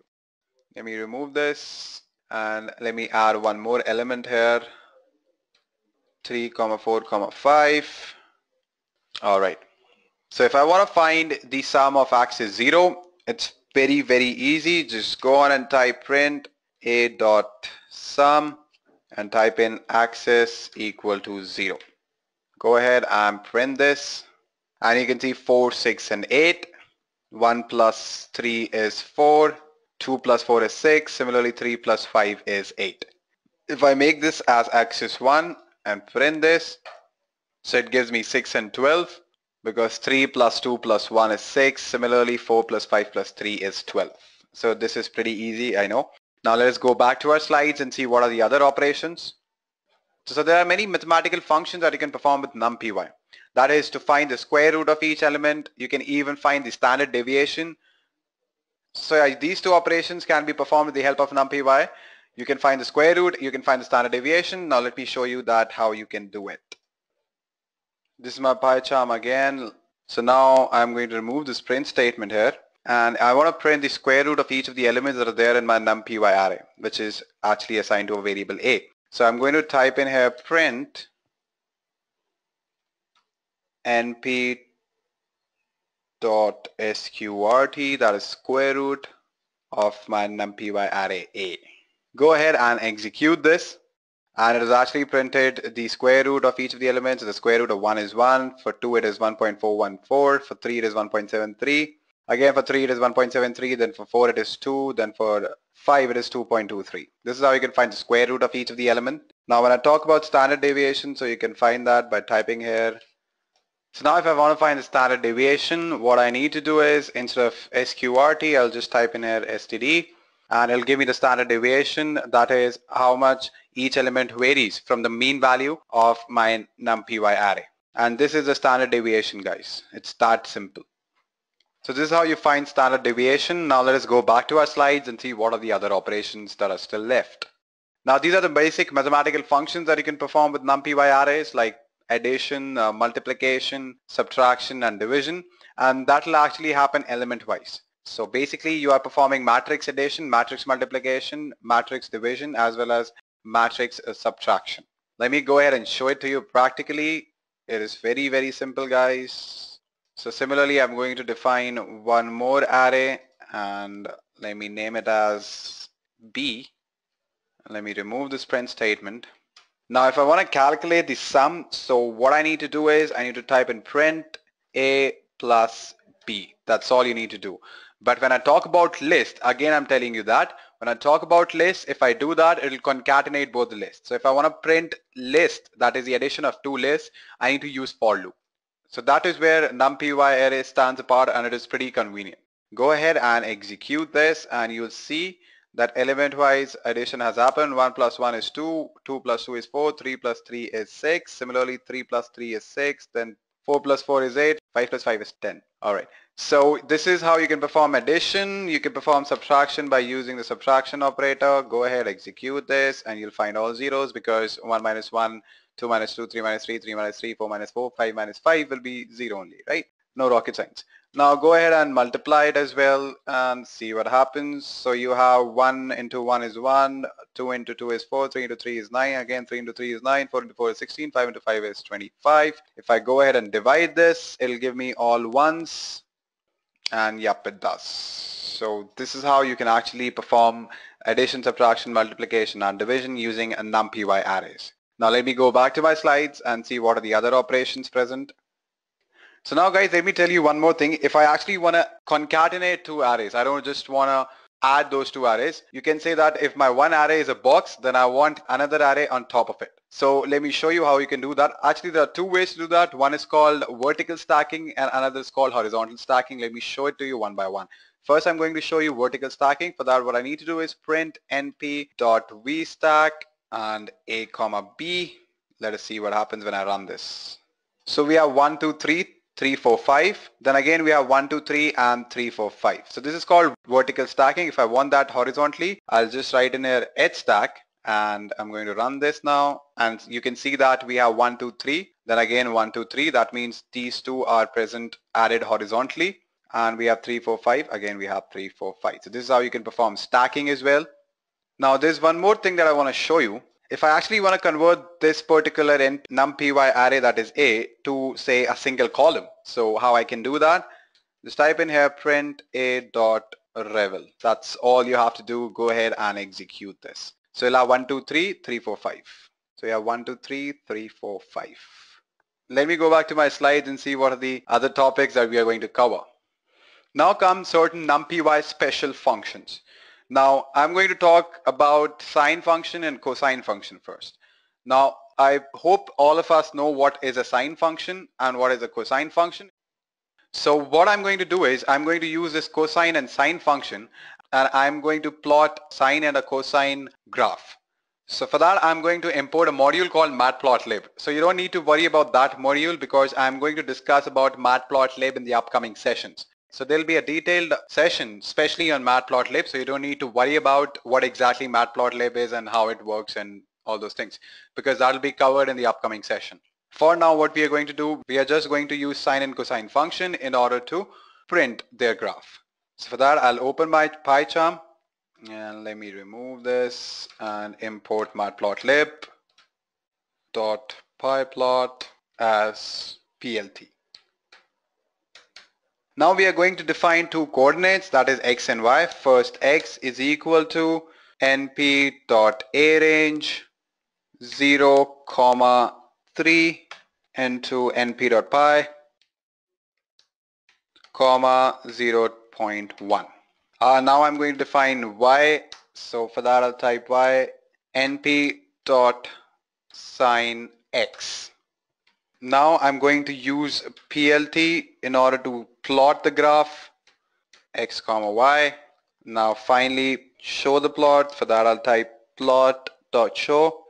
You must plot.show to make a graphics appear. So plot.show and here we go. Go ahead and execute this and you might be able to see a graph and yep, it is here. Similarly, what if I change the sine to cos and should give me the cosine graph? Go ahead and run this and you can see we have a cosine graph as well. Similarly, if I write in here tan, that is any other trigonometric function, and I print this, so I get the graph for tan as well. So any doubts still here, guys? No doubts, fine. So I'll open my presentation once more and we are going to see what are the other special functions that we can use with numpy. Now numpy comes with two very good functionalities, I would say, that is called exponential function and logarithmic functions. Now exponential, this e value is somewhere equal to 2.7 and we all know log. So when I talk about log, it is actually log base 10, and when I'm talking about natural log, that is log base e, I will write it as ln. So instead of that I've written log, that means log base 10. So you can perform these operations with the help of numpy. Let me show you how you can do that. So I'll open my PyCharm. Let me remove this and I'm going to define a numpy array. Let it be AR equal to np.array 1, 2, 3. Now I want to calculate the exponential value. I'm going to throw in a print statement and I'm going to write in here np.exp AR, and this will calculate the exponential value for me, and let us see if it does that or not. So yep, as I've told you earlier as well, value of E is 2.71. So E to the power of 1 is actually equal to E, so it has returned the E value, but E to the power of 2 will be somewhere equal to 7.38. E to the power of 3 will be somewhere equal to 20.0855. Now, in order to calculate log, what you can do is you can just type in here log. Now, this will give you natural log. So when I talk about natural log, it is nothing but ln, or you can say log base e. But if I want to calculate log base 10, so I need to type in here 10. First, let me show you how you can find the natural log. Just go ahead and execute this. All right. So when I talk about 1, so e to the power of 0 will be equal to 1, right? So log or ln AR equals to 0. Similarly, the other values as well. Now, if I want log base 10 instead of ln, or you can say natural log, I can just write in 10 and go ahead and execute this, and you'll find log base 10 values. So obviously when answer is 1, that means anything to the power of 0 is equal to 1. So the answer will be 0 here. And similarly, we have other answers as well. If you're unsure about it, you can open your calculators and do that.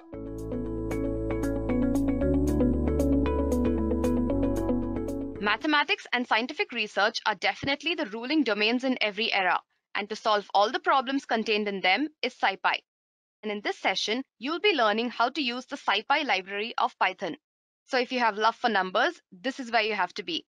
Before we begin, just make sure you subscribe to our channel and hit the bell icon to stay updated with all the latest edureka videos. Coming back towards this session, we shall first begin with a small introduction to SciPy and the difference between NumPy and SciPy. Following that, we shall take a look at the sub-packages present in SciPy and then take a deeper look at each of them, starting with basic functions, followed by special functions, integration functions, Fourier transforms, linear algebra, and interpolation functions. So let's move on towards the first topic, which is what exactly is SciPy? SciPy is an open source Python library which is used to solve scientific and mathematical problems. It is built on NumPy extension and allows users to manipulate and visualize data with a wide range of high-level commands.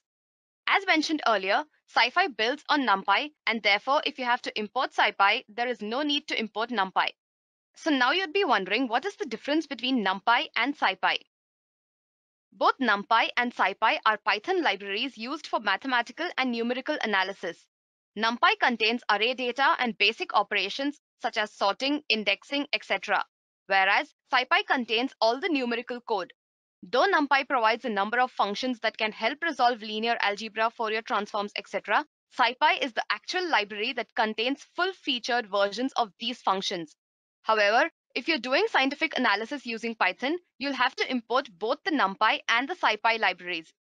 Okay, so now let's move on and take a look at the sub-packages present in SciPy. SciPy has a number of sub-packages for various scientific computations.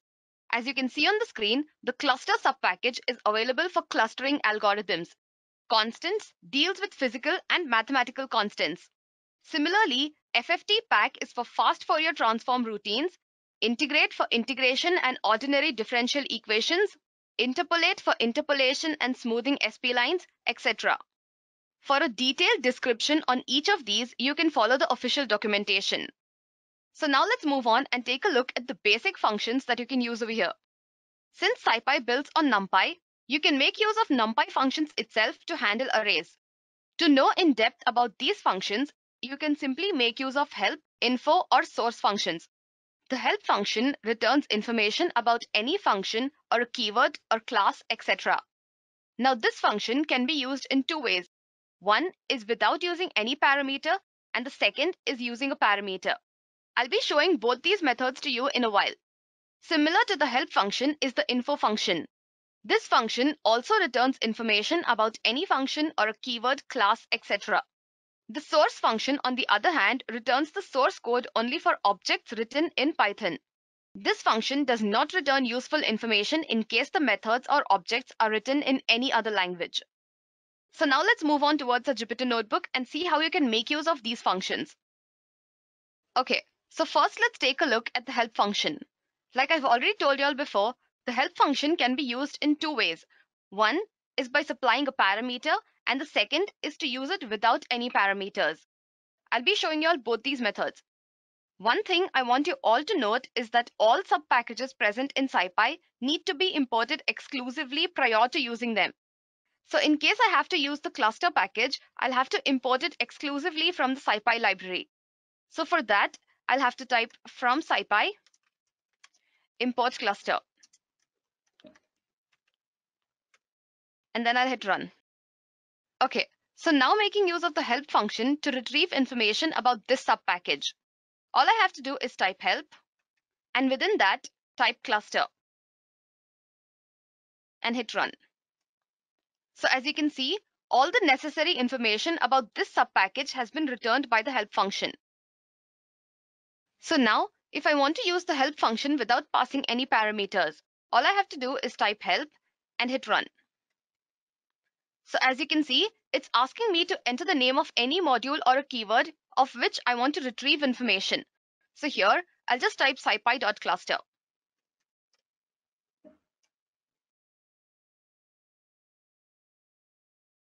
So as you can see on the screen, it has returned all the necessary information about this sub-package. Now, in case you want to stop this function from execution, all you have to do is type quit and hit enter. So now, if I want to use the info function, all I'm going to do is import scipy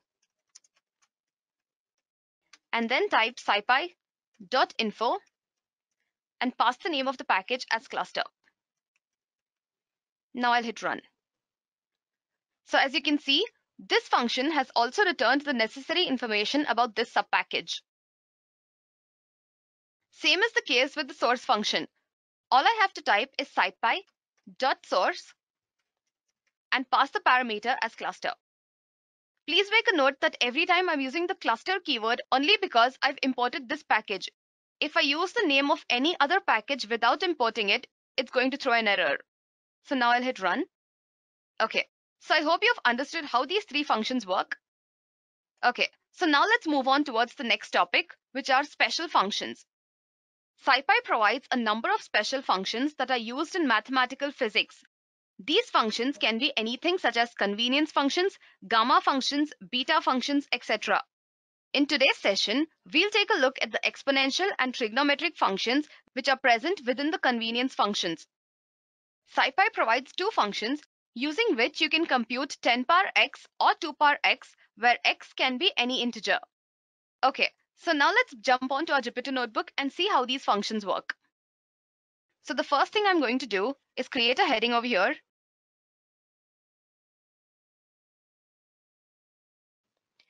And I'll name this as special functions, or I'll just say special. Now I'll have to import this package from the SciPy library. So I'll use from SciPy import special. After this, I'll take any variable, say a, and I'll type special.exp of 10, which is to compute 10 power x. And for the value of x, I'll write 2, and then I'll just print a. Sorry guys, I had to type special.exp of 10. So as you all can see on the screen, this function has returned the value for 10 power 2, which is 100. Similarly, if I have to calculate the values of 2 power x, I can make use of the exp2 function. So all I'm going to do over here is take another variable, say b, and then I'll type special.exp of 2, and the value I'll pass as 3. Then I'll just print b and hit run. So as you can see, I've got the output for 2 power 3, which is 8. SciPy provides a number of functions that deal with trigonometry. Using these functions, you can calculate anything such as sine, cos, tan, etc. So now let's get back to our Jupyter notebook and see how this works. Okay, so I'll take another variable, say c, and then I'll use the sine theta function over here. I'll take another variable, say c, and then I'll calculate the sine value of 90 degrees. I'll use the sine dg function, and I'll pass the value as 90. After this, I'll just print c. As you can see, the sine value of 90 degrees is 1. Similarly, you can also use the cos dg function. So I'll just change the name from sine to cos over here and then hit run. Okay, so as you can see, it has returned the value for cos 90. So I hope everyone's clear till here.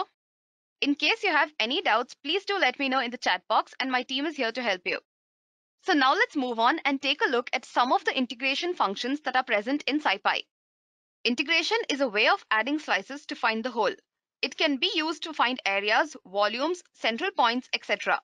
In today's session, we'll be seeing how to solve general and double integration problems. SciPy provides a function named quad that can calculate the integral of a function which has just one variable. The limits can range anywhere between plus and minus infinity. So now let me jump onto my Jupyter notebook and see how this function works. I'll just create a heading over here.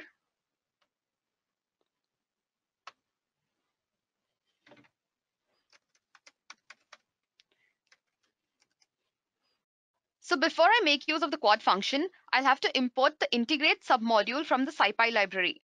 And to do this, I'll type from SciPy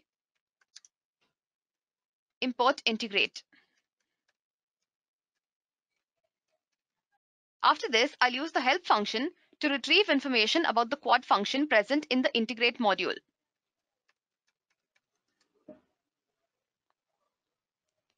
As you can see over here, it has returned all the necessary information about this function. The quad function basically takes another function as a parameter and a and b, which are the lower and the upper limits. All the other parameters are optional and you can try them out by yourself. Okay, so here I'll take a variable, say I, and then I'll type scipy dot integrate dot quad, the name of the function. And the first thing I'll have to do is pass a function as a parameter. So I'll just use a lambda function. So I'll just type lambda of x and I'll compute the exponent of 10 for this x. So I'll type special dot exp of 10, which is the name of the function, and the parameter of this will be x. So this was our first parameter, and now I'll have to pass the lower and the upper limits. So I'll just say 0, 1, and then I'll just print I. Okay, so I hope you all are clear till here. Now let's get back and see how we can solve double integration problems. A double integral, as many of us know, consists of two real variables. To compute this, you can make use of the dbl quad function, which will take the function to be integrated as its parameter, along with 4 other variables which define the limits and the functions dy and dx. So to make use of this function, all I'm going to do is take some variable, say e, and to this, I'll just assign a lambda function, and I'll pass any expression of my choice. So I'll just say x star y part 2. Now I'll take another variable, say f, within which I'll store another lambda function, and to this lambda function I'll just take one argument. Now I have to define another variable. I'll name it as g, and then a lambda function again. Now I'll just make use of the double integral function. So integrate dot dbl quad, and I'll have to pass the parameters starting with e, and then the limits. I'll just say 0, 2, and then the functions f and g. Okay, so as you all can see, this function has returned the value of the double integral. I hope everyone's clear till here. So now let's get back to our presentation and take a look at some of the Fourier transform functions present in SciPy. Fourier analysis is a method that deals with expressing a function as a sum of periodic components and recovering the signal from those components. To calculate this, you can make use of the FFT function and the IFFT function, which return the discrete Fourier transform and the inverse Fourier transform of a real and complex sequence. So now, let's move on and see how this works.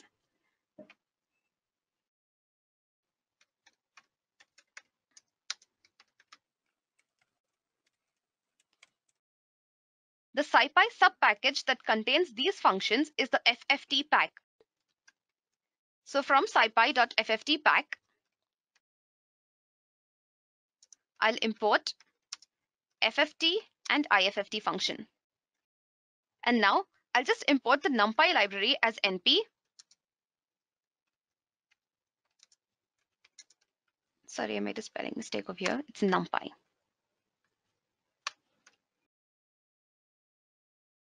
And then I'll just take a variable x within which I'll store a NumPy array with some random values.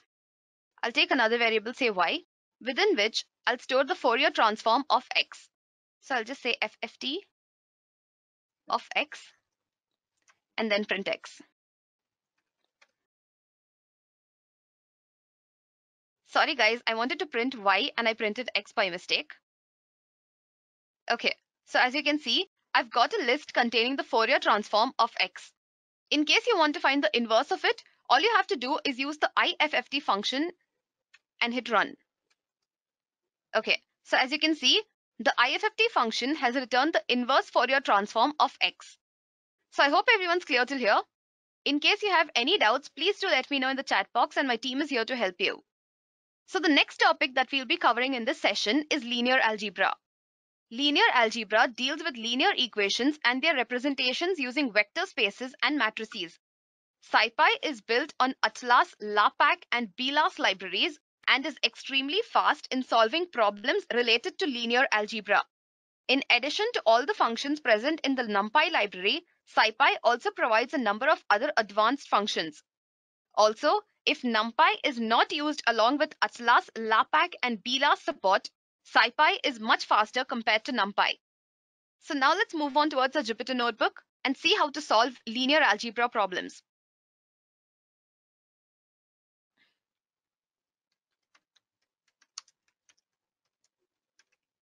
Okay, the example that I'm taking over here is finding the inverse of a matrix. Mathematically, the inverse of a matrix A is a matrix B such that A star B is equal to an identity matrix. An identity matrix is a matrix consisting of ones down the main diagonal. To compute this, you can make use of the inv function present in SciPy. To do this, I'll just take a variable, say A, and within this, I'll just store a NumPy array, and this time I'm going to create a two-dimensional array. I'll just pass some random values.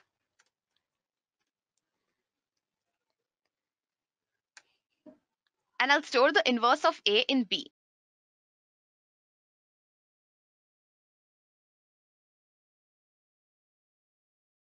Finally, I'll just print B.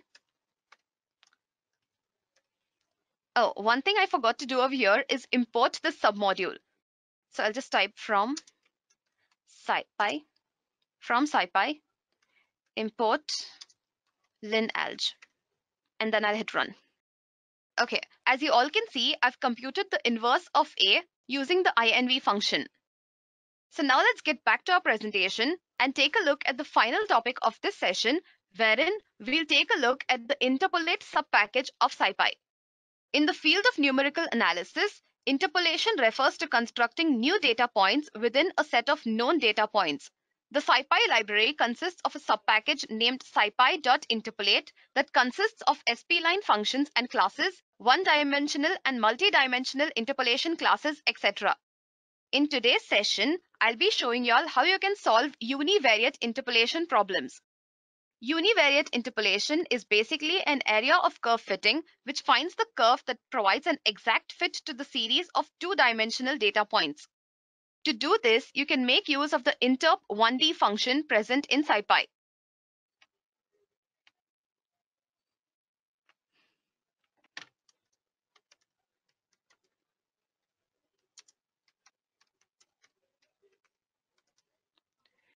So I already have a code for this. I'll just copy it and I'll paste it over here.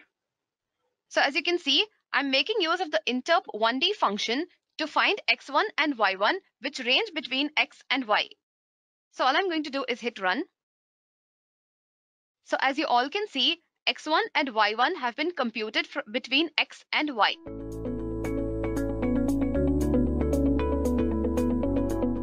In today's session, we'll be focusing on data analysis with Python.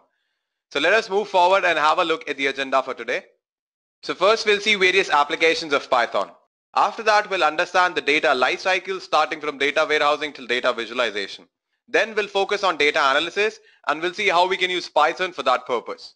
We'll also look at what is pandas library and we'll also understand a bit about NumPy and SciPy. Then we'll focus on various pandas operations, merging, joining, all those things. And we'll see after that Python for statistics and Python for Hadoop. So we'll move forward and we'll see what are the various applications of Python. So these are the applications of Python. I have listed down only 4 of those, although there are many more. So you can perform web scraping with Python. That is, you can extract certain contents from a particular web page. You can perform a web development. You can perform testing, as well as you can perform data analysis. So for today's session, we'll be focusing on a data analysis part of Python.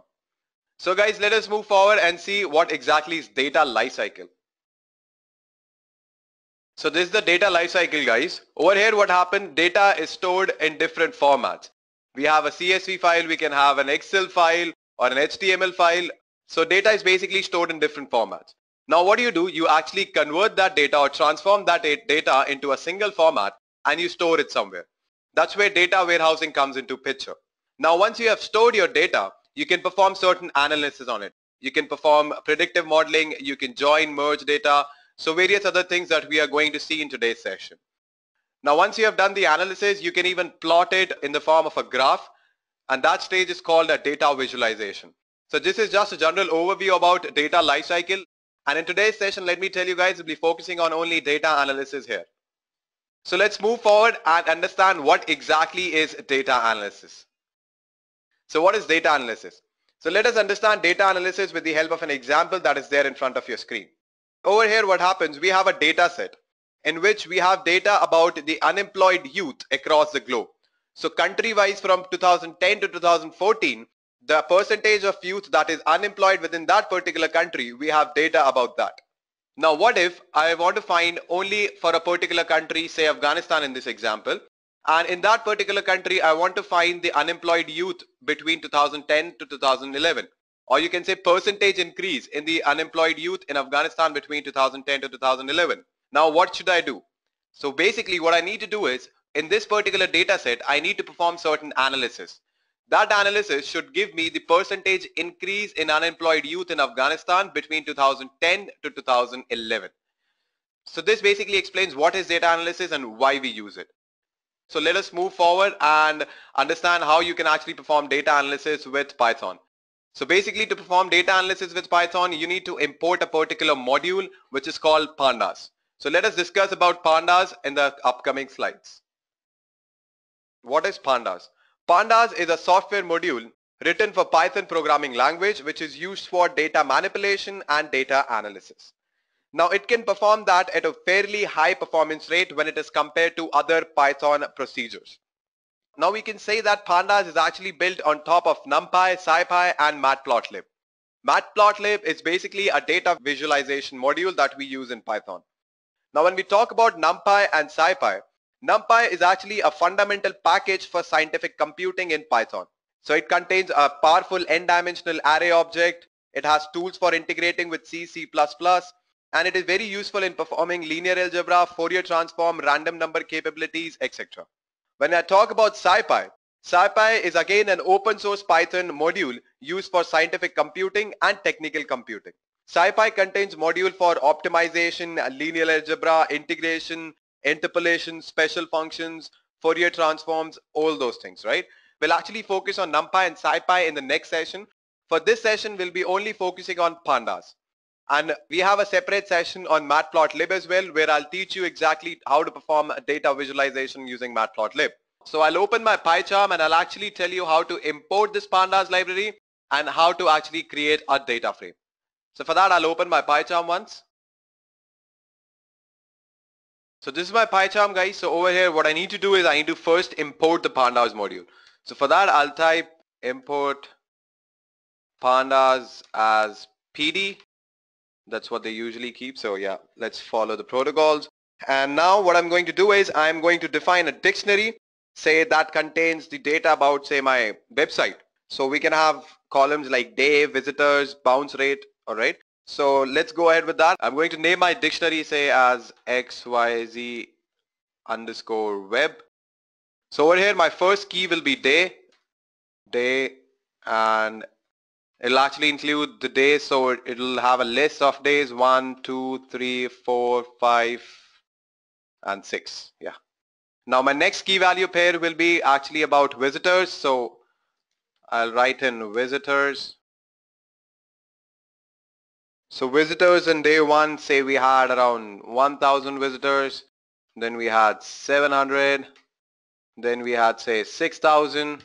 Then we had around 1K again. Then 400. And then say 350. Yep. So the next key value pair that I'm going to add is say bounce rate. Bounce rate is nothing but the number of people who have visited your website but have left your website immediately. So yeah, which is not good for any website. Bounce underscore rate.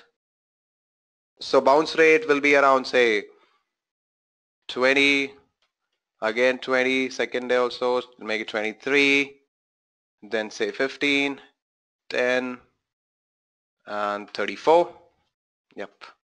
So now what I'm going to do is I'm going to close this dictionary. And now what I'm going to do is I'm going to convert this dictionary into a pandas data frame. Now how we do that? Let me first declare a variable, say df. And over here what I'm going to type in, I'm going to type in as pd for pandas, pd dot data frame, and the name of my dictionary, which is xyz web. Now go ahead and print this data frame and we'll see what exactly happens. So yep, it has converted our dictionary into a data frame. So what all columns we have? We have bounce rate, we have day, and we have visitors. So this is a very basic introductory example for you all guys in order to show you how to make data frames using pandas library. So I'll open my slides and we'll move forward and have a look at various operations that you can perform on pandas data frame. So these are the operations that you can perform with pandas data frame. You can slice the data frame, that is if you want only a particular part of that data frame, you can do that.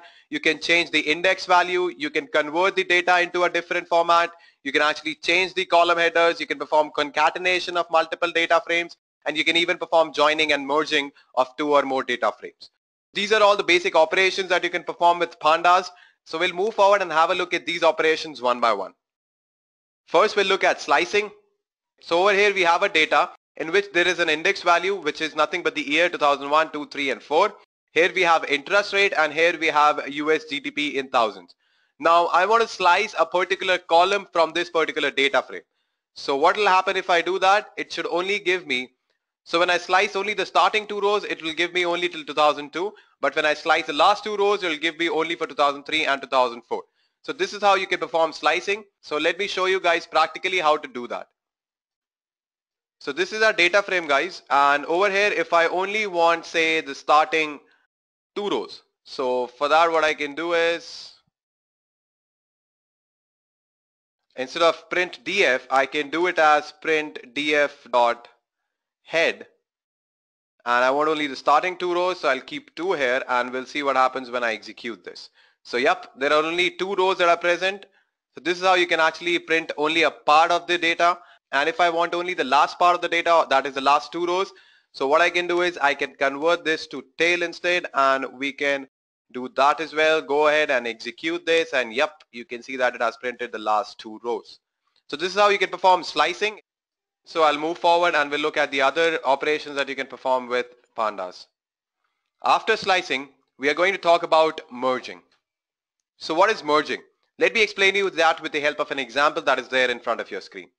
So over here we have 2 data frames, and in one data frame we have index values from 2001 till 2004, and in another data frame we have index values from 2005 to 2008. Now what happens when I merge both of these data frames? Let us see what happens. Now these 2 data frames can be merged together to form a single data frame, and we can actually make sure what all columns that we need to keep common. So over here we have common columns as HPI, interest rate and index. But when I talk about GDP, we have 2 US GDPs, one is X and another is Y. So this is how actually you can perform merging. You can actually make sure what all columns you want in your final merged data frame. So I'll open my PyCharm once again.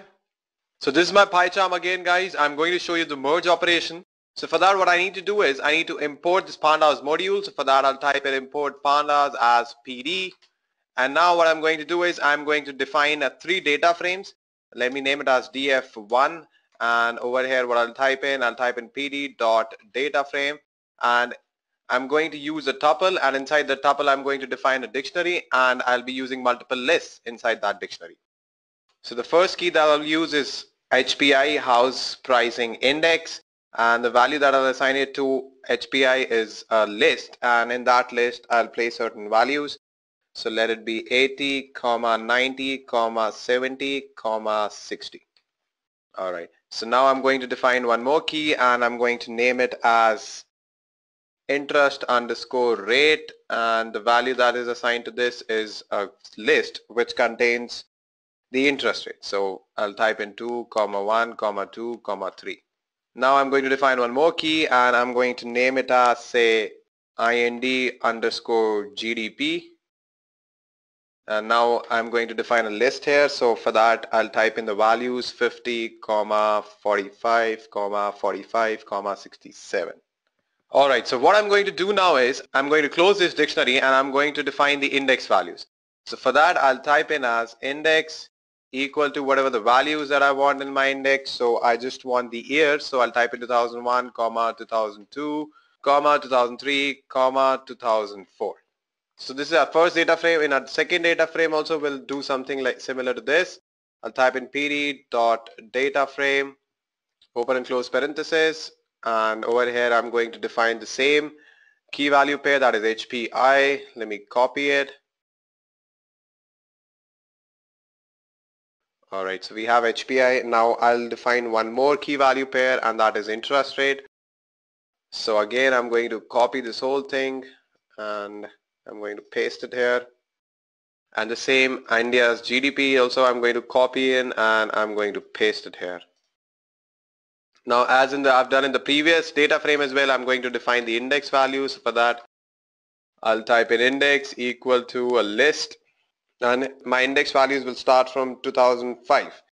So I'll type in 2005, 2006, 2007, 2008. I forgot the comma here, so yeah, comma, and now we have 2 data frames. So now what I can do is I can go on and merge these 2 data frames. So for that what I'll type in, I'll define one variable, say merge equal to pd dot merge, and the data frames, that is df1, df2.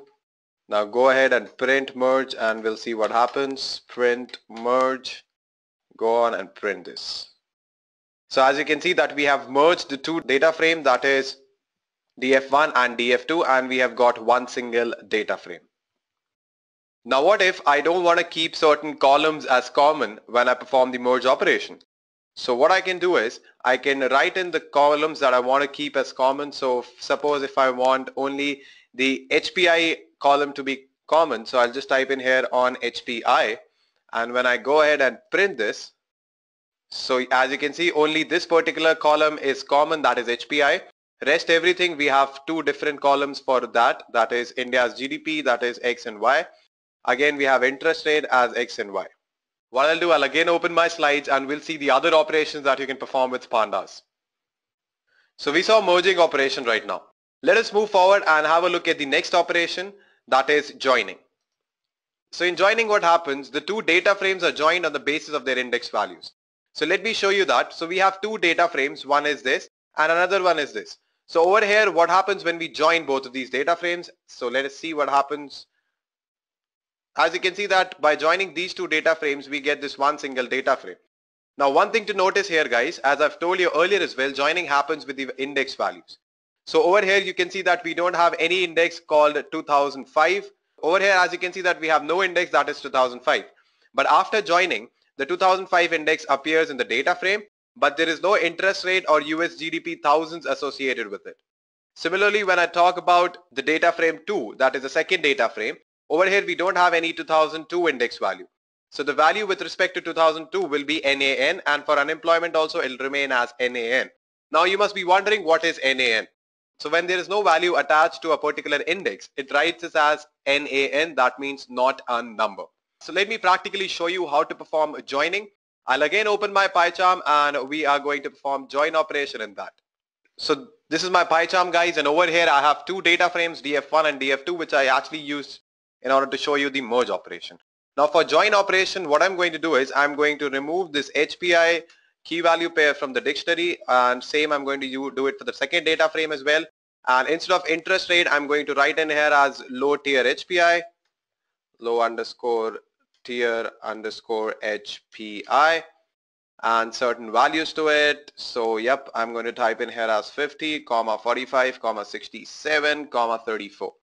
And instead of India's GDP, I am going to type in here as unemployment and certain values to it. So I'm going to name it as 1356, sorry. All right, XYZ, anything, doesn't matter.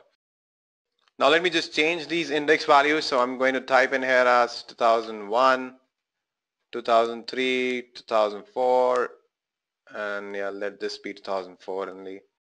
And now what I'm going to do is I'm going to type in joined equal to df1 dot join df2 and print joined.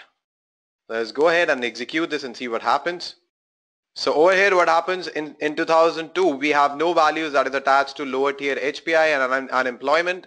So it has actually printed NAN, that is not a number. And in 2004, we actually have both the values available. So it has printed that.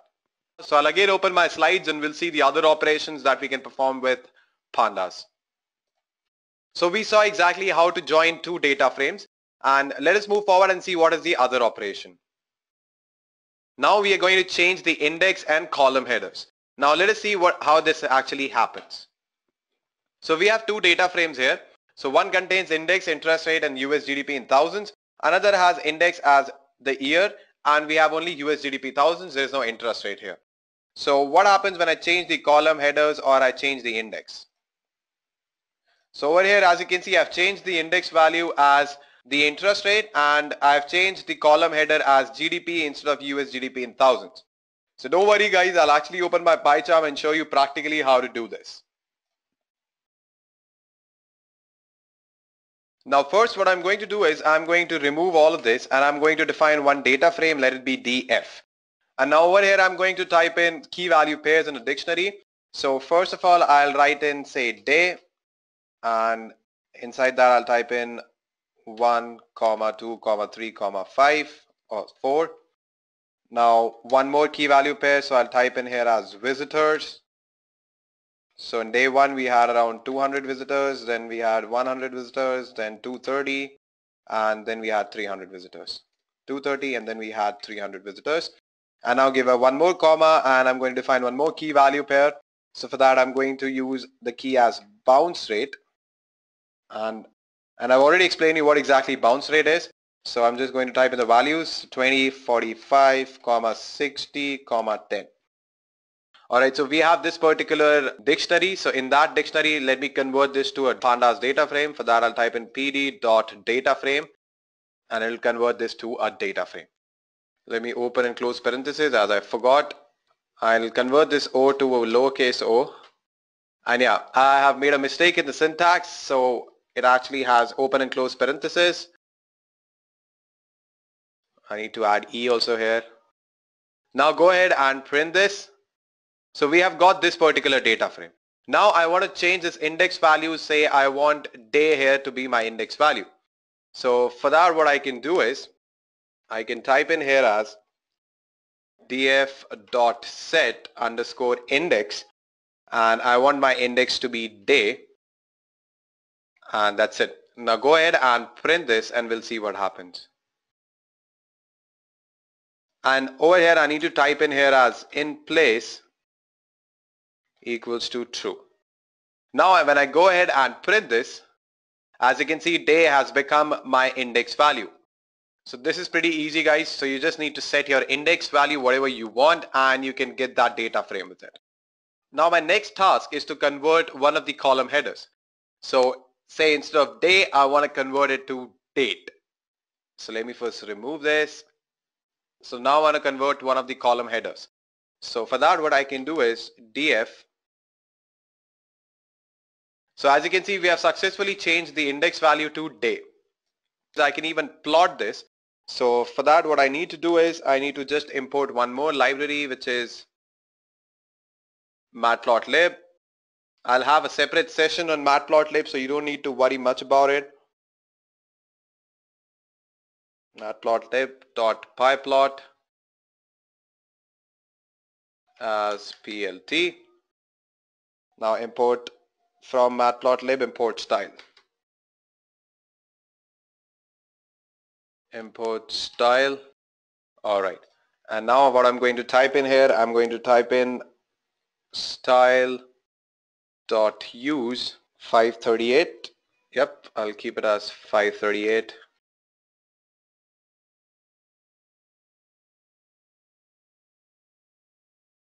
And now I'll remove this print statement. Now what I'm going to do is I'm going to type in df.plot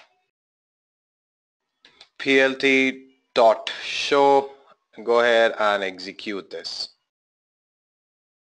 So we have got a graph in which the bounce rate is represented by the blue color line and the red color line represents visitors. So these are our index value, or you can say the day, and these are the values corresponding to that particular day. So this is how you can actually plot it. Now our next task is to actually change one of the column headers. So for that, what I can do is, first let me remove all of this. Now suppose if I want to change the column header from visitors to users. So how am I going to approach this task? Now what I'm going to do is I'm going to type in here as df equals to df dot rename columns equal to, I want to replace visitors with what I want to replace here. I can replace it with users. Now go ahead and print df and you can see that column header has been changed. Instead of visitors, we have users now. So this is how you can actually change the column headers and index values. So I'll open my slides again and we'll see what are the other operations with pandas. Concatenation. So you have a student data in which you have name, age, sex and phone number. Now you want to add email address to this particular data. So you can perform concatenation and add the email address field at the end of this particular data. Don't worry guys, I'll actually show you practically how to perform concatenation. So this is my pie chart guys. So in order to show you concatenation, I'm going to paste the two data frames that I have created earlier. I don't want to type it again because it's going to take a lot of time, so I'm just pasting it. Now in order to perform concatenation, I'm going to declare a variable, say concat equal to pd dot concat df1 comma df2. Go ahead and print this and we'll see what happens. So yep, as you can see that we have concatenated the two data frames. So the index values are from 2004 for the first data frame, and then it starts from 2005 to 2008 for the second data frame. So as you can see that concatenation has been successfully performed. So we have index values from 2001 to 2008, and for the first data frame it is till 2004, and for the second data frame it starts from 2005 till 2008. So this is how you can perform concatenation. So I'll again go back to my slides and see what is the next operation that we are going to see. Now comes data munging. So data munging basically means that you can actually convert a particular format of data into a different format. So if you have a data which is in say CSV file, you can convert that to an HTML. Similarly, you can perform that operation with the other data formats as well. So let me actually show you that. I'll again open my PyCharm. So this is my PyCharm guys. Let me first remove all of this, and I'm going to actually read a CSV file which is there in my system. Locally it is present in my system, so I'm going to read that file.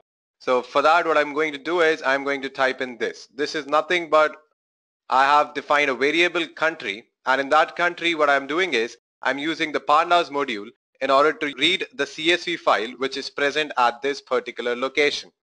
And finally, this index underscore call equals to 0 actually makes sure that I have no index present in that particular data frame. That's all. So now what is the operation that we are going to see here? We are going to convert the CSV file into an HTML file. So for that, what I'm going to type in country dot to underscore HTML, open close parenthesis, and I can say edu.html. Now go ahead and execute this and we'll see what happens. And I'm going to open my projects folder. As you can see that edu.html is added. When I click over there, it gives me the HTML code for that.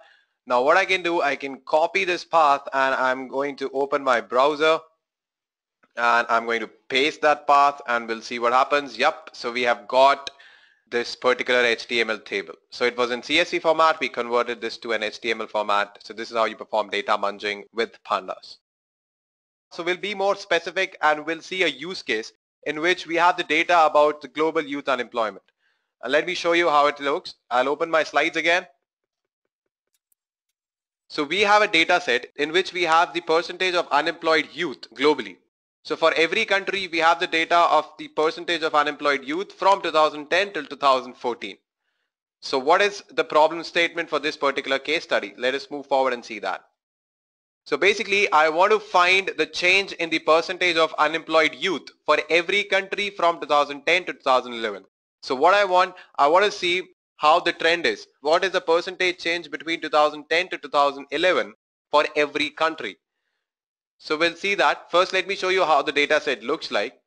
So it looks something like this. We have the country name, then we have country code. For then 2010, the percentage of unemployed youth.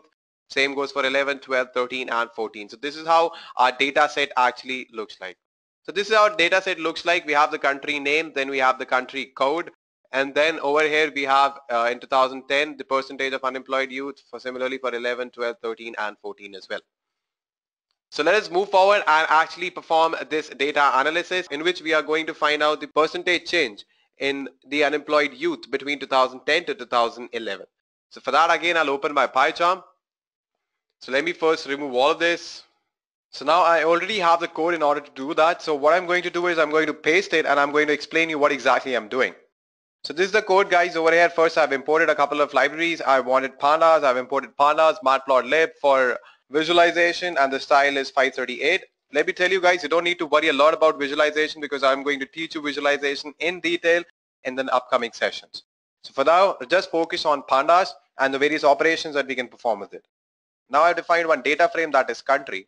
And this is pd read.csv which is present in this particular path. So I have my data set which is present in this particular path, and then what I've done, I've made the index value as 0. That means I don't want any index. That's all. After that, I've defined one more data set df in which there will be only the top 5 values of the particular data set. That means it will contain only the first 5 rows of the data frame country. After that, what I have done, I have defined an index value that is country code. I only wanted country code to be my index value.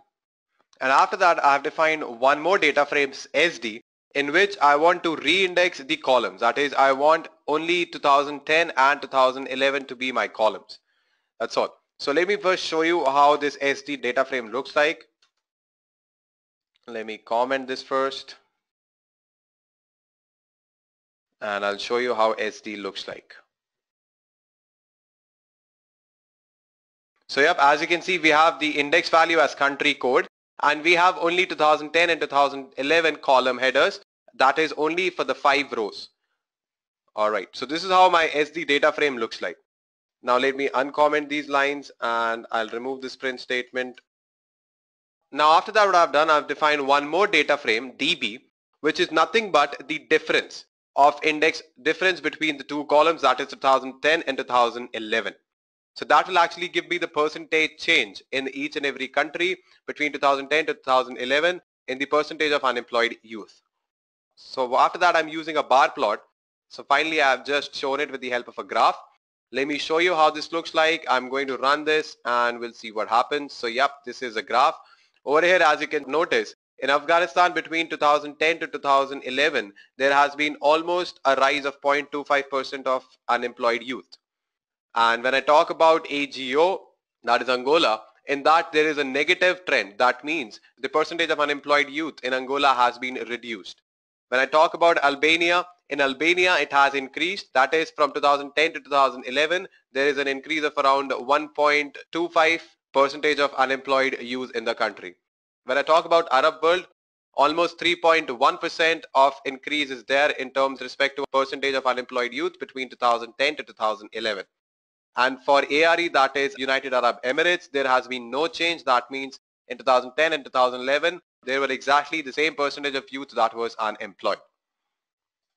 Now over here I can perform multiple operations as well. Say if I want to find out this for 2011 and 2012. So I can just keep it that way and I can just go on and run this. So as you can see here in Afghanistan between 2011 to 2012, the percentage of unemployed youth has went down by almost 1.25%. When I talk about Angola, there is no change. For Albania, it has increased around 1.5%, and it has increased to 1%. For United Arab Emirates, there has been no change. This is one example that I've shown you where we have performed an analysis on global youth unemployment data. This is just an introductory example, pretty basic example that I've shown you.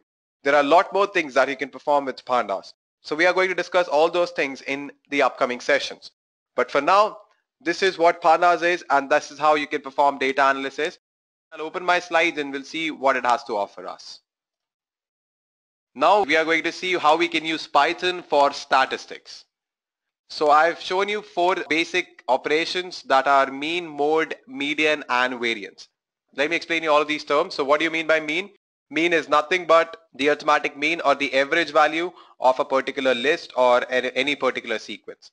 When we talk about median, median is what? The median, the middle value. So there can be high median and low median. When we have a sequence in which there are odd number of elements, so at that time median will be the centermost value. But when we have even number of elements in a particular sequence, at that time we have high median and low median. In high median, what happens? The two center values, the higher value is taken as a median, and in low median, amongst the two center values, the lower value is taken as a median. When we only calculate the median for even number of elements, then the two centermost values, the average of those values will be taken as median. So I hope you are clear with what exactly median is. There's no rocket science behind it. It's pretty easy. Now when we talk about mode, mode means nothing but a value that has been repeated the most. So over here we can see that 1 has been repeated 4 times, 3 once, 4 thrice, 5 once, and 2 was also once. Now when we talk about variance, variance is nothing but what is the variation of each and every element in the sequence from the arithmetic mean. I am going to open my PyCharm and perform these things practically. So this is my PyCharm, guys. So over here what I'm going to do is I'm going to import certain modules. So I'll type in from statistics, import mean, and I'll type in print mean and the sequence. So I can type in 1 2 2 2 1 3 4 1 5 1 5. Now go ahead and execute this, and yep, it has given us the mean value or the arithmetic mean of the sequence that we have given. So now from median, I'm again going to import the statistics module, and from that import median. Print median and the sequence. So let it be 1, 1, 1, 2, 2. Alright, let it keep it as 5 elements. So it'll print the centermost element, that is 1. As you can see here, 1 is here, that is at the 3rd position. We have 2 elements here and 2 elements here. So it has printed the centermost element or the middle element. Now instead of median, if I want to find in mode here, so for that I'll just type in mode and I'll change this to mode. Go ahead, execute this, and yep, as you can see, 1 has been repeated thrice, whereas 2 has been repeated only twice. So 1 has been repeated the most, so it becomes the mode. Now you can even find variance here. Variance, as I've told you earlier as well, it gives you the variation in the elements from the arithmetic mean. Go ahead, execute this, and yep, you can see the variation is 0.3. So this is how you can actually use it for statistics as well. So we'll move forward and understand how you can use Python with Hadoop. So I'll open my slides once more. So guys, you can use Python for Hadoop as well. Now what happens, you need to import a library called PyDoop, and you can write a MapReduce program in Python and process data that is present in HDFS cluster. Now let me explain to you with the help of flow diagram that is there in front of your screen. So you have some input data which is stored in your HDFS cluster across various data nodes. Now what happens, you write a logic in Python in order to process that data on the respective node managers where data is stored. Now this stage is basically called map phase, and it will produce some intermediate output. So how much ever node managers you have, you'll have that many outputs, and that will be given to our reducer. Now what happens in the reduce phase? So this reduce phase happens in the node managers. What will happen, whatever the output that comes from the map phase will be provided as the input to this reduce phase, and it will aggregate that and provide us with the output. Now I know you might not understand node managers, you might not understand data nodes, all those things. So we're actually going to discuss about this later in the upcoming sessions. So you don't need to worry about it right now, but I'm just giving a general overview, and I'm just basically telling you that you can use Python in order to process big data across the HDFS cluster, which is present across the HDFS cluster.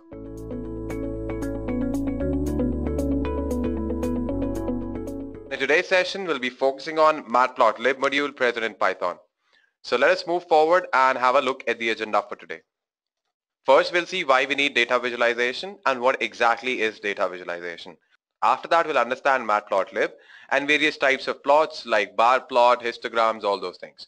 Then we'll get started with it, and I'll tell you how to plot each of these graphs using Python.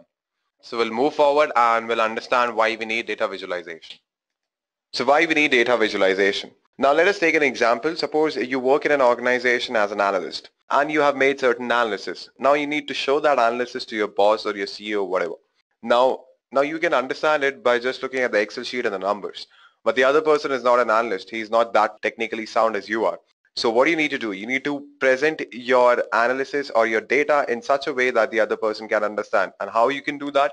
You can do that by representing it in the form of a graph. And it is a well-known fact that human brain can process information easily when it is in pictorial or graphical form. So that is one of the key reasons why we use a data visualization in order to understand the trend better and make better decisions. So let us move forward and understand one more reason why we need data visualization. Now basically it allows us to quickly interpret the data, like whatever the trend the data is showing us. Now basically it allows us to quickly interpret the data. So just by looking at the graph, we can understand what the data is about and what is the trend. But if you are not from an analytics background and you see just the Excel sheet, then it is very tough for you to understand it. So if it is there in the graphical form, you'll quickly understand it and you can experiment as well. Now what happens if you want to change certain variables and see what will be the outcome? So with the help of the graphical representation of your data, that will give you a very good idea as to what all variables are useful for you and what all variables are useless. You don't need to include in your analysis. In order to perform that experiment in an efficient and a quick way, you need data visualization. So guys, these were the two key reasons why we need data visualization. So we'll move forward and understand what exactly is data visualization. So what is data visualization? So data visualization is nothing but the presentation of your data in a pictorial or a graphical format. Now why we do that? We do that in order to enable the decision makers of an organization to see the analytics presented visually so that they can grasp some difficult concepts or identify new patterns. You can use it to identify the areas that need attention or improvement in the organization. You can even use it in order to clarify which factors influence customer behavior. Now, it might depend on the season or anything else basically. Now, you can even use it to understand which products to place where. Now, this is very important, guys. Obviously, you won't be selling jackets or sweaters in summers, right? You won't be selling shaving cream to kids. So you should know what are your target audience and where you are selling your product and to whom are you selling your product. So that is one very important field where we need data visualization, and you can even use it to predict sales volume as well. Fine guys, so we have looked at a lot of examples for data visualization. Now let us understand the diagram that is there in front of your screen. So it basically tells you about how to find insights from your data. Now for that we need data visualization. It plays a very, very important role, and it is one of the major applications of data visualization in order to find insights in data. Now there's a process that has to be followed in order to do that. So it starts with visualize. The first step is visualize. So basically you understand what your data is. You visualize it in a form of a graph and you understand what that data is actually talking about. Now we'll take an example. Suppose you have a data set that tells you about the youth percentage of unemployed youth country-wise from 2010 to 2014. Alright, so you have that data, then you visualize it. The moment you visualize it, you'll get to know that, okay, it's fine. This country has a lot of unemployed youth, whereas this country is doing pretty good. So accordingly, you just grasp it pretty easily when you visualize it. After that, you make certain analysis. Now, what sort of analysis? Suppose if I take the same example forward, if I want to find out the change in the percentage of unemployed youth between 2011 to 2010, so that will come under analysis phase. So I'll analyze it. After that, what comes is document insight. Now you have done that analysis, but what is the outcome of that analysis? Now I'll see what all countries are doing good. I mean, the percentage of unemployed youth have gone up and which country it has gone down, and from what all countries it is stable. There's no change. So we'll see that and make a document. After that, we transform our data set. Now there might be certain fields in my data that I don't need. So at that time, what I'll do, I'll transform my data set, I'll remove those fields, or there might be certain fields that I need and which is not there. So I'll add those fields. So accordingly, I'll transform my data set. And once I've done that, I'll again visualize it in order to understand what my data is now talking about. And this process will keep on repeating. So this is how you find insights in data, where visualization plays a very, very important role, guys. So we'll move forward and understand what exactly is matplotlib. Now it is very important for us to understand as to how matplotlib works fundamentally. Now it is pretty easy and pretty basic. You have some data, then your computer will draw that data to a canvas of some sort, but it is only in the computer's memory. Now once your computer has drawn that data, you can show that data. So this is so the computer can first draw everything and then perform the more laborious task of showing it on the screen. Very basic. I know you might find it pretty lame, but it is very important for us to understand how fundamentally matplotlib works. So you have an example in front of your screen. So again, we have that data in which we have country-wise percentage of unemployed youth. And I've done some analysis and I've shown it graphically, the percentage change in the unemployed youth country-wise between 2010 to 2011. So this is how that plot looks like. It is nothing but a bar plot. Now there are various types of plots available. We'll have a look at few of those in the next slide. So we'll move forward and see what are the various types of plots. So I've listed down 6 types of plots.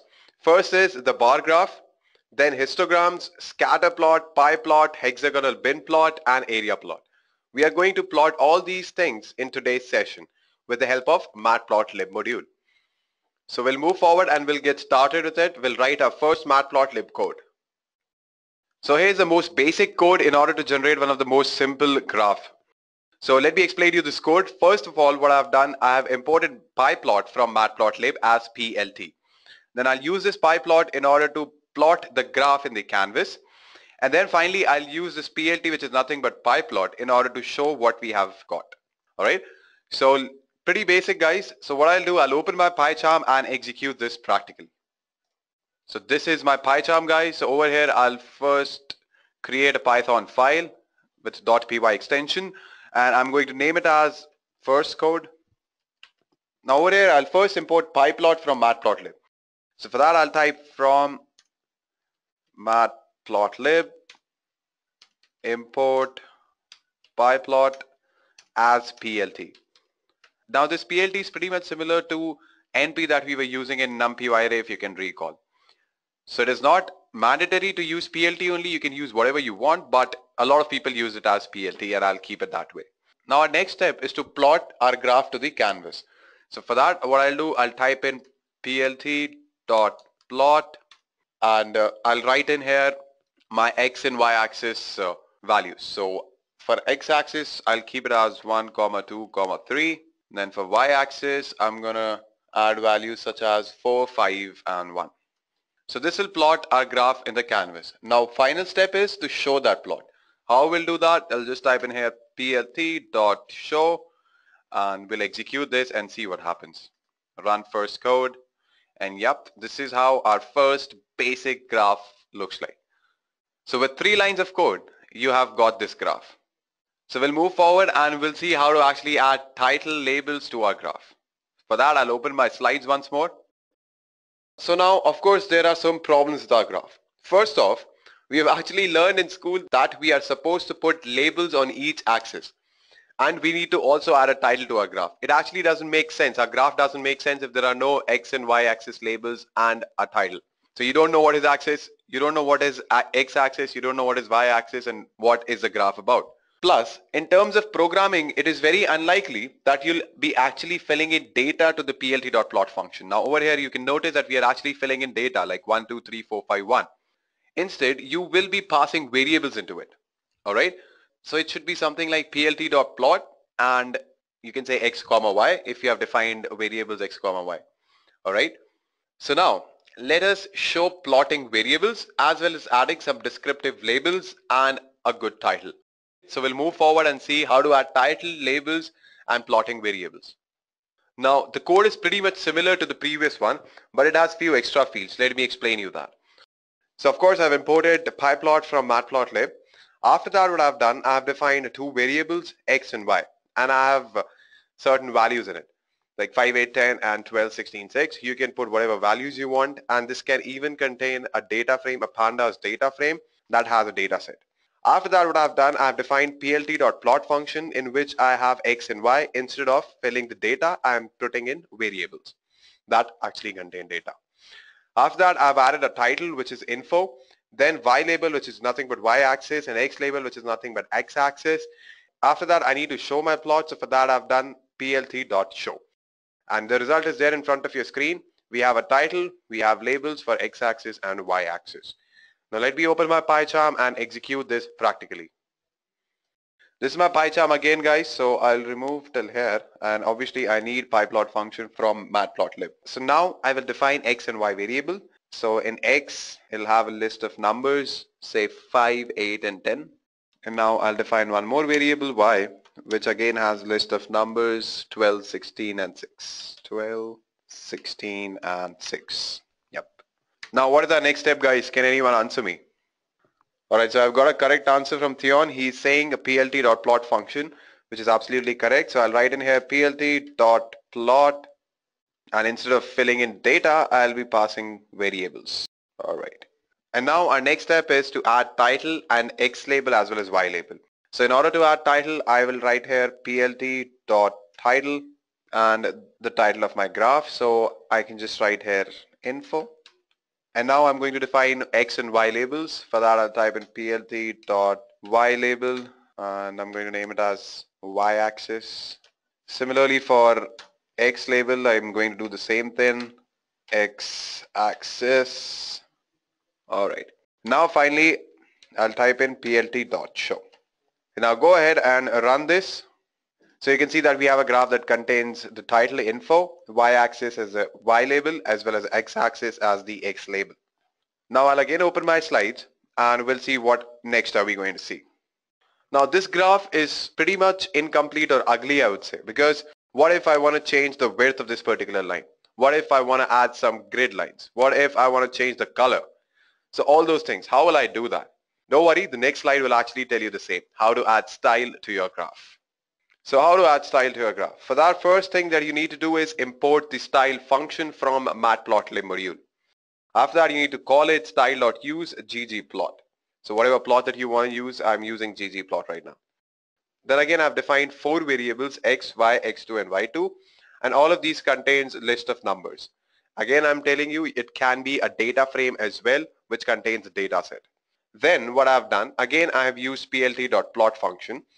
But over here, apart from x and y, there are many other fields. So don't get confused. I'll explain it to you. It's very, very easy.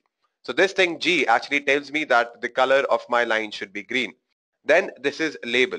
So this label is not for your x-axis or y-axis. It is for your curve, which is line 1. You can give whatever name you want. Then we have line width. I want the width of my line to be 5. So I've put in here 5. Similarly, I've done for the next plot as well. Then I've added title, which you know how to do that. Similarly, y label and x label. Now after that, I'm using this legend function in order to add a legend to my graph. Over here, you can notice that we have it present in our graph where I'm pointing with my highlighter right now. So we have line 1 and line 2. After that, what I've done, I've added grid lines to my graph, which is of the color K, which is nothing but black. So you can see it in my graph as well. We have grid lines available. And finally, plt.show. So I'll open my PyCharm again and I'll show you how you can do that practically. So this is my PyCharm again, guys. Let me first remove all of this and I need to import the style function. So for that, I'll type from matplotlib import style. That's it. Style.use ggplot. Now define the variables. First will be x, add certain values to it. I'll add in 5, 8, 10. 5, 8, 10. Then y. I'm going to add a list of numbers 12, 16, 6. Now one more variable x2, again it will have list of numbers which will be 6, 9, 11. Then I'm going to use y2 variable and I'll add some numbers to it, 6, 15 and 7. Alright, so now I'm going to use plt.plot function,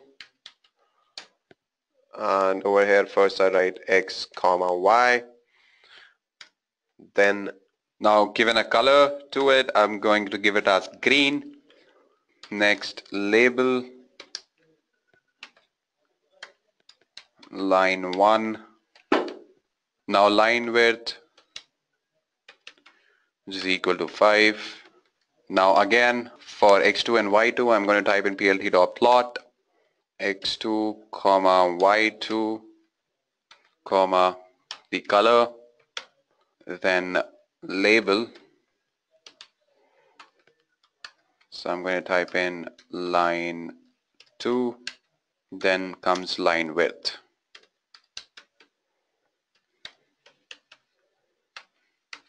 Alright, so now our next step is to add title to our plot. So plot plt.title, and the title that I'm going to give is info again. Then x and y labels, plt.y label, y axis, then plt.x label, x axis, plt.show. Now go ahead and run this. So over here I've not added any grid lines. I can do that as well. So for that let me first close it. Fine, so I've defined title, x label as well as y label. Now our last task is to actually add grid lines. So for that I'll type plt.grid and just write in here true, comma, give a color. I want it black, so I'll keep it that way.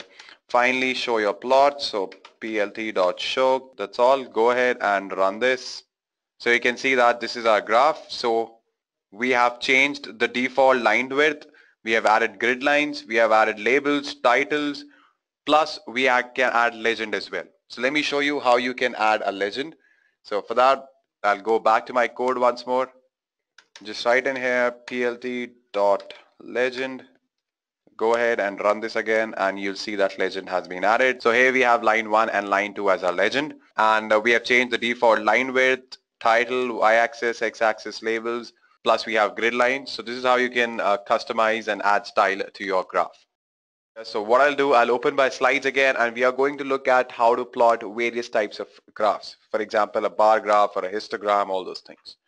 Fine, so first we'll look at how to plot a bar graph. So these are all the linear graphs that we have seen till now. Now we'll see how to plot a bar graph. So before I tell you how to plot a bar graph using matplotlib, let us understand why we actually use a bar graph. So bar graphs are basically used to compare things between different groups. And when we are trying to measure changes over time, bar graphs are very well suited when changes are larger. So this is why we use bar graph. Now let us understand how we can do that using matplotlib. Now since we know why we use bar graph, let me explain you the code and how you can do that using matplotlib. So first import pyplot like we do every time. After that, instead of plt.plot, I'll use plt.bar, and I have filled in data here. You can fill in variables as well that contains data. Then I have defined a label example1. After that, I have one more plot in which I have filled in data plus a label, and I've given a color as well. I don't want the default color, I want some change, so I've written it as green. After that, I have plotted the legend. After that comes legend and then X label and Y label that you have seen in the previous graphs as well. Then I've added a title and then finally show it. Don't worry guys, I'll execute this practically in my PyCharm now. So this is my PyCharm guys. So over here what I've done, first of all I have imported the pyplot function. Then instead of plt.plot, I'm using plt.bar, and inside that I have data filled in. Instead of that, I can even have variables that contains data. Then comes label, in which I am using example1. Then comes label.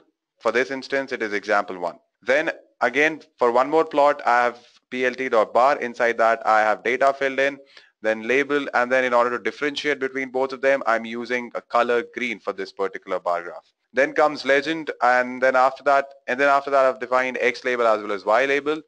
After that I have title, and then finally show it. Now go ahead and run this and see if it works or not. And yes, it does.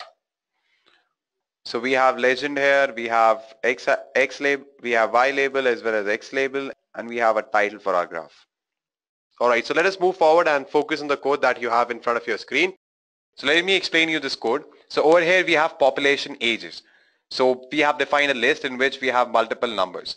After that we have defined one more list or a variable, bins, in which we have multiple numbers again. Now instead of using plt.bar for bar plot, for histogram we use hist, plt.hist. Then comes population ages. Instead of data, I am filling in here variables that contains data. Then bins. Then hist type, I want it to be a bar type. Now when I talk about hist type, I want it to be bar. Then the width should be 0.8. That's all. The rest all you can understand. It is X label, Y label, title, legend, and finally show the plot. Now I'll go ahead and execute this practically in my PyCharm. So this is my PyCharm, guys, and just to save time, what I've done, I've actually copied it already. So over here you can see we have imported the matplotlib module. Then we have a variable population ages and bins. Now instead of using plt.bar, I'm using plt.hist for histograms. Then comes the two variables, and then hist type is equals to bar, and then I've defined width. Similarly, I've defined X label, Y label, and title like the previous examples. Then comes legend, and then finally show the plot. So let us go ahead and execute this and see if it works or not. Yep, it does. So we'll move forward and understand scatter plot as well. Now before we understand how to plot a scatter graph, we need to understand why we actually use scatter plots.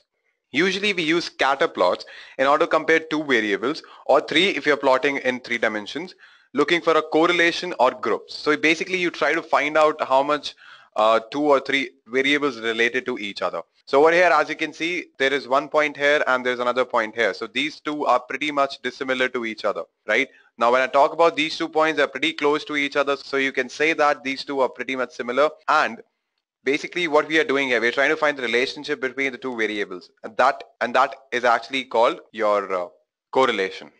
Now let us understand the code.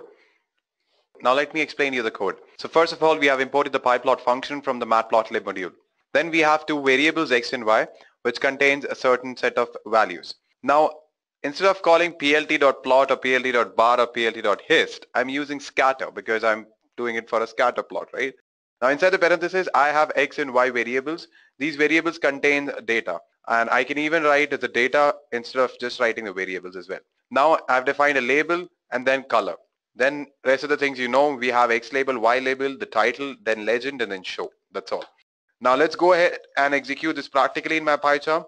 Now this is my PyCharm, and over here I've already pasted the code. So I'll just go and run this and we'll see what happens. So this is how our scatter plot looks like. So here we have our legend, then we have the title, then we have our y-axis, then x-axis. These two are the labels for that. So let me close it and see what is the other plot that we are going to focus on. Now once scatter plot is done, we'll have a look at the area plot, or you can even call it as a stack plot.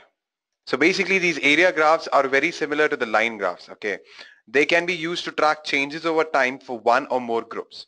Area graphs are good to use when you are tracking the changes in 2 or more related groups that make up one whole category. You can take an example of, say, public and private groups, okay? So before I explain you the code, let me tell you one thing, guys. The problem here is with polygons, we cannot actually have labels for our data. In order to solve that problem, all we did here was plot some empty lines, giving them the same color and the correct labels in accordance with our stack plot. We also gave them a line width of 5, as you can notice here, to make the lines a bit thicker in the legend. Now we can easily see that we are spending our day sleeping, eating, working, and playing. So this is how the code works. Now let me execute that practically in my PyCharm. So I've copied the code already just to save time again.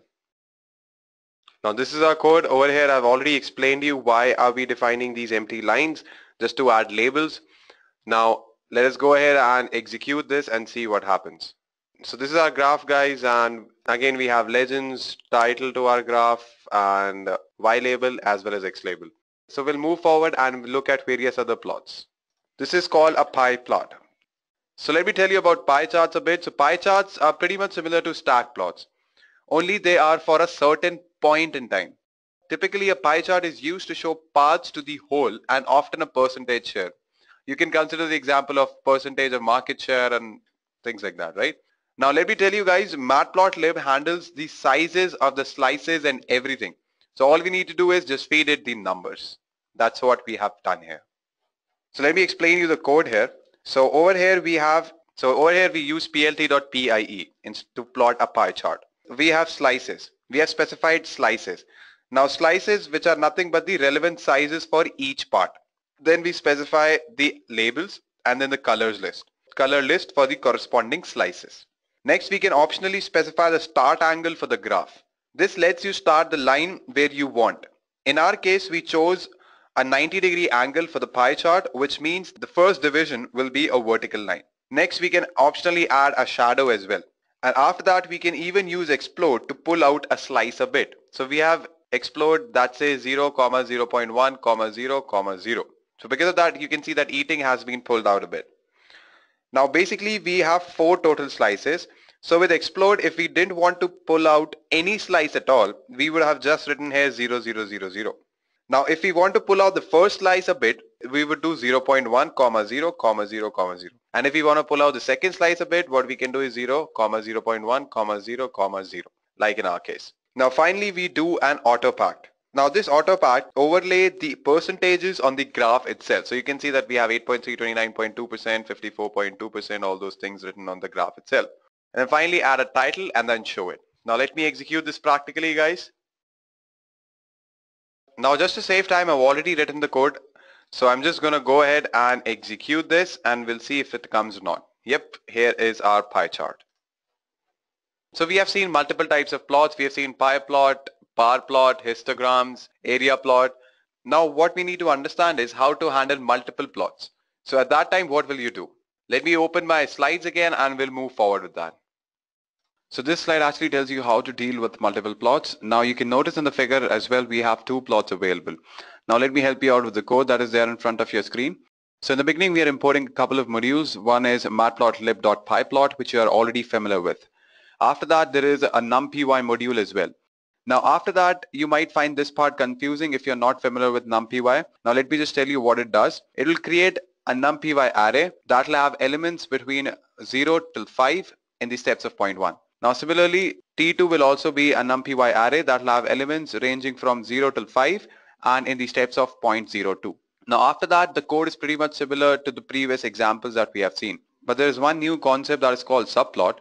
Now let me tell you what this subplot does. It helps us to plot multiple plots, alright?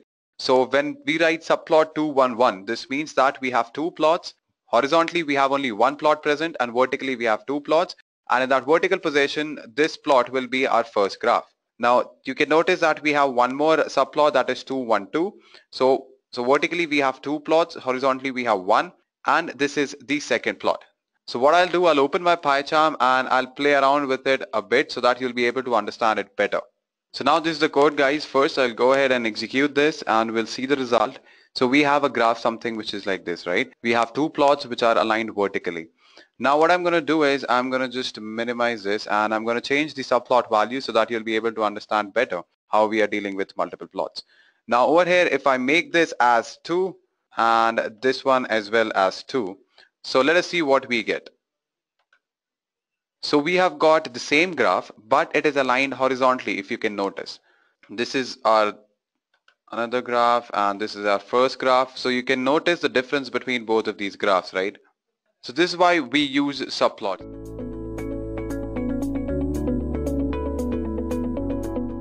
Data visualization is known to be a challenging task, but Seaborn just makes it so simple. Before we move on, just make sure you subscribe to our channel and hit the bell icon to stay updated with all the latest edureka videos. Coming back towards this session, we shall first begin with a small introduction to Seaborn and the advantages of Seaborn over Matplotlib. Then, I'll be showing you all the installation of Seaborn along with its dependencies. Following that, we shall take a look at the various plotting functions in Seaborn and how you can create multi-plot grids. And finally, we shall be studying the various plot aesthetics available in Seaborn. So let's get started.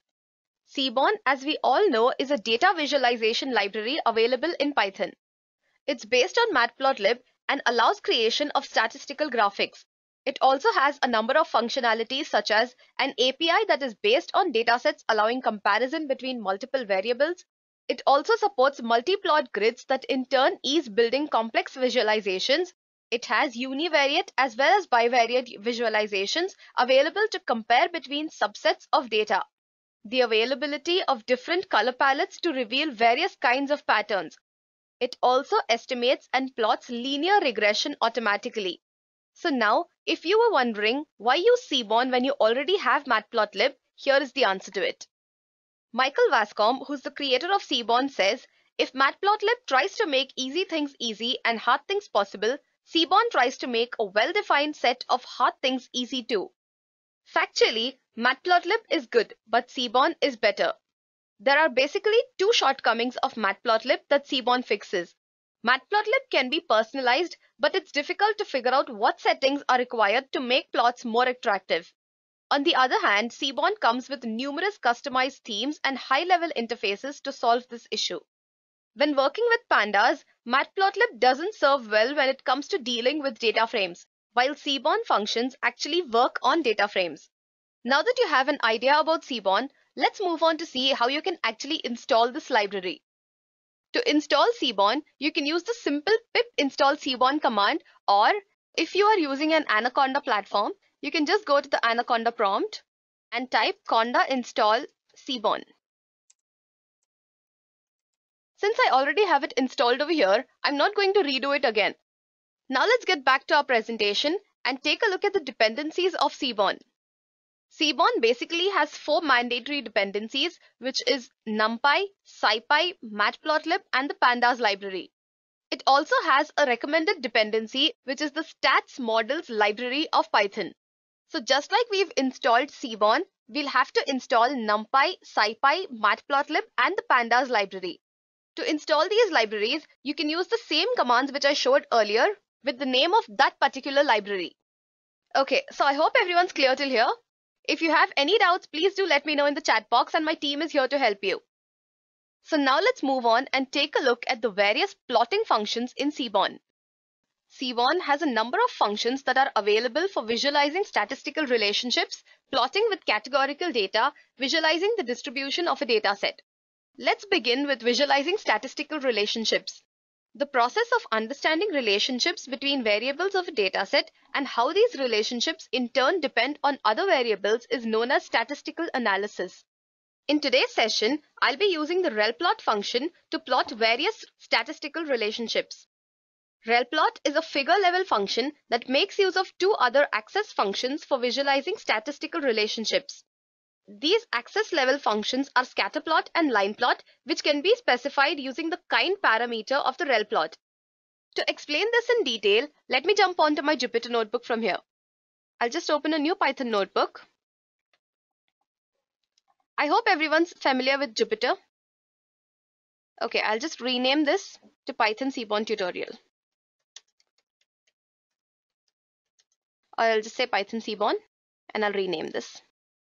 Before we begin data visualization with Seaborn, we'll have to import Seaborn along with its dependencies. So the first thing I'm going to import is NumPy. Import NumPy as NP. Then I'll import pandas as PD.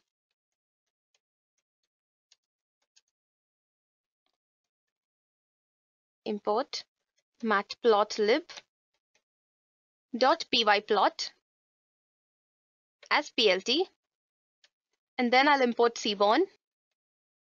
Import Seaborn.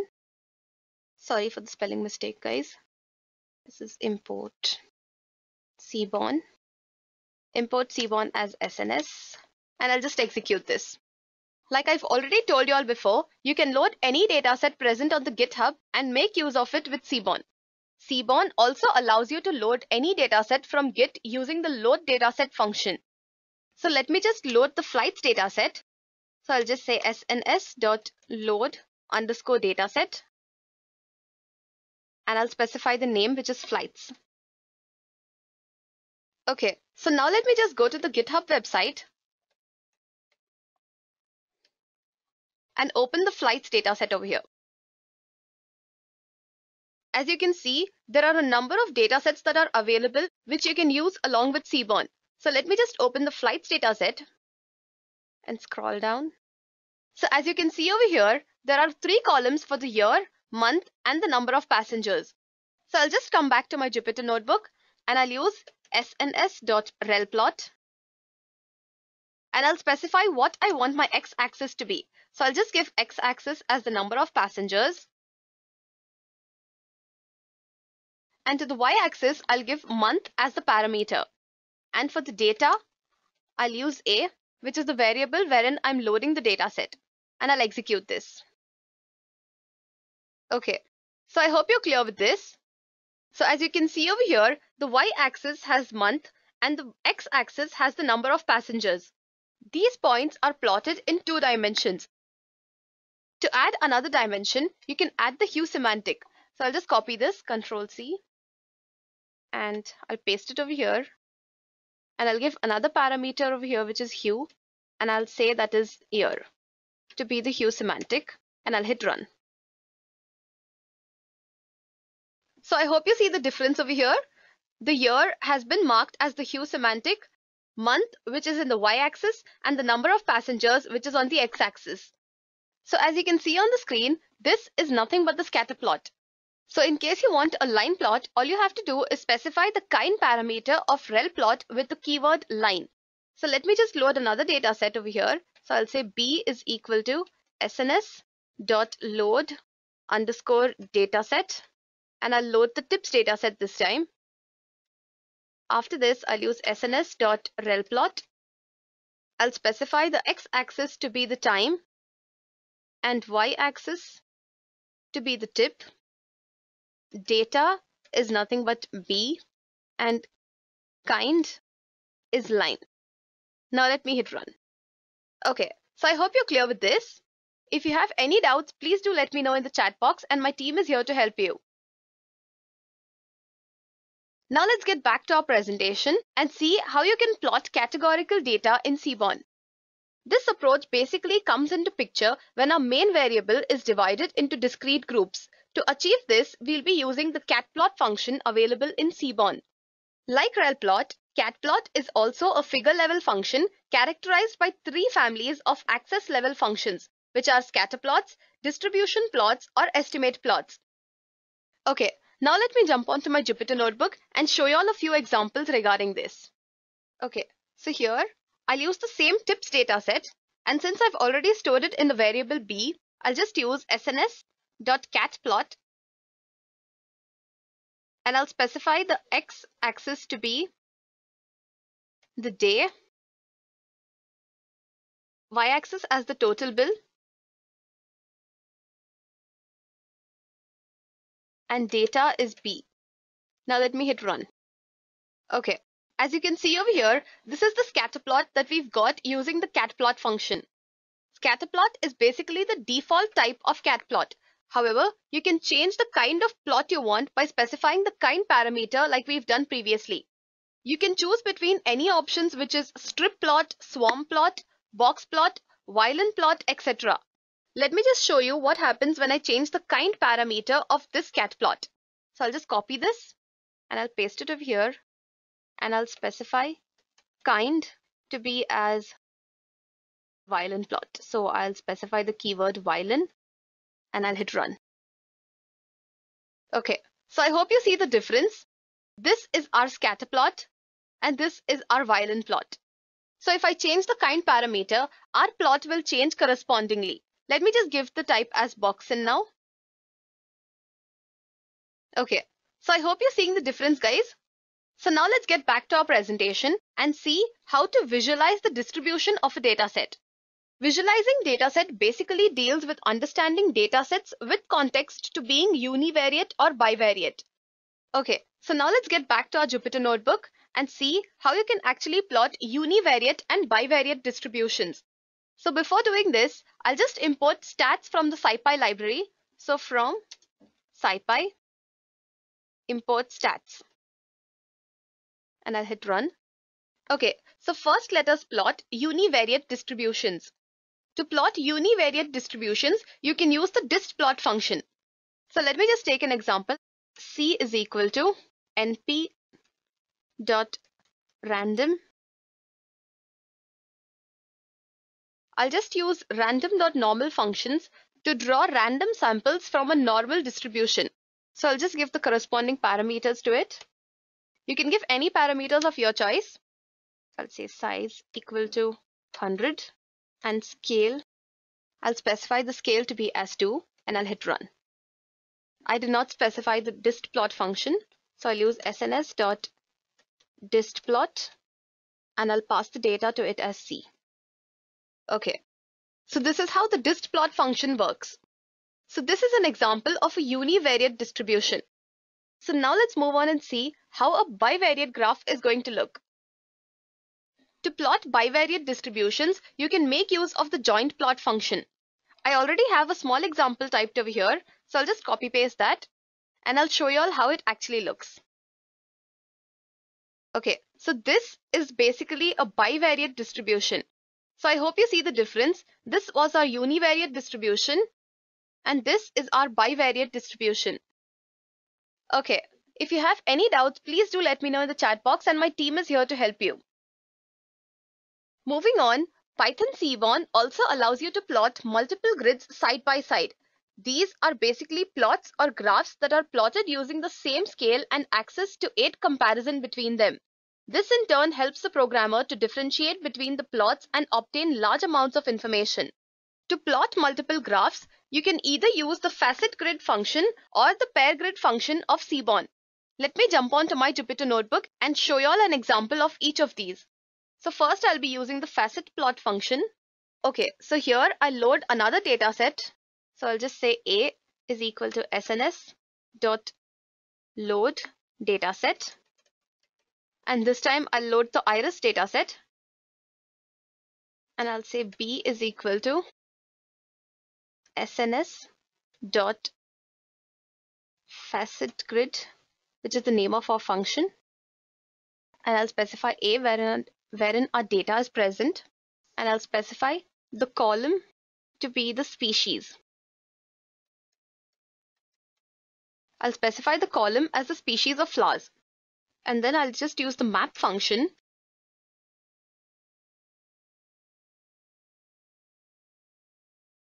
and I'll specify all of them to be as histograms and I'll give the parameter as sepal length. Now let me hit run. Oh, sorry, I made a spelling mistake over here. It's capital F. Okay. So I hope you're clear with this. I basically have 3 graphs that are available for the 3 species of flowers, which is Setosa, versicolor and virginica. As you all can see, it becomes very easy to differentiate between them. You can also make use of the pair grid function when you have a pair of variables to compare. Let me show you a small example of that as well. So here, I'll just say A is equal to load underscore dataset and I'll load the flights dataset. And then I'll specify B as SNS dot pair grid, and I'll specify the data to this as A, and I'll use the map function again to plot them. This time I'll use a scatter plot, so plt.scatter. Sorry guys, I forgot to specify SNS over here, SNS dot load underscore dataset. Okay, so I hope you're clear with this. So as you can see, the output clearly compares between the year and the number of passengers in different ways. Seaborn also allows you to make your plots more attractive and delightful. So till now, as you've been seeing, I've just had a white background for all my plots. So in case I want to change this, or if I want to change the color palettes that are available in my graph, I can do so easily. Let me just jump onto my Jupyter notebook to show you all how to do this. So here, I'll just copy paste the previous example. I'll just copy this and I'll paste it over here. And to this, I'll just use another function, which is the set function, and I'll specify the style of my plot to be dark grid. And I'll hit run. I hope you see the difference between the two. Here I have a white background, whereas when I specified dark grid, I have a different background with dark grids that are seen clearly. You can change the style parameter to any of the available themes, which is dark grid, dark, white, etc. So if I just specify dark and I hit run, you can see that the grids have vanished, but the background is dark. Not just this, guys, you can make many other changes to your graphs, such as adding or removing axes, the colors that are available, etc. Now let me just show you all how you can remove the axis lines that are present in your graphs. I'll take another example over here. So sns.set. I'll set the background this time as white. I'll say style equal to white. And I'll specify the color code parameter to be true. I'll load the tips dataset again. sns.load dataset. And I'll load the tips dataset. Then I'll use a box and plot. Or I've used the box and plot, so this time I'll use the box plot function. And I'll specify x-axis to be the days. And sorry, it's day, not days. And the y-axis to be the total bill. And data is nothing but A. Oh, sorry guys, I've made a spelling mistake over here. It's color codes. Okay. So here, as you can see, my plot has axes all around it. Now, if I want to remove any of these axes, all I can do is use the despine function. So I'll just copy paste this and I'll use the despine function.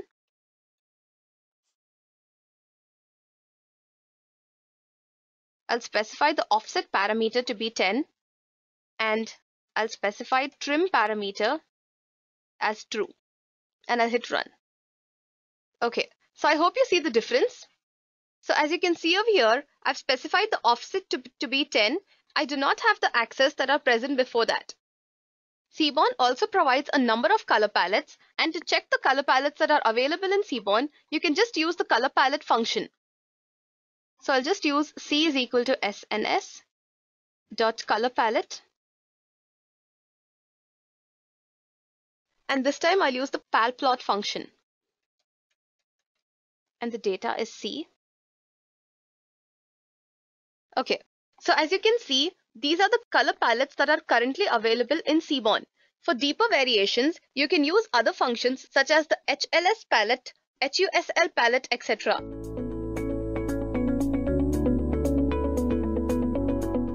Once in every 4 years, the world celebrates a festival called FIFA World Cup. And with that, everything seems to change. Priorities switch to football and predictions switch to the teams and players that would perform in the tournament. As everybody must be knowing that World Cup has already started in Russia and people are going crazy about it.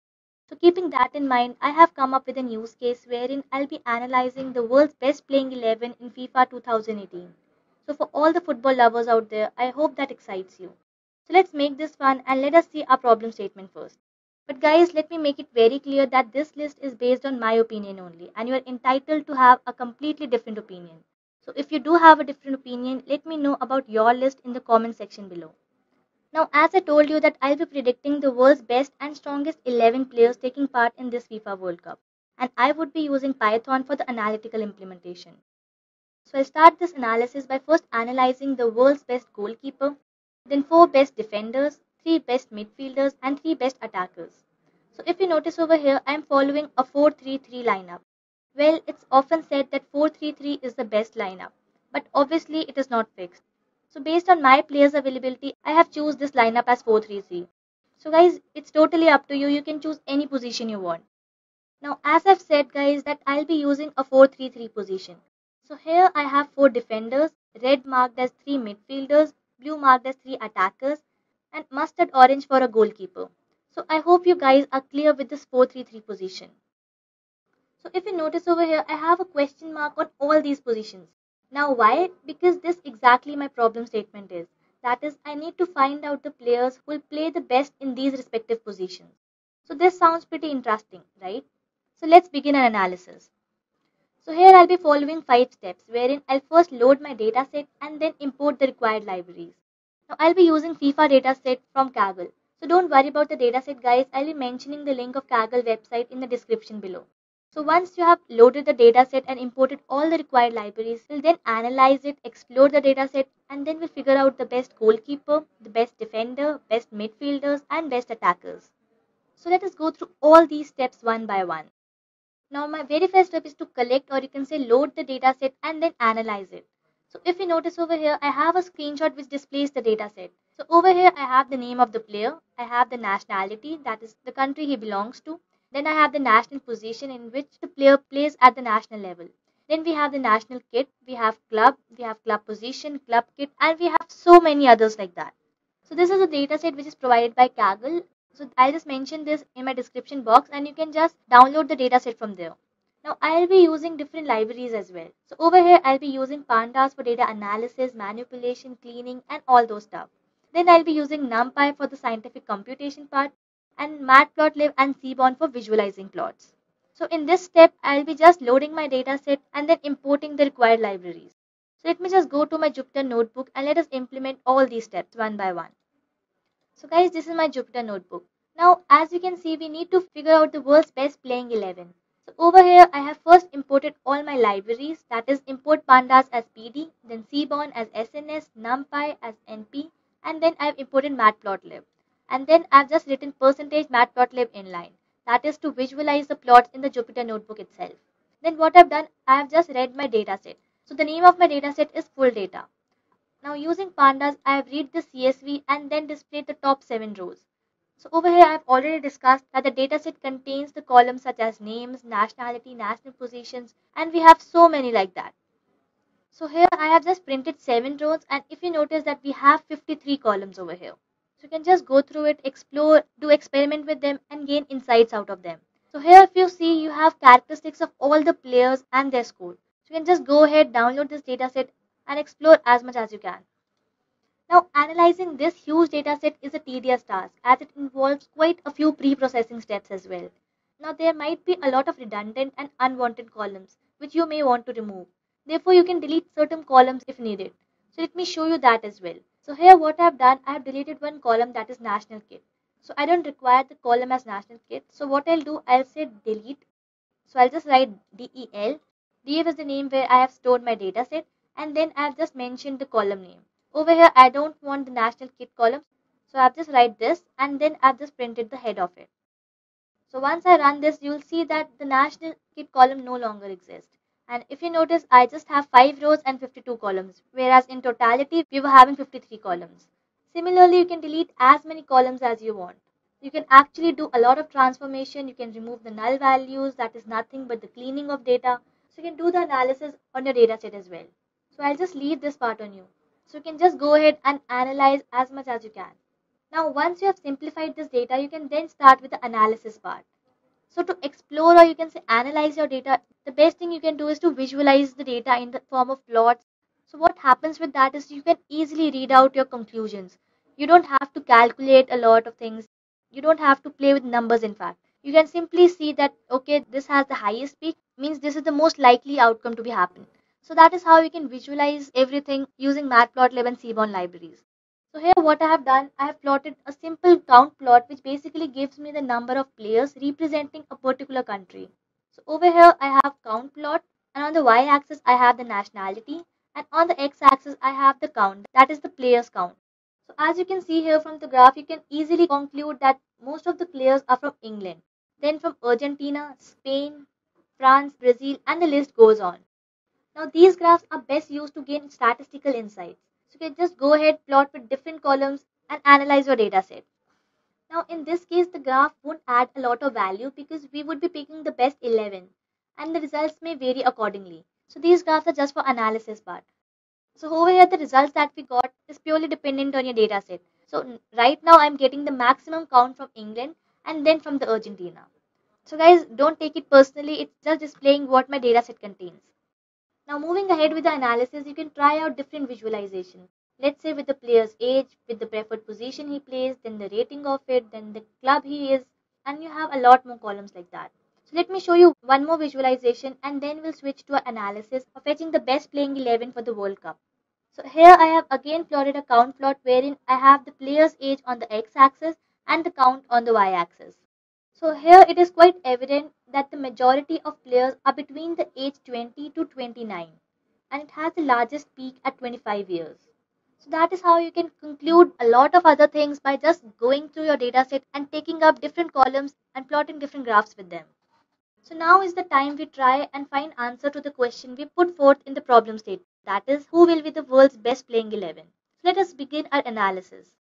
So as discussed earlier as well, I'll be using a 4-3-3 lineup, which means we need to find 4 best defenders, 3 best midfielders and 3 best attackers. And we'll be having one goalkeeper as well. So let us start our quest by finding a goalkeeper first. Now over here, as you can see, I have assigned some weights to these variables. So if you notice over here, I have given the minimum weight of 0.5 to the variable A. Then I have given B as 1, C as 2 and the maximum weightage 3 to the variable D. Now I'll be telling you why we have assigned these weights and when we will be using these as well. Now in order to find the best goalkeeper, what I'll be doing, I'll be analyzing the data for the two parameters, that is the shot stopper and the sweeper. So a shot stopper is a goalkeeper who is strong in stopping the shots taken by the opponents, whereas a sweeper is a player who is quite strong in playing with his feet and making the passes. So that is why I have taken these two characteristics and then assigned all the weightage to the characteristics. Now in my data set, I have various features such as we have reactions, we have a column of composure, we have the column of speed, strength, and we have many other features like that. Now that is why I've assigned weights to it. Now in short stopper, what I'll be doing, I'll be giving weightage to all these characteristics. So let's say I'm giving the weightage of A to the speed. Now A is the minimum weightage. And similarly, if you see for sweeper, I'm giving a bit higher value to the sweeper. Now why? Because sweeper is the one who sweeps up the ball if an opponent manages to breach the defensive line. So that is why I've given B weightage to him. Similarly for jumping, I've given C weightage for short stopper and I've given lesser weightage for sweeper. Then moving ahead, I've given the D weightage, which is the maximum weightage to the reflexes. So both the characteristics, either it is short stopper or a sweeper, both must be having very good reflexes. So that is why I've given the weightage D to both of them. So that is how you can assign weights to all of them, and then what you can do, you can simply plot them and then pick the best one. So what I'll be doing, I'll be first plotting my short stopper. Now over here, what I have done, I have simply plotted a bar plot wherein I'll be passing the variable that is GK short stopper, and then using the function sort values, we have arranged them in the descending order, and then I just want the top 5 of them. Then on my x-axis, I have the name of the players, and on the y-axis, I have the short stopper score. So based on these parameters, you'll get a graph somewhat like this. Now, it is quite evident from this graph that Manuel Neuer is the best goalkeeper. As you can see, he tops this chart. Now let us plot the other parameter, that was sweeper. So I'll just copy the same code. I'll just pass in the value that is GK sweeper and then pass the same in my sort values function and then arrange them in the descending order for the first top 5. So over here again, we have the player's name on the x-axis and we have the sweeper score on the y-axis. So as you can see over here, Manuel Neuer tops the chart here as well. So based on these two parameters, we conclude that Manuel Neuer would be the best choice goalkeeper for this World Cup. So by going through the two characteristics, that was short stopper and sweeper, we came to a conclusion that Manuel Neuer is my best choice for a goalkeeper. So let me just go back to my presentation and let's see what all we have covered. So we have seen this, we have collected the data and we have imported the required libraries. Then what we have done, we have analyzed the data, we explored the data set wherein we have plotted two count plots, one with the nationality and the other one with the age. So by plotting these two graphs, you basically find out a relationship between one variable, or you can say one column and another column, and then you can predict better results. So analysis, exploring a data set and visualizing them brings you a lot of insight. So you should definitely do that. Now, I've already told you that you can go through the data set, you will find a lot of columns, you can just pick up the ones which are relevant for you, and then you can start your analysis on that. Next, my second step was to analyze my best goalkeeper. So over here, I have plotted two graphs, one with a short stopping score and the other with a sweeping score. So as I told you guys that a short stopper who is quite strong in stopping the shots taken by the opponents, whereas the sweeper is the one who is strong in playing with his feet and making the passes. Now, when we plot these two graphs, we come to a conclusion that Manuel Neuer is the best goalkeeper for this FIFA World Cup, and hence we chose him. Now, next in our quest to find the world's best playing 11, it's time we choose some defenders as well. Now, in order to find the best defenders, I'll be using these attributes to fetch the best defenders. So as per my position, I am using 4-3-3. So I need to fetch 4 defenders. So here I'll be fetching 2 centre backs and 2 wing backs. So in centre backs, we need 2 centre backs, that is one who plays from the left and the one who plays from the right. So here we have LCB and we have RCB. Just the positioning is different. Then we have wing back. So again we need 2 wing backs, one who plays on the left hand side and the other who plays on the right. And based on these parameters, I'll be predicting the 4 best defenders. So let me go back to my Jupyter notebook and let us plot each one of them and find out who are my best defenders. So as discussed guys, I have taken DF center backs, that is defender center back and defender wing backs. Now I'll be using the same characteristics for left center back and for right center back. And I'll just change the positioning. Let's say I want to know the who is my best left center back, so I'll give the position as LCB. And if I want to know the right center back, I'll give the position as RCB, that is right center back. So that is how you can sort the players by assigning the positions to them. Now, if I have to calculate the center back, I should know that they should be having a high defending capabilities. So the interception, the tackling power, the jumping, then your stamina, marking, all these things should be high. So if you see over here, I have my sliding tackle and standing tackle as D, which is the highest weightage. So that is why I've assigned the weight D to them. Similarly, I've given D to marking as well, then to heading as well. So that is how you can give weights to all of the parameters. Now for wing backs as well, you must be having high defending capabilities. So the interception should be high, the tackling power should be high. So here also I've given the standing tackle and sliding tackle as the weightage of D. Then I've given acceleration to D and let's say finishing to A, because a wing back is not that involved in finishing. So that is why I've given the lowest weight, that is A. So now is the time we plot the center backs. So here first we'll plot the left central back. So over here if you see, I've given the position as LCB and then it's the same code guys. I've just passed in the values of center back. And using the sort value function, I have arranged them in descending values and I need to print the only top 5 values. Then on my x-axis I have the name and on the y-axis I have the score of this. Also notice guys that I have given a position LCB, that is the club position. So if you have explored the dataset, you can actually take any other column. Let's say you also have a column of national position. So you can take up that position and then you can find out the results. But for now I have used the club position because the player plays the best in the club. So that is why I have taken club position. Now you can go ahead with the national position as well and then you can perform the analysis. So do let me know what is your result or what is your take on the national position and then we can see the results as in how different our results come out. So do let us know about your result or your list that comes up after taking different parameters and different weightage and everything. So guys, this is my list based on these parameters. So you can just go ahead, analyze the dataset and you can actually do wonders with the dataset. Now, if I see the result of this particular graph, I have Sergio Ramos as my best left central back. Now, let me plot the right central back as well. So over here, I'll be giving the club position as RCB and then the whole code is same. So let me just see the result. So my best right central back is Cesar Ekpilicueta. So now, next let's move ahead and plot the wing backs as well. So over here, let me plot the left wing back. So here I'll be giving the position as left LWB or you can say LB. So LWB stands for left wing back and or you can say left back. And then it's the same exact code. Over here, my left winger or you can say left wing back is David Alaba. Since David Alaba's team does not qualify in this World Cup 2018, so I'll be picking up Alexandro as the best left winger defender. Then it's time to plot the right wing back as well.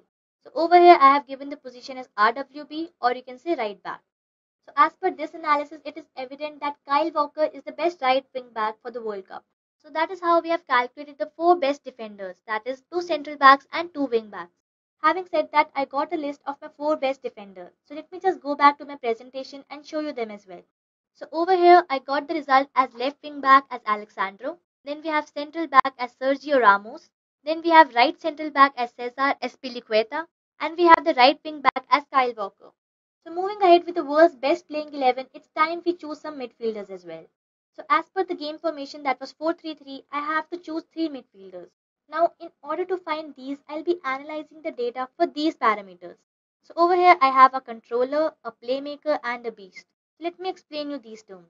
Now a controller is the person who is orchestrating your midfield engine by either sitting back or going forward based on the dynamic need. Secondly, we have a playmaker. So a playmaker is someone who will move the ball to the attacking from defense or you can say midfield. Then we have a beast. So a beast is a typical box to box player with loads of energy and who can basically boss the midfield. So that is how I have categorized the midfielder in terms of controller, playmaker, and a beast. So let me just go back to my Jupyter notebook and let us implement and give weightage to all the characteristics. So as discussed, we have a controller, a playmaker, and a beast. Now when I talk about controller, I have given the position of controller as LCM, or you can say left midfielder. The controller must be good in passing the ball, then you have dribbling. So basically the characteristics that involves the highest weightage is ball control, then you have composure, you have short pass, long pass, and all those things. So if you see over here in controller, I have given D weightage to the ball control, then we have short pass, long pass, so we have given that weightage. Then we have a playmaker. So a playmaker is someone who will move the ball to the attacking from the defense or midfield.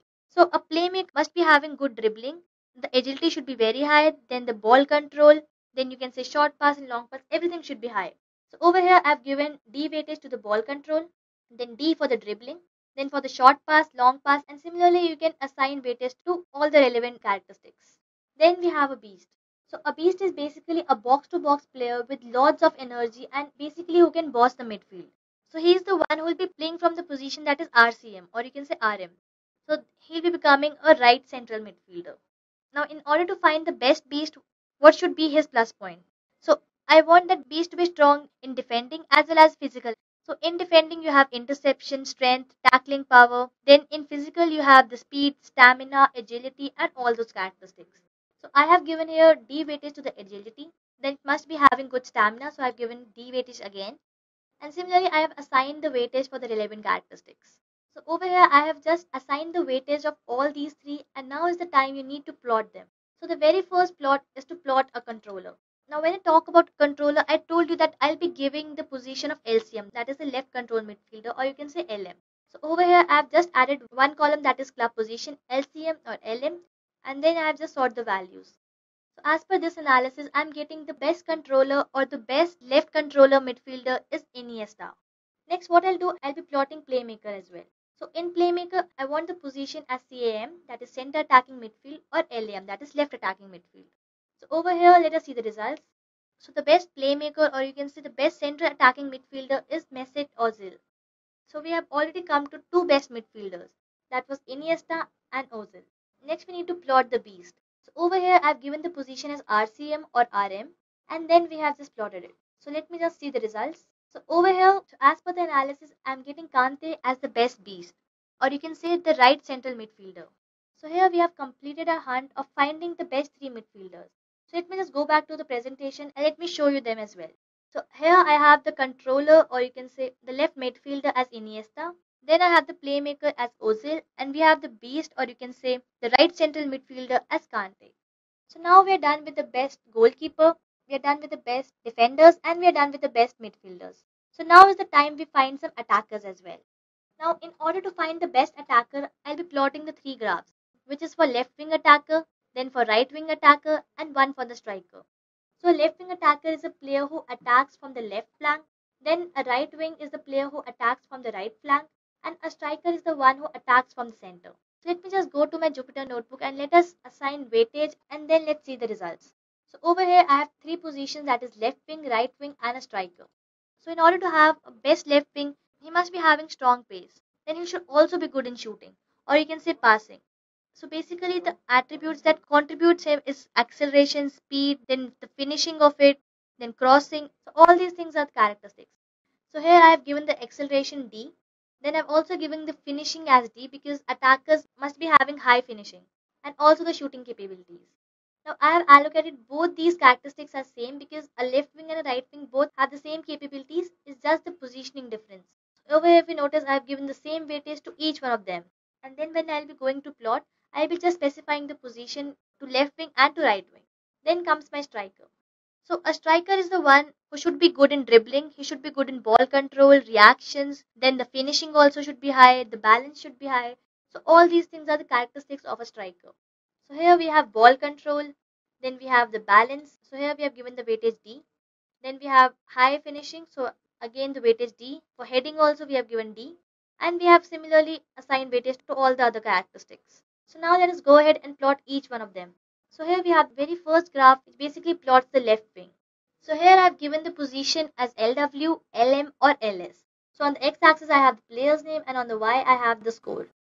So now let me just see the results. So it's quite evident that the best left wing is Ronaldo. And now let me just plot the right wing as well.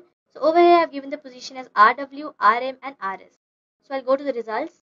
Alright, so I'm getting Messi as the best right wing attacker. So here we have the left best attacker as Ronaldo and we have the right wing as Messi. Now comes the striker. So here I have just given the position striker to ST, or you can say left striker or right striker. So let me just plot this as well. So as per analysis, we are getting Robert Lewandowski as the best striker. So that is how we have calculated the best three attackers. That was Ronaldo, Messi and Lewandowski. So let me just go back to my presentation and let me show you there as well. So on my left hand side, we have left wing as Cristiano Ronaldo. Then on the right wing, we have Messi and striker as Lewandowski. So guys, this brings us to the end of this use case. We now have the best goalkeeper, 4 best defenders, 3 best midfielders and 3 best attackers. So let me just show you the complete picture of my analysis. So these are the world's best playing 11 for the FIFA World Cup in the 4-3-3 position. So here I started from choosing the best goalkeeper, that comes out to Manuel Neuer. Then we have picked up 4 best defenders. So my left wing was Alexandro, then it was Ramos, Cesar and Kyle Walker. Then we have gone ahead with analysis and then we chose the best 3 midfielders. So the midfielders that came out were Iniesta, Ozil and Kante. And finally towards the end we have analyzed the best attackers as well. So on the left hand side we have Ronaldo, on the right hand side we have Messi and on the striking we have Lewandowski. So I hope you guys like these results. So I'll repeat it one more time guys, that this list of players and the formation is totally based on my opinion and you are entitled to have a completely different opinion. So if you do have a different opinion, do let me know about your list in the comment section below. So here I'll just wrap it up and I hope you guys like the coverage of Python in this FIFA tournament. So guys, this is just one use case on FIFA dataset. You can actually achieve a lot more by applying various machine learning theorems. Then you can go through statistics and you can do wonders with the dataset. So this was just the beginning and this was quite a basic use case for the FIFA dataset. You can just go ahead with the dataset and you can actually apply machine learning and predict a lot of things. Also, in order to learn more about Python and data science or machine learning, you can let us know in the comment section and we will reply you back with the detailed code content. Now, if you're investing in learning something, be assured guys that this is something which is not going out of the date anytime soon. So Python is totally worth the effort guys. So don't just learn it, master it with edureka.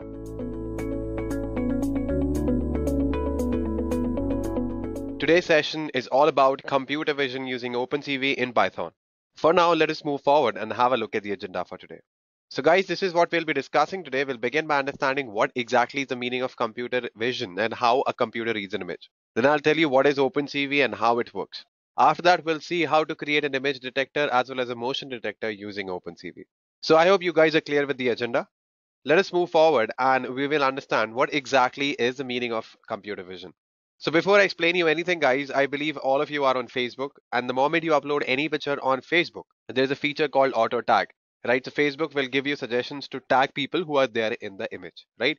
So how do you think that happens? That happens all because of computer vision. So computer vision is an interdisciplinary field that deals with how computers can be made to gain high level understanding from digital images or videos. So the idea is to automate tasks that the human visual systems can do. So a computer should be able to recognize that this is a face of a human being, this is what a lamppost looks like, this is basically a statue, so things like that, right?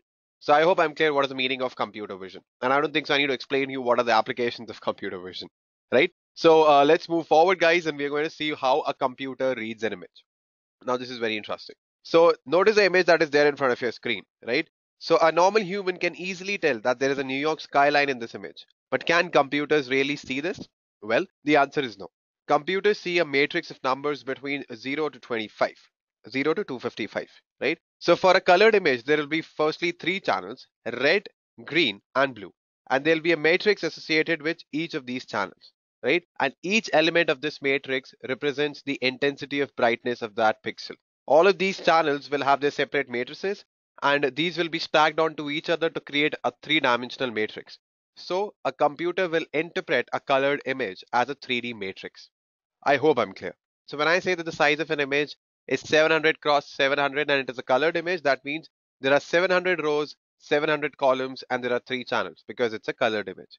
Similarly, if I say 300 cross 700, that means there are 300 rows and 700 columns, and if it's a colored image, there'll be 3 channels. Now in the example which is there in front of your screen, we have an image which has a size of B cross A, and since it is a colored image, there'll be 3 channels. One thing to note here, guys, for a grayscale or a black and white image, there's only 1 channel. So if there's a black and white image and I say that the size of the image is 700 cross 700, it means there are 700 rows and 700 columns in one single channel, right? So I hope I'm clear. For a black and white image, there's only 1 channel. For a colored image, there are 3 channels, popularly called as RGB. And each element of the matrix represents the intensity of the brightness of the pixel. So this is how basically a computer reads an image. It will read an image in the form of matrix. It depends if it's a colored image, then it will be a 3D matrix. And if it is a grayscale or a black and white image, then it will be a 2D matrix. Similarly, if I want to calculate the number of pixels, all I have to do is multiply the number of rows, number of columns, and the number of channels. So if I say that the size of the image is 700 cross 700 cross 3 because it's a colored image, then you can go ahead and multiply these numbers and you'll find the number of total pixels. So I hope you have understood this. Let us move forward and we are going to focus on what exactly is OpenCV. Now, first of all, OpenCV is a library which is used for computer vision. It was first developed in the year 1999 at Intel by Gary Bradsky, and the first release came out in 2000. Let me tell you that OpenCV supports a wide variety of programming languages such as C++, Python, Java, etc., and also supports different platforms including Windows, Linux, etc., etc. Now, OpenCV Python is nothing but a Python wrapper for the original OpenCV C++ implementation. And in OpenCV, all the images are converted from or to NumPy arrays, right? So if there's any image, then OpenCV will first convert it into a NumPy array, right? And this makes it easier to integrate it with other libraries that uses NumPy, for example, SciPy and Matplotlib. But for now, understand that all the images will be first converted to a NumPy array, right? So that's how OpenCV works. Since we saw that computer will first convert the image to a matrix, in this case, it will convert it into a NumPy matrix or a NumPy array, you can say. Now we'll directly jump into certain basics of OpenCV. So what I'll first teach you is how you can read an image, how you can perform basic operations, for example, resizing the image or displaying the image and things like that. So that's what I'm going to first focus on. So for that, what I'll do is I'll open my PyCharm and I'll execute the code there. But let me just first explain you what I'm going to show you. So first of all, I'm going to teach you how we can read a particular image. The first thing you need to do is obviously import the OpenCV module. Then we are going to read the image with the help of this imRead function. So this one represents that it will be a colored image if it is a colored image, and if we put 0 here, then it will convert it into a black and white or a grayscale image, right? And let me tell you that OpenCV will read it as a NumPy array. So basically Python stores the images as NumPy arrays or matrix of numbers. So if it's a colored image, it will be a 3D matrix, and if it's a grayscale image, it will be a 2D matrix. So what I'll do, I'll just quickly open my PyCharm and I'll show you certain basic operations there itself. So guys, this is my PyCharm. So what I've done here is I've imported the CV2 module. And what I'm doing here is I'm using this imRead function and I've given the path to the image. So you can see the name of my image is frank.jpg, which is present in this particular path. And one basically tells it to keep it as a colored image itself, right? So since I was telling you that all the images are converted to NumPy array, so it is a colored image, it will convert it into a 3D matrix. Let us see if that happens or not. So I'm just going to print this and let me go ahead and execute it. And you will obviously see a 3D array here, right? Similarly, if I go ahead and convert this to a grayscale image, if just all I have to do is put 0 here and we have a grayscale image here. So let me just go ahead and run this and you will notice a 2D array. Notice the difference, guys, right? And if you want to see what kind of a matrix this is, all you have to do is type in here type and it will show you the type, which is a NumPy n-dimensional array. All right. So I've told you earlier as well that OpenCV will convert all the images to a NumPy array. Now, what if I want to know the size of my image? For that, all I have to do is use the shape function and you will know the size of the image. Since it's a NumPy array, all I have to do is img.shape and let us see what is the shape of our image. So it is 600 cross 800 because we have converted this colored image to a grayscale image. That means we have 600 rows, 800 columns, and one single channel because it's a black and white image. Now, if I convert this to a colored image, you will notice the difference in the shape and you can see that 3 is added here, which basically means there are 3 channels, RGB. So there are 600 rows, 800 columns, and there are 3 channels. So I hope you guys are clear how OpenCV reads an image, how to know the shape or size of the image, How do we know that whether it's a colored image or a black and white image? What is the difference? What do you mean by RGB channel? So we saw how to read an image. We saw how to print an image, how to print an n-dimensional array. Then we also saw how to print the shape of the image and what will happen if we convert it into a colored image. Then we saw that 3 was added in the end, which basically means 3 channels, right? Now what we are going to do is we are going to display the image. How we are going to do that? We are going to use this wait key function, in which if we don't specify any parameter and we keep it as 0, it means that the moment user presses a key, the window will be closed. And if we specify a time frame, for example 2000 milliseconds, then the window will wait for 2000 milliseconds and then it will be destroyed. So this destroy all windows basically closes the windows based on my wait for key parameter. So if it is 0, the moment any person presses any key, then all the windows will be destroyed. And if I've given certain parameters like 2000 milliseconds, then it will wait for 2000 milliseconds and it will automatically close the window. So I hope you have understood this. Let me just go ahead and open my PyCharm and I will show you there as well. So guys, this is a PyCharm. All I will do here is I basically want to print it or I want to display my image. So I'll use this imShow function to give a name to this image. So let it be a legend. And we are going to type in here the name of the image here. This is my file name and this is the image name, right? So I have given the path here if you can see. Now what I'm going to do is I'm going to add the wait for key parameter. So for that, all I have to type here is cv2 dot wait key. And for now, I'll just keep it 0, which means that the user has to press any key to close the window, right? Now, what I'm going to do is destroy all windows function and let us go ahead and execute this and we will see the image. And the moment I press any key, it is gone. Similarly, if I type in here 2000 milliseconds, right? So it'll appear for 2000 milliseconds and it'll automatically go away, right? So I hope you have understood how we can, display the image and how we can close the windows by using wait key and destroy all windows function. So this is pretty easy, guys. I hope you have no doubts here. And still, if you have any doubts, again, I'm telling, mention it in the comment section. I will reply you ASAP. So now we saw how to basically read an image, how to perform basic operations, how to show the image, how to close the windows and things like that. Now I'm going to tell you how we can resize a particular image. So let me just go back and what I'll do is I'm going to resize this image. I'll go back to my PyCharm again and let me just create one more variable. Let it be resized, which is equal to cv2 dot resize, the name of my image and the shape that I want. So probably I want 600 cross 600, right? Let me just go ahead and run this. I want 600 cross 600. So instead of img, I'll type in here resized and let us see what happens once I do this. So you see that I have a resized image here, right?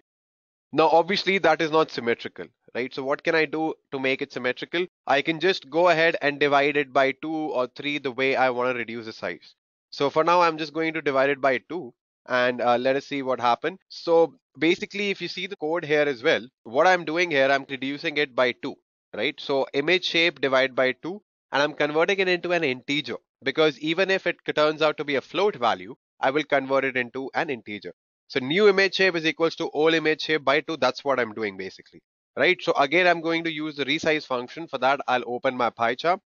So all I have to do here is type in here int to convert it into an integer. img.shape function I'm going to use 1 divided by 2.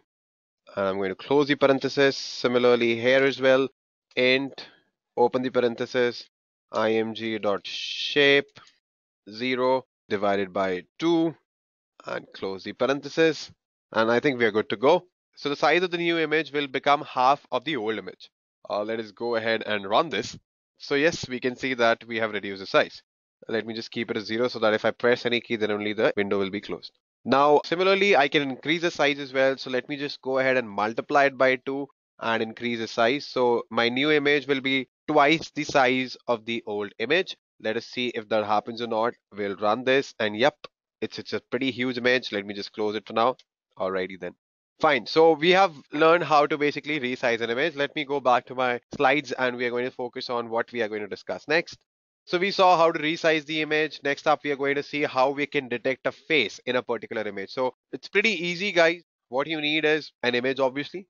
You need to create a cascade classifier and it will contain the features of the face, right? So that your code can determine, okay, where is the face?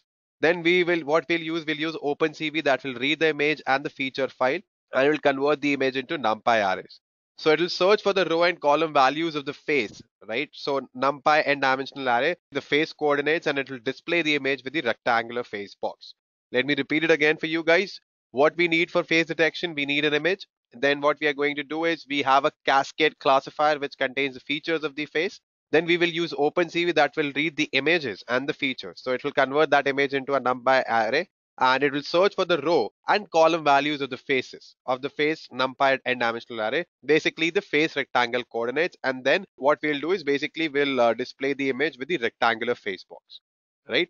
So what we are basically doing here is we are going to first read this cascade classifier. We'll give the paths to it. Then what we are doing is we are reading the image that we are talking about. We'll give the paths to it as well. We are converting it into a grayscale image. cv2.color bg2 to gray is basically going to convert it into a black and white image or a grayscale image. Then what we are going to do is search for the coordinates of the image, right? So we have this gray image. We are going to search for the coordinates with the help of detect multiscale.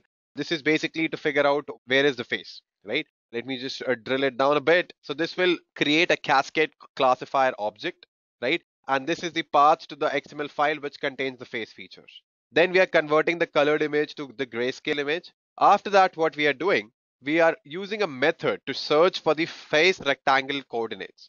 So this detect multiscale is basically a method which will help us to search for the face rectangle coordinates. And scale factor basically decreases the shape value by 5%.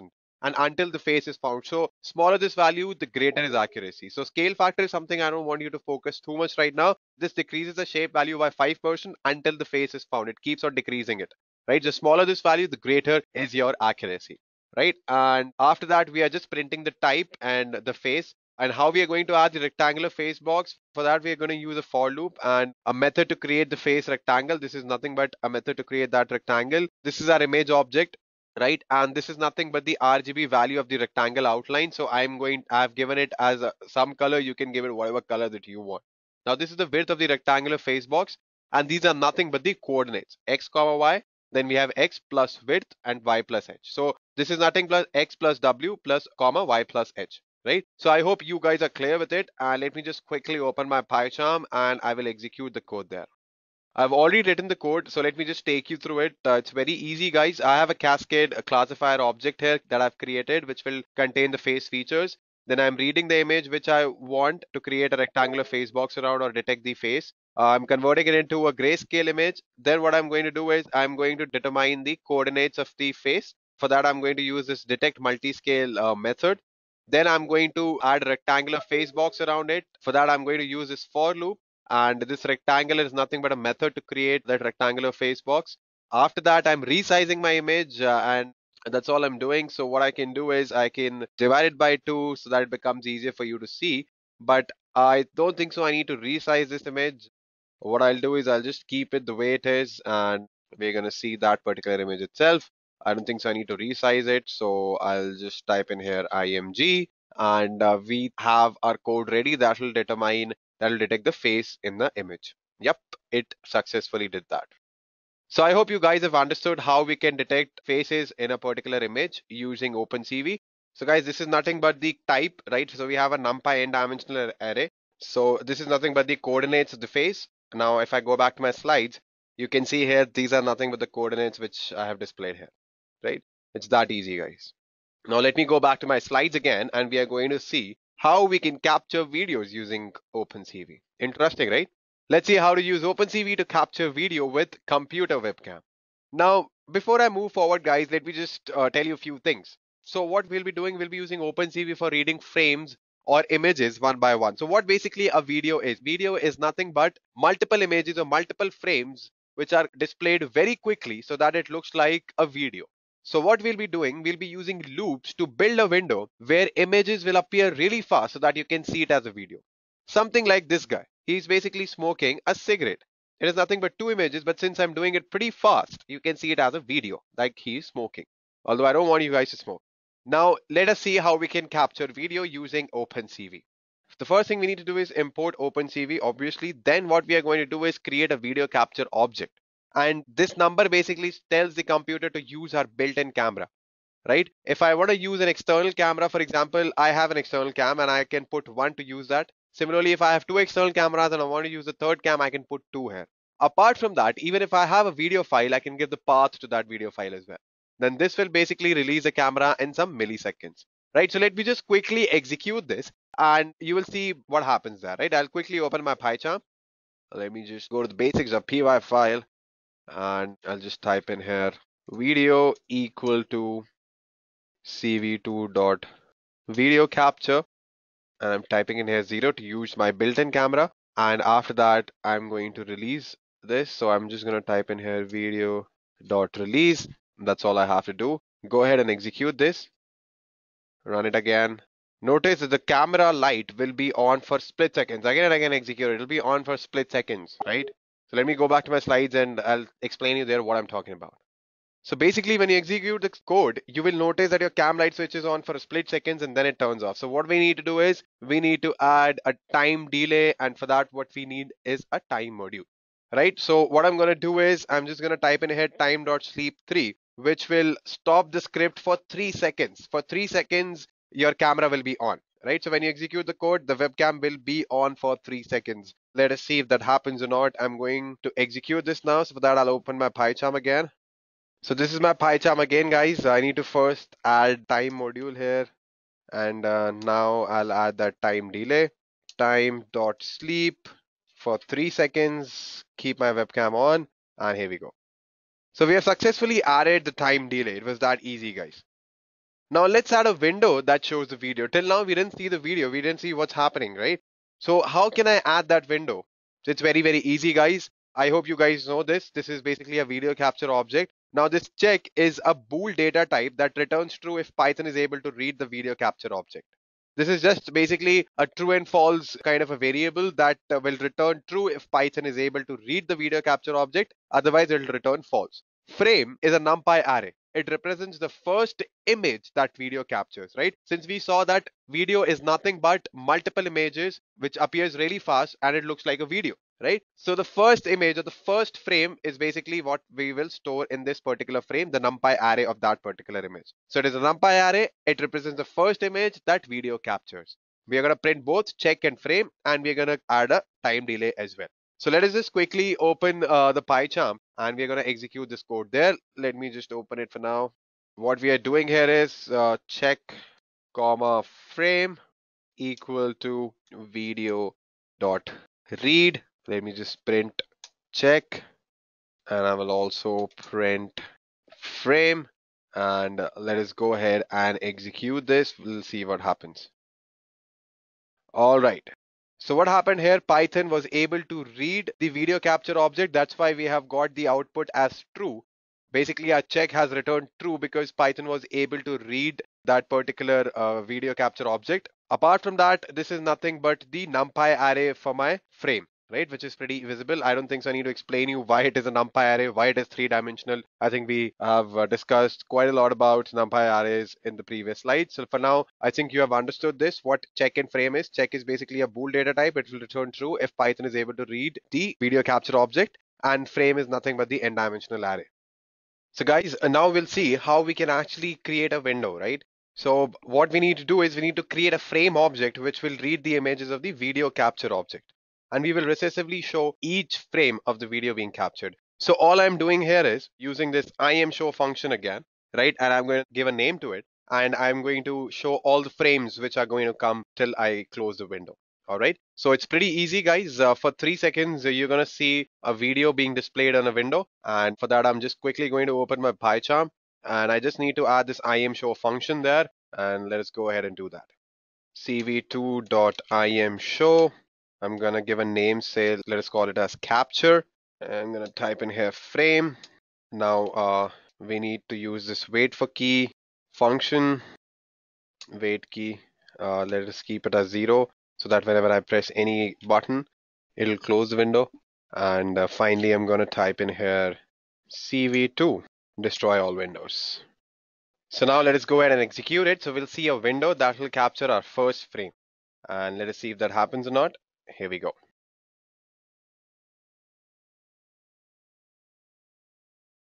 So yes, the moment I press any key, the window will disappear. All right. So this is how we can display the video on the window, right? Let me just go back.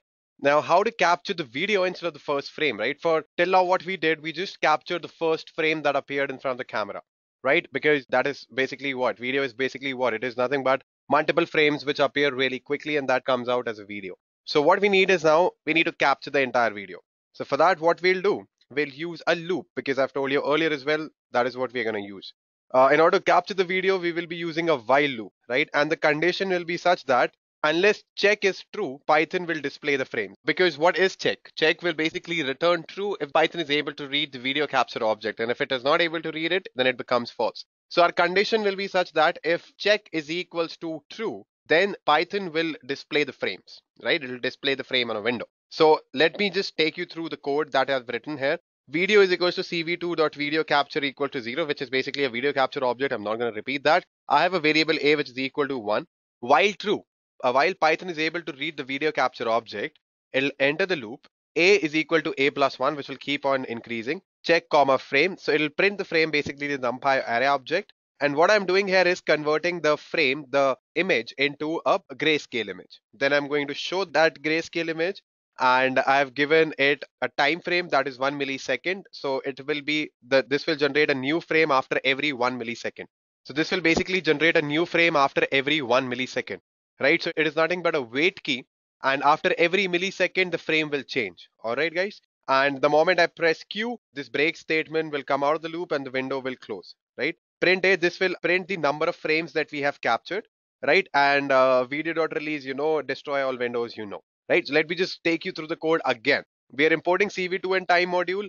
Then what we are doing, we are creating a video capture object. After that, we have a variable a equal to 1, which is nothing but it will tell us the number of frames that we have captured. While true, which means that while Python is able to read the video capture object, increase the a value by 1. Then these two statements, we are printing nothing but the frame, the n-dimensional array object. Then we are converting that frame to a grayscale image.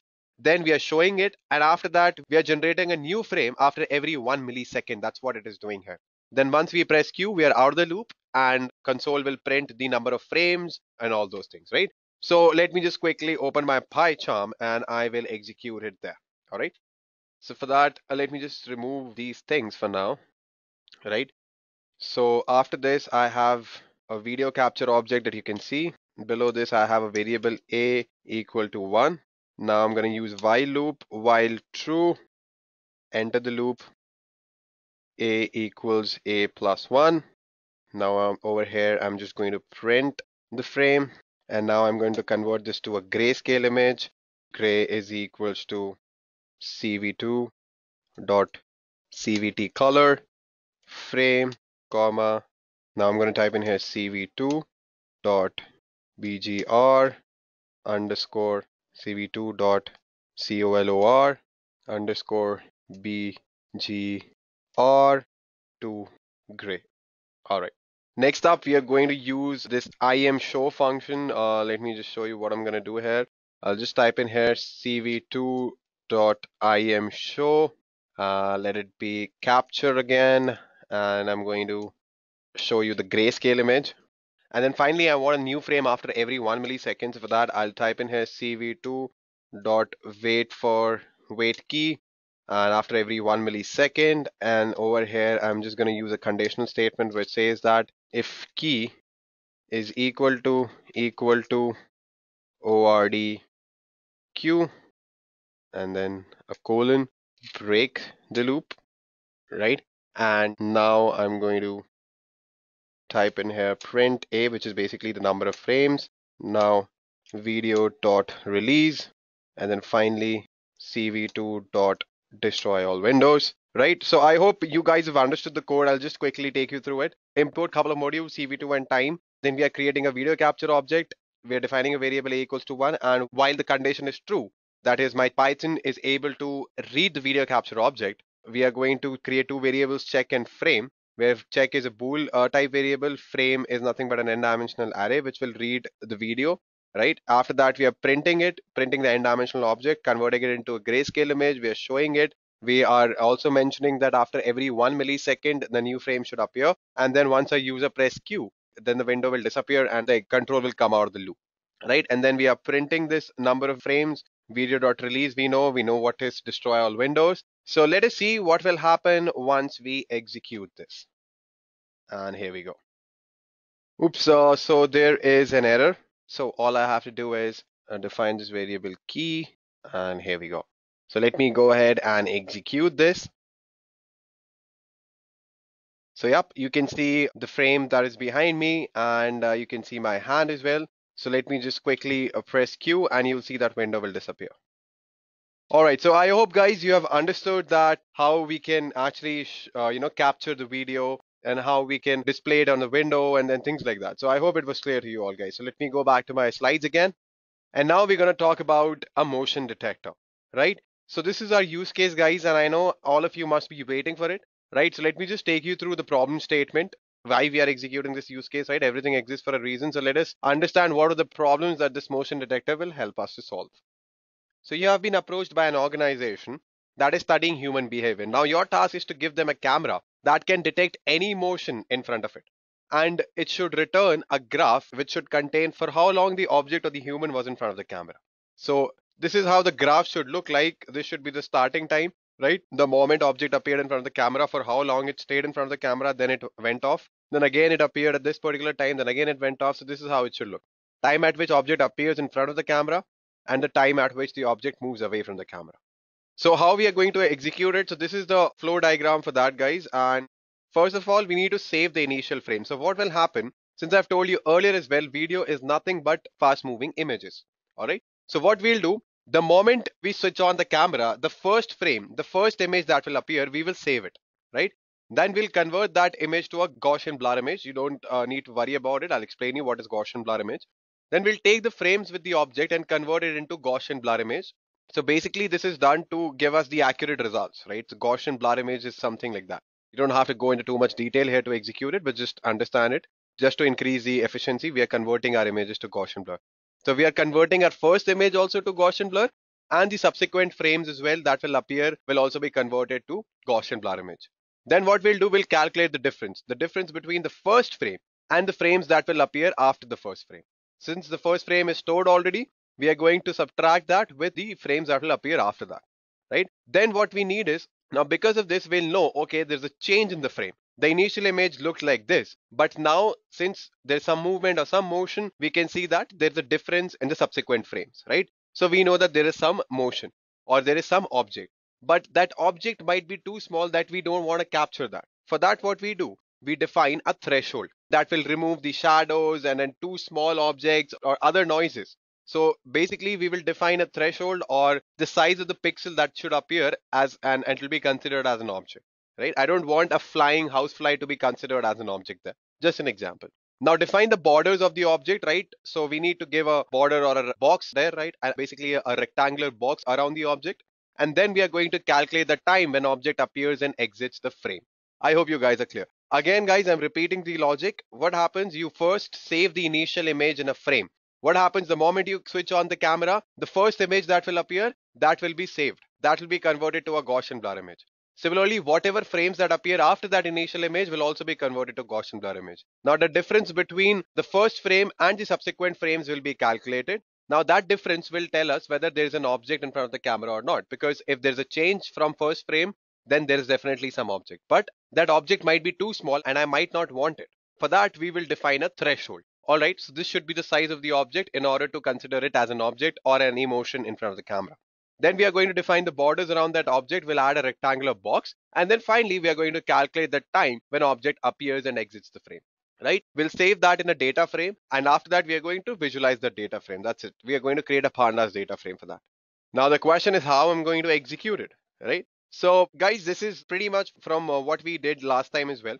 So what we have here is we are going to create a video capture object. Then we are converting the frame color to grayscale. Then we are converting the grayscale image to Gaussian blur image. And this if statement will basically store my first frame or my first image. The moment I switch on the camera, whatever image comes first, it will be stored in this particular first frame variable. right? So the statement says that if first frame is none, when there is nothing in the first frame, it will enter the loop. The first image that will appear will be stored in the first frame, and after that, continue means it will come out of the loop, right? Let's see what we are going to do next. After that, what we are going to do is we are going to calculate the difference. Since I've told you earlier as well, we are going to calculate the difference between a first frame and the subsequent frames which I have stored in gray, right? So this will calculate the difference. After that, I have defined a threshold. Now it provides a threshold value such that it will convert the difference value with less than 30 to black. If the difference is greater than 30, it will convert those pixels to white. So basically, whatever object is there in front of the screen, it will convert that to white, right? Whatever the difference is. So that's why I've given the color as well. And this is basically the difference value that I've defined a threshold here. Similarly, I've defined one more threshold, right? You can see it over here as well, thresh delta that I'm using here. After that, what I'm doing is I'm defining the contours, or you can say the borders. So basically the borders around that object which appears. Now I'm adding one more threshold, guys. This will remove noises and shadows, or even a housefly, which I don't want to detect, right? So basically it will keep only that part white which has area greater than 1000 pixels.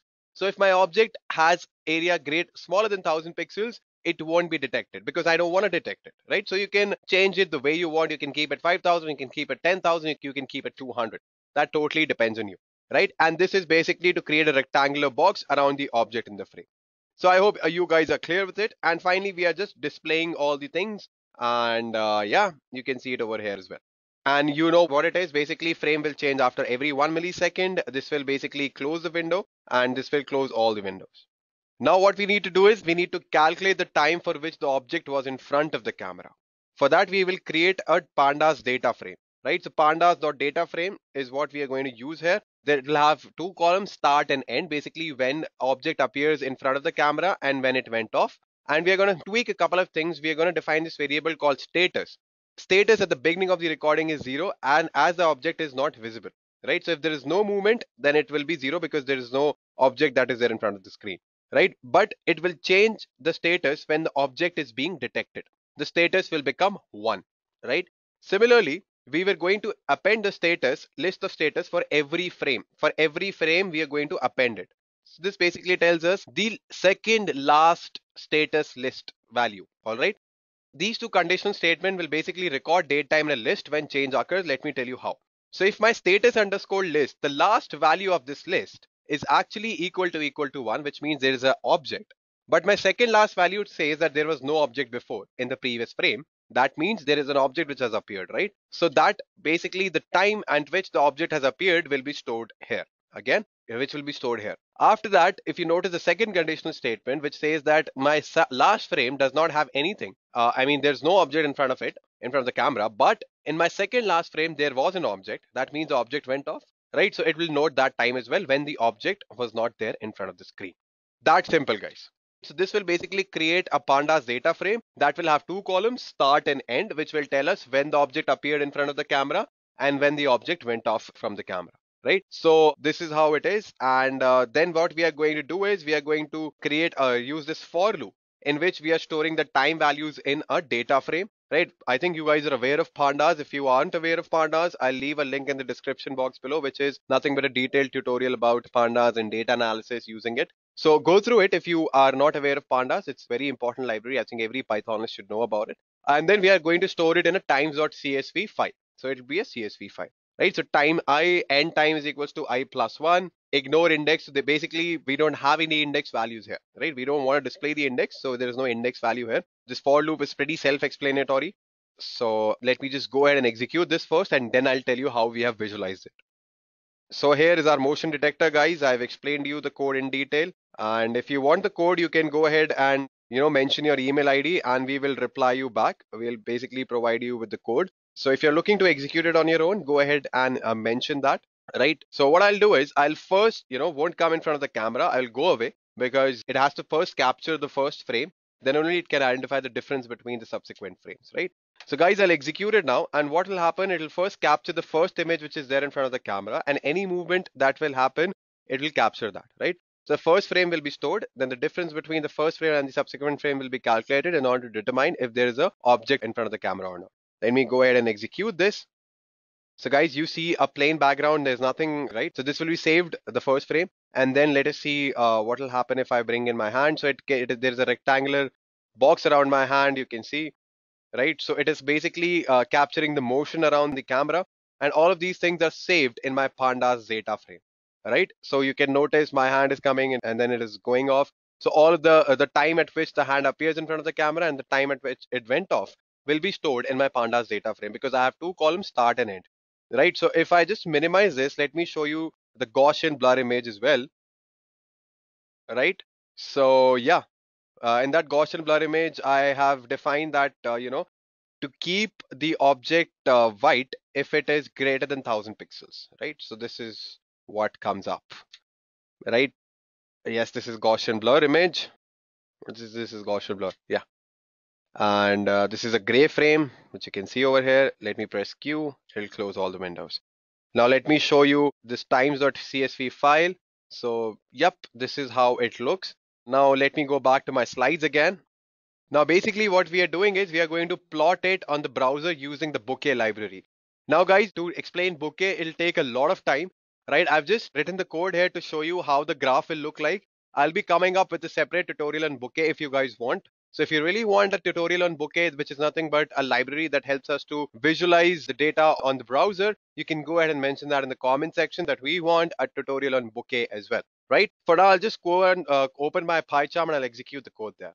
So this is my code that will help us to visualize the graph, right? So it is basically using the motion detector, which I have here, right? From this file, it will take df, the data frame which we have created. So let me just go ahead and run this. Right, so again, I'm just going to put my hand a couple of times, and I'm going to put my other hand as well. Yes. So yes, I think it's a good enough size of the data frame and it should appear in the browser. The moment I press Q, you'll see that there'll be a graph that will appear on our screen. And here we go, guys. So this is the graph that I was talking about, end time, start time. So let me just increase the size for you guys. So yeah, this is how the graph will look like. Start time, end time. So we have everything here. So guys, so I hope you have understood this and it was an interesting session for you.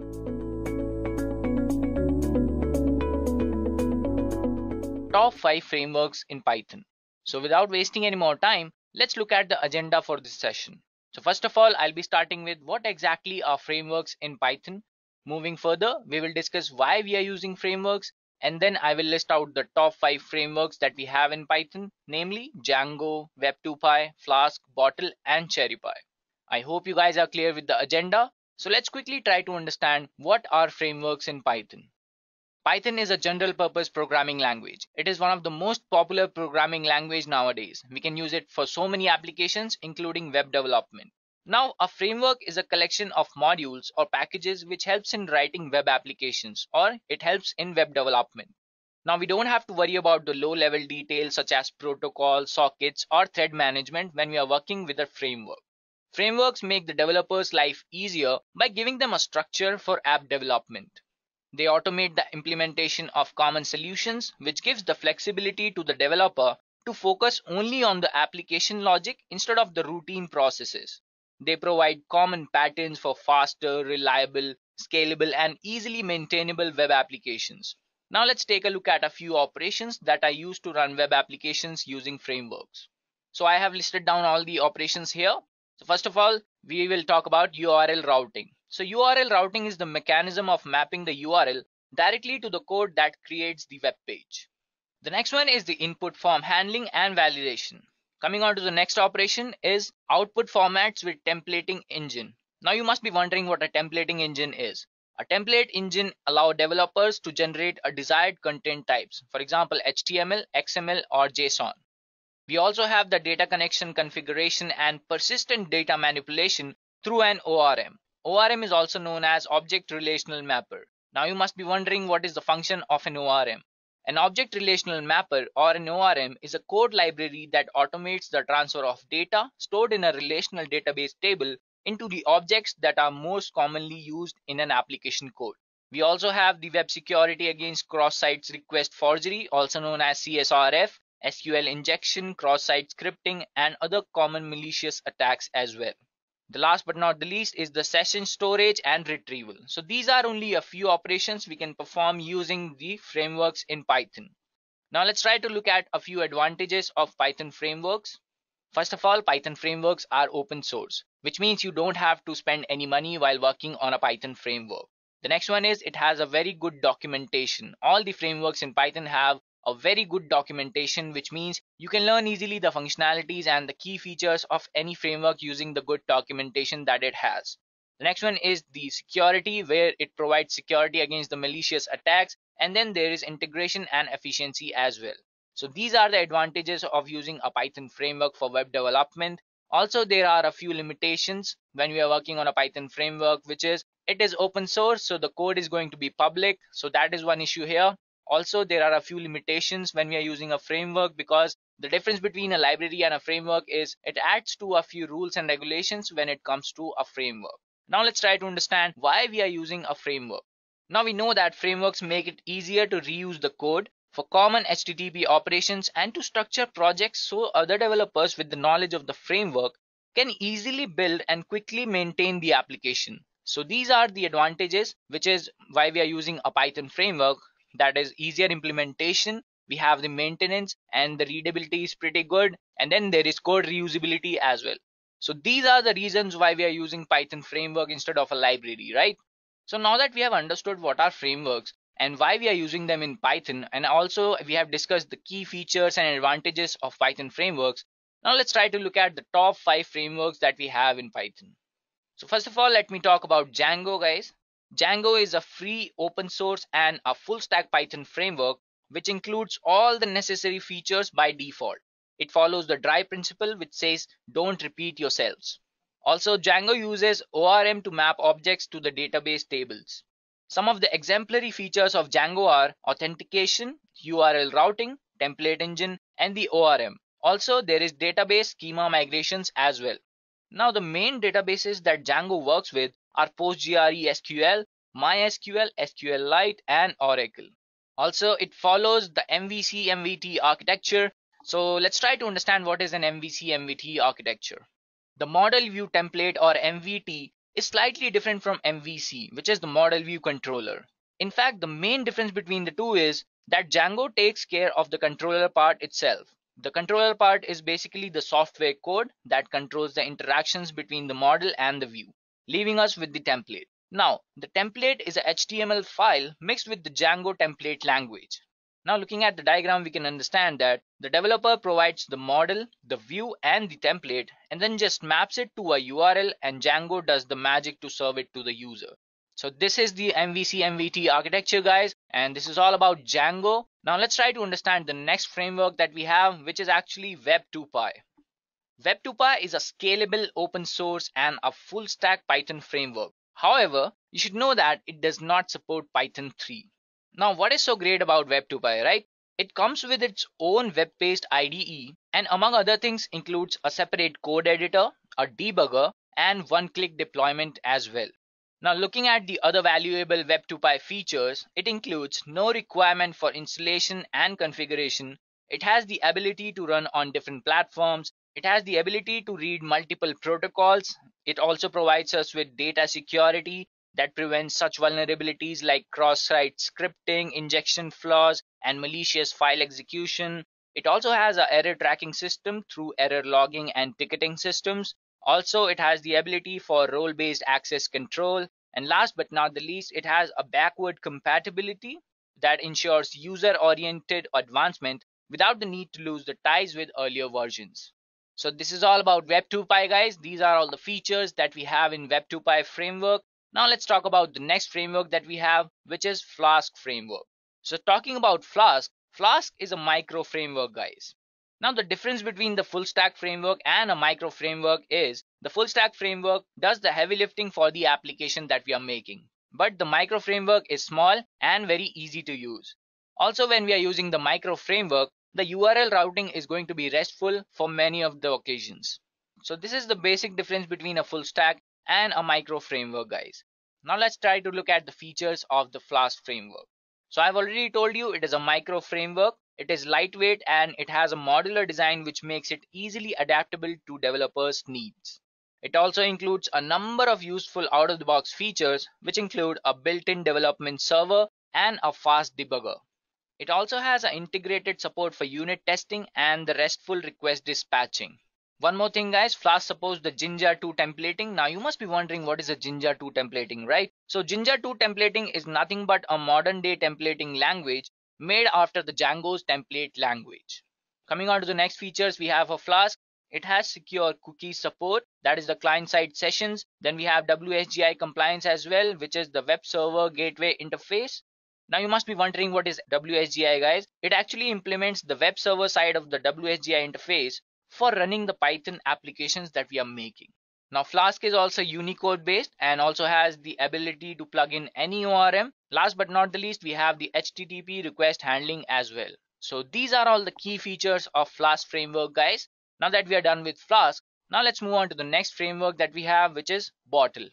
Talking about Bottle, Bottle is also a micro framework guys. Originally it was meant for building APIs. Bottle implements everything in a single source file. It has no dependencies apart from the Python standard library. Now its default features include routing, templating, utilities, and a basic abstraction over the WSGI standard. Bottle is a perfect solution for prototyping, learning the organization of web frameworks, and building simple personal apps. So these are the features of Bottle framework, which is also a micro framework guys, just like Flask. So now that we are done with the key features of Bottle, let's take a look at the next framework that we have, which is CherryPy. CherryPy is an open source minimalist web framework. It makes building Python web applications no different than building any other object-oriented program. It allows you to use any type of technology for templating, data access, and so on. However, it's still able to handle sessions, statics, cookies, file uploads, and everything else that a web framework typically can. Now let's try to take a look at some default features of CherryPy. It has an HTTP compliant WSGI thread pooled web server. It has the simplicity of running multiple HTTP servers at once. It also has a powerful configuration system, a flexible plugin system. It also has out-of-the-box tools for caching, encoding, sessions, authentication, static content, etc. Now CherryPy also has a built-in support for profiling, coverage, and testing. And last but not the least, it also has the ability to run on different platforms. So this is all about CherryPy guys. Now that we are done with the top 5 frameworks and we have discussed the key features of all these frameworks, let me take you to PyCharm guys, where I have a sample project that I have made on Django and Flask. So this is actually where my project is saved guys. So I'll go to my project, and this manage.py file is actually the file which helps with the management of the site, and we can start a web server without installing anything else. So I'll copy this path guys, and I'll go to the project that I made over here. And if you want to know how you can make a project or install Django on your system and then make a web app, you can simply go to the Edureka YouTube channel, where we have the detailed tutorial about Django, in which we have a detailed tutorial about Django web development, and where you can actually learn to build a simple app from scratch. So what I'll do is I'll just write the path that I have copied. So now that I'm in my directory where I want to run my server, I'll just write python.manage.py to run my server. I'll just write run server. Now you have to pay a little attention to these files that you get while creating your project in Django. So these files are there. So settings.py file actually has the configuration of your website, and url.py have the list of patterns that will be used by the URL solver. And then you have the database, the time zones, and everything else that you can actually edit in your settings.py file. So I'm not going to go line by line explaining everything. So I'll just explain you that I have one more directory polls over here, which is actually my app. And in this I have migrations and the template. Inside the template I have the HTML file where I have actually written the code of my survey form that I have made, that I will show you guys. So when I run this server, what is going to happen is I'll get address. Wait, let it run.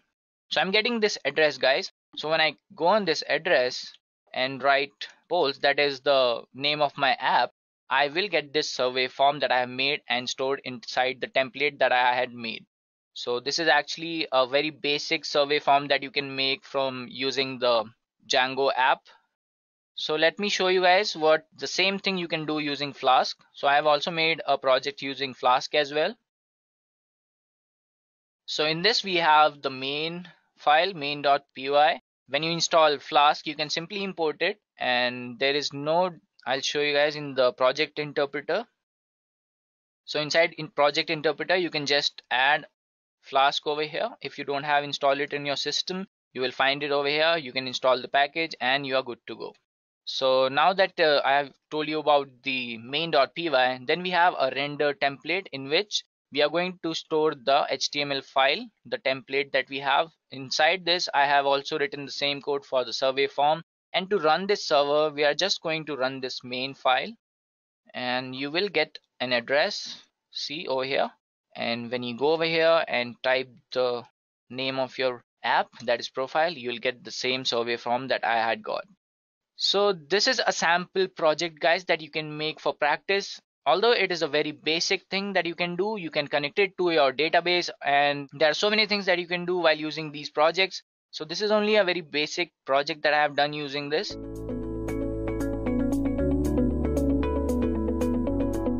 Let's move on and see why Python is used for web development.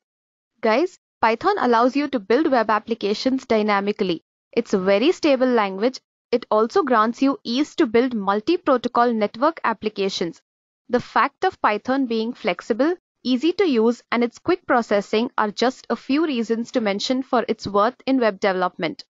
Now that I've explained about the features of Python, let's take a walk through some of the libraries that Python provides for web development. Guys, Python provides a number of libraries for web development. Some of the important ones are CherryPy, Django, Web2Py, Pyramid, TurboGears, and Flask. Among these, in today's session, I'll be using the Django framework. So now y'all might be wondering why Django and why not any other library.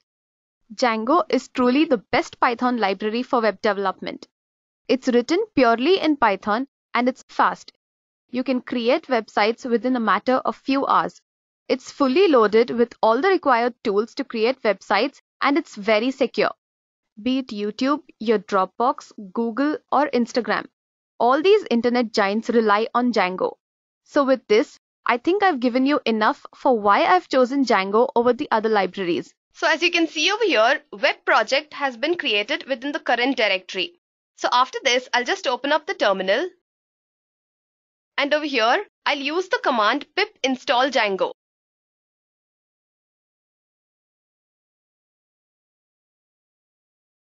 It's going to take a while to install Django, guys. So when you're installing Django, along with Django, the SQL parse database and the pytz module also gets installed. SQL parse is actually a non-validating SQL parser for Python. It provides support for parsing, splitting, and formatting SQL statements. Now this is actually compatible with the versions of Python from 2.7. The pytz module is actually a third-party module that brings the Olsen TZ database into Python. TZ actually stands for time zone, guys. This library allows accurate and cross-platform time zone calculations using Python 2.4 or higher.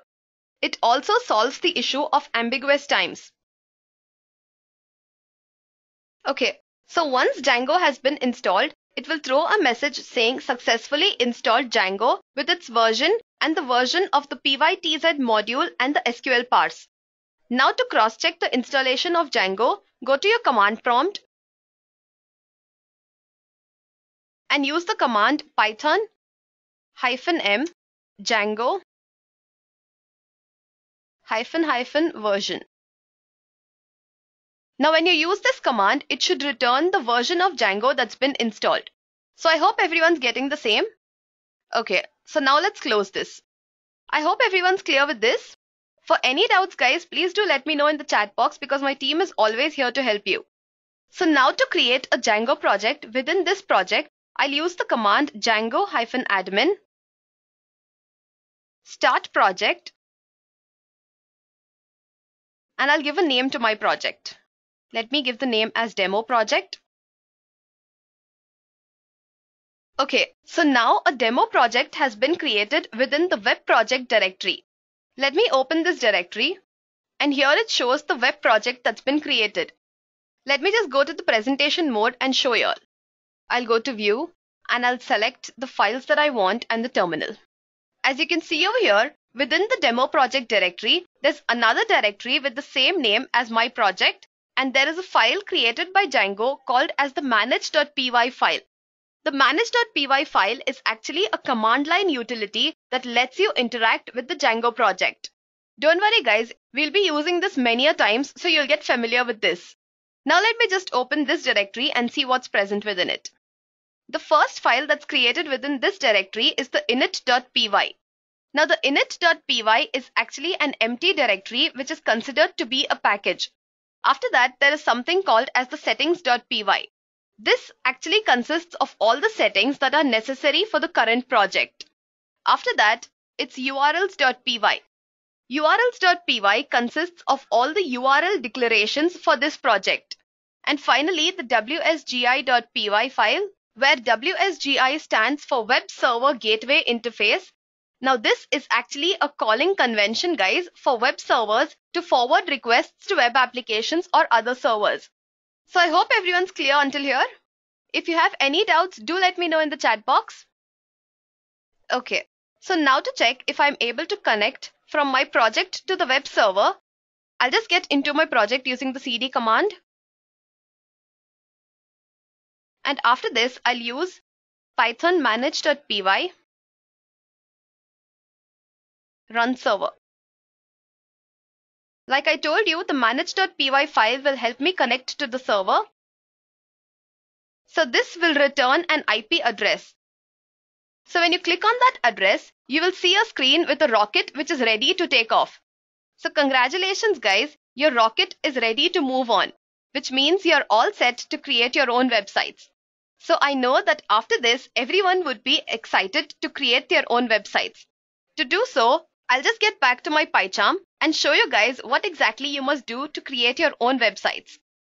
Okay, so to create my website, all I'm going to do is create an app within my demo project. I'll just return the control to my terminal using Ctrl-C. And over here, I'll create a new app within my project. Please make a note guys that one project can have n number of apps, which means you can include any number of apps within your project. To create an app, I'll use the same command which is python manage.py, and instead of run server, I'll use the start app command and I'll give a name to my app. Let me just give the name as demo app. So now an app has been created within my project. Let me just open this up to show you all what's present within this demo app. So just like how Django had created files for us within our project, when we created a new app, Django has created the necessary files for us. So this is what Django does. It writes all the necessary code, and all you have to do is write your website specific codes and just modify the files that are present and add your own files as per your choice. The first file that I'm going to open over here is views.py. And as you can see over here, Django has already imported render for me. Now I want to use the HTTP response function.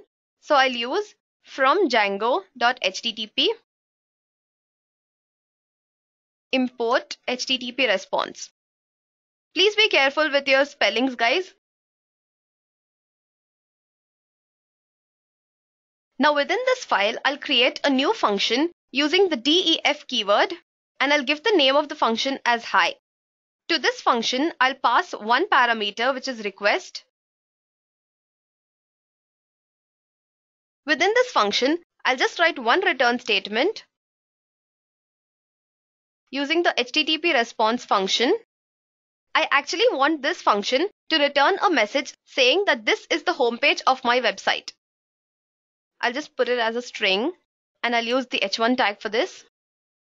This is my homepage.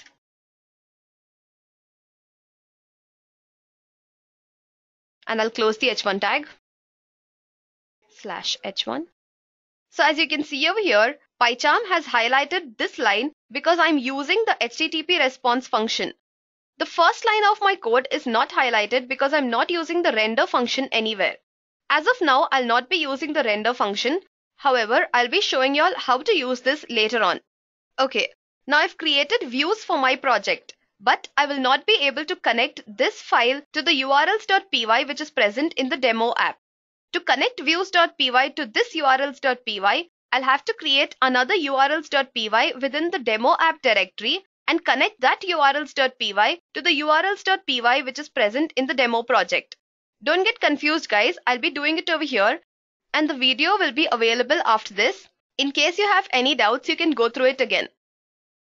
So I'll just create a new file within this app. It's going to be a Python file. I'll give the name as urls.py and I'll say OK.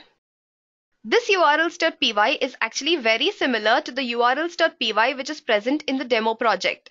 So I'll open the urls.py present in the demo project directory and I'll copy the from statement which is from django.urls import path and the URL pattern list. I'll just copy this and I'll go to urls.py present in my app and I'll paste it over here. Now over here, since I want to map the views.py into this urls.py, what I'm going to do is use from dot, which means from the current directory, import views. And within the URLs pattern, I do not want this admin path, so I'll just remove this and I'll leave the name as blank because I want this to be mapped to my home page. And over here, I'll use views.hide, which is the name of my function. And I'll give a name to this path. You can give any name of your choice. Let me just give the name as homepage, home-page. Okay, so after this, what I have to do is map this urls.py to the urls.py which is present in the demo app. So I'll open the urls.py present in the demo app. And over here, I'll create a new path and I'll give an empty string because I want it to be mapped to my homepage like I already told y'all. Sorry guys, I'll have to import the include function also. So from django.urls, I'll import the include function. And over here, I'm going to use the include function. I'll map the urls.py present in my demo app. And I'll close this. So after this, let me just go to my terminal and use python manage.py run server. I've just made a name mistake.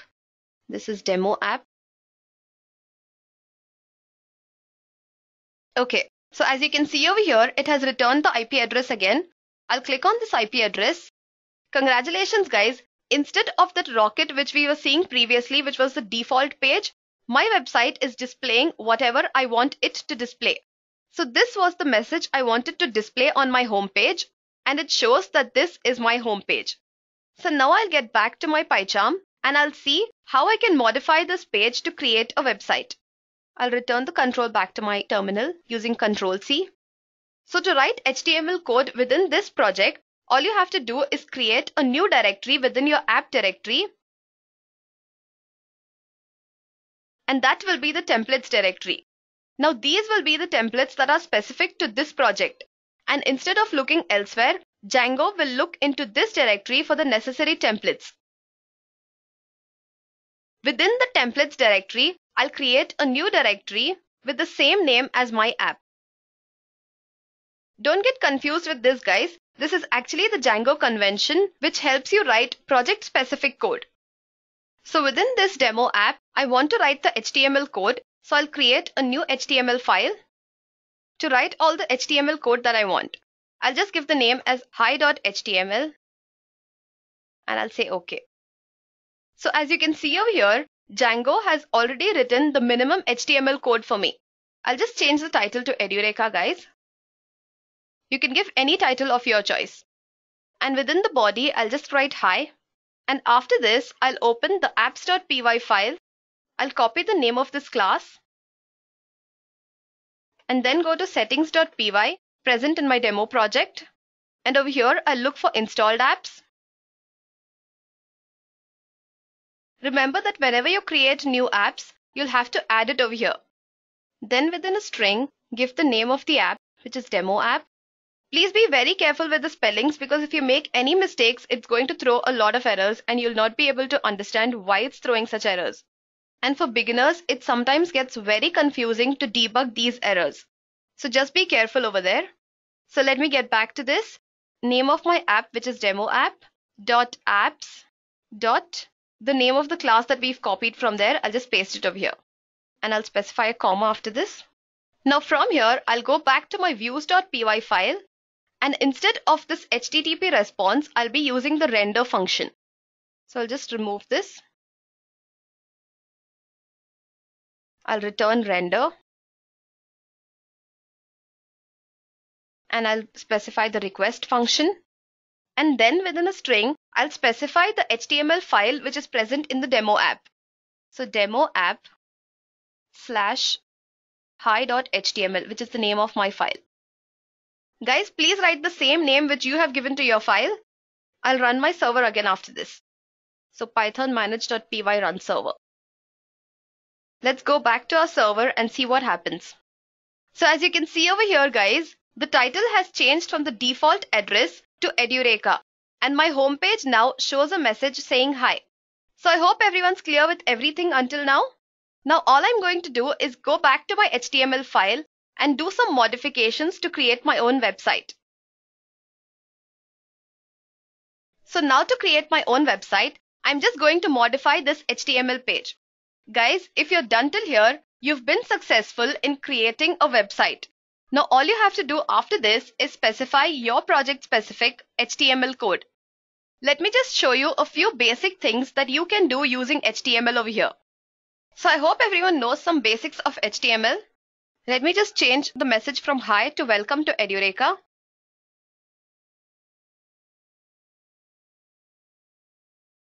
Okay, I'll just specify the second line of my page to be some h2 tag and a new message saying that this is my website. Let me save this and rerun my server. I'll just go back to my server and I'll reload the page. So as you can see over here, the h1 tag says welcome to edureka and the second h2 tag says this is my website. So this is how you can write your own HTML code to your program, guys. So now let me create some list over here. To create a list, I can either specify it to be an ordered list or an unordered list. For ordered list, I'll have to use OL tag, and for unordered list, I'll have to use the UL tag. Over here, I'll be using the unordered list, and within this list, I'll specify the list elements.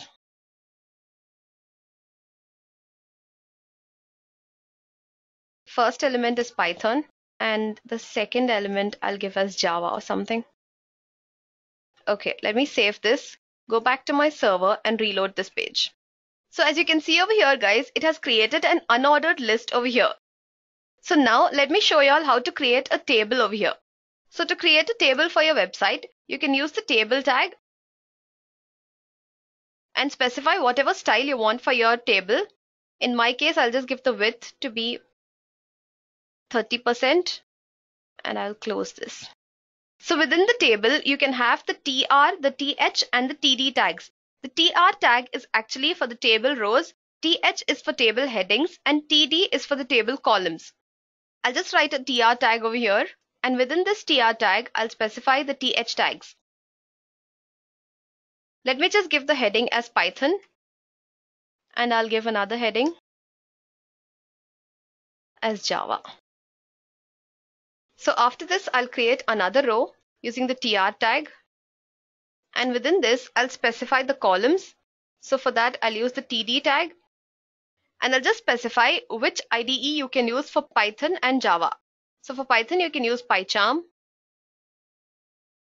Let me just copy this. And for Java, you can use Eclipse. So I'll change the name from PyCharm to Eclipse over here. And I'll save this. So as you can see over here, a table has been created. But guys, my table over here does not have any borders. To add borders to my table, I'll go back to my HTML page. And over here, within head, I'm going to use the style tag.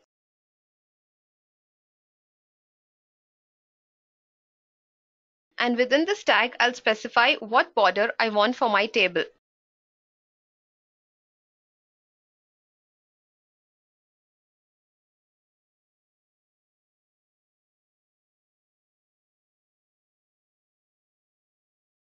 Let me save this and reload my page. So as you can see over here, guys, I included the style tag and specified what kind of border I want. So the same way on my server over here, a table has been created with a specified style. To know more about HTML and learn how to create beautiful websites, you can just go to the Bootstrap website.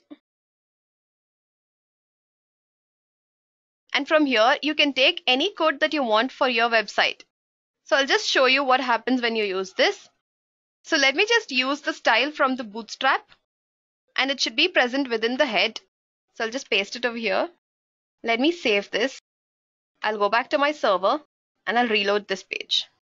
As you can see over here, guys, using the small bit of code that was present on the Bootstrap website, my website looks so much more better than what it was looking before this. You can use this Bootstrap website to create your own beautiful websites.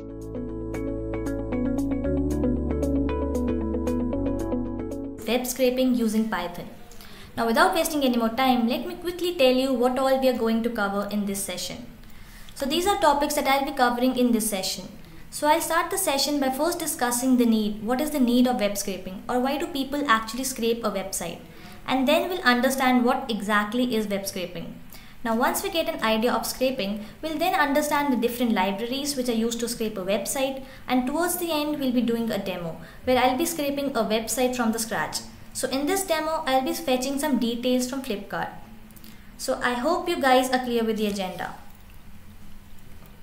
Now let me begin with the very first topic, that is the need of scraping, or why do people actually scrape a website. So scraping is basically extracting data from various websites. Now there are many ways to collect data online, but let's say I just want to collect data for comparison. So here let me take an example of My Smart Price, which is known for best price comparison. So what they do, they collect data directly from merchants. Now the larger stores generally provide the feeds which are listed on their stores. But what about the smaller stores?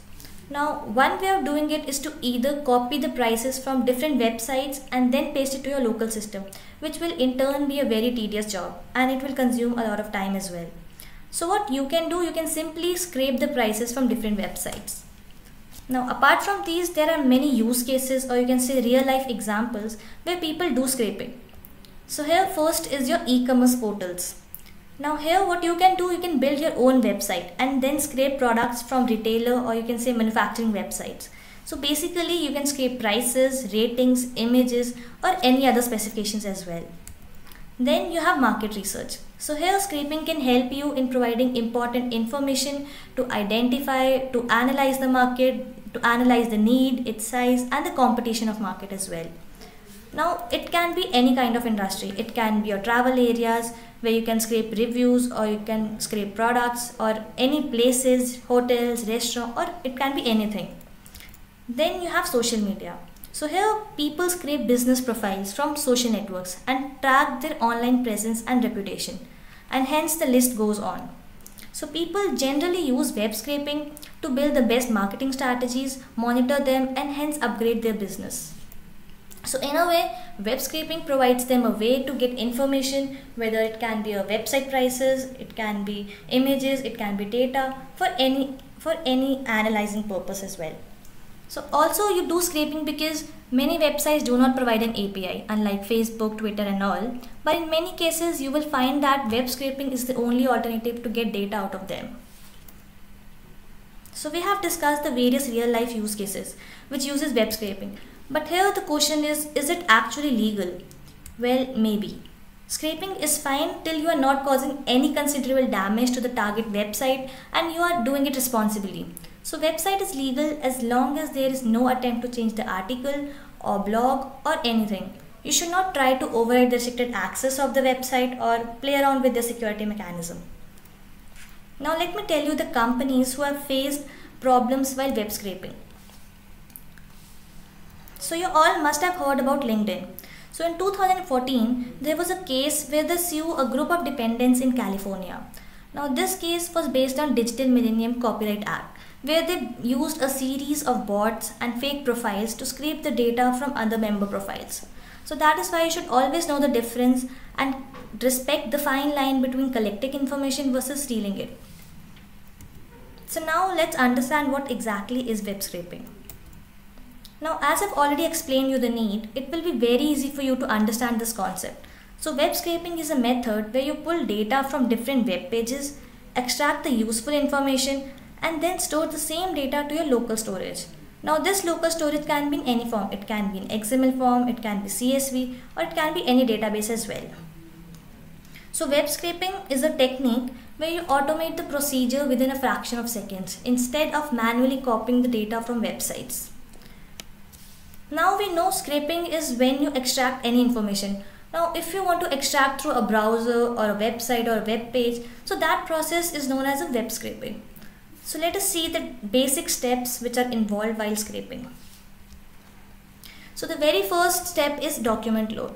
Now in our case we are doing web scraping, so we have to load the entire document, which is your HTML page.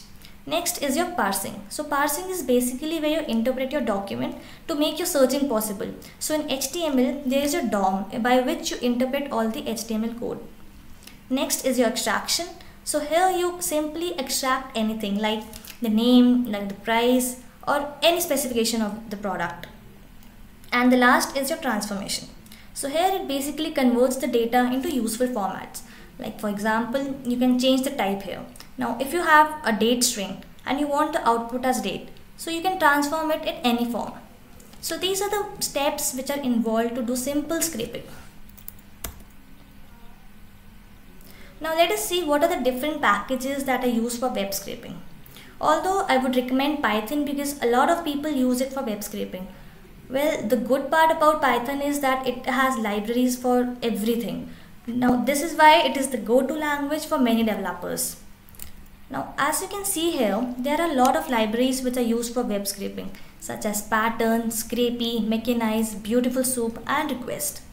So I have only used scraping. I have only used Python for scraping because what I like about Python is that it makes a string manipulation very easy. So string manipulation basically is the key where you parse any information from a page. Along with this, it is also compatible with various databases such as your NoSQL databases like MongoDB, and MongoDB is what we mostly prefer to use for data storage in web scraping. Now as you can see, there are different Python packages. Now these are not enough. We also have some other Python libraries such as XPath, you have PDF, you have Miner, and many more. But here if you see, Beautiful Soup and Request are the most popular libraries in this lot, and later in the demo we'll be implementing them as well. So Beautiful Soup is a Python library which is used for pulling data out of your HTML and XML files. Now it provides you simple, in fact very simple ways of navigating, searching, and modifying the HTML and many more things like that. Next is your Request. So Request is a library which is widely used for sending and receiving information over HTTP. Well, that's all for the theory part. So now let me move on to a demo part where I'll be scraping a website from the scratch. Excuse me. So here we'll be scraping Flipkart. Now let's see what all we can scrape from it. So we all know Flipkart is an e-commerce company. So what I'll do first, I'll simply search a product on Flipkart. Let's say an iPhone. So here as you can see, the list of all the iPhones will be displayed. Now what I do, I have to fetch the name of the iPhone, what are the configurations, what are the ratings, and what is the price of the iPhone. So fetching all these details, I need to first view the HTML page. Now how will I do it? I have to simply right click it and go to the inspect. So this will basically open up my HTML code.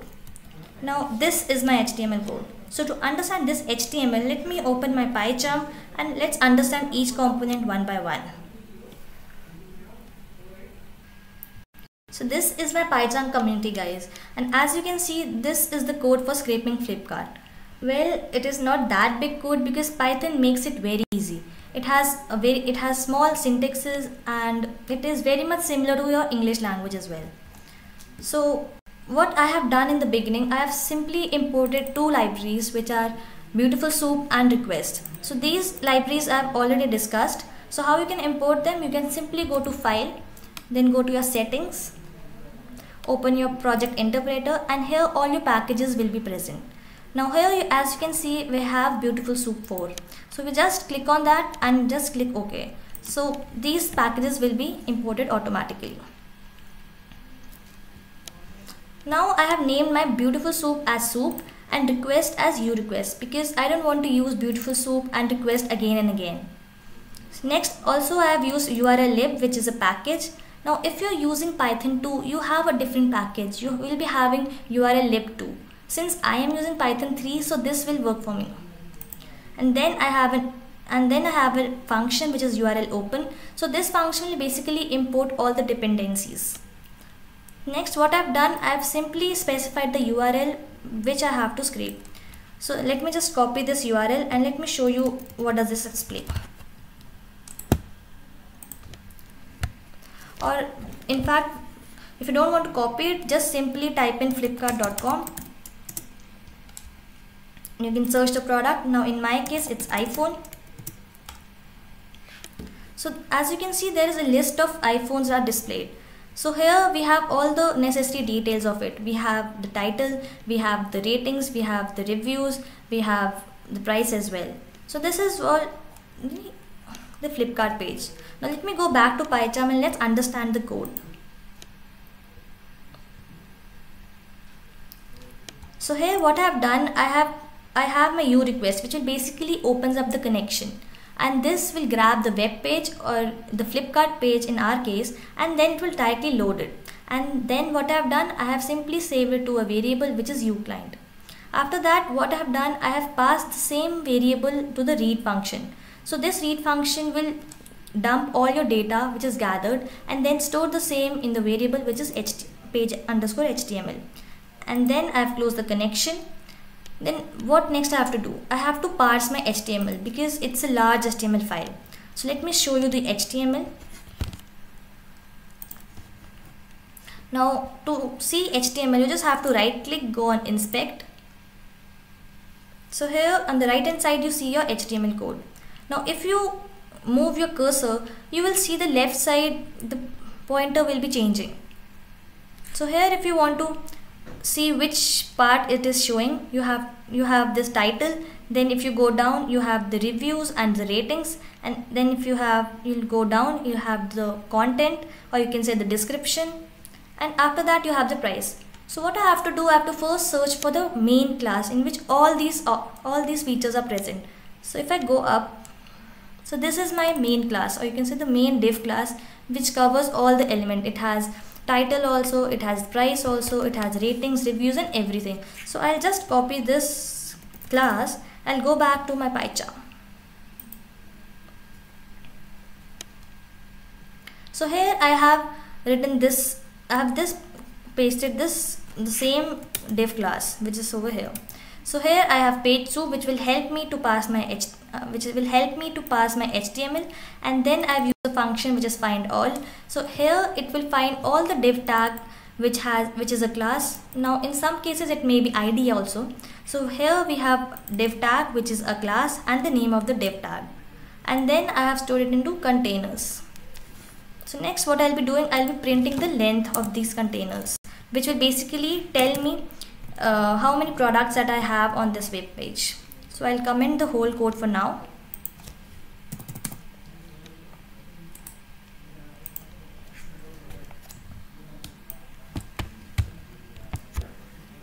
So here as we see, there are 24 products on the very first page of Flipkart.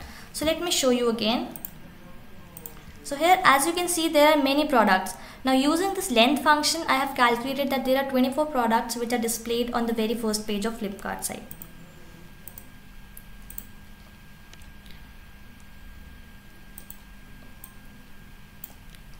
So this was for the one div class, or you say just one container, but let's say I have to fetch details of each product which is present on the web page. So what I have to do, I have to traverse the DOM elements. So first of all, I will first see the containers, or you can see the HTML code for the very first index. So here I'll be writing print soup.prettify containers and the first index. So prettify is a function which is used to beautify your HTML, or basically it will bring your HTML in a structured, or you can say an organized format. So let me just run this whole HTML.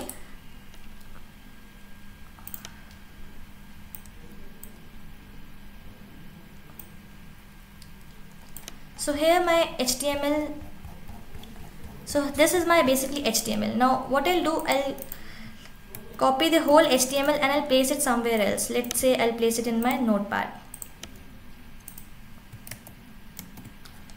so that we can see it simultaneously.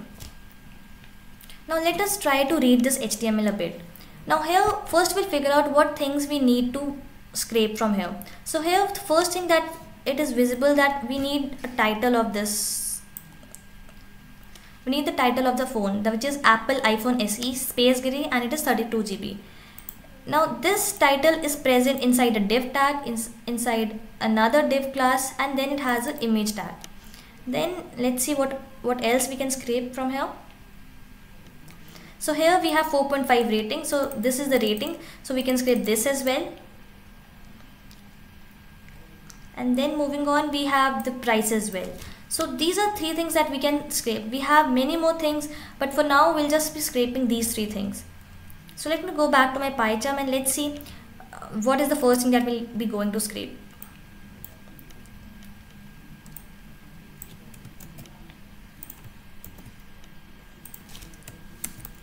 So here what I have done, I need a loop for traversing these elements. So for that I have stored the elements of containers in a variable called as container. So this containers is my main div class which has all the elements present. So now what I'll be doing, I'll be first printing the title, or you can say the product name. So for that, let me open my HTML. So here, as you can see, in this container I have a div class, and inside that div we have another div, and inside that div we have an image tag which has a title alt, and this is basically the attribute of it. So attributes are always written in square brackets. So here, as you can see, I have print the container, and inside container there is div, and inside div we have image, and then we have a attribute which is alt. So let me just print this and let me see what does it display. So here we have the first name, or you can say the first phone, or you can say the first title of the phone. So this is my Apple iPhone SE space C that we have already seen in the HTML. Next, what I have to do, I'll scrape some other thing. Let me just comment this thing. So next I'll be scraping price. So let's see where this price is present. So here is my price. Now I have to see that in which div class this price is present. So in this div class which has the title this, so I'll just copy this and I'll go back to my code and I'll paste it over here. So this is the exact same div class which I'm talking. This. Now inside this I have container which find all the div which is a class, and then the name of the div class. Now here if you see, I have print price 0.text. Now why text? Because as you can see here, I have React ID, I have data React ID, then I have React text, then I have a rupee symbol, and we have many more tags, but this price is not enclosing any of the tags. So for that, this becomes my text. Now similarly, I have 21,000 as text, and I have 26,000, and all these things will become as text. So let me go back, and here I have print price 0, which is the first element, and then the text. So let me just print it for you. So as you can see, all the text has been displayed. So it says 21,000, which has some 19% off, and then it tells me the EMI option which starts from this price. So this is how I have fetched my price. Now what I have to do, I'll be printing ratings as well. So it will be the same procedure. First I'll just comment the price. And for ratings, let me again go back to my HTML and let's see where is my rating.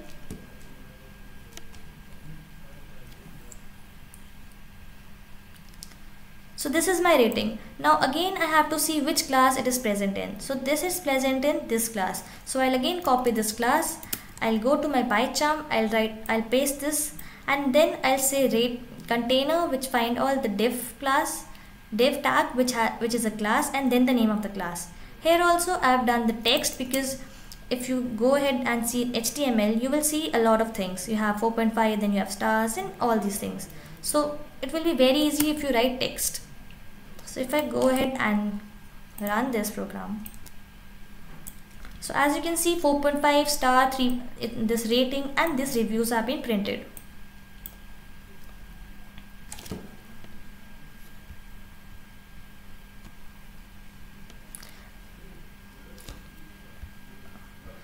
Next I have all the details like title, price, ratings. So let me just print them once again for you. So we have your title, we have price, and then we have ratings. So let me just print it together once more. So as you can see, I have the title, I have the price, and I have the ratings. So now what I have to do, this is showing in my terminal, but what if I want to show this in my file? So now I'll be creating a file. So I'll just again comment this, and here I'll be creating a file.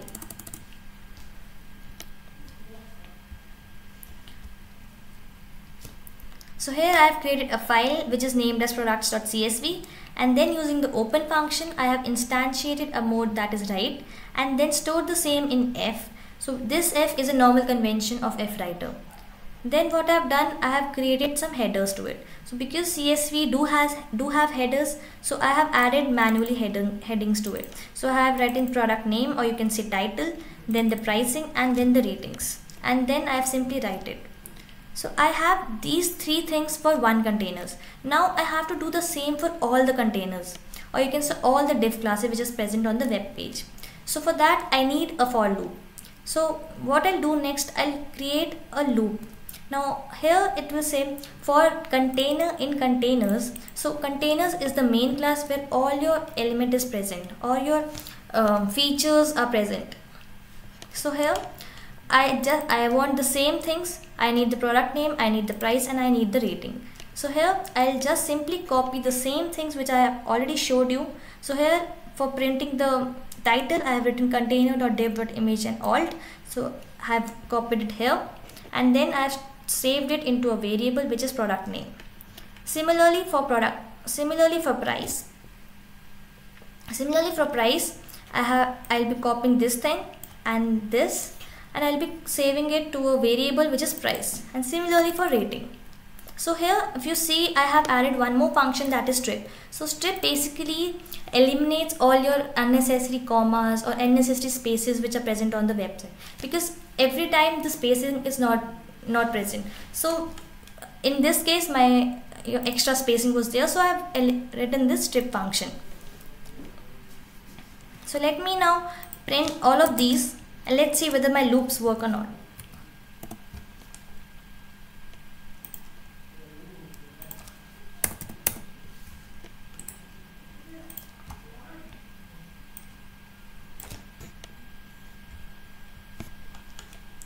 So as you can see, I have the title, price, and rating for all the products. So this is my first product name, then I have the price for the same, and then I have the rating. Next I have the second product name, I have the price, and then I have the rating. So similarly we have 24 products, ratings, and price for the same.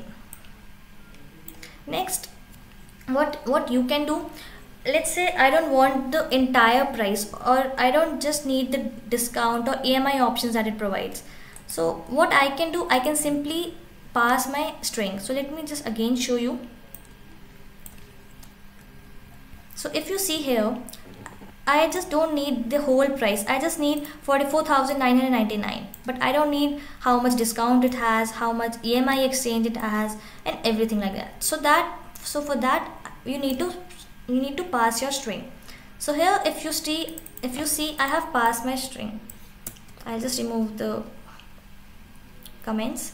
So here I have first split my price. So for that I have used a function split, which will basically split my prices, and then I have again used the same function for the rupee symbol. So here as you can see, I have this rupee symbol, and in spite of this rupee symbol I want to add RS.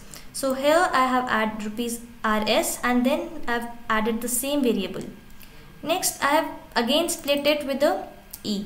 Now why E? Because this, because there are some features where it does not provide any discount, it just provides your EMI option. So here for that, just to look a bit clean, I have again split it with respect to E, and then the final price, or you can say the split price, has been saved in a variable which is final price. Similarly, I've done it for rating. So if you see the ratings as well, I have 4.5, I have ratings, and then this much reviews, but I just need 4.5. So again I have split the string, and then I have stored the final rating in the variable which is final underscore rating. Now what I have to do, I have to concatenate all these three features. So I'll be concatenating the product name, my price, and the rating. So I'll be concatenating it with the comma operator. Now if you see here, now this I'll be storing in a CSV as well. So you should keep in mind there should be no extra commas, because every time it finds a comma, it will create a new column for it. So if you look at it closely, you have product name is this, which has a comma as well. So rose gold comma 32 GB. Now for that, if you want to eliminate this comma, what you have to do, you have to write replace function, which will basically replace your comma with a pipeline. And for final price and for rating, it is fine for me. So I will simply print these things and let's see what it says.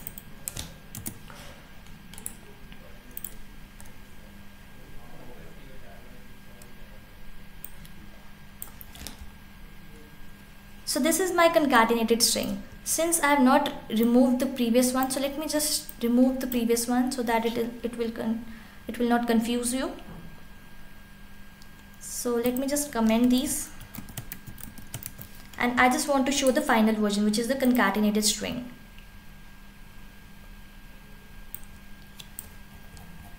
So as you can see, I have the title of the phone, which is this, and then I have the pricing, and then I have the rating. Similarly, for all the 24 products, I have the same. Next, what I have to do, I have to put the same in my file also. So I'll use the function write, and I'll display the same. I'll just copy the same print statement over here, and then I'll close my file also. So we have already seen the output over here. Now let's see what this file display. So where this file will be created. So wherever your project is, you will directly go to that folder and the file will be saved automatically. So it's in my D drive, it's then into Ayushi, and then in the web scraping I have my products.csv. So let me go and click it. So here, as you can see, I have the product name, I have the pricing, and then I have the ratings. So this is what my CSV file looks like. Now let me go back again to code. So as you have seen, we have fetched all the details from the Flipkart website, and these details are automatically fetched and then stored in a CSV file which is named as products.csv. This was the code that we have just discussed. So here we have scraped the prices, the title, and the ratings of Flipkart. So this was all for the day. Thank you guys for attending this. I hope you guys like it, and now if you guys have any doubts, you can simply ping it over the chat window and we'll be happy to help you with the same. Well, thank you everyone. I hope you have enjoyed listening to this video. Please be kind enough to like it, and you can comment any of your doubts and queries, and we will reply them at the earliest. Do look out for more videos in our playlist and subscribe to Edureka channel to learn more. Happy learning!